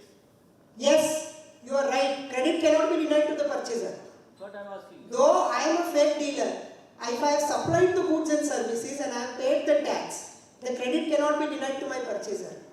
Credit cannot be denied according to me, sir. Fake registration is different, sir. It's a different drive. It's actually an offense under 419. Answer is no, sir. According to me, no. You don't need to reverse the credit, sir. Richa, I'll come to you on this. We spoke about 270A on the underreporting and misreporting. There is also an immunity cost. There is another section introduced on an immunity. I would have a bypass question on this. What is that? See, if I am going to underreport and subsequently, if I am going to report a loss, say if I am going to report a loss, and because of reporting that loss, that underreporting becomes inconsequential. Meaning there is no tax impact, or there is no going to be a demand, or there is going to be a tax outflow or a payment, either a tax or an interest. The immunity cost is asking for two conditions. That it says that you have to pay the tax and the interest within some 30 days or whatever. And there is another condition which says that you should not prefer an appeal. When there is no tax at all, because of my loss, should I still file an immunity? Should I still seek an immunity? Or if I am reporting a loss and if it is not going to, for example, I tell you, in GST, if it is going to be a misclassification, which leads, say, I misclassify for some other reason. For example, an Air Force is placing an order for a firecracker without barium, because barium is prohibited. Barium with barium has a different classification, without barium is a different classification. I do with barium because then only I get the flowers of the skies. But still I misclassify as without barium, say some classification, subheading different. But both the tax rates are 18%. So I misclassify, there is a misclassification as per the strict definition of the classification. But what it results is that there is no tax evasion because both are 18%. Now can the department go allege saying that you have there is a misrepresentation, suppression of fact and impose a penalty alone when there is no intention to evade tax or there is no resultant loss of tax? This is what I am trying to draw a parallel. If this underreporting is resulting in a non-demand or a liability or an interest thereof, still should I go and plead on my knees to them with immunity seeking, or there is not a requirement? What would be your take on that? So sir, as you rightly said, there are twin conditions. First of all, you can get immunity only for in a case where there is a penalty imposed for underreporting of income and not misreporting of income. And there are two twin conditions for that, as you mentioned. That one is, you have to pay the amount of tax and interest within the specified period. The other one is you cannot prefer an appeal for that. Now coming back to this first condition, that what is that amount of tax and tax and interest that has to be paid in a specified period. In a case that you mentioned, that there is a for example, there is a reduction in loss.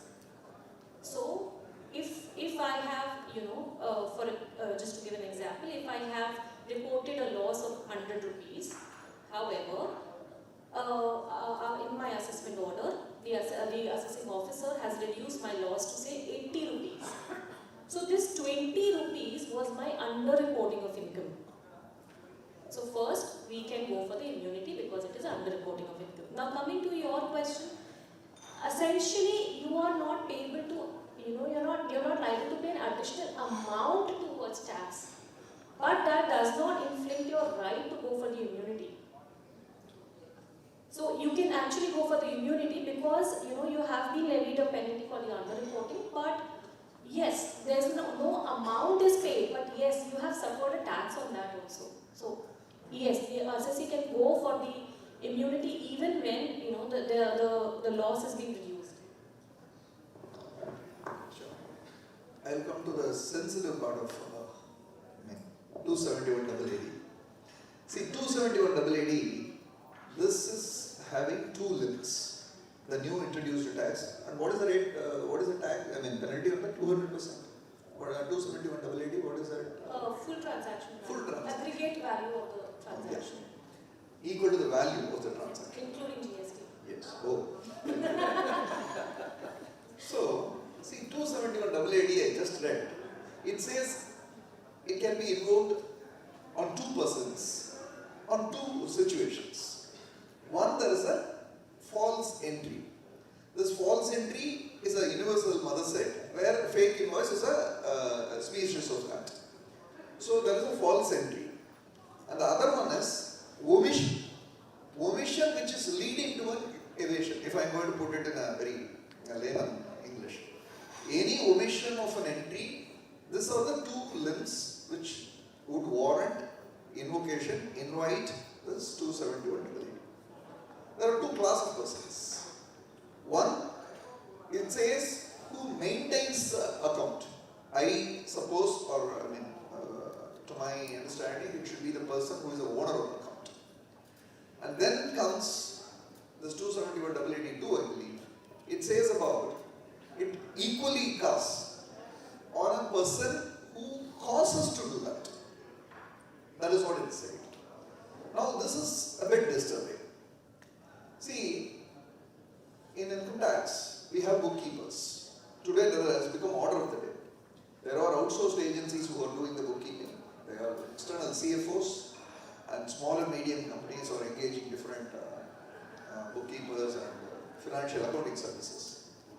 There are also in GST, we have a set of GST practitioners. There's a separate clan by themselves. So there are GST practitioners who are also involved in that. Then chartered accountants like you, advocates like us.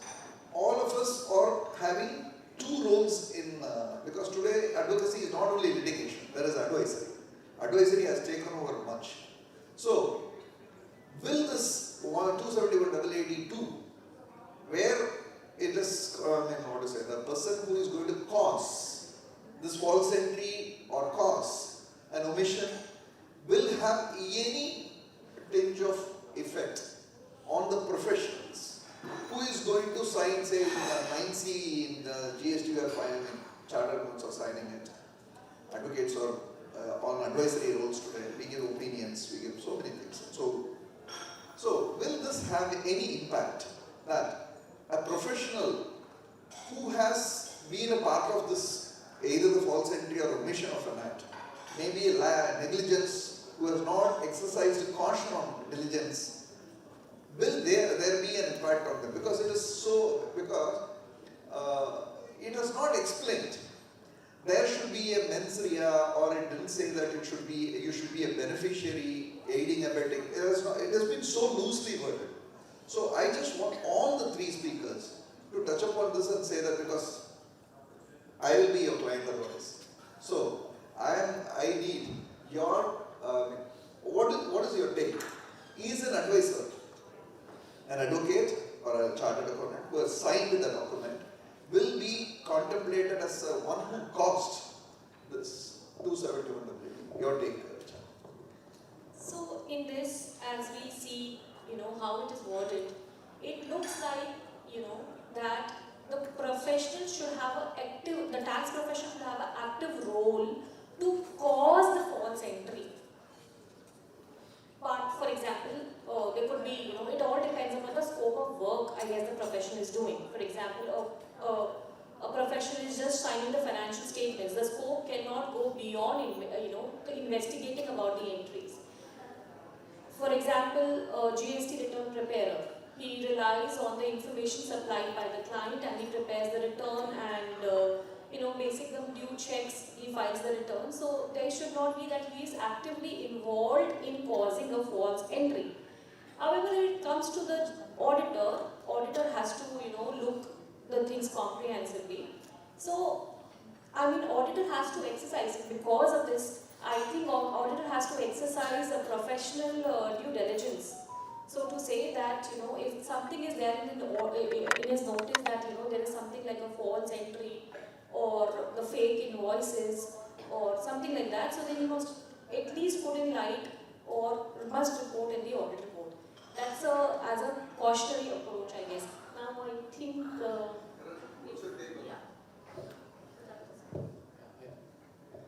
I think at the outset, all professionals would want to stay away.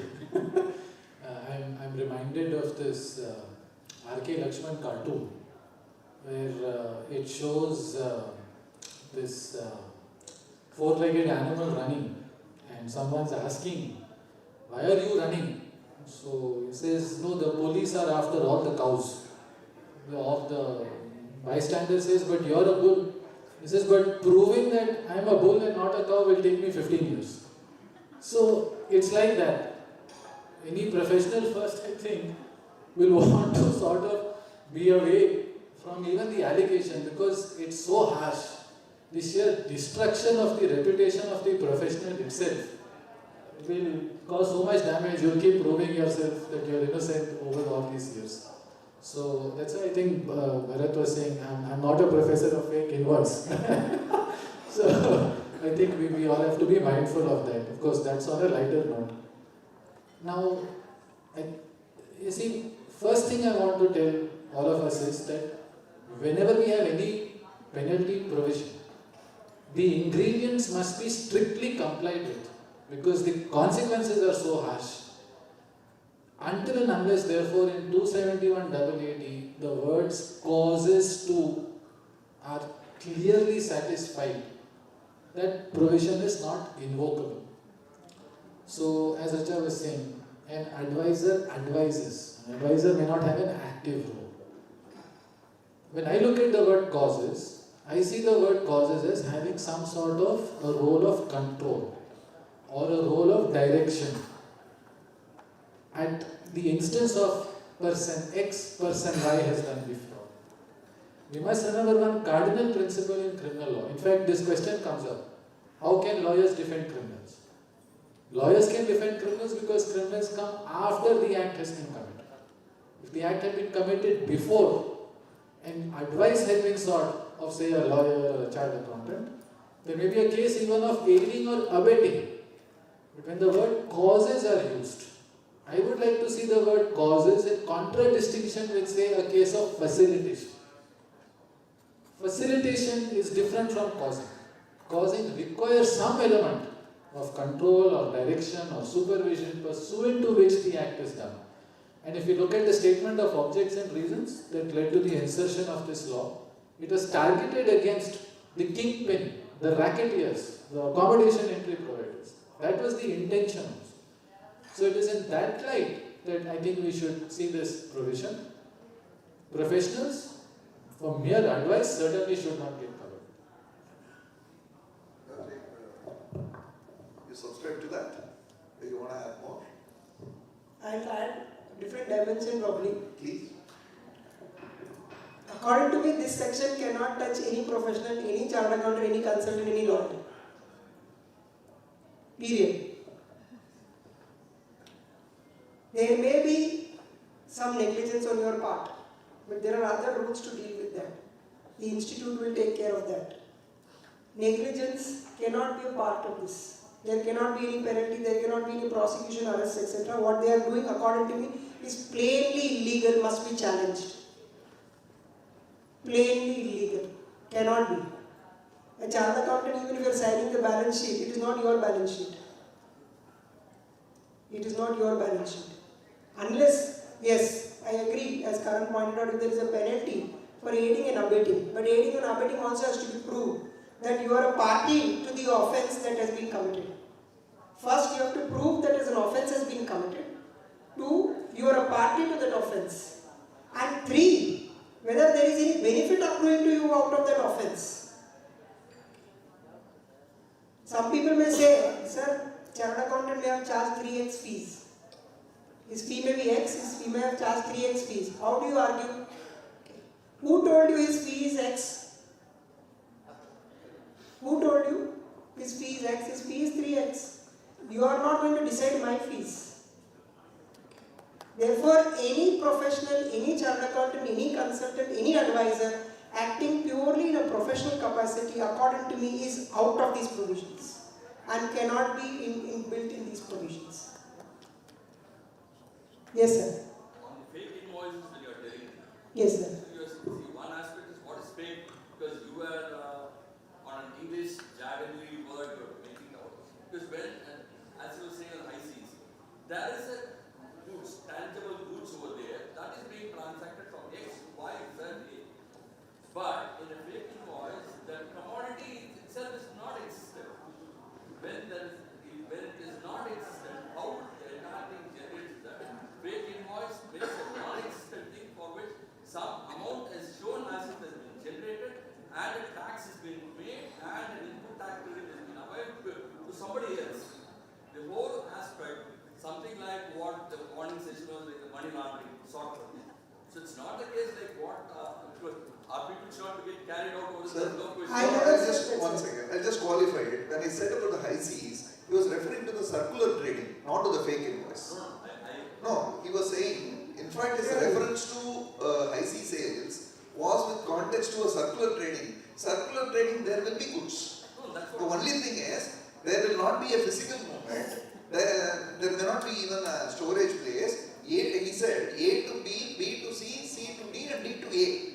There will be a circular trading where there will be goods. We are not talking about a fake invoice with respect to high seas. High seas comparison was placed. I didn't go into that. He gave that example because the whole lot of people should be carrying that. No, sir, you can check the recording. I said 5% will be there. I am not talking about those 5%. 95% where goods exist, services exist. My argument as far as legal argument is only where goods and services exist. If there are no goods, there are no services, there is no question of any tax. And there is no question of any credit.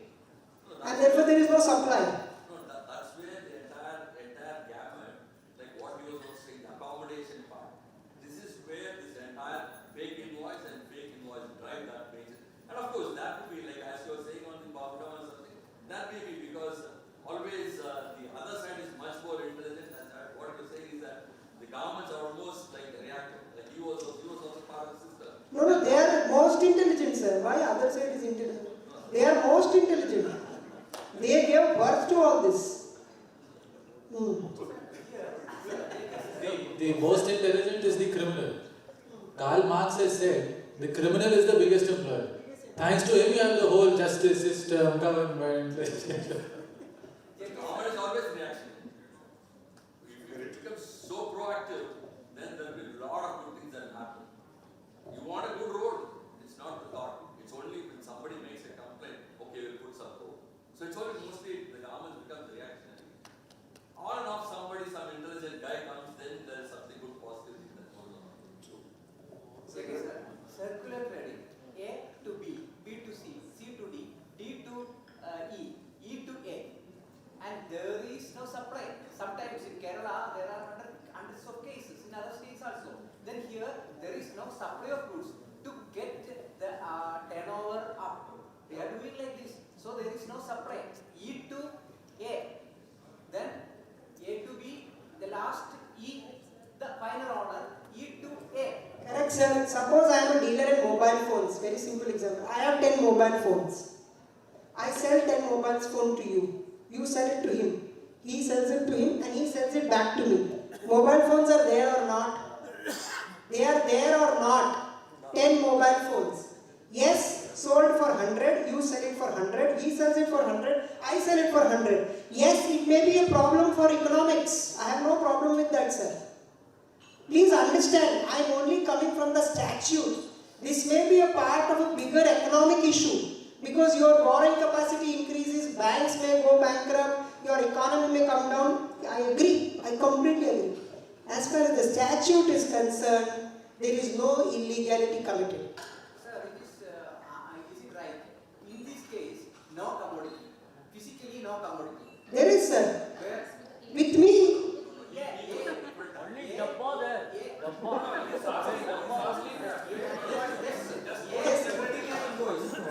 Sir, that is a different point. He was not. Please, sir. No. The one he referred was there is an underlying goods available. Circular trading what happens is to increase. Let me complete. It is only to increase the turnover. It can be a defrauding or you are shying with the bank. You are making a. But he in his example there was goods were there. There was no movement of goods, number one.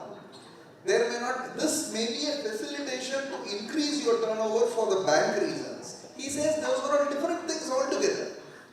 If the bank wants to sue you because you don't have the goods and still you are going with your CC limits, that is for the bank. What Bharat is saying, that in statute, in GST law, there is no requirement, when there is going to be, we are not talking about where we are not talking about where there is a vacuum. We are talking about goods is there, but it went for a circus. It went to a complete chain, A, B, C, D, E, back here. The department is challenging 16 failure because the receipt of goods, which is in 16.1, what they are saying is, there is no physical movement. Bharat says that contemplation in that 16 is not about physical. It is only a legal receipt. What is a legal receipt? An invoice to me. There is no requirement of an e-way bill, there is no requirement of somebody unloading, loading, CCTV, nothing. If it is a fraud, it's a fraud with the bank. Let them take care of it. That's what Bharat is saying. He is not talking about a situation where the entire government is revolving around a vacuum or nothing. But in India, 95% of fake invoice has public is circular trading without a transfer of goods. Sir, let me attempt to clarify. India is a fertile land, where so many crops grow, so many kinds of transactions, etc. So, let me say the example that you are dealing. Circular trading, goods don't move, but many of those transactions would be where there is an invoice. There will also be an e-way bill, projecting as if there was physical movement of goods. But if you see the vehicle number, it will be of some scooter, TVS 50, so bad. I have seen it myself. I am very clear. Thankfully, they came after the commission of the. Let me clarify that. So, in circular trading, the example you were saying, if there is a projection that there is an invoice and an e-way bill and there was movement of goods, but it all turns out to be fraudulent or fake, as if it never took place, then certainly it's a case where penalty and prosecution can be done. One thing, sir, they have paid the payment to the supplier, sir, within 180 days. So that's the beauty of the transactions. Where is the question of fake invoice? That the reason is they make all the circular trading, they do actual payment, but no goods move. This is all to show inflated turnover, to get higher bank loans, etc., etc. How can they pay without?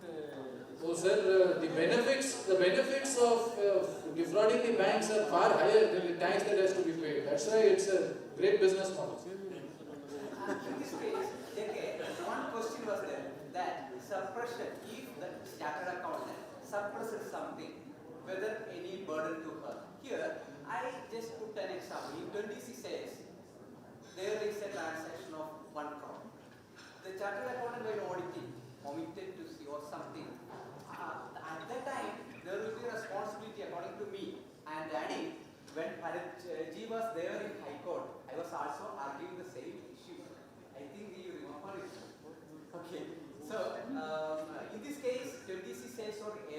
if one transaction is suppressed, chartered accountant will be responsible if she or he is not properly answered. Then another thing, if in the bank transaction there are huge suppression, total turnover as per bank account is 5 crore and the chartered accountant is certified that this is 4.5 crore, then automatically there will be responsibility.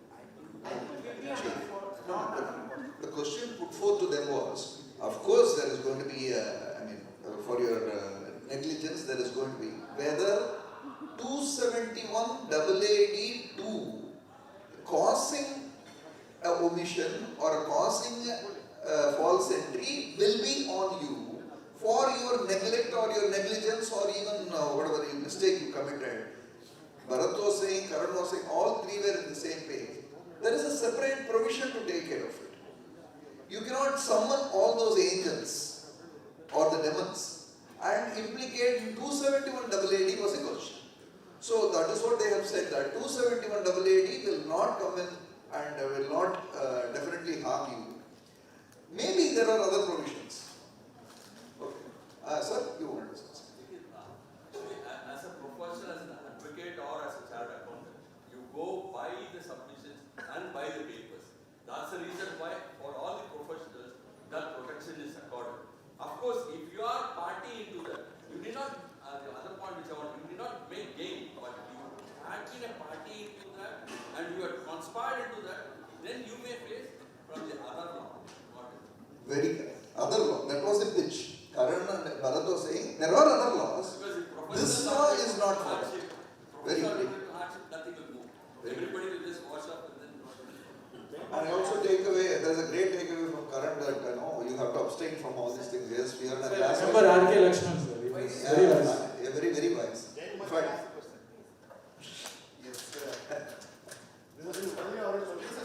you should answer also. Yes, I have a views, but I like his views also. I'm done with that, sir. No, this is fundamental across the country, A to B, B to C, C to D, all kinds of things happens. Forget the circular is actual transaction which does not involve goods on those things. Now the government action is swung. They gone to B, asked them to reverse. They gone to C, asked them to reverse. On to D, asked them to reverse. So on, so on, so forth. Now, what the government is effectively saying that this is not a genuine transaction, there is no underlying supply and therefore ITC must be reversed, etc.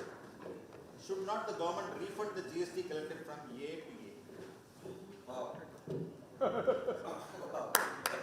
Obviously. It's not a supply at all. Obviously, that's what I said, sir. If it's not a supply, there is no tax. Please understand, sir. I am not supporting anybody. I am not advising anybody that you should do this. The fundamental problem that all of us are missing, the fundamental issue is, this is not a GST issue. We are all making this a GST issue. It is not a GST issue, it is not a tax issue, it is not a revenue issue. If you are saying that if you are earning 1,20,000 crores a month, out of that 20, then 50% will be fake credit only. If that is your claim, then you return the 50% back. Nobody wants to see that, sir. This is not a GST issue in that sense. Yes, it's a part of a larger socio-economic issue. I can agree with you. But there are different ways, different means, different provisions to address that. Not by denying credit. He has a very interesting point. Then if you say that there is no supply, then give back the money to A. No, I don't think that will be there because you one from A to B, you have accommodated your tax. From B to C, you have accommodated what's the tax from A to B. So ultimately, If the chain, you have only two choices. Agree the chain.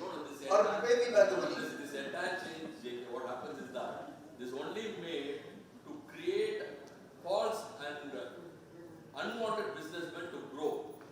And there the innocent victims will be the banks because they will lend. Because for him, 10 crores, 20 crores, 30 crores, finally the only goods only 10 crores. I will also touch upon another very important point in the information. See, there is on July 4th, we reported even just that there is a Supreme Court decision on Reliance Industries. I don't know whether you have I just saw that. It says that an information, what is suppressed information or a suppression of fact is something which you are required to say, and if you have not said, then only it is going to be a just not like just because you have not said.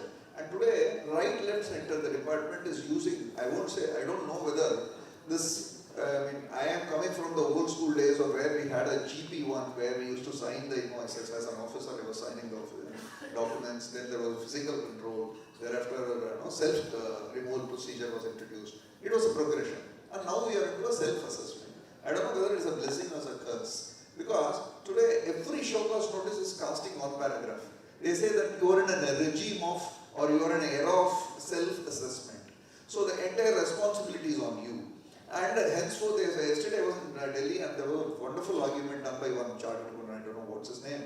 He was pitching on this. He was saying that the RT12 entry or the ER1 was having this much, and I explained to this. There was a dispute between an ambulance and a delivery guy. And he was saying that I was supposed to say only this, I said that. How can you say that? You have suppressed. The department was arguing self-removal procedure. So it is all self-assessment. So it's all on you. So there is always a Tom and Jerry between this. That whether we have to, what is that we have to disclose.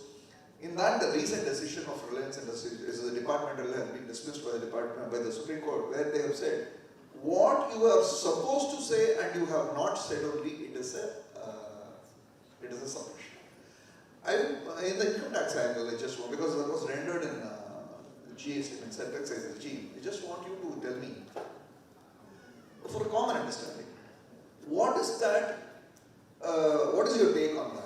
The information, because it is going to be again, the information or non-disclosure of information is going to have the shades of grey. Between your, we are in shades of grey. It's going to be black or white, it is dependent on that. And everywhere department is saying that you have suppressed the information. What will be your take on that? What is the responsibility of an assessee or the professional? What would be the responsibility to understand and about this disclosure of information? I just want, before we wind up, I just want you to address this on the information part of it. Right.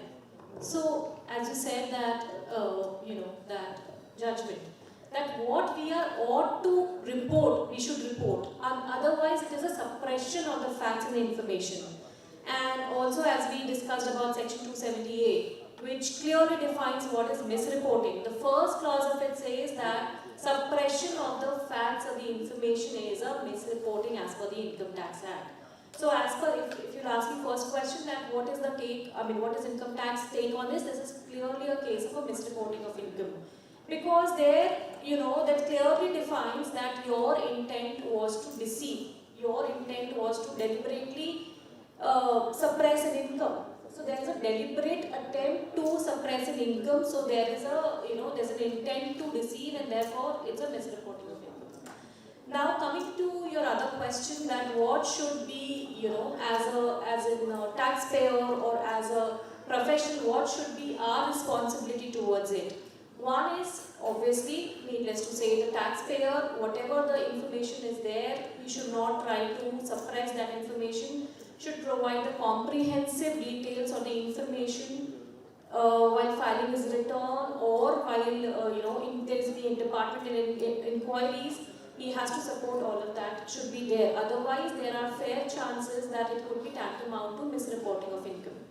Now, what is the duty of the tax professional? Tax professional obviously has a limitation of whatever the data is supplied by the taxpayer to the tax professional. There is a limitation to it, but having said that, I strongly say that, I strongly recommend the tax professional to, exercise, again I would like to say that, due diligence. If there are circumstances which indicate that there could be a possible suppression of a fact or information, or, some information is not corroborating with whatever the data is supplied or whatever the information is supplied by the client, and he has to go an extra mile and to see that whether actually whatever, the information is, or whatever has been provided by the client to the tax professional, he should corroborate it once and exercise his professional due diligence, as I said earlier also. So should we be preachers? Should we be preachers and priests also, that we should tell them that seek information guide them advisory, all these things are the part of us, or No, it just flashes how different clients are. Some proactive and some hardly, you have to push them to give information. So suddenly that was flashing in my mind. But I totally agree with what Richa has said. And on suppression, it's generally, like I was concerned about suppression in the GST regime. If you look at the central excise regime, it was in that collocation of words, right? Suppression, willful intent to evade, etc., etc. Now in GST they have defined suppression, which would mean any non-declaration of information as required under the statute. So I think to myself that what if there are inadvertent omissions? And there have been instances of that, these kind of matters I know have gone up to CSTAT. I also recall a decision of the Supreme Court in PALS Microsystems. Small minor errors, even if not declared, they would not impose penalty. But today under GST, even an inadvertent omission can come under the definition of suppression, which has been put under Section 74. So today the burden, certainly in GST, is far more, whether or not it was intentionally done. So fortunately or unfortunately, the requirement of getting all the information properly declared in the returns is very, very high. It's very important. That's all. rebel. On the side of the statute. You know the Ashwatthama story, sir? Yeah, please go ahead. I know that. But In the war, okay. So Lord Krishna knows that Yudhishthir, he will always speak the truth. So he was worried that now Ashwatthama will go and ask Yudhishthir. Okay. Ashwatthama went and asked Yudhishthir some question. And he was always, so the Lord Krishna tells him to ask the question in such a manner that he knows that Yudhishthir will speak the truth, but still this man will die. Is that suppression?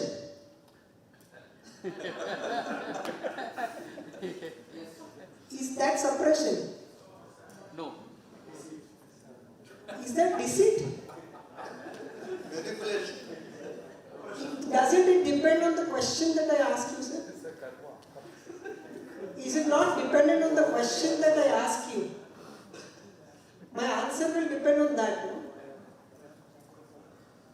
If you ask me a question, how tall are you? I can give you an exact answer. But if you ask me a question, that are you taller than Karan? I will say no. Does it not depend on the question that I ask you, sir? There is an old income tax judgment of the Supreme Court itself saying that what I am not supposed to disclose is not concealment. Is not concealment. According to me, suppression has to be equated with concealment. Suppression would mean something which I am duty bound. I am bound in law to disclose to you. That means you have asked that question to me and I am supposed to answer. If I don't answer a question that you have asked me, that would amount to suppression. But if I don't tell you something which you never asked me, that is not suppression, sir. You never asked me before calling me, what is your character, Mr. Bharat? You never asked me. I am not supposed to disclose that to you. That is not suppression. When the form, the statutory form, the return, and today in GST with everything being online, all your purchases, all your sales, all your income tax returns, everything is being uploaded, which is available at the touch of a button with the officer. What can be suppression? Yes, there can be difference of opinion. There can be certainly difference of opinion. I have no difficulty with that. But according to me, even today, suppression would amount to something which I am statutorily required to disclose to you. Sir, here, section 73(9), because it is useful to art. 73(9), there is a clause. I think you know that. I don't know.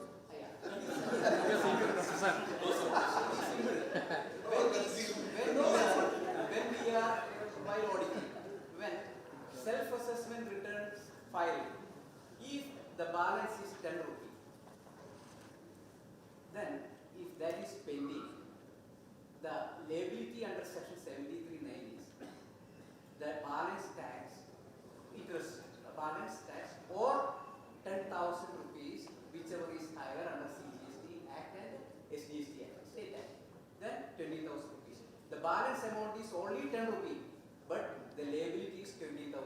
According to me, the chartered accountant should report it. Because nowadays it is over, because auditing is not mandatory. Chartered accountants audit report is not mandatory. But this liability nobody is carrying, but your notices are issuing from the department. I got notice in Kerala. So 73(9) is a very dangerous liability. I just put it. Thank you. See, out of the syllabus, before we conclude, I just wanted to ask you an out of syllabus question, because there was always having three ignited minds on the stage. See, this, whatever you call it, fake invoices, you call it, the chunk of it, we are just talking about what? There is a speculation that we are running around 1,30,000 crores of bill trading has happened in India, which is as good as 1 month of GST collection, which means that we are running only a 11-month collection, because the 1 month collection is only done in the bill trading fake invoices. This is, I'm not saying with authenticity, but this is what is a great point is all about. Okay. Out of this 1,30,000 crores, be 1,30,000 or X, 80 to 90% of the X is happening in metal scrap. Metal scrap is the greatest contributor to this bill trading. This is a very, very highly unorganized market. The procurement is from a completely, complete disorganized market, because you procure it from vendors, local vendors, and there is no structured procurement, there is no freight or layout for it. And these are the people who contribute to bill trading. I'm telling you, because the number of cases what we handle, or I see across also, this is a huge contributor. Why this department or the legislator should not go a bit proactive? And they see that instead of trying to curtail and go on a leash about that, why is this not a suggestion? Unlike other commodities, scrap has only one end use. It can only be melted. So, because any other product may have n number of possibilities, but the scrap has to be melted if it has to attain into the next stage of a value-added product. Either in a furnace, it has to become a billet or an ingot, or it has to be subsequently, it has to be re-rolled into a TMT bar. So, definitively this is pitched that the scrap goes into a value-added product. And the value-added community is completely organized, because the furnace, the re-rolling mills are completely organized. Would it not be more prudent for the legislators to exclude these guys? This is not new to us. RCM is not new to us. Reverse charge is not totally new to us. So, once you have an organized community who is going to be the consumer of the scrap, and there is no escape for a route for the scrap in any other manner whatsoever, instead of creating so much of hoopla, would it not be prudent? What's your take on that? To just shift, either exempt scrap, because the next commodity is taxed, or put that on the reverse charge. You did that for the lorry wallahs and you did that for the advocates. I'm not saying both are equal. But when that mechanism is a well-evolved mechanism, the reverse charge mechanism, would it not be a very sensible proposition? Why they are not attempting it? What would be your take on that? A reverse charge on the scrap at the hands of the welter or the re-roller? Because they are the contributors. I'm telling you, 80% of the bill trading is happening only in the scrap. What would be your take on that? We'll start with Bharat before Roshan. Or Karan. I think it's a very, very interesting suggestion. I honestly did not think of it before, so I am not thought through as to whether there are any issues about it or not.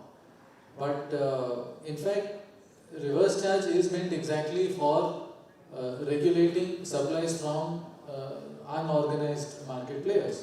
So why they are not doing this as a proactive measure, I think it's a good suggestion. I think it should really just go to the government, and it will spare so much time for the entire tax administrative machinery also.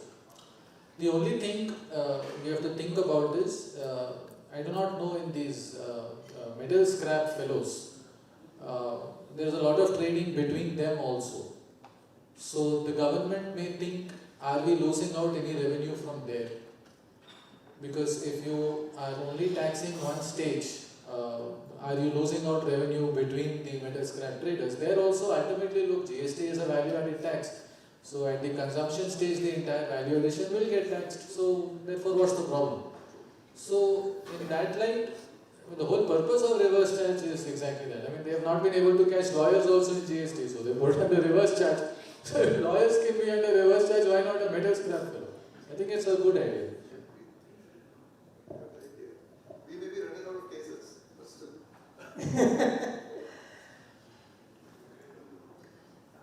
Sir, if this suggestion were to apply to metal scrap dealers, because you have branded them that they are the ones.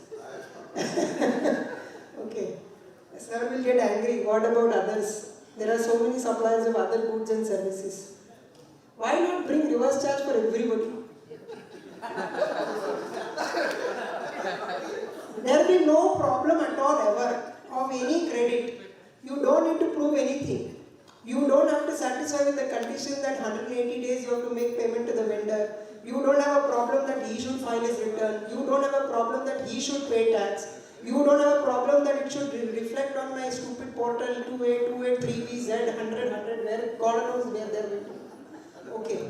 Why not bring it for everybody? Make it a purchase tax.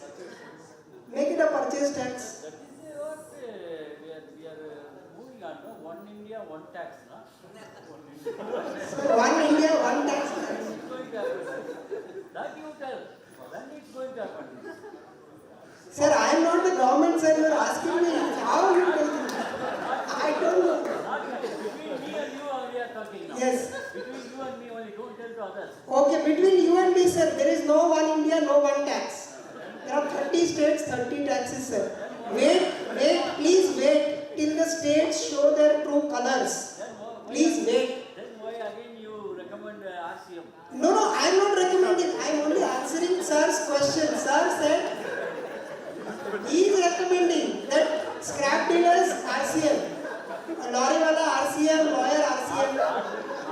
Why not others? सबको डालो. Already 6, 7, 8 structures. Yes, e-commerce operators RCM, rickshaw wala RCM. Less than 1.5 crore, you need not mention HSN code. In GSTR1, you are telling you put the HSN code. Then again you are telling document number, you are asking all the document number, table 30. Why are you doing all these things? I am not doing, sir. I am only to explain what I feel, what the government is doing, sir. Okay. It's very easy, put reverse charge for everybody. I will walk out of here, sir. I will have no business. That is why you are talking. Jaikumar, the story goes elsewhere. It's when Chidambaram tried to put service tax on goods transport and C&F agents, the country went on a strike for 2 weeks. Complete paralysis of movement of goods. And therefore the compromise was arrived at, I am not going to tax our operators, I am going to tax the agents, and the shifting started. Shifting was a rare exception for GTA. Then slowly, like somebody gave representations about security and stuff like that, and service tax slowly got into RCM for few things. Lawyers were kept under RCM for the sheer size of this community. You cannot manage this community in forward charge. And therefore they kept them under RCM. Just too many players. We may be corporate lawyers and tax lawyers, a small community, but the actual majority of lawyers is the other side, civil side and criminal side. Now your suggestion, while it is convenient to avoid all this racket, you will not know anything about the 10 players in between. And that 10 players in between are going to do anything in the transaction. Income tax cannot have anything in the transaction. Money will not flow. Everything, nobody will know where the money is. You will blow up the economy in a very different way in terms of cash. So that is one serious problem that we'll have in terms of this mental thing. But the real reason why I'm also hearing another angle story on this student called fake invoices. There's no question of fake invoice. As he rightly said, you're registered means you're registered. How can you be a fake registered? Then both fellows should go to jail. The fellow granted registration also should go to jail. You only grant the registration. So, sir, I'll add to that, sir. How many sections are there if you don't file pay, penalty, late fees, this thing, that thing, prosecution, arrest, everything? Your chartered accountant also will go with you, your consultant will go with you, politicians also go behind bars, actors also go behind bars, industrials also go behind bars, engineers, doctors also go behind bars. How many officers have been arrested? You tell me? Who are actually party to this? yeah. So there's one angle which is the real problem in this whole system. Consumer-driven evasion. For example, let us say Bhaskar is a dealer. So Bhaskar is a dealer. Dealer. So he's bought from JSW. Big player, steel. He's bought it, full invoice value, paid, portal shows IGST credit, etc. So he's got stock, he's got IGST credit. His consumer comes and says, don't give me invoice. I'll give you only cash. I don't want to buy with payment through banking channels. So he pays cash. And therefore this fellow offloads this consignment, collects the cash. But his portal shows purchases and he knows that an audit is going to come. So he raises fake invoice. So this now, he's saying, I'm compelled to issue fake invoice, I'm compelled to issue an invoice on a transaction to somebody else, and that fellow is buying from it. So we are dealing with a very peculiar problem of consumer-driven evasion along with supplier-driven. And sir, to add that reverse charge point, as JK sir pointed out, there is a circular issued by the board in service tax also. Why we bought security agents, why we bought manpower supply agencies, goods transport agents, etc. is because this is an unorganized sector, we cannot catch them. Government saying we cannot catch them. Okay. Then they brought reverse charge on government services. Thank you, I think it's a very reasonable answer to that. Okay, now you were asking why, so many are getting sent to jail and why not the officers? With the way the GST is making their arrests, I think soon they have to convert some of the Kalyana Mandapams into jail. That is the way, and if officers are also going to be taken. Anyway, it was a very engaging. We'll just have any other questions over there, otherwise I will conclude the session because we are at 5. Any questions? Okay. First of all, again I will repeat my thanks to AFTP, RBA, your Sashti of the Bhuti. That's what somebody was saying, that you have seen the whole life once and you will be doing, I will definitely see Bhaskar when it is going to see that 80th and 100th. You will? I don't know. invite me, I'll come in a wheelchair. It has been a fabulous evening, in fact, very thought-provoking. In fact, before IT's session was really igniting. You have ignited our mindset. Once again, I want to thank you profoundly. Thanks to AFTP and thanks to my mother, MTB, Madras Tax Bar Association. And it was lovely having 3 great, refreshing, young-looking. It's lovely to have you. Now that's fake. Fake professor. Young-looking children.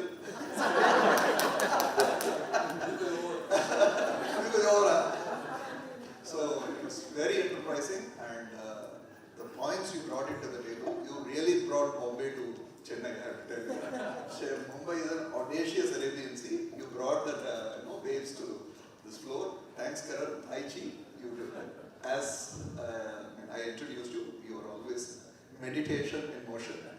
And thank you, Richa. You have been very wonderful and kind. Thanks for coming all the way. Before concluding the session, I have a pleasant task to Hariharan sir, please come, sir. Can you present the book? Sir, I have to thank Hariharan also. You made the session so lively, and thanks to you also, sir. In fact, sir, it was a very engaging and a thankful. You are the moderator. I have to hand over to you first.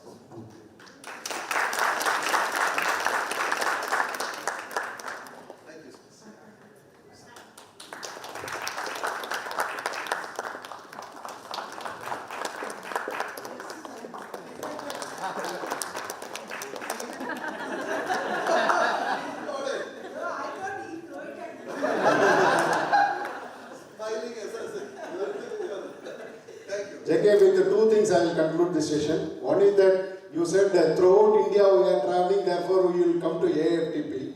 Apart from India, we have covered abroad also, Russian tour, European tour, and 2 months back Vietnam tour, almost by the same time, and you are also roaming around.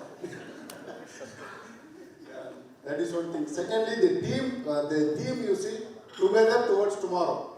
See earlier, if there is indirect tax case, okay, give it to JK, let him handle. Income tax case, okay, I will handle. The days are gone now. Same information, yes, you rightly said, this information passed on to income tax officer, here one penalty, there one prosecution, MLA, what not. So, therefore, together we have to travel to tomorrow. That is the theme of this.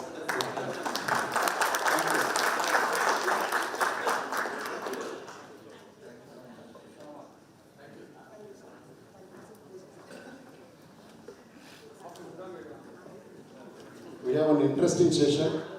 We have FAQs on GST. About 25 price questions will be asked, put to the audience.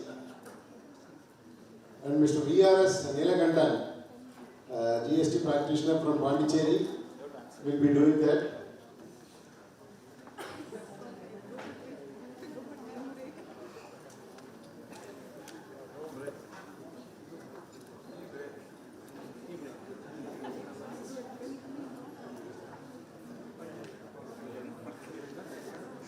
One of the terms and conditions is that the one who is priced earlier will not get the prize again.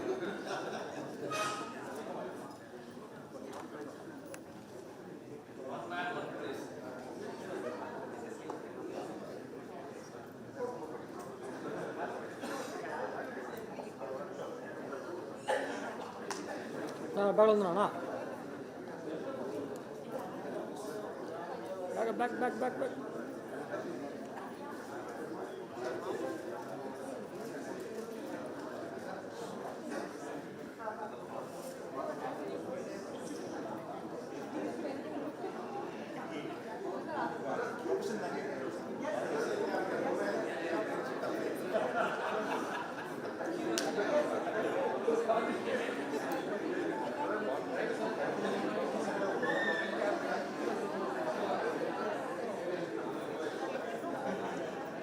Hello, good afternoon everyone. And yes, I am Smiley. Yes, I am married. Thank you. Yes, this is thanks to AFT team members and all my seniors and viewers. I always used to quote some words. Ask means A, yes, K. A means attitude, S means skill, K means knowledge. We always ask us whether we have asked so as to improve in our life. Okay, we will go to the GST price questions. Sir gave me only just 15 minutes.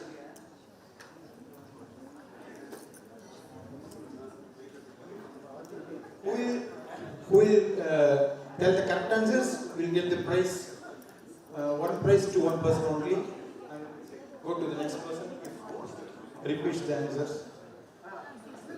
Only 10 seconds to think about whether it is A or B or C or D. Okay, question number 1. If you will not sleep at all, you will get the prize. Thank you. In case of bill to ship to transaction, the place of supply will be A. Delivery address, B. Billing address, C. Starting point of goods, and D. None of them. Yes. You will say A, B, C or D.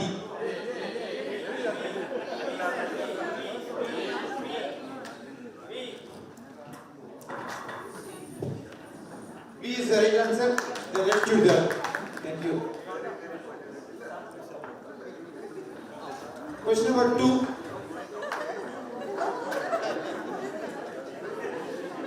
REG04 is a form for A. Acknowledgement, C. Certificate of registration, C. Repetitive notice, D. Rejection of obligation. B. Just 10 seconds. B. That black chudar.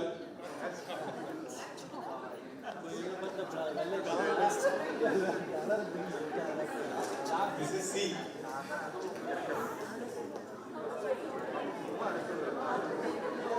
Question number 3. Interest on delayed payment of tax pertains to section 48, 49, 50 of the Mr. Chandrasekhar sir, Mr. Chandrasekhar sir, section 15 is the right answer. Question number 4. Section 15 of CG Act deals with the price of supply, time of supply, wage of supply.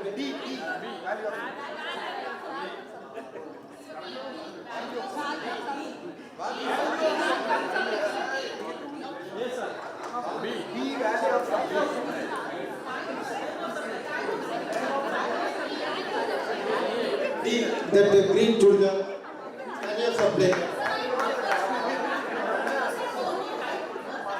Oh, D only you told. Next one. Okay, please try. ITC 02 is used while conversion to regular scheme change, job work is carried out, transfer of is none of them.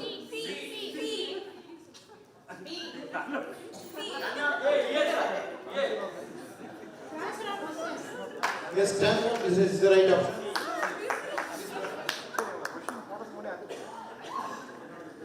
Question number 6. General penalty under section 125 of CG Act will be up to 5,000, up to 10,000, up to 25,000, up to 50,000. Up to 10,000. See, up to 55,000. C is the right option. Mr. Karthikeyan sir. You just clap. Question number 7. Movement of exempted supply, under supply requires tax invoice plus CVA bill, below supply plus CVA bill, below supply is only sufficient, none of them.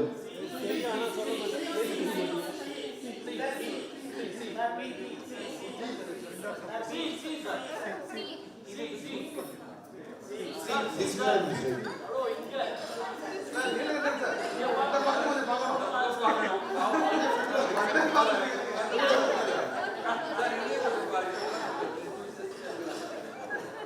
Question number 8.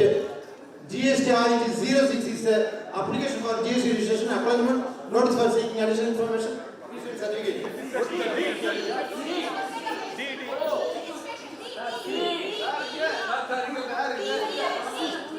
D, sir. D. Our Mr. Ravi Kumar sir.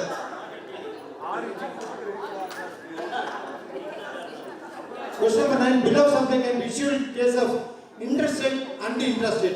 Exam supplies to uninterested person, both of them go none of them.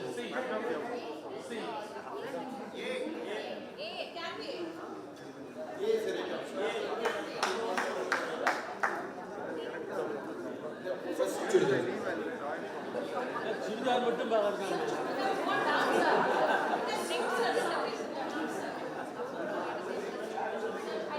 Question number 10. If prices are increased after negotiation, the supplier should issue credit note with GST, debit note without GST, credit note without GST.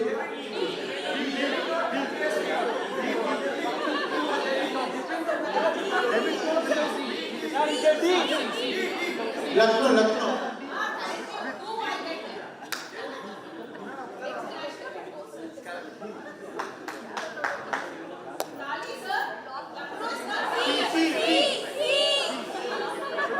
Block identity is get within.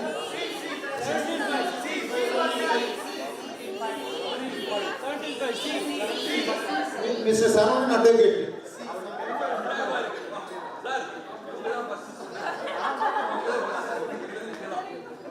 யாருக்கு தெரியுதோ அவங்களுக்கு தான் price.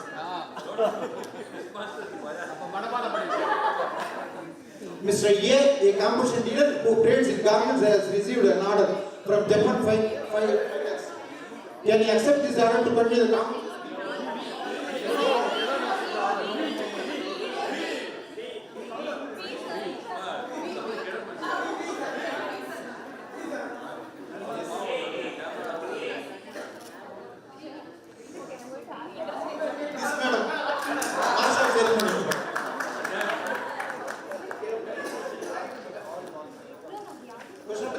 Mr. X, he has traded in Maharashtra, registered under GST, identified which of the following transaction makes him ineligible for opting compulsion scheme.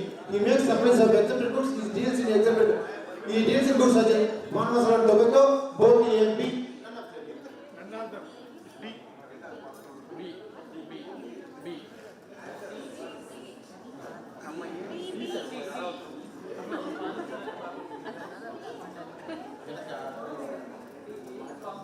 Sir, D sir, none of the above. D. None of the above. That is very sad. Very sad. Okay, question number 14.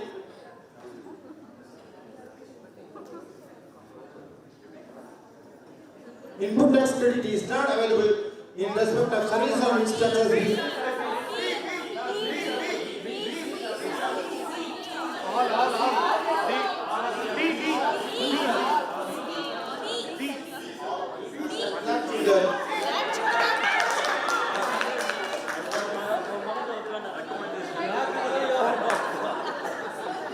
Any credit for that.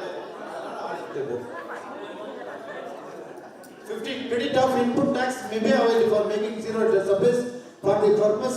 Eligible input tax credit is IT7 tax of inward supplies, IT7 exempt supplies, IT7 supplies mentioned in 17 subsection 5, both E and B.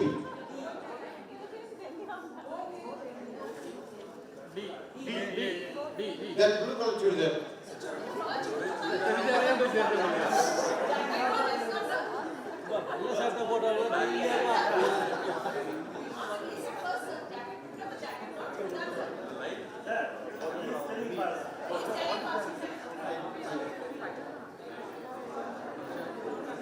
Question number 16. What is the rate applicable under GST to a registered person being a clear opting to pay tax under a compulsory scheme? A, B, C or D? C, the green.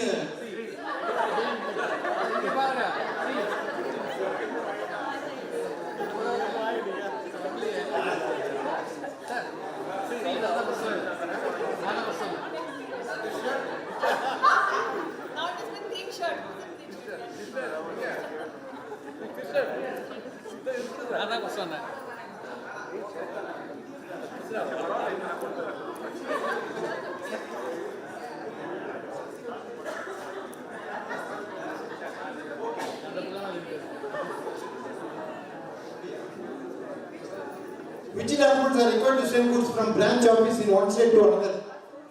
Head office in another state. A, tax invoice with DAP. B, receipt voucher with DAP. Payment voucher with all of them. Sir, second row.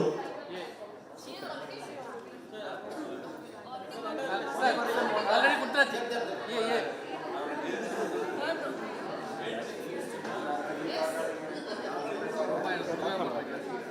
Question number 18. Input tax credit is not available. In the case of supplies to says export unit.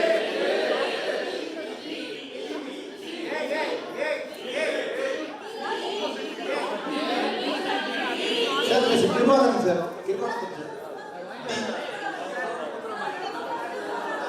Question number 19. Input tax credit cannot be availed against CGST, LGC, IGST company. Then black children. Only children.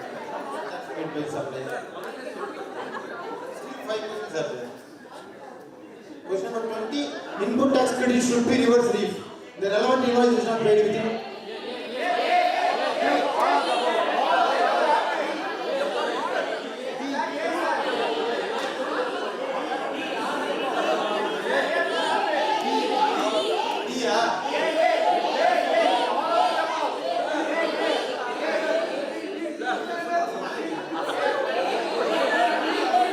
Then why should D is the right answer?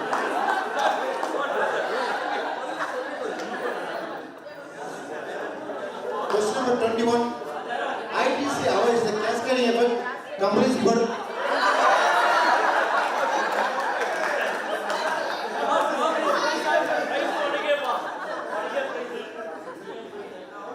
Credit of ITC may be available for making zero test supplies even if such supply is an exempt supply. Correct?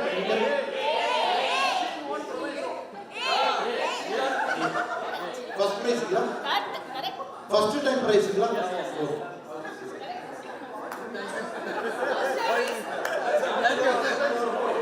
23. What does I stands for IGST?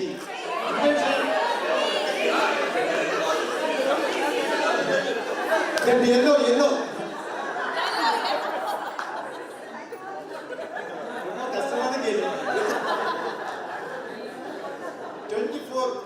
We are going to an end. What are the taxes levied on interest rate supply? CGST, Sir, Mr. Velu. CGST. Tough question. The last question of the session. What is the maximum rate prescribed under CGST?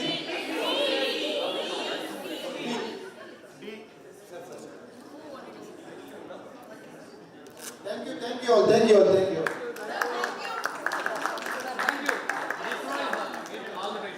you, super. 4% get the prize. Super. Thank you all.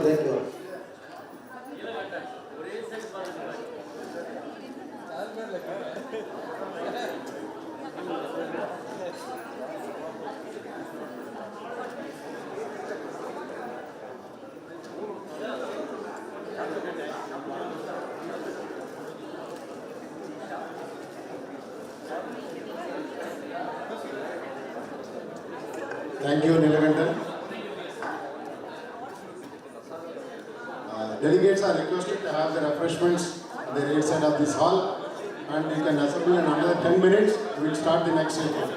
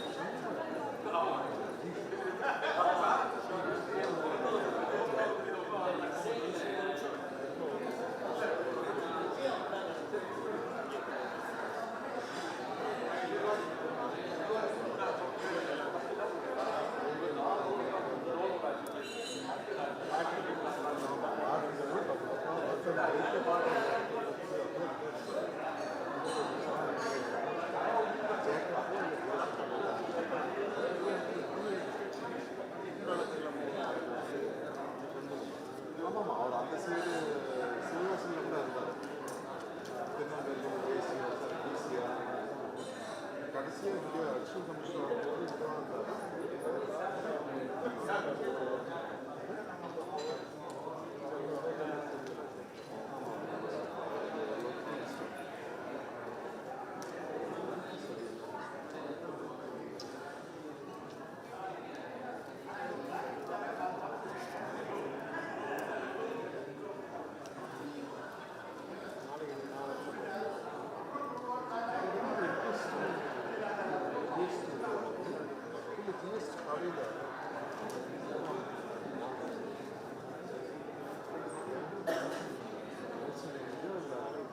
Rice water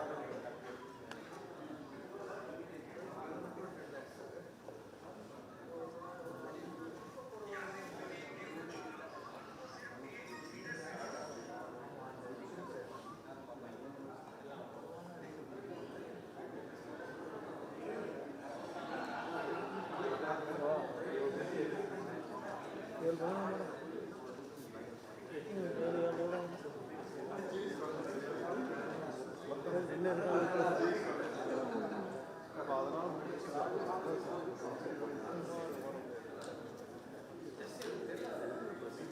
ஆமாம் ஆமாம்.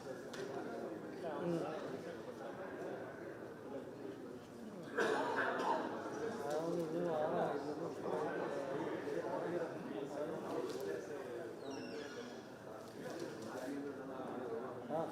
அவங்க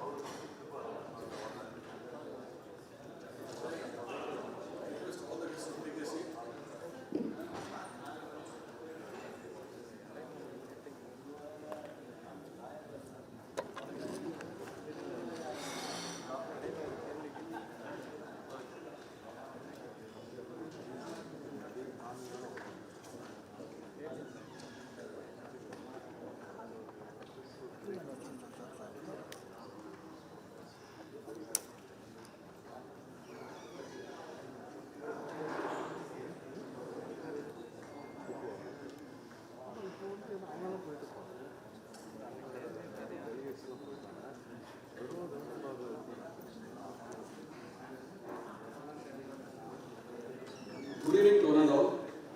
Today is an absolutely special evening for the Revenue Bar Association. We are assembled here to commemorate and celebrate the 60 years of Revenue Bar Association.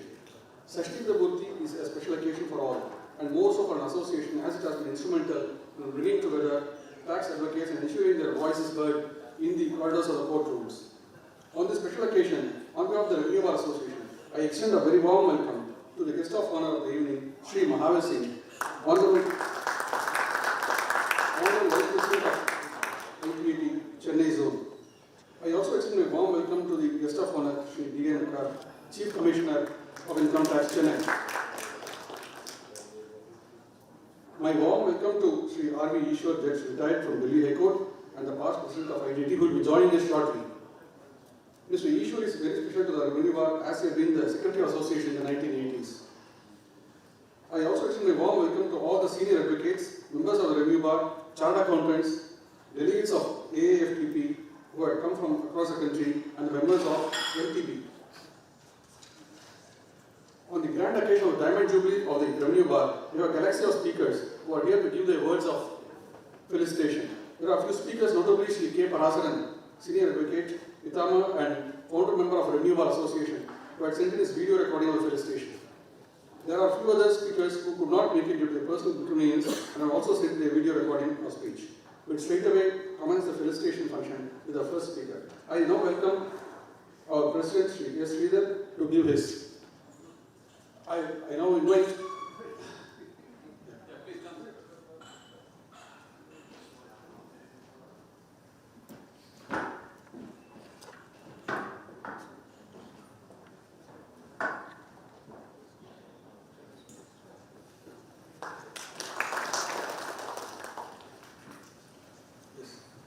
Thank you.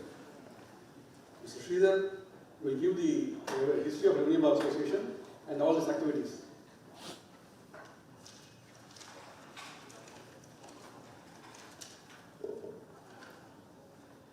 Good evening to all.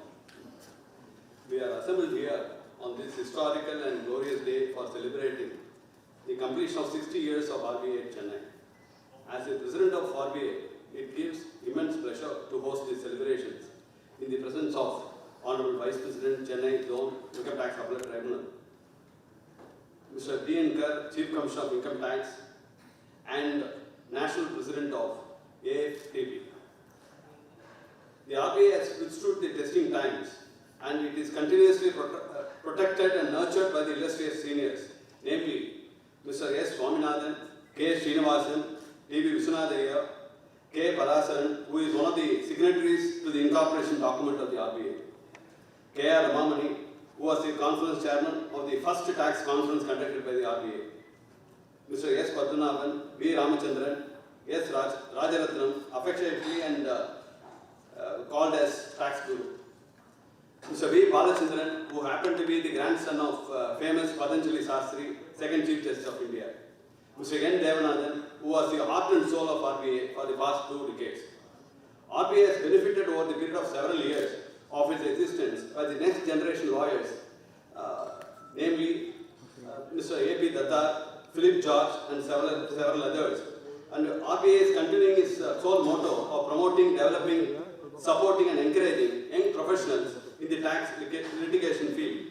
It is a matter on record that this glorious association has produced several judges, including Justice M.M. Ismail, Justice Venkatachalamurthy, Justice R.V. Ishwar, Justice Dr. Anita Suman, and Justice Mr. C. Saravanan. The history of RBA is glorious and meant for celebrating on every milestone, and as part of the 60 years of completion, this program is unanimously conceived and arranged. I am thankful to all the past presidents, office bearers of RBA, senior advocates, retired judges, guests of honors, more specifically Mr. V. Raghavachari, senior advocate, Madras High Court, who will shortly join, who accepted my request immediately to deliver the speech to the young professionals and the audience present in this hall. I am grateful to Honorable Vice President Chennai Zone, the Income Tax Appellate Tribunal, to be part of this happy occasion celebrating 60 years of RBA existence. Synergy between the bar and the bench is explicit and endorsed by the presence of Honorable Vice President. I am happy to get CCIT as one of the guests of honor today, and his presence is the message for the public on the excellent relationship between the Income Tax Department and the tax professionals who are successfully acting as the bridge between revenue and the taxpayers. With this opening remark, I hand over today's proceedings to Mr. Vasudevan, who will conduct the RBA 60 celebration in the next 1 hour. Thank you, Mr. Sridhar. We now have first felicitations by Chartered Accountants. Mr. B. Ramakrishnan, please.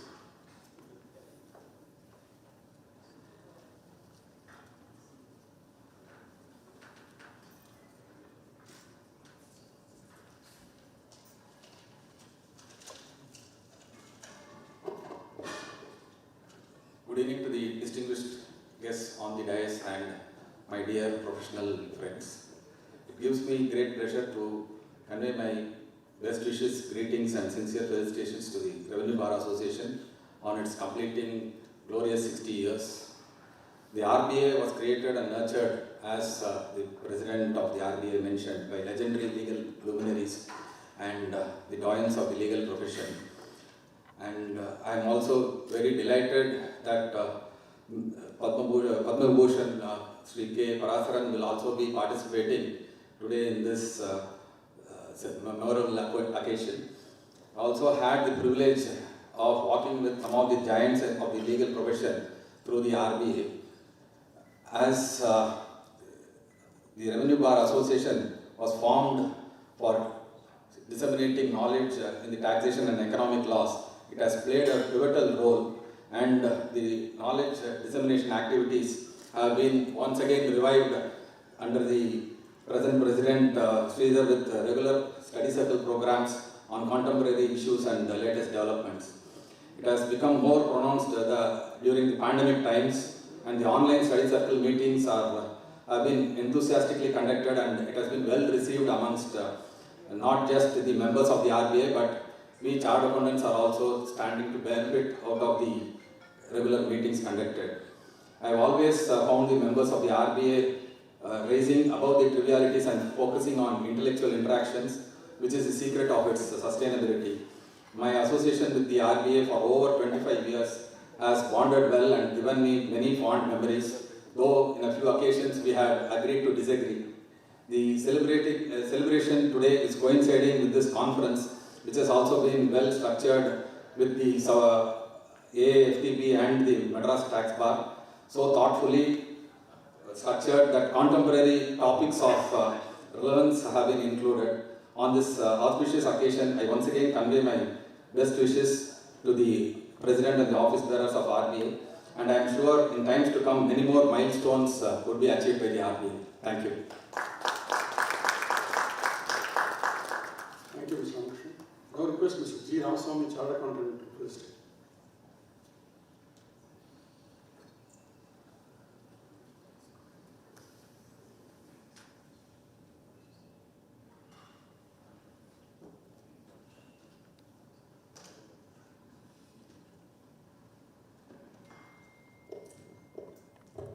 Very respected Chief Guest, Honorable Sri Mahavir Singh, Vice President, Income Tax Appellate Tribunal, Guest of Honor, Honorable Ian Garg, Chief Commissioner of Income Tax, President Mr. Sridhar, and my good friend Mr.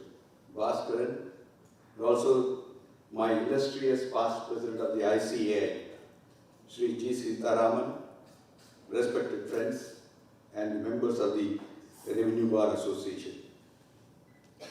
At the outset, I must thank the organizers, especially to Sridhar. I am thankful to him for inviting me to participate in this wonderful event organized by the Revenue Bar Association. In fact, I am from Coimbatore. I especially visited for this purpose. Because of the love and affection the Revenue Bar Association members shown to me the first time I appeared before the Income Tax Appellate Tribunal. I appeared before many of the members, including the present Vice President, and many times I enjoyed the knowledge sharing experience of our Revenue Bar Associations. Especially I have visited, along with the late V. Jagdishan, the Chartered Accountant, wherein my Guru, Mr. K.G. Subramaniam, and Jagdishan are very close associates. They have taken me to this forum. Many times I have handed over the books to them for argue the cases. I have very well-known Chartered Accountants and friends, advocates, all are together we share our knowledge.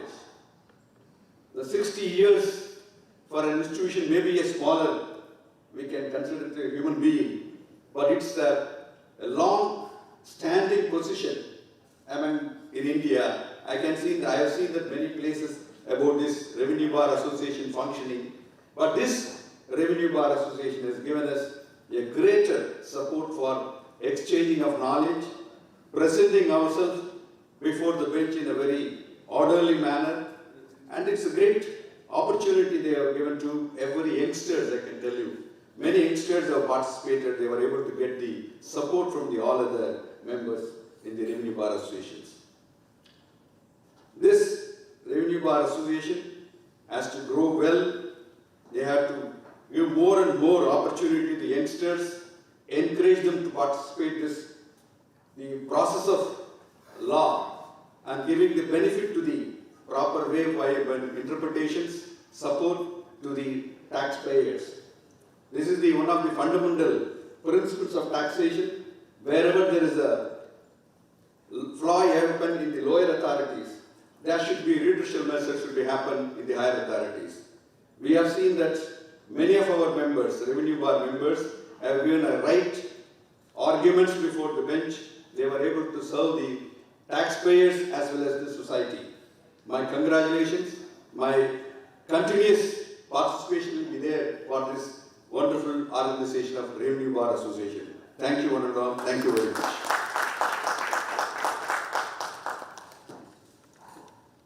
Thank you, sir, for kind words and complete cooperation with the Revenue Bar Association. I know Mr. Shri T. Manoharan, Padma Shri T. Manoharan, Chartered Accountant and past president of ICA, has sent in this video recording of the station. I now request to play the video. Distinguished guests, beloved members of the Revenue Bar Association, special invitees, and other ladies and gentlemen. It gives me immense pleasure to greet on the occasion of the completion of 60 years of glorious existence of the Revenue Bar Association Chennai. Looking back, one can take stock of the various milestones achieved by the Revenue Bar Association by conducting programs for the benefit of its members, by collaborating with other forums like Chambers of Commerce and professional bodies in holding events of significance in their journey.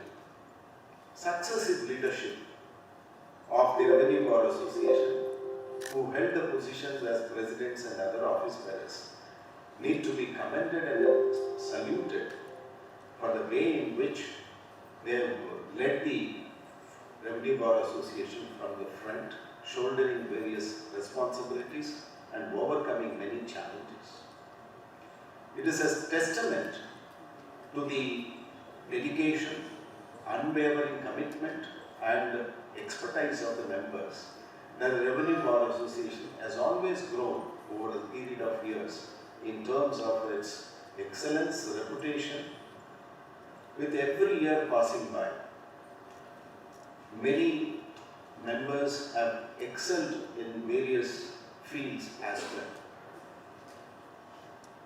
Although it is time to look back and celebrate this 60 years of glorious existence with a sense of elation and pride, it is also time for the members to look forward with a sense of hope and anticipation. Hope because of the larger canvas in which you may have to operate in seeking justice and taking up challenging litigation matters, and in anticipation because of the various changes that are happening in the legislations in different jurisdictions. Even in the realm of international taxation, many new concepts have evolved, and the litigation in those grey areas are also in the offing. I am confident that the Revenue Bar Association will promote exchange of ideas, dissemination of knowledge, and synergy through collaborative efforts with other professional bodies and as well as public forums, so that their members are always able to excel in the discharge of their duties, both to the various benches of the Income Tax Appellate Tribunal and other appellate forums they represent before, as well as to the clientele who approach them seeking their services. I wish this momentous occasion to be celebrated in a befitting manner, leaving everlasting impact and positive impression in the minds of all those who are part of this historical event. Thank you very much. Namaskar. Thanks to Shri T. Manoharan for sending his video recording. The next presentation is by Sri G. Ranganathan, Senior Chartered Accountant from Salem. Listen to his video recording. Hearing from T. Vasudevan, Advocate, that the Revenue Board of Chennai is celebrating its Diamond Jubilee. I am proud to get associated with the Diamond Jubilee of the Chennai Bar Association. At the outset, we have to acknowledge the vision of the founding fathers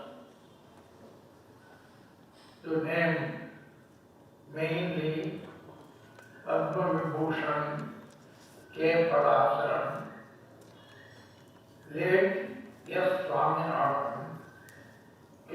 Srinivasan, S. Padmanabhan, T. Vishwanathan advocates to start a separate bar association for revenue advocates, since they felt that revenue litigations are complex in nature and the matter should be dealt with special knowledge in those laws. They felt frequent meetings and seminars on the various subjects which were a must, and such training was brought out by the founding fathers along with senior advocates like K.R. Ramani, V. Ramachandran, R.V. Ishwar, to name a few. The bar should feel proud of having trained a good number of advocates, apart from making representations to the government on tax issues. I am in regular updating from Mr. Vasudevan, advocate, through whom we bring forth complex issues to be addressed. I wish that everybody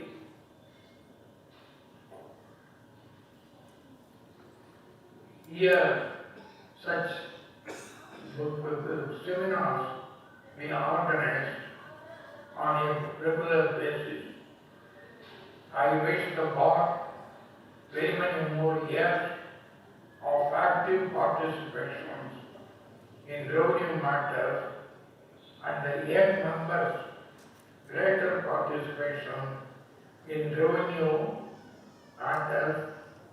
The annual budget discussion is one of such updating where detailed analysis are made of, true to the existence of a revenue board amongst India. Thank you. Thanks to Sri Ranganathan for sending his video recording, illustrating the revenue bar. I now request Sri G. Sitaraman, Senior Chartered Accountant, to give his words of illustration. Sri G. Sitaraman is also a past president of SCA, so we are very gifted to hear his words.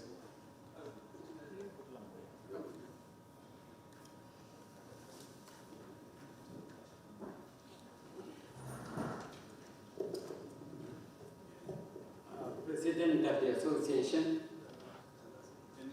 distinguished guests on the dais, my respected professional colleagues, I sincerely thank the Revenue Association for giving this opportunity to facilitate them on their 60th birthday. My association with the Revenue Bar, association with the legal profession, is much earlier than the formation of the Revenue Board. My first association was with S. Raghunathan, Justice of the Supreme Court, who is no more.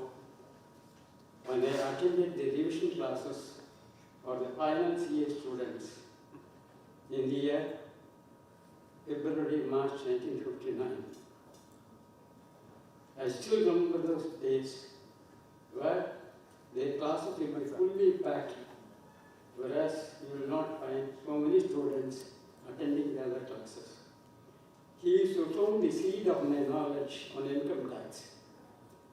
Subsequently, when I passed out and started my practice, I had the privilege of interacting with almost all the presidents of the Revenue Bar Association. I had close interaction with them, and the way in which they moved with the junior, comparatively junior in compared to their knowledge and experience. I just entered the chartered accountant profession, but the way in which they moved, their humility, simplicity, and everything, the way in which they encouraged me, they embraced me, is something you cannot imagine at all. And this association is known for 60 years. It's because of the collective efforts of all the members of the Revenue Bar. It is not the individual effort. It is a collective effort that shows the unity, their dedication to the work, their simplicity, humility, their willingness to share their knowledge with others. This has taken them to the 60 years is not small time. And I wish this must grow to 80 years and 100 years when the younger members with the same enthusiasm will be able to celebrate it in a better way. One or two things which I'd like to mention at the time. One is the role of the juniors. With the advancement of the technology, in the information technology, the habit of reading the journals, professional journals, has come down to a great extent. This is not a welcome change. Unless and you read the journals and find out the intricacies of the problems, that in the cases, the way in which the case has been decided, the principles on which these cases have been decided can be understood only by reading. This information technology has killed your natural intelligence. I wish the younger members start reading the journals seriously so that they will be a top tax professional in the coming years. And my speakers referred the word litigation. The RBA members of the chartered accountants do not encourage litigation at all. The main purpose of arguing the appeal is to find out the real truth in the cases, not to encourage the litigation. This is the main intention of having this professional approach, and I'm completely detached with the cases. Therefore, I request the members not to use the word litigation because that will give a wrong signal to the public that the profession is encouraging the litigation between the associates in the department. It is not so. The main reason is to find out the real truth. What is the position? What is the real truth in the law? So that the claimants of the law can understand, the people, the public also will understand. And second thing I'd like to mention is that you must continue to encourage the juniors. And you must treat them in such a way that they have the feeling that they are part of the entire team of profession. And our chartered account profession is interlinked with the advocate profession. Advocate completely interlinked. In spite of these two professions being different, the area in which the RBA members moved with the chartered accountants, you cannot imagine at all. They say they are part of the association membership itself. And I wish you celebrate this 88th year in 100 years and for the coming years, make it stronger. And it's time for you to spread your wings to the other parts of the state. And don't limit itself to Madras itself. Expand your wings to other parts of the state. And thank you very much for giving me this opportunity. Thank you.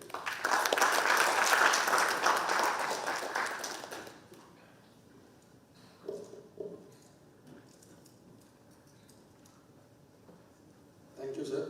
Great words of wisdom from senior chartered accountant, and he has taught us how we have to conduct ourselves and how to enhance our knowledge in the field of taxation or any.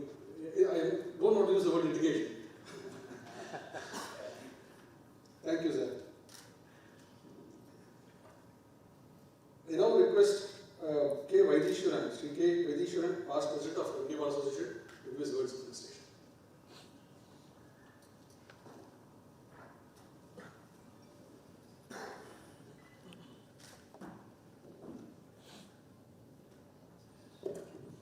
Honorable Vice President, Chief Commissioner, Office Bearers of the Association, my senior friends, and members of the bar, and all other delegates. Earlier speakers were mentioning about how a handful of lawyers of great repute joined together and decided to form an association in the 60s. Now, how did they even coin the word revenue?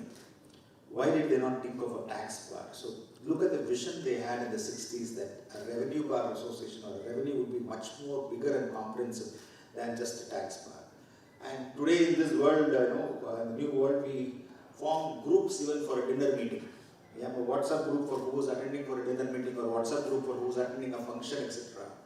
In those days, without all those technologies, 5 great minds sat together and decided to form such a concept, such an association. I think we owe a lot to them. And after them, successive leadership have clearly demonstrated, clearly established a very firm name for Revenue Bar Association. Great presidents are sitting here, all of them are done a very great job here. And this association has been unique in the sense that it has, all presidents have always encouraged youngsters. I still remember when, even senior most people like V. Ramaswamy or K. used to be the president, they would insist that the EC should be also packed with young members. That was their approach all the time, and that really paved the way. And I cannot forget Devanand at this point of time. One of the, he is the life and soul of RBI in various forms. In any capacity, he would always be active, and he would get into the wrong books of every president in whatever way he does, but it was always with a smile. He was so brilliant that he would be active. He would suddenly stop a speaker while speaking and ask a question and do all those things, but unbelievable. He was energy at all points. And when he was a president, that year was something, the period was something fantastic. We had unbelievable events that happened. Jay Kumar, Philip George, Datta, all of them have done a great job for the association. I had a good stint in the previous period, and now Sridhar is now heading the association.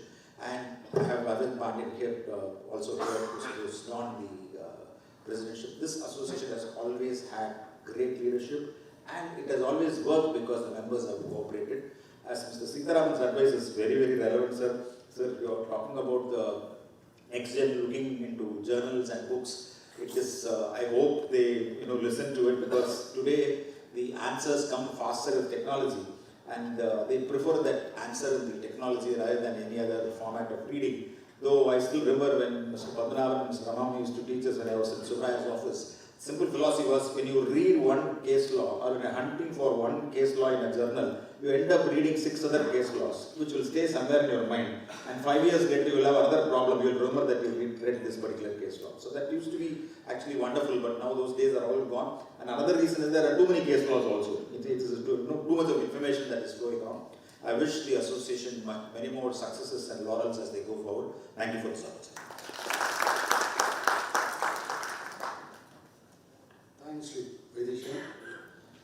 Now request Sri G. Bhaskar, past President of Revenue Bar Association, Ministry.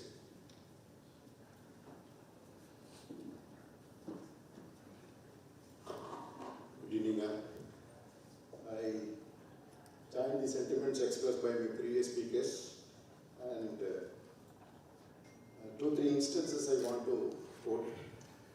As an youngster, I was arguing one case, and it was a case where whether granite is a manufacturer, extraction of granite is a manufacturer or not. We started around 11 o'clock, went on till about 12:30. One new advocate was assisting me with so many case laws. Then he was giving me tips, and then finally it was heard. Then I found, sir, who are you? Then he said, I am Janardhan Raja, who was elevated to the High Court at a later point of time.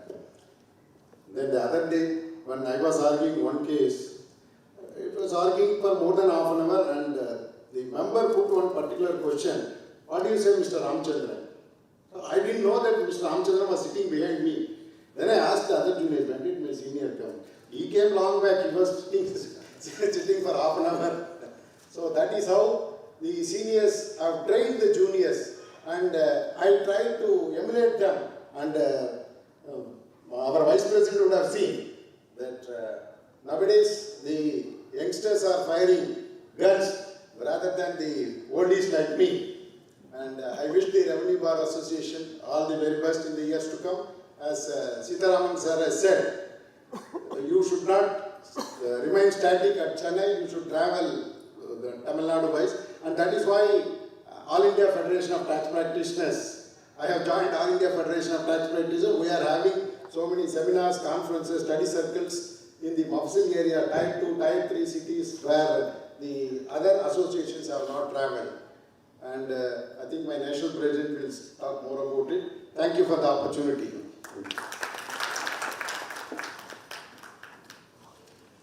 Thanks, Mr. Bhaskar.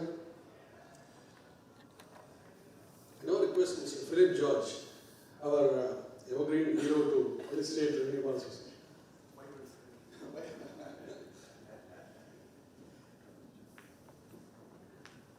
Good evening, Mr. Mavi Singh, Mr. Khan, Sridhar. Yeah, it's been a long time since I have stood before this mic here. I think 91 conference, I was the 91, 92, 93, 94, 95. I was then after that, I took a back seat so that all the youngsters can come forward and run the show much better than we did. 60 years, yes, I have been. 63 we started, when the association started with the luminaries that was mentioned. 74 I joined the bar and started to attend the Revenue Bar Association meetings, which is totally different from what we are seeing now. We used to have those meetings maybe every 2 or 3 months, once in every 2 or 3 months in the hall of my senior Mr. Padmanabhan's brother Vishwanath's house. And all the juniors and the seniors from all the offices used to come there. And the meeting was like, the president will come, he will sit there, the table is there, president, secretary will sit there, and the president will start his lecture. And it will go on and on and on and on and on and on. And nobody's allowed to say anything, we listen. If anybody rises up to say, ask a question, the president will listen for 2 minutes. The young man will read the sections, first 2-3 words, and oh yes, I understand what you're coming to, and he'll start a lecture on that. So it was going on like this for a long time. After about 6 or 7 meetings, one young boy there, he raised his hand and said, I want to say something. So he said, yes, what do you want to say? I said, it was me, sorry, I didn't want to disclose that.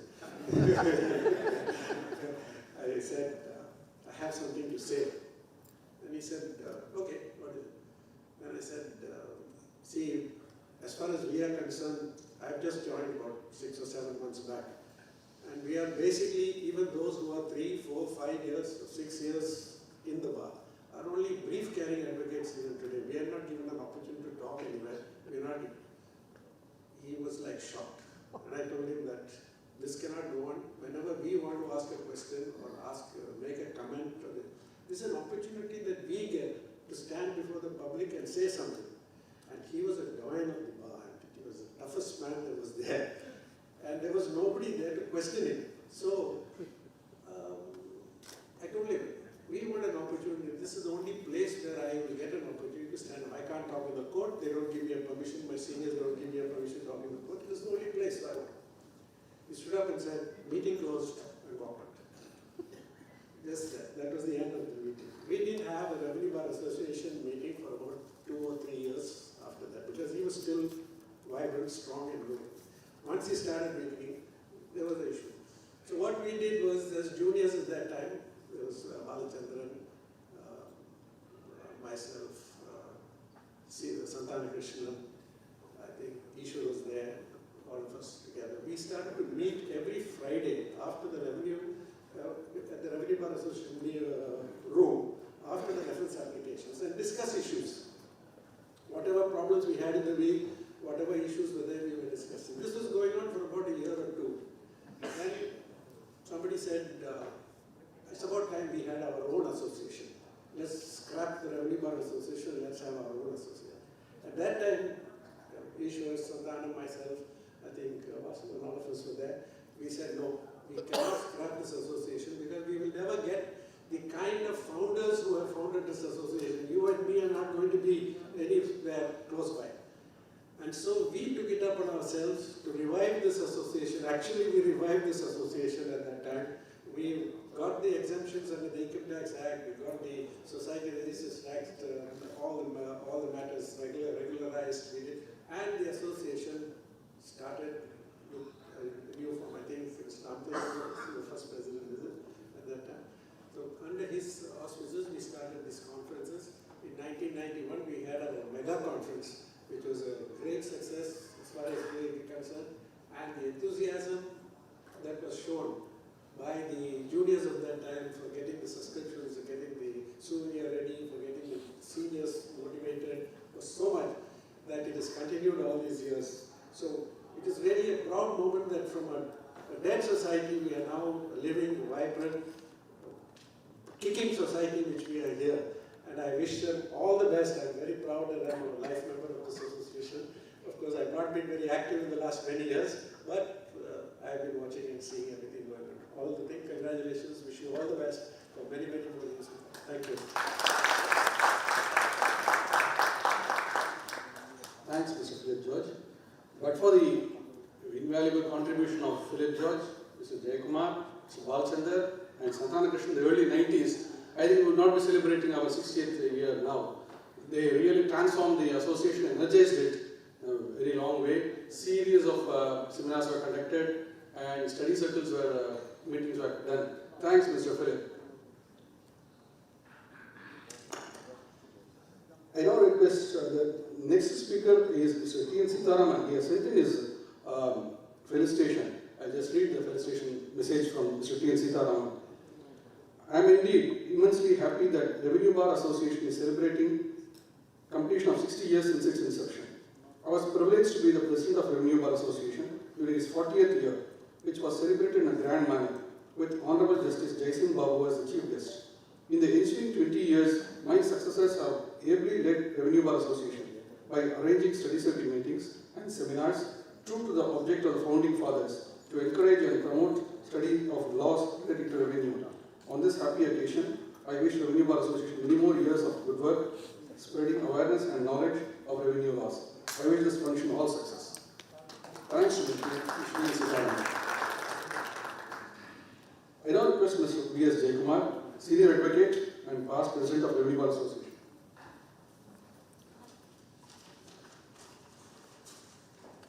Honorable Vice President Mr. Mahavir Singh and Mr. Devendra Kar.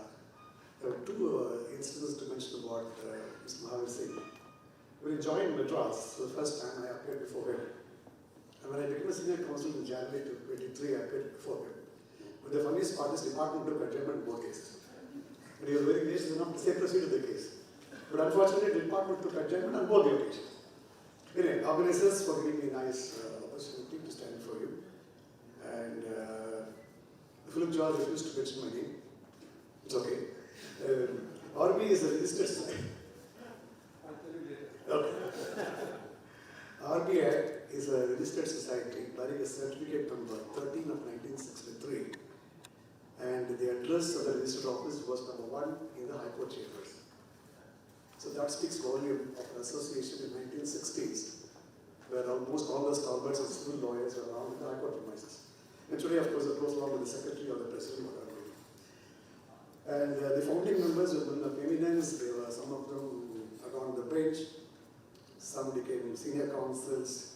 Some have achieved ethical standards, which we, the Revenue Bar bar is honestly following and humbly provide on day-to-day basis. And it was Patrick Henry in his famous speech, titled as "Give me liberty or give me death." He says, "I have but one lamp by which my feet are guided. That's the lamp of experience." So friends, it's the lamp of experience in the field of taxation set by our predecessors that has brought the RBI to attain this stature and recognition today. Several man-hours were spent to lay down the basic tenets and concepts like in tax jurisprudence, for example, real income theory, theory of legitimate expectation, and double tax treaty, and Hindu law, one man each Transfer Property Act, trust law, partnership law, Waqf law, and everything was done by the tax lawyers. If you take any journal or any branch of law, there are more tax laws. In income tax or wealth tax, for example, which has laid down the fundamentals of civil law. So we're very grateful for the hard labor put in by our tax pundits, and they have burned the midnight oil, and today we are seeing the 60 years of their hard labor. We, the tax lawyers, are not worried about today or tomorrow. We are bothered about yesterday. When you go to the court, argue the case, come back saying that you won the case. In your house, there is a message saying that there is a retrospective amendment. So the theme of the seminar here is together towards tomorrow. We should be together towards tomorrow yesterday. Because we are fighting for yesterday, in tomorrow, for what we did today.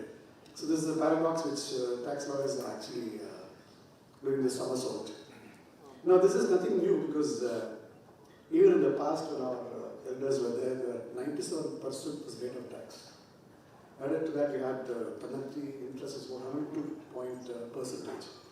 Still, the tax lawyers survived, advised the client team, and they made the representations to revenue bar in few forums to reduce the tax to 30%, which I humbly say is the beautiful words of the revenue bar faculties. And it's time for introspection. There are two types of litigants: one who fight for his case, the other who fight for the cause. Revenue bar is also a litigant in the latter sense of fighting for causes. Several public interest litigations were filed in the name of revenue bar involving constitutional matters such as appointment of judges and IT-80 members, increasing filing fee by IT-80, TDS on lawyers, service tax on lawyers, creation of national tax tribunal, GST tribunals, etc. The healthy litigation reached the level of Supreme Court, and in came the importance of RBA in fulfilling its objectives enshrined in our Magna Carta. In most of the litigation, Madras Bar Association was also involved, as we invited the said association to be the lead petitioner, as MBA is older than RBA. MBA was established near 1865. In the recent times, our past president of the Revenue Bar, Mr. Arvind Prabhakar Datta, he appeared in several cases before Supreme Court and carrying the flag of RBA beyond possible limits and hoisted it at the highest level. It is said in life, no matter the situation, you always need to remind yourself you are doing good. Don't expect others to pat your back and encourage you all the time. Sometimes you need to do it yourself. Kudos to Arvind Datta and kudos to Revenue Bar Association.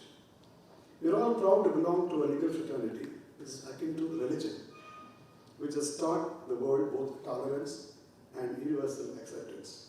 RBA is a place where every lawyer can find knowledge to enrich his mind and to enlarge his talents. Aristotle said, men come together in cities in order to live, but they remain together in order to live the good life. This is the experience we share with the Revenue Bar.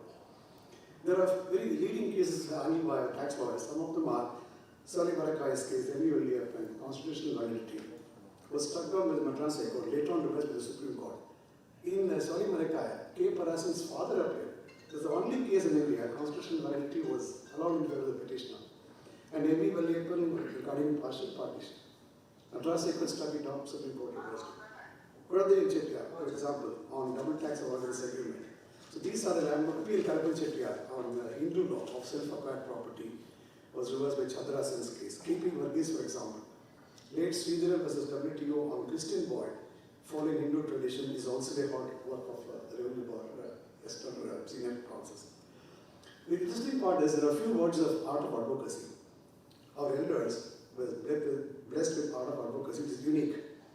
K. Srinivasan's convincing arguments and his articulation using Sanskrit slokas are a treat to watch. Mr. S. Swaminathan's persuasive arguments, starting from Lahore High Court to one ITR to the latest ITRs, were mind-boggling.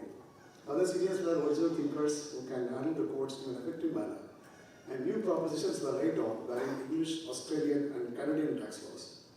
Other senior advocates, V. Ramachandran, K. Ramamani, Viswanathan, Mahalingam, Padmanabhan, Chandran, Ramagopal, T. Srinivasmurthy, K. Sivaraman were extraordinary.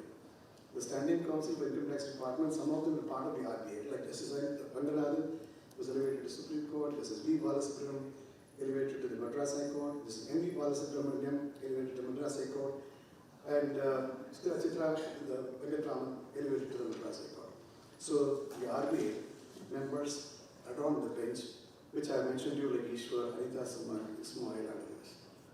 1880 members are Rajaratnam, Meenakshindram, O. Anandram, T. R. Senthil Kumar, and Asha Vijayaraman et al. If I have left out any other names, it's not intentional, but to save the time. All of them were great human beings first, and exhibited good personality in the roles they adorned. The erstwhile seniors also had a great sense of humor. Classic example is our friend Ravachari is going to give a lecture. His father, R.S. Venkatachari, had to argue a case before the Chief Justice of the Madras High Court. In an interpretation of the word, what is height and skin? The Chief Justice asked him, can you please explain the difference between heights and skins? He said, not what I have is skin, what you is having is heights. That's a way. So that's the kind of humor we had with old seniors. Okay, what is the takeaway from this function? The takeaway from this function is the time is here and now.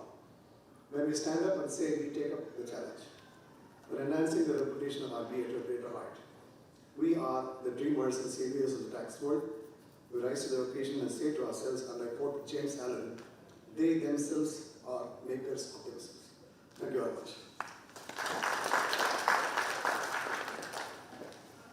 Thanks, Mr. Jayakumar. No request, Mr. Arvind Pandian, Senior Baker and Past President of Revenue Bar.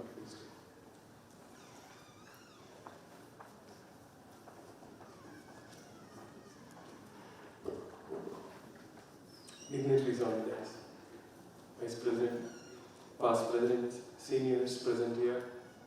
It gives me immense pleasure to be part of this function, of which I will be one among the junior most presidents who are felicitating Mr. Philip George.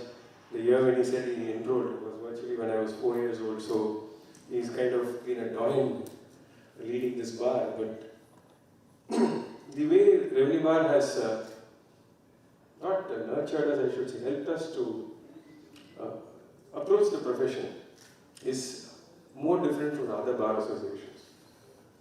The main reason being, the seniors never treated us as juniors. All the seniors treated us as colleagues. We were allowed to express our views. In many of the seminars, we were completely encouraged to present papers. We could be resource persons during the study circle meetings, particularly when post-90, I should say, which I have seen in person, when Mr. Philip George started in 91, 92, 93, 94, when he said so, I had just come into the profession. The Sridhar said, you must get into Revenue Bar. The first function when I think I attended Revenue Bar was when member Mr. Kannan had retired and there was a felicitation for him in residency in T. Nagar. So that was my first association with RBA. But be that as it may, the level of interest each one had to go during the monthly meetings or the seminars and the other activities like AITFP and every other association during the national seminars. Revenue Bar was always in the forefront trying to lead the tax bar of Chennai at that point in time. We also need to make specific mention about all the seniors. Apart from Mr. Ramamani, who was there and who led us in the tax profession as such, many of them like Mr. Chandran, Ramani, all of them kept the tax bar, Revenue Bar, completely alive. In fact, Mr. Chandran will be there even before all of us, not just to eat his dosa or anything which he wanted at the end, but he was there taking us all throughout, discuss it, and then only leave as the last person when the Revenue Bar meetings took place. Mr. Ramani is one such person. So each one played a different role. I should say, my personal experience, if I am of some standing from the Revenue Bar Association, I am proud to say that I am one of the beneficiaries of that. Everyone has given their personal experiences. Mr. V.S. Jayakumar is a newly designated senior, so he is completely prepared. It will take some more time for you to come without paper. I'm sure it will happen soon. The points we make is, we really had such a camaraderie that we can, either on the mic or off the mic, we can surely talk like this to each one. That's thanks to seniors like Mr. Philip George, Jayakumar, Mr. Datar. Everyone helped us to nurture that feeling. I once again thank Mr. Sridhar for having given this opportunity to address this August gathering. I am privileged, I should say, to be part of this association. I wish everyone happy 60th anniversary for our association. Thank you very much.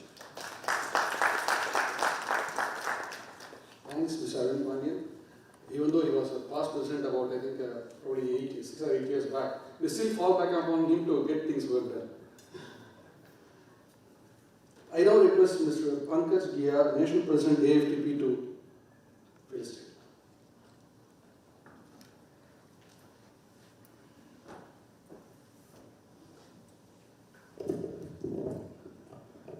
Honorable the Vice President, ITAT, the Chief Commissioner, dignitaries on the dais of the dais. I am not a member of RBA, so it's really, I was wondering what to speak. But congratulations on becoming a senior, because at 60 you become a senior in the life. And now all the juniors and all the persons who are the members of the Revenue Bar Association will have the benefit of a senior association. Friends, the working of an association is always good. It gives you a connection, it gives you a platform, it gives you a place where you can intermingle, get the benefit of seniors and juniors. The juniors can learn from the seniors, and the seniors can also learn from the juniors. How to appear, how to discuss, even they can go on and solve their queries or ask a question or take support or sometimes get good advice. But this is a diminishing class, I would say. With the onset of the technology Mr. Sitharaman was talking about, the latest casualty is the gathering. And this year in AFTP, being the national president of AFTP, we are the only pan-India body having more than 11,000 members of advocates, chartered accountants and tax practitioners. And apart from the statutory bodies like ICAI or the Bar Council, we are the only voluntary organization which is representing the tax professionals. We are saying, we started with 3 E's, ethics, education and excellence. But now we are connecting, we are giving the new tagline, that is connect, learn and educate. Because what we are seeing is with the onset of the webinar, the WhatsApp University and everything, we are not getting meeting or discussing the things. What we are getting the information on the WhatsApp, we are just sharing it. We are not even going through it. As a litigating lawyer, what we are seeing is we are just reading the head notes and going on quoting the cases before the courts or the high courts or the tribunals. And in the replies, what we are seeing is we are going to the taxman site or a Manu Patra or a India Qanun and getting the list of 148 judgments and quoting all those judgments at a seriatim in the reply, sometimes even not going what has happened inside or outside. Unless and until the associations or the federations or we meet, that would be a difficult thing. And having a gathering is always becoming a problem. So because of that also we are not able to get good speakers, or we are afraid to invite good speakers. So my submission is, it's really a catch-22 situation, because on the webinar you get a pan-India audience, maybe 100% or 500%, sometimes you discuss, sometimes you don't discuss, but whatever you are discussing on screen, and you are not getting a real query, real question apart from in the chat box. This can go on and on, but I would say this is a really a celebration year for the Revenue Bar Association, and I congratulate them It's really wonderful for me to be here on this felicitation function. A good thing for me. I had learned in the company of so many seniors. It is a beneficial thing, and on behalf of All India Federation of Tax Practitioners and on behalf of all my parent associations from the Rajasthan, I belong to Jaipur in Rajasthan. So on behalf of my Rajasthan team and all Federation team, I wish this Revenue Bar Association a great year, great foundation year, many more years to come, and it would be a beneficial year for the new juniors who would be joining the Revenue Bar Association. Because next time I will come, maybe on 70th year or something like that, it would be, some juniors would be becoming seniors and we would be hearing, reminiscing about their advices and anecdotes.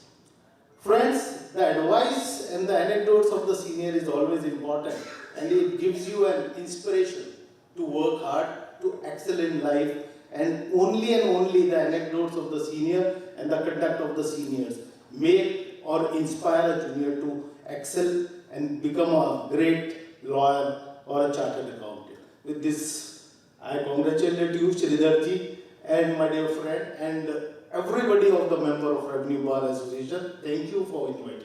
Thank you. Thank you, sir. Your experience as a president of a pan-India body will be helpful for us in continuing our activities of association. I now request Justice Mr. R.V. Ishwar and past Secretary of the Revenue Bar Association to felicitate.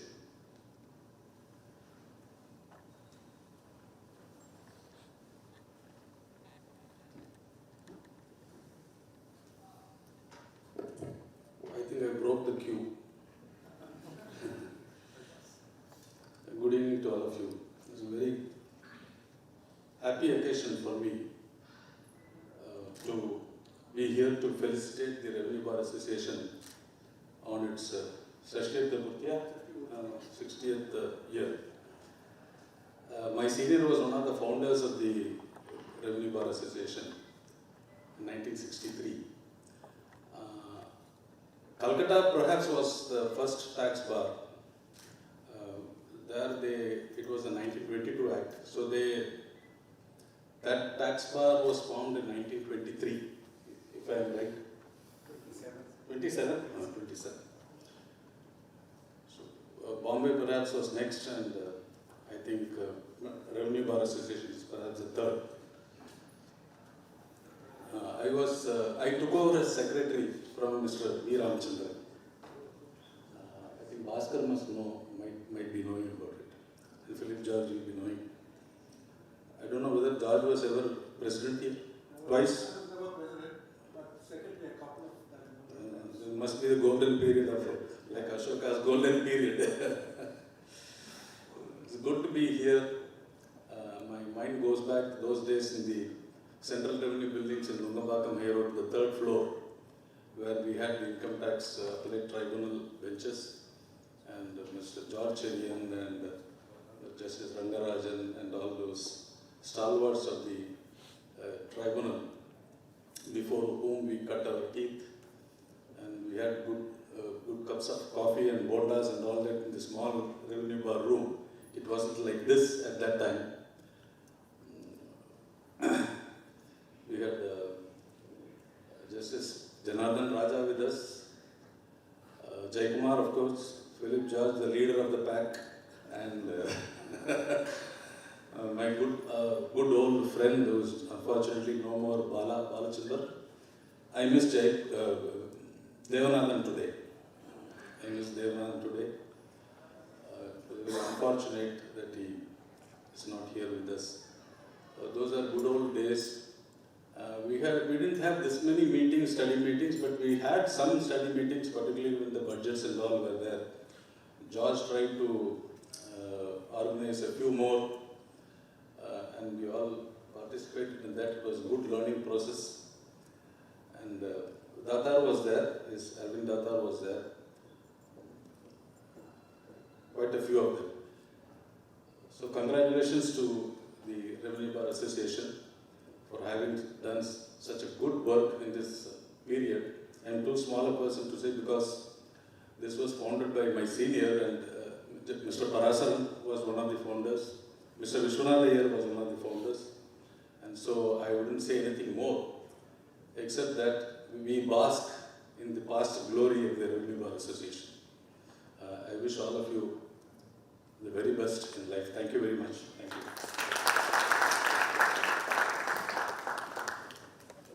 I think Justice R.V. Ishwar has kept his speech very short. With his astounding memory, he can keep on telling stories about the past. Thank you, sir.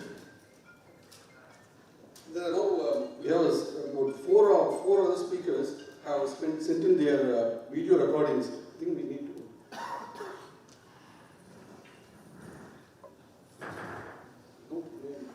Mr. R.L. Ramani, Senior Advocate and past President of RBA, has felicitated through his video record. Good evening, friends. I am very happy that our Revenue Bar Association has completed 60 years. I was told that at the initial stage, our senior Mr. S. Padmanabhan, Mr. S. V. Subramanian were very active in the affairs of the association. The subsequent period, Mr. V. Ramachandran and Mr. K.J. Chandran were very active and developed the association to a great extent. Of course, there was a lull in the association for some time, and subsequently it was revived by Mr. Philip George, by Mr. Balachandra and all others. Friends, after the revival, I am very happy to inform you that our association filed number of public interest litigations before the Supreme Court and also before the Madras High Court. Mr. Arvind Datta, past president of this association, he appeared in all the cases and helped the association to a very great extent. Friends, I still remember the first meeting I attended. In 1977, I joined the bar. There was a revenue bar meeting in our Kalatop office. Mr. Vishwanath Iyer, father of Mr. T.V. Ramanathan, he was presiding over the meeting. The topic was General Clauses Act. I still remember he explained the provisions of the General Clauses Act and also said our Revenue Bar Association is also registered under this Act. Friends, when we talk about the study circle meeting, I have to mention my friend Devanathan. He actively participated in all the meetings and he very much interested in the development of the association. Today, we very badly miss him. Friends, I had the opportunity to serve as the president of the Revenue Bar Association, and at that time we filed a number of public interest litigations, and we even called for the press meet in the Cosmopolitan Club to explain the nature of the writ petition that is moved before the High Court. Friends, I thank once again the office bearers for giving me this opportunity. Thank you. Thank you, sir. Mr. Arvind Datta, Senior Advocate and past President, has sent in his video recording of the police station. Good evening. I am delighted that the Revenue Bar Association has completed 60 years and is celebrating the Diamond Jubilee this evening. I am really sorry that I was not able to be present today on this important occasion. I was stuck here in a park and there was no way I could get an adjournment. Nevertheless, my heart is all with you, and looking back, I have so many pleasant memories of the Income Tax Appellate Tribunal, where I was a junior to Subbaraya, Padmanabhan and Ramamani. I was blessed with wonderful seniors who encouraged me, and I learned a lot about advocacy while at the Income Tax Appellate Tribunal. It was really a golden period as far as my life is concerned. We had outstanding tribunal members George Cherian, Justice T.N. Sirendarajan, Mr. Rajaratnam, C.K. Nair, C.R. Nair, so many names come, and they were so kind and encouraging to juniors. Apart from the members of the bench, we had a wonderful team of young juniors, and we had so much of warmth and friendship throughout. We used to meet on Saturday mornings and discuss important tribunal cases. I learned a lot from Ishwar, from Jay Kumar, from Philip George, and the basics of income tax, which I learned and has stood me in good stead even today. So we had a wonderful team of lawyers, and all in all, it was a golden period of my life, and I'll never forget the days. This is an important occasion, and I'm sure that the Revenue Bar Association, with the present team and the future leaders, will go from strength to strength, and I look forward to the 75th year in the near future. Thank you so much. Wish you all the best. Thank you, Mr. Dutta.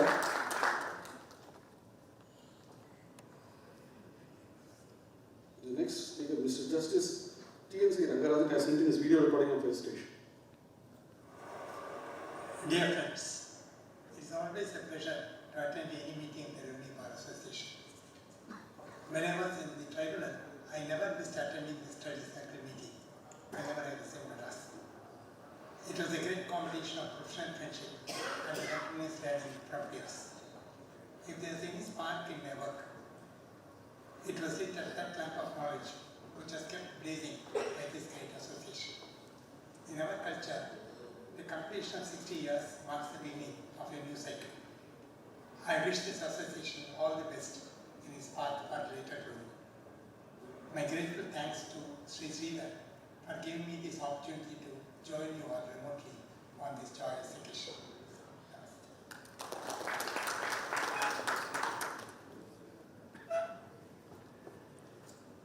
Thank you, Darshan.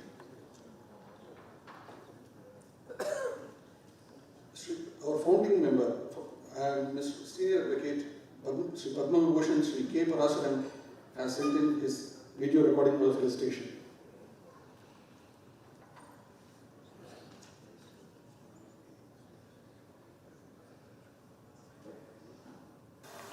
Respected and honorable Vice President of the Income Tax Appellate Tribunal, Chennai Kendra, respected and honorable Sri D.N. Kar, Chief Income Tax Commissioner of Chennai, respected and honorable Sri V. Raghavachari, Senior Advocate in Madras High Court and Supreme Court, respected and honorable President of the Revenue Bar Association and the other officers of the association, honorable elect who have assembled here in this hall, ladies and gentlemen.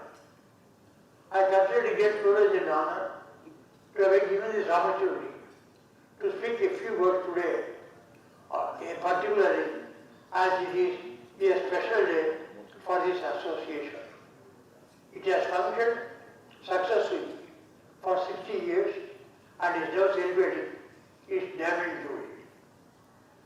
To have so successfully functioned so many years with such eminent persons as members is just the blessings and grace of God. The entire universe danced to the tune of a common tribe. I feel so happy and joyful to speak today, and I feel grateful to God to have blessed me, to have been a founding member, and to be happily arrived and speak a few words on this occasion. Tax has been immemorial and will continue to be everlasting, because for governing a state, money is required, revenue is required, and whoever is in power and exercising governing jurisdiction has to levy and collect tax. But the levy and collecting tax has to be supported by statutory provisions. What were very simple provisions at the beginning have become complicated today, and the expectation in taxation has become essential. It requires the help of both chartered accountants and good lawyers to guide and advise associates and represent their case before courts. Normally, in the Madras High Court I have seen, there have been specialist lawyers who appear mostly on the income tax side, though there have also been very eminent lawyers who have been doing both income tax cases and other cases also. Under the 1918 Act, the reference was against the order of the Commission of Income Tax. Under the 1918 Act, the reference was against the order of the Commission of Income Tax and used to be heard by a bench of 3 honorable judges. It was not referred as a full bench, but it was referred to as a special bench and was only a division bench. It was only a division bench. In those days, invariably, the Chief Justice of the High Court used to preside in tax cases. Mr. Murray Pushwater, Beasley, Sir Lionel Leach, Sir Frederick William General, Chief Justices, have all presided and heard in the bench hearing income tax cases. When Rajamana became Chief Justice, he made a few sittings, sitting with Justice Jayakari, who had been formerly a judicial member of the International and therefore well versed in tax law. But Dr. Rajamana somehow did not very much like taxation cases and therefore changed the income tax bench. He constituted bench of 2 very eminent lawyers of Madras Honorable judges who were practicing both the appellate side and were not practicing on the income tax side. Justice Satyaraj Rao and Justice Vishwas Sastry. Vishwas Sastry, both of them had good knowledge of law, and Vishwas Sastry, very in the right-hearted way, observed in court, income tax was my first love. It is about 30 years since he has divorced. That because he had appeared in income tax cases long before and probably had written a book on income tax. The bench proved a remarkable bench and they disposed of several cases very quickly. There are different division benches have been hearing the case. The eminent member of the tax bench, who was running on the tax side, have also become eminent judges of the High Court and one of them became a judge of the Supreme Court. They have also become members of the Honorable Tribunal and also Vice President of the Tribunal. Mr. Padina Shastri, when he was practicing in Madras High Court as lawyer, was a special counsel for income tax commissioner. And Mr. Subramanian was nominating and leading counsel for the assessees. My father was also one of the lawyers who used to appear in income taxes in those days. Before Justice Beasley, assessees never won. He always decisions went in favor of revenue. That was a colonial attitude to safeguard the revenue of the colonial rulers. But the thing changed later. After Sir Lionel Leach became Chief Justice, he would decide the cases either for the assessee or for the revenue according to his first of law and fact. He will normally allow only 10 the case to be read and then hear both sides and answer the question. After Padina Shastri became justice, Padina Shastri justice, Sir Lionel Leach and the bench used to hear the income tax cases. Deciding the practice. Saint John was one of the judicial, the great lawyer, Subramanian, and became an income tax appellate president and became a Madras High Court judge. We also him practice on income tax. He became the special counsel for income tax and became a judge in Madras High Court. Profound doer and very good stylish English for his hallmarks. Several members of the board has become the tax board. I attended eminent positions.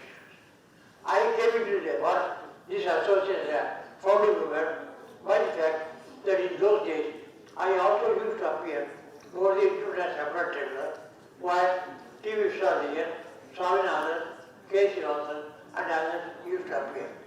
I was the members who were the founding members of this association. Probably myself and Subraya and Bhagavan were juniors. The others are all for seniors. M.M. Mishra was one of the outstanding judges. He also practiced on income tax. He was also junior under Subraya here.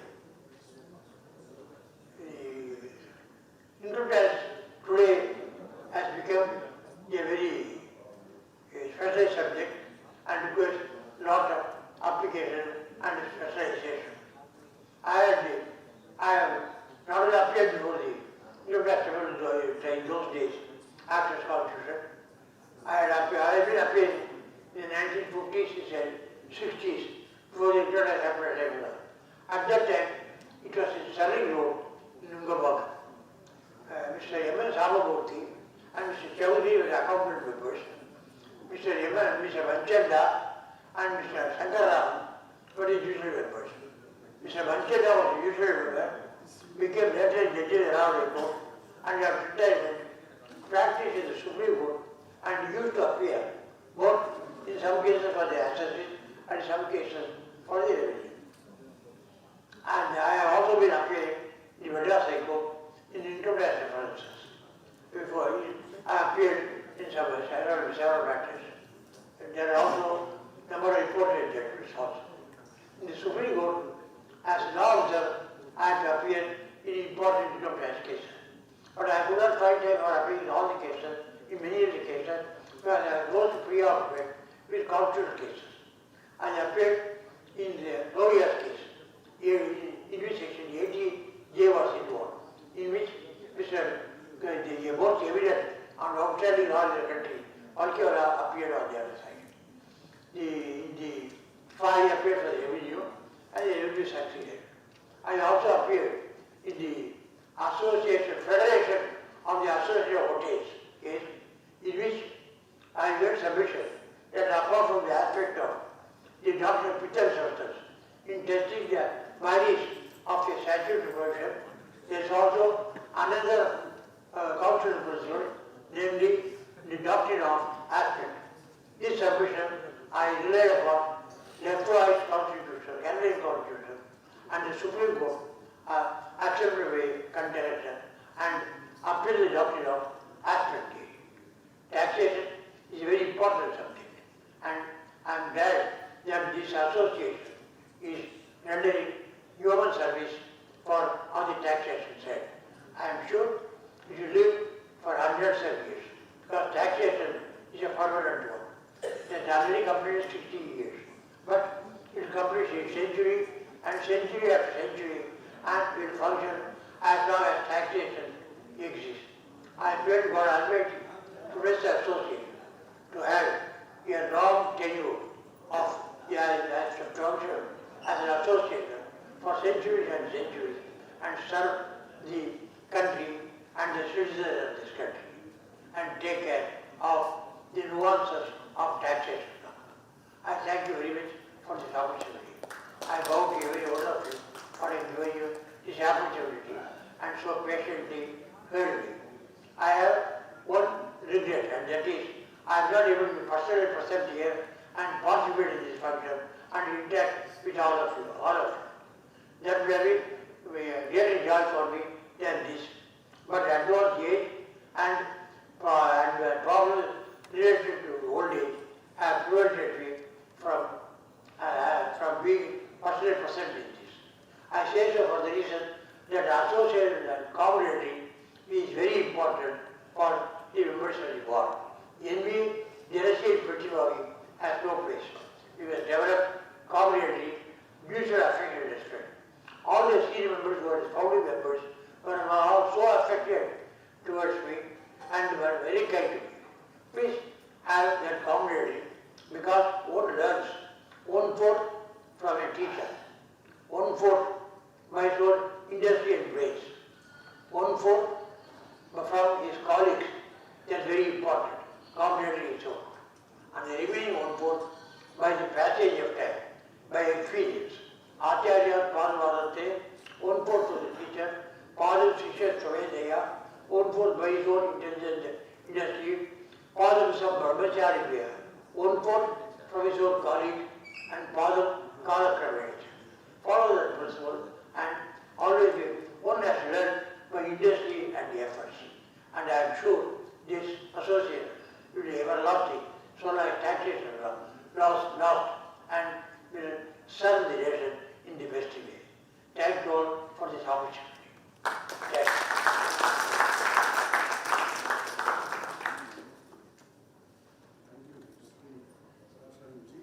This association has been going from strength to strength.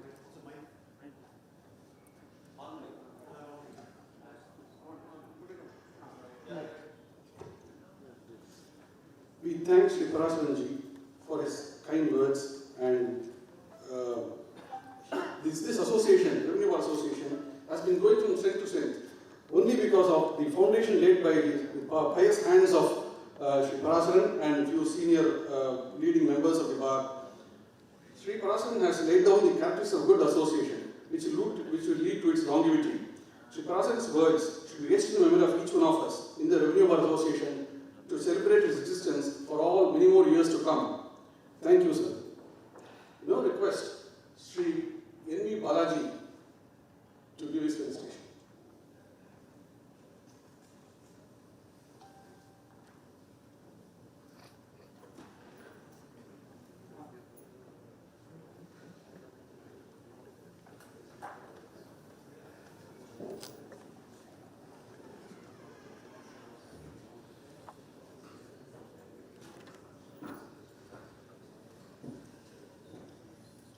Good evening, dignitaries on the dais and off the dais.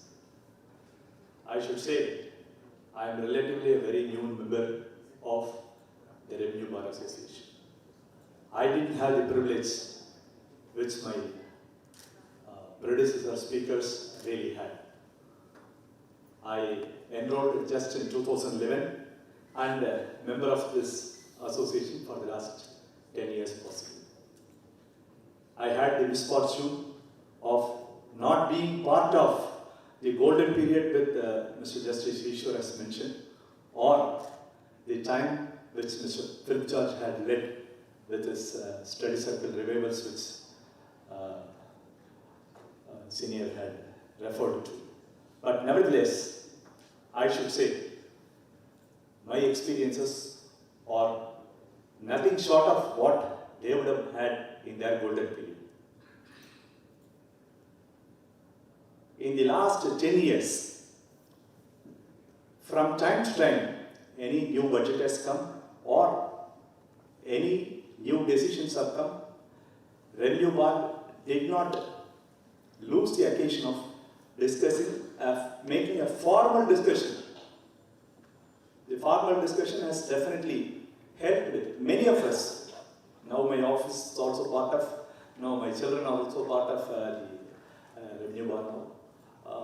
I am privileged that we have had learning through the formal studies that we have had. But the informal learnings, which every day happens in the Revenue Bar room of our tribunal, is something which all of us enjoy on day-to-day basis.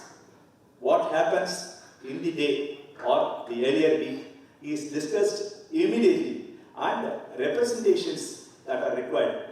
Fortunately, we have our Vice President who makes an occasion to have many informal meetings. He calls it as, we'll have a cup of coffee, cup of tea. This happens not just one-to-one with possibly the entire bar, not just the office bearers. The Revenue Bar has taken issues from time to time wherever the functioning of the bench or to ensure that smoother disposals that happens. Every issue is taken, and the formal meetings with the Vice President ensures that the functioning is also in a manner that the association would look for. As recently, we have had issue like one of the objections that is raised by the department saying that few advocates specifically should not appear before the tribunal. This is a strange objection taken by the department on the mere ground that those advocates or advocate has been appointed by the Vice President acting in his capacity under the RTA. As an RTA authority, he had engaged the services of a particular advocate, and the department argued as a preliminary objection saying that no, such advocate should not be permitted to appear before the bench. It was not just those advocates who had argued to support his case that he is entitled to argue, etc. The Revenue Bar as well had taken the issue with the Vice President to say that the legal positions also permit. Eventually, of course, now formal order has also come to say that such objections, overruling those objections, it is for the revenue to take further appeal or leave it as such.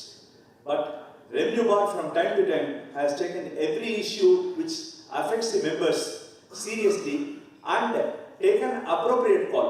At this juncture, I would only, in fact, this morning I was talking to our President, Mr. Sridhar as well. This is a rejoiceful occasion of 60 years. To commemorate that, I was suggesting him that we should have 60 articles of time memorial articles, last 60 years, raising for decisions which may not have great relevance today, but which have laid milestones in the Income Tax Act. Possibly we should have, if not a physical edition, an e-edition at least. Mr. Sridhar has told that it should be done as a group, and we will do it. Although, we have completed 60 now, it could get released anytime during the year. We will have it, we look for our President's key role on this. I am sure that he will take, and on his behalf right now I should say, everyone present here should definitely contribute at least one article, may it be GST, CST or VAT. There are a lot of indirect tax experts here. We should have collectively such memorial article, collection of article to come to commemorate this event.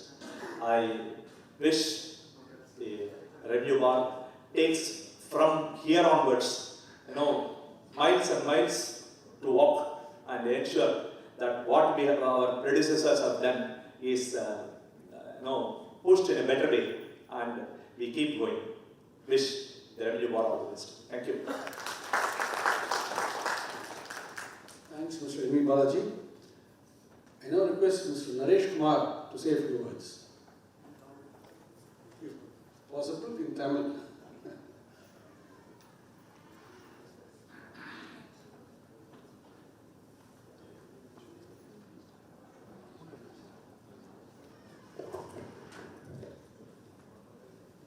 Revenue Bar President Sridhar, Vice President Mahavichan Singh Ji, Principal Commissioner D.N. Karji,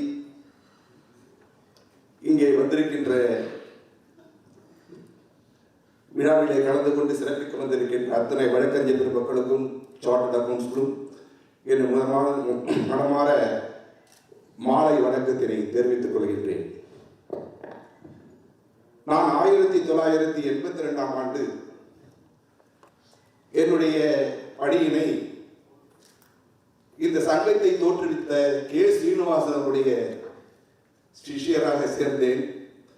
40 ஆண்டு காலம் உருந்தோடிவிட்டது. இருந்தாலும் கூட மலரும் நினைவுகளாக சில நிகழ்ச்சிகளை உங்களிடத்தில் நான் தொகுத்து வழங்க கடமைப்பட்டிருக்கிறேன். அந்த சமயத்திலே எங்களுடைய ஆபீஸில் மூத்த வழக்கறிஞர்கள் இருந்தார். என்னை விட ஈஸ்வர் இருந்தார்கள், கங்காதர் இருந்தார்கள், ஜானகிராமன் இருந்தார்கள்.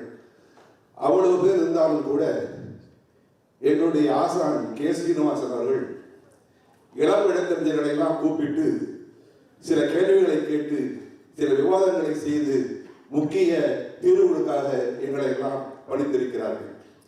அப்படிப்பட்ட மூத்த வழக்கறிஞர்கள் எல்லாம் அன்றைய தினம் எங்களை எல்லாம் ஊக்குவித்ததன் காரணமாகத்தான் நாங்கள் இந்த நிலைக்கு வந்திருக்கிறோம் என்று சொன்னால் மிகையாகாது.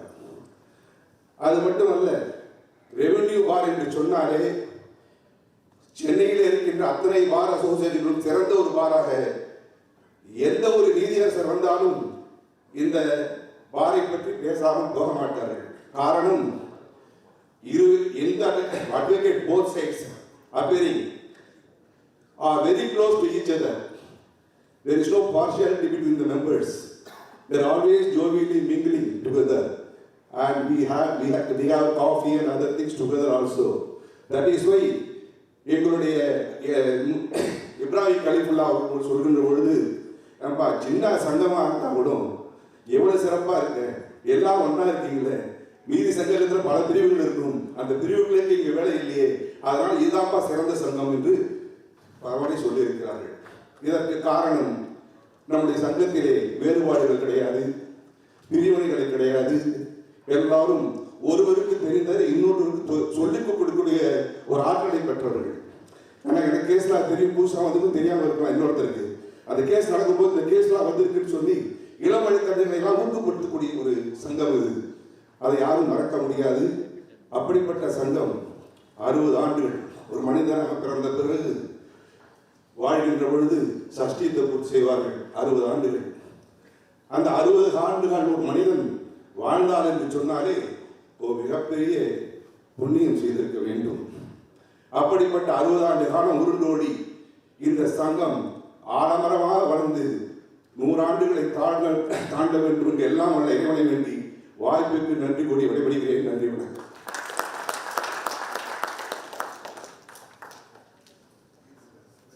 Mr. Manish Ji, for your kind Tamil words. It's very rare to hear such a prolific speaker in Tamil. Thank you. I now request Mr. M. Swaminathan, Senior Standing Counsel, to give a few words.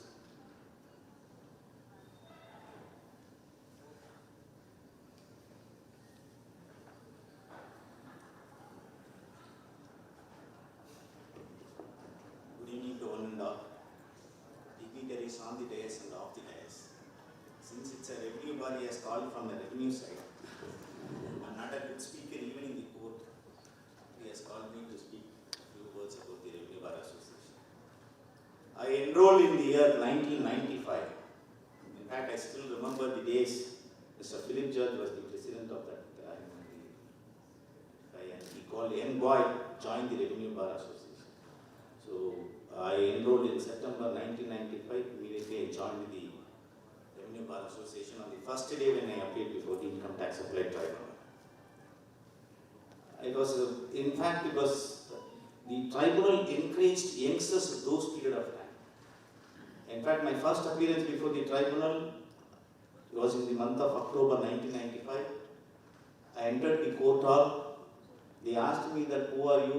I explained my professional, the date of enrollment. And they said, do you know what is this place? They were asking these things from the dais, and I just came out and saw this is court hall number 1 only. I am correctly come to this case. The matter is posted today here only. Then he said, your matter is posted in the chamber. Then the judge, tribunal member called me in the chamber and asked me what is your background and all those things. He encouraged me. The Revenue Bar Association, right from the day of my enrollment, I was, so 27 years I am part of the Revenue Bar Association.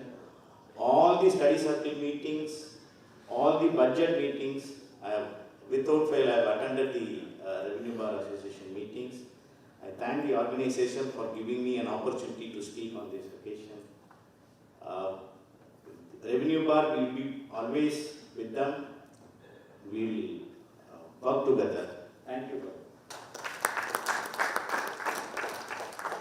Thanks, Mr. Swaminathan. We pray only for Swaminathan to gain greater heights in this profession. Very shortly. Very shortly. I now request Sri D.N. Principal Commissioner of Income Tax, to give his presentation.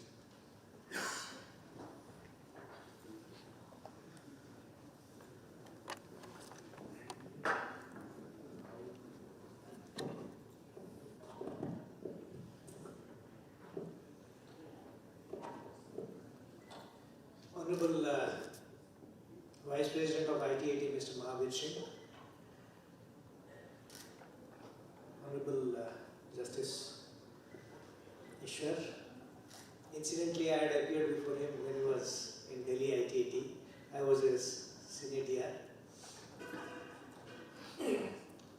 Office bearers of RBA, friends. I'm so happy to be part of this event today.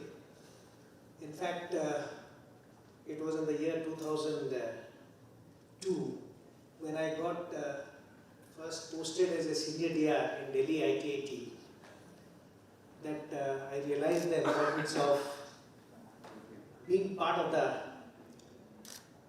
ITAT ecosystem, because that is where you learn so many things.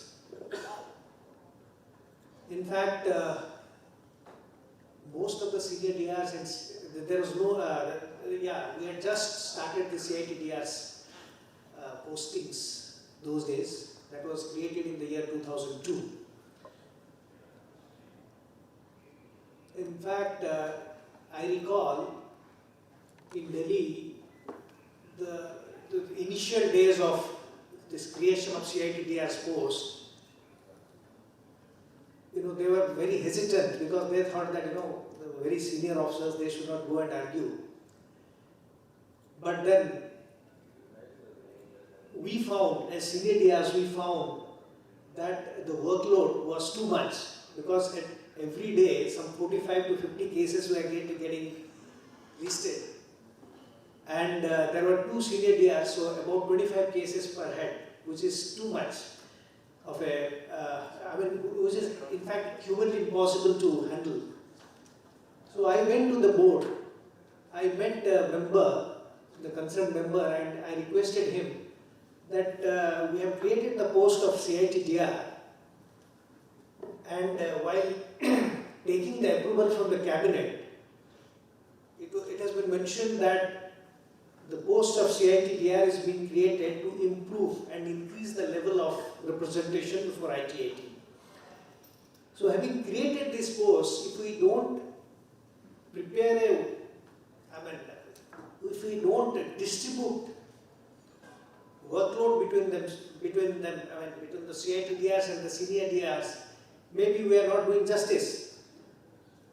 So initially he was also not very keen on passing an instruction distributing workload between CIT DRs and senior DRs. So I had to do something else. I found that it's not happening in the normal course. So we had some CIT DRs who had been recently appointed, and they were in fact trying to get out of the tribunal. So they used to visit. One of them said that, I'll be a non-playing captain. You go and argue, we'll sit and encourage you from behind.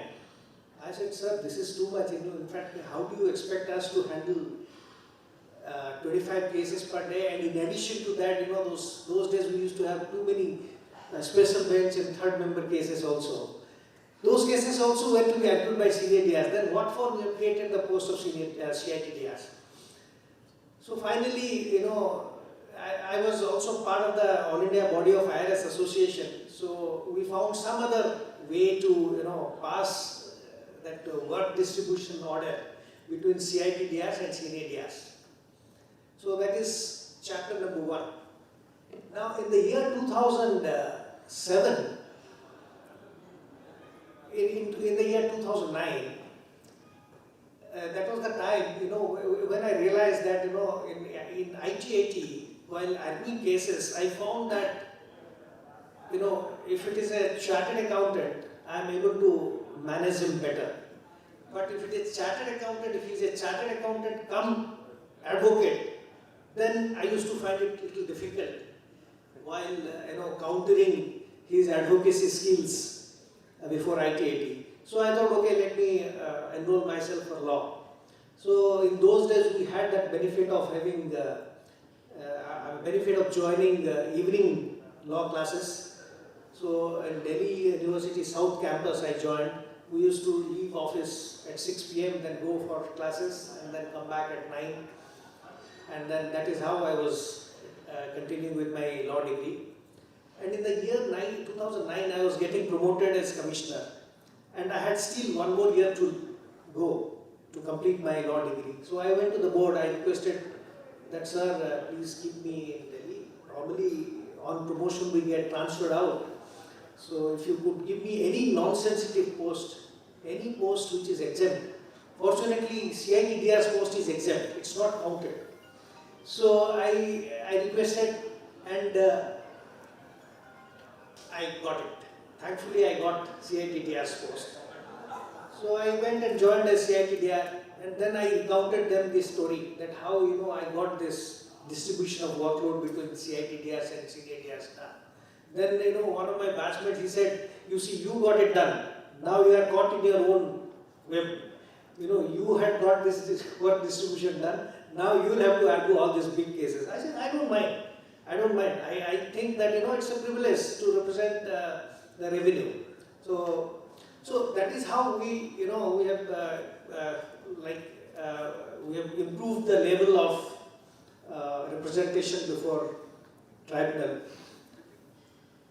What happens is, most of the councils, like you members of RBA, you have limited number of cases on a particular day.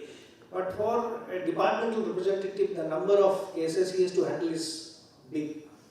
So the numbers actually tell on the quality. It impacts the quality of representation. So I would request that, as members of the RBA, as you should have some sympathy, some consideration for the DRs, because they are working under a lot of pressure. And then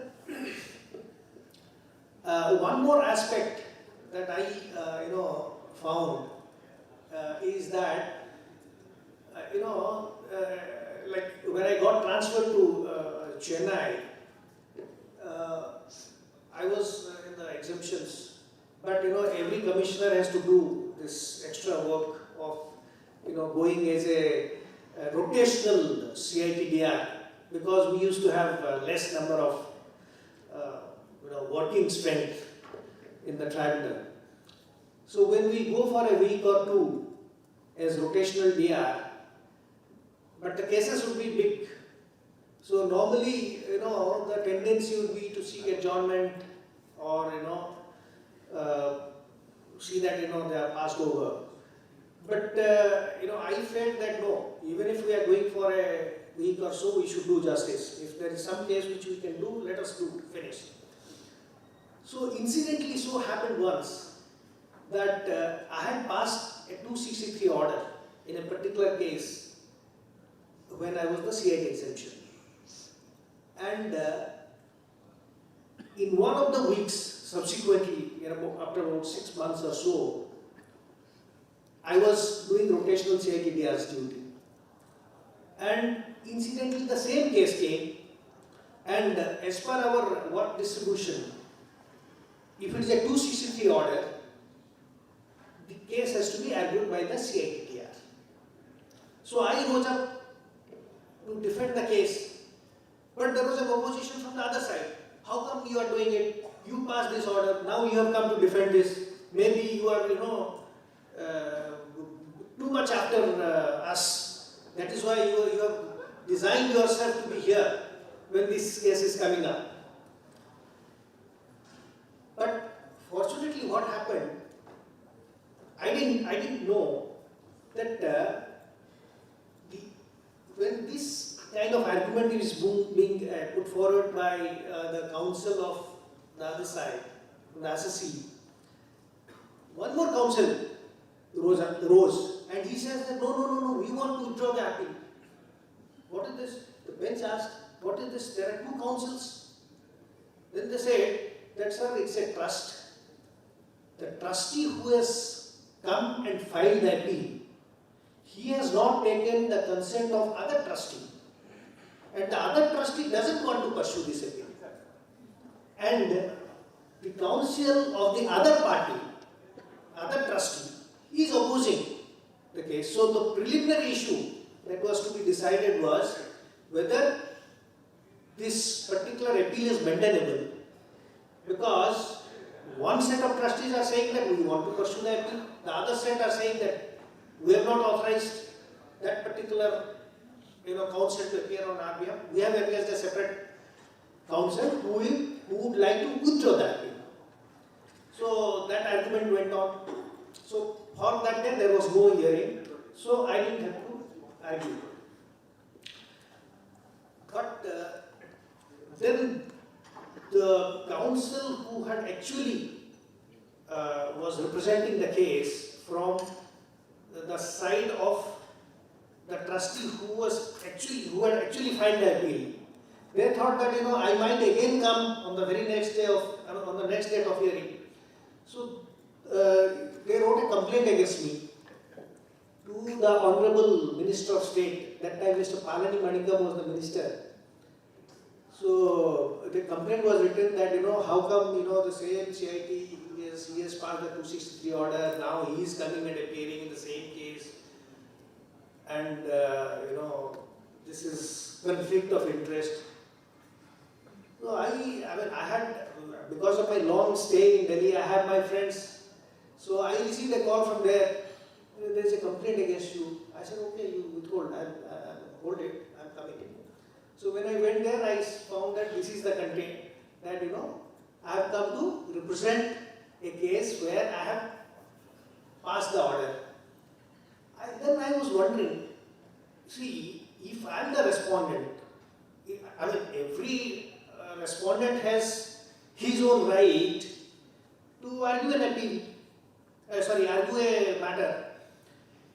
It is his choice whether it will be argued in person or it will be argued through an authorized representative. CITDR is only an authorized representative of the department.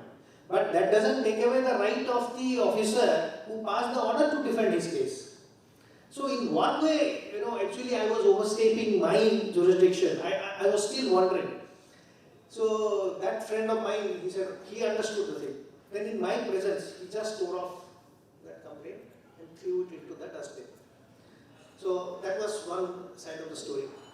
Then what happened?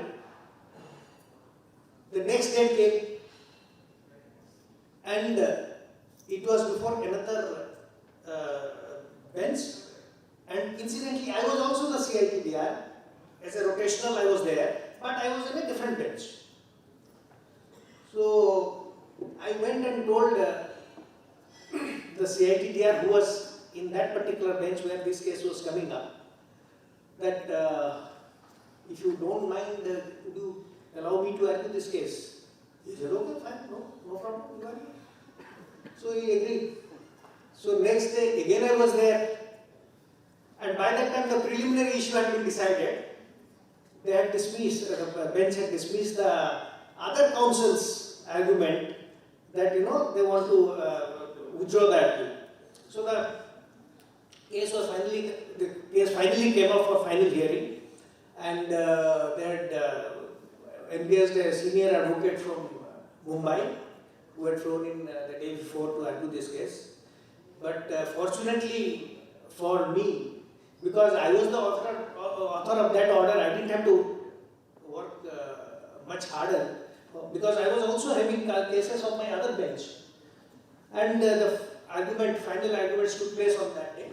And after about 15 or 20 days, we got the order, and the 263 was not set aside, and it was upheld.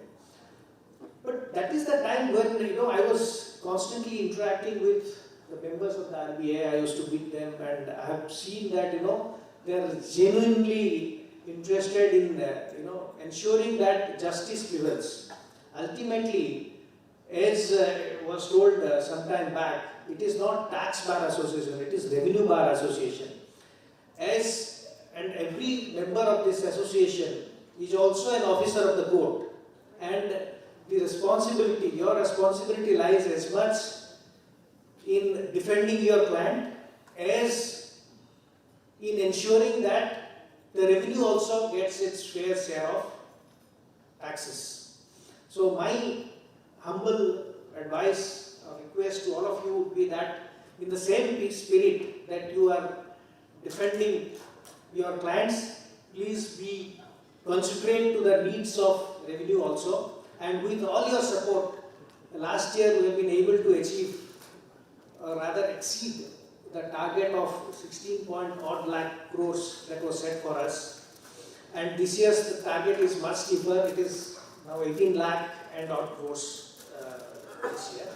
So I am sure that the members of the RBA, which is entering into its 60th year, would contribute and ensure that revenue also gets its fair share. And if you go to a bar, if you find something which is matured for 12 years or 18 years, you feel so good. Now here is a bar which has now matured for 60 years. So I wish that all of you enjoy it and grow from strength to strength. Thank you so much.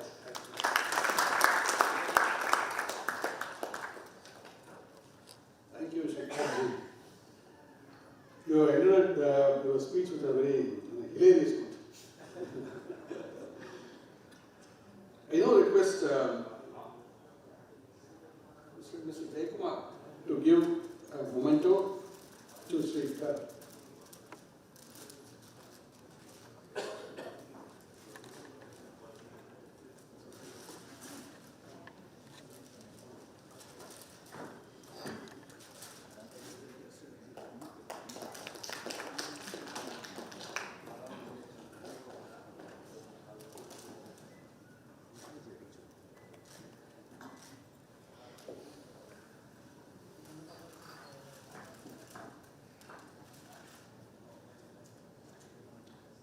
I now request Honorable Vice President of ITAT Chennai Zone, Sri Mahavir Singh, to give his felicitation.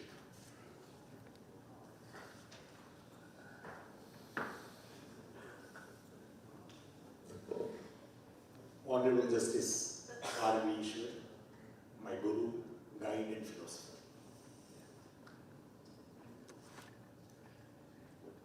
Senior Advocate Mr. B. S. Jaykumar, Mr. Avik Pandya, Philip George, President of Revenue Bar Association Mr. S. Sridhar, Senior Chartered Accountant Mr. G. Good evening, everyone.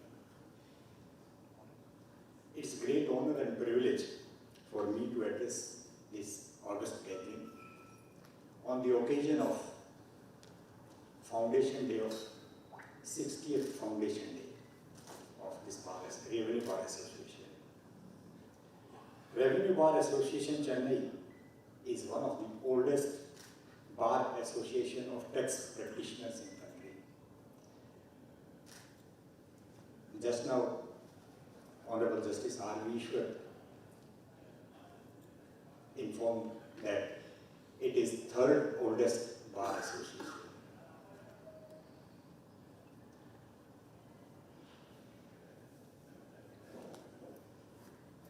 Revenue Bar Association has been fortunate to have been led by a series of outstanding lawyers, some of them namely Shri S. Swaminathan, Shri K. Srinivasan, Shri S. Parmanabhan, Shri T. V. Vishwanath Nayyar,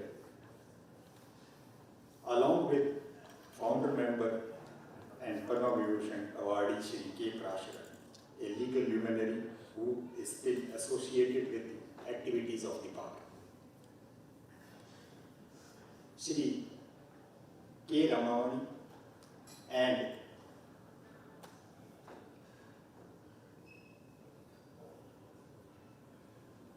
other senior advocates of Revenue Bar Association. These great lawyers together made the RBA a great institution who have immersed themselves in the complexities of direct and indirect taxes and who have closely followed the gradual way that these provisions and rules have been adapted to a changing environment. They have strived hard, burnt midnight lamps to study the case papers, looked into the nook and corner of very complex laws, that is direct and indirect taxes. That is the building edifice of economy in all civilized countries. it is the same tradition that has to continue. Every institution and every human being has to continuously improvise to the changing need of the society, as our country has embarked on a great adventure of globalization in 1991, and in the process, new challenges have cropped up. The RBA as an institution must gear up itself to meet these challenges, and for that, what is required is a new vision, and I feel that RBA will not be lagging behind in evolving itself. During my tenure in Chennai, as judicial member from 2003 to 7, and again as vice president from 2020 to till date, I came to know that, and which is evident, that since 1991, there was a grand resurgence in the activities of RBA under the guidance of legal luminaries like Shri K.R. Ramamani and Shri V. Ramachandran, both senior advocates. I also know the contribution of Justice R.V. Ishwar and senior advocate Shri Arvind Datar in the affairs of RBA, which cannot be forward. RBA has been conducting annual seminars, conferences on topics of current interest, conduct budget meetings every year. Most importantly, RBA, to keep abreast with the latest developments in the field of law, organizing regular study circle meetings. On the bar side, there was always a responsibility on it to support the institutions like tribunals in preserving the purity and integrity of the institutions.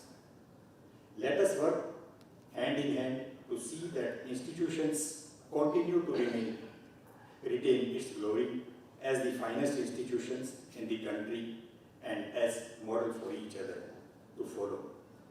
On the whole, I feel upbeat and optimistic for a bright future for the RBA in the coming years, because sitting on the bench of ITAT, I have observed that young and budding lawyers who are bright, intelligent and hardworking. It means that the future of RBA is in safe hands. Now, as a vice president, I have certain expectations from the bar which I want to bring to your notice. The representation by members of bar should be made objectively by putting all the facts and the law on the dispute involved in the appeal before the bench. The role of the profession is not only to take care of interest of the client, but also to ensure that the client pays the correct tax while not losing the benefit of legal provisions and cases decided in his favor. But also to ensure that if the legal position is against the assessee, to place before the bench both the points of view for its independent decision. Whereas the assessee may not pay 1 rupee more than what he is liable to pay, he may not pay 1 rupee less than what he owes to the exchequer. Though it is true that he is representing the client, he should advise the client about the correct legal position in case it is well settled. But in case there are two possible views in the matter, he should bring them to the notice of the bench. He should impress the client that there is no conflict of interest between him and the revenue if he is liable to pay tax in particular situation. It goes to state which is, after all, is his. For expeditious disposal of appeals, he may not ask for adjournment without sufficient cause and thereby delay the disposal of the appeal. Just as the profession does not agree with the frivolous filing of appeals by the department, it may not encourage filing of a frivolous appeal by the assessee also. Application for consolidation of appeal for different years involving common issues but allotted to different benches may be made in advance so that the decision and the appeal is not delayed. The representation before the tribunal may be made comprehensively, whereby all the relevant papers may be compiled and filed with the appeals or in advance at least 7 days of hearing. It is also in the interest of the SSE to prepare the paper book at the time of filing of appeal if possible, or as soon as possible after filing of appeal, so that there will be sufficient time to prepare the same in case of short notice or delay in intimation by client of date of hearing. By and large, the approach and the attendance to the matter by the representatives should be such that it inspires a good deal of confidence in the bench in their representation. RBA, especially in recent years, has recognized the key role it has in getting the right balance between protecting the SSE and tax structure by providing certainty and tax predictability for tax assessees.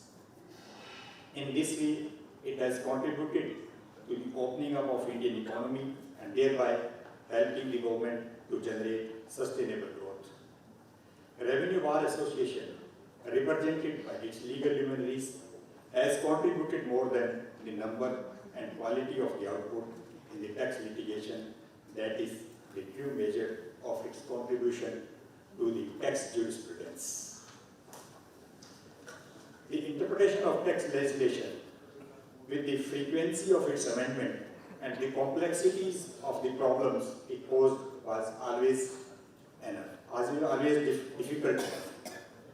The economic prosperity of India and the expansion of its commerce, the vast increase in global trade with the interaction of different currencies, the evolution of innovative transactions in international trade, and increasing resort to the internet, email, and transactions on the electronic media have exposed the tax practitioners to new vistas of knowledge and the evolution of new legal concepts.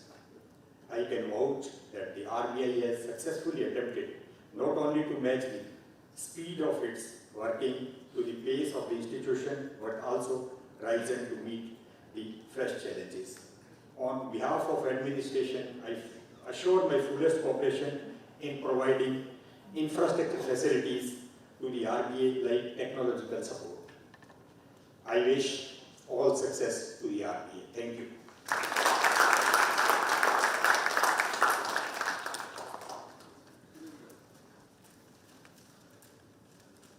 I thank Honorable Vice President for the encouraging words, and I think Vice President has laid down some reasonable requests or compliances from the bar. We hope that we will comply with all those things.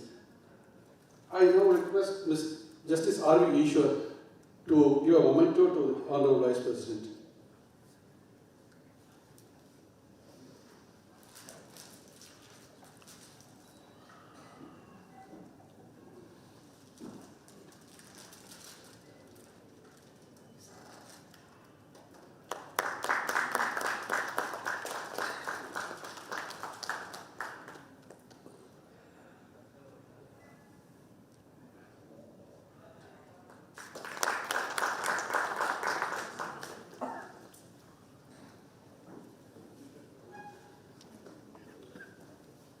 We now come to the very concluding part of our grand function today.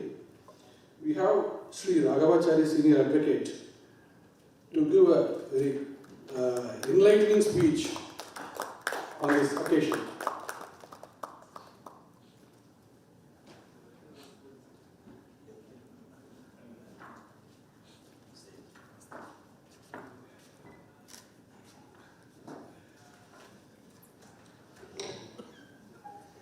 Good evening, everybody, both off and on the dais. When I was called upon by my good friend to speak, I asked him, what is the topic? He said, whatever you like. I thought of speaking to youngsters, but I see before me all my seniors. I can only say pranams and get on. However, I have to change my speech from what I prepared and what I have to deliver. So far as our profession is concerned,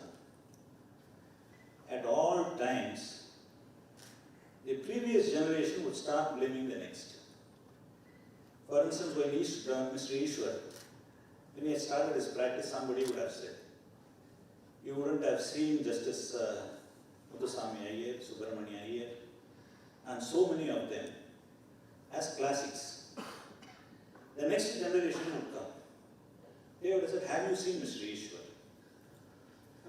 After that generation, think of a young man like me becoming a judge. The situation would have been, they were also judges, he is also a judge. Why I am pointing out, each generation has outwit the other is what, according to me, both in science as well as in technology, as well as a user of artificial intelligence. Earlier in point of time, the days when I started my practice, it was purely on digest. We lived on digest. They will have a quinquennial digest, a 25-year-old and a 50-year-old. Our job is to look into the digest, find out whether it is overruled or followed, and what has happened to a particular proposition of law. Of late, if you had seen, you just give him a word. He will type out on a computer, get a series of judgments both for and against. After analyzing, sometimes we have to come to a conclusion he may be right, and on most of the occasion, unless we go through the facts of a case, this is where I really want to point out. We go mostly by the words that have been given to us for the purposes of doing our research. This does not take us anywhere. Earlier in point of time, they will call upon us to read the first facts first, the judgment next, and then arrive at a conclusion whether it is right or wrong. I had seen my father, who used to meticulously take notes of the case laws and thereafter arrive at his own conclusion. Many a time he used to criticize the judgment and ultimately had many good friends in the bench. Some of them would appreciate, some of them would have their turns. They will take a right moment to give him very good orders. Why I am pointing out, these are small things which we have not cultivated in the recent times. If you had looked into earlier in point of time the journals, be it Law Weekly or Madras Law Journal or whatever, the journals of some repute, there would be criticism of a judgment and they would analytically say where the judge is wrong. Another judge who reads the judgment would automatically take the cue and try to resolve the issue that has come before him. Of late, the criticism aspect which were inherent among the lawyers is slowly vanishing. What all we see, either they praise the judge or praise the judgment, never be a critic. Unless a lawyer steps down to criticize if the judgment is wrong, the law will not improve. To have the law improve, to see the law improves, one has to really read a lot, analytically analyze, and then come to a just conclusion whether judgment is right or not. Why I am pointing out this aspect before this honorable forum? I see many of you, particularly Dattars Jr. who is here, who has written a book. At the age of around 30, that boy had a tutelage under one of the great men. He writes a book which is being appreciated by the bench. Probably he is hiding his face now, Artik. Then we have Parthasarathhi's sons who hit. He writes article after article, but of course I don't share his views. Many of them are, it leans towards the left. We have Ramesh, who did his what they call as, he went to London, he did his barrister course, and he is here. All these persons, they can contribute more to law. That is what I am placing for your consideration. They can contribute more, much more. But they never want to offend people. They don't want to offend, it includes me. But there is one problem which would, that my members might not mistake me. When a judgment is being addressed, it may be right, it may be wrong. But we should have a big heart to accept if it is going to be wrong and a criticism is being made. What exactly has happened once I started criticizing a judgment? The next minute, the editor of the journal passed on that criticism to the learned judge.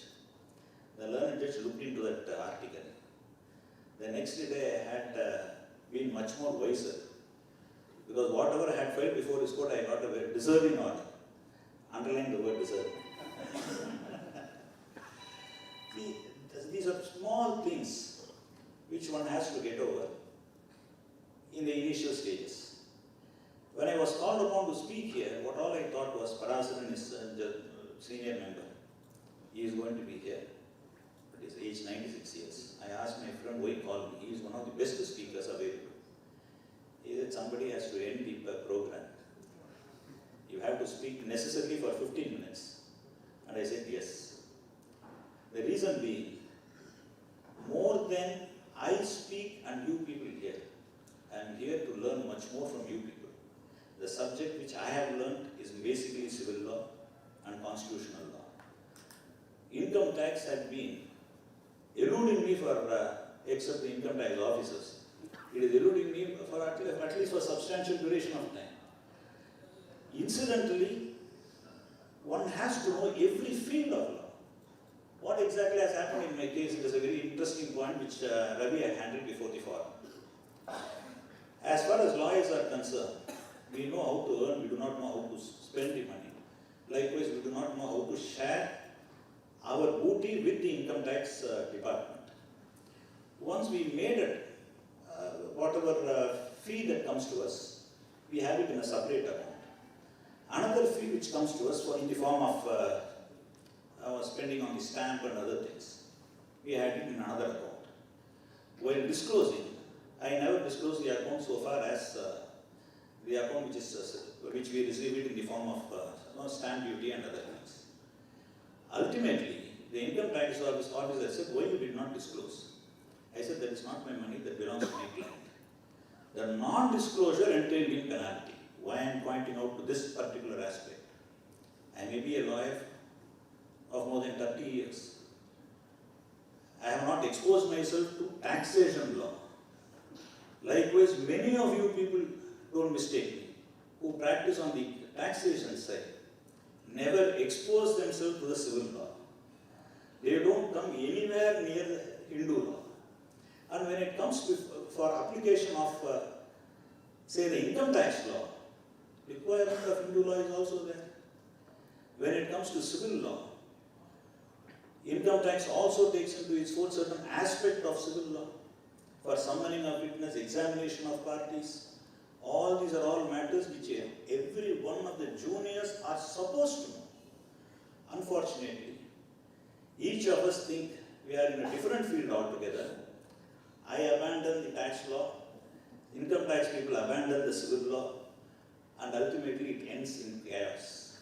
Some point of time, we should all sit together, think over, ponder, and then ensure people of different walks of life and practicing in different fields, like what they have in the Supreme Court, they have a Friday meeting every Friday. Some speaker used to come and they used to lecture. It is very useful. Some speak on income tax, some speak on environmental laws, some civil law, some succession. When all these things are shared among lawyers, the equipment is also there. Unfortunately, we don't have something in Madras of similar nature. I only hope Mr. Sridhar and his friends also take some effort to teach lawyers practicing on the civil side some elementary principles of income tax. With this, I thank every one of you for patiently hearing me.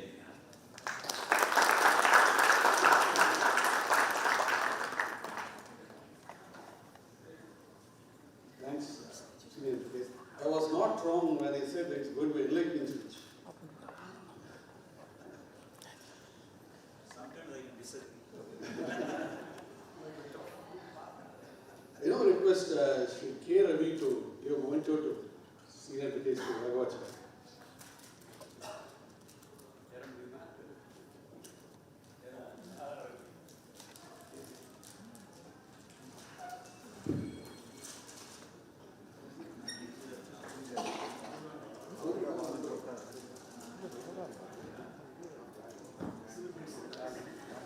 Before I give the memento or whatever it is, I'll make a counter proposal that Sridhar should make.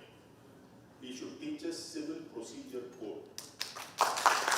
He gave us a story, and I hope Sridhar gets the message loud and clear. I've been a beneficiary of his knowledge. I used to hold sessions in my office. Sridhar has been a beneficiary of such things. Unfortunately, I don't do it now. Somebody else has to take the responsibility. And if you want to learn tax, the precondition is you will teach civil procedure code. That's right. Sridhar, am I correct? RBI will organize it. He wants to knock away with my little practice.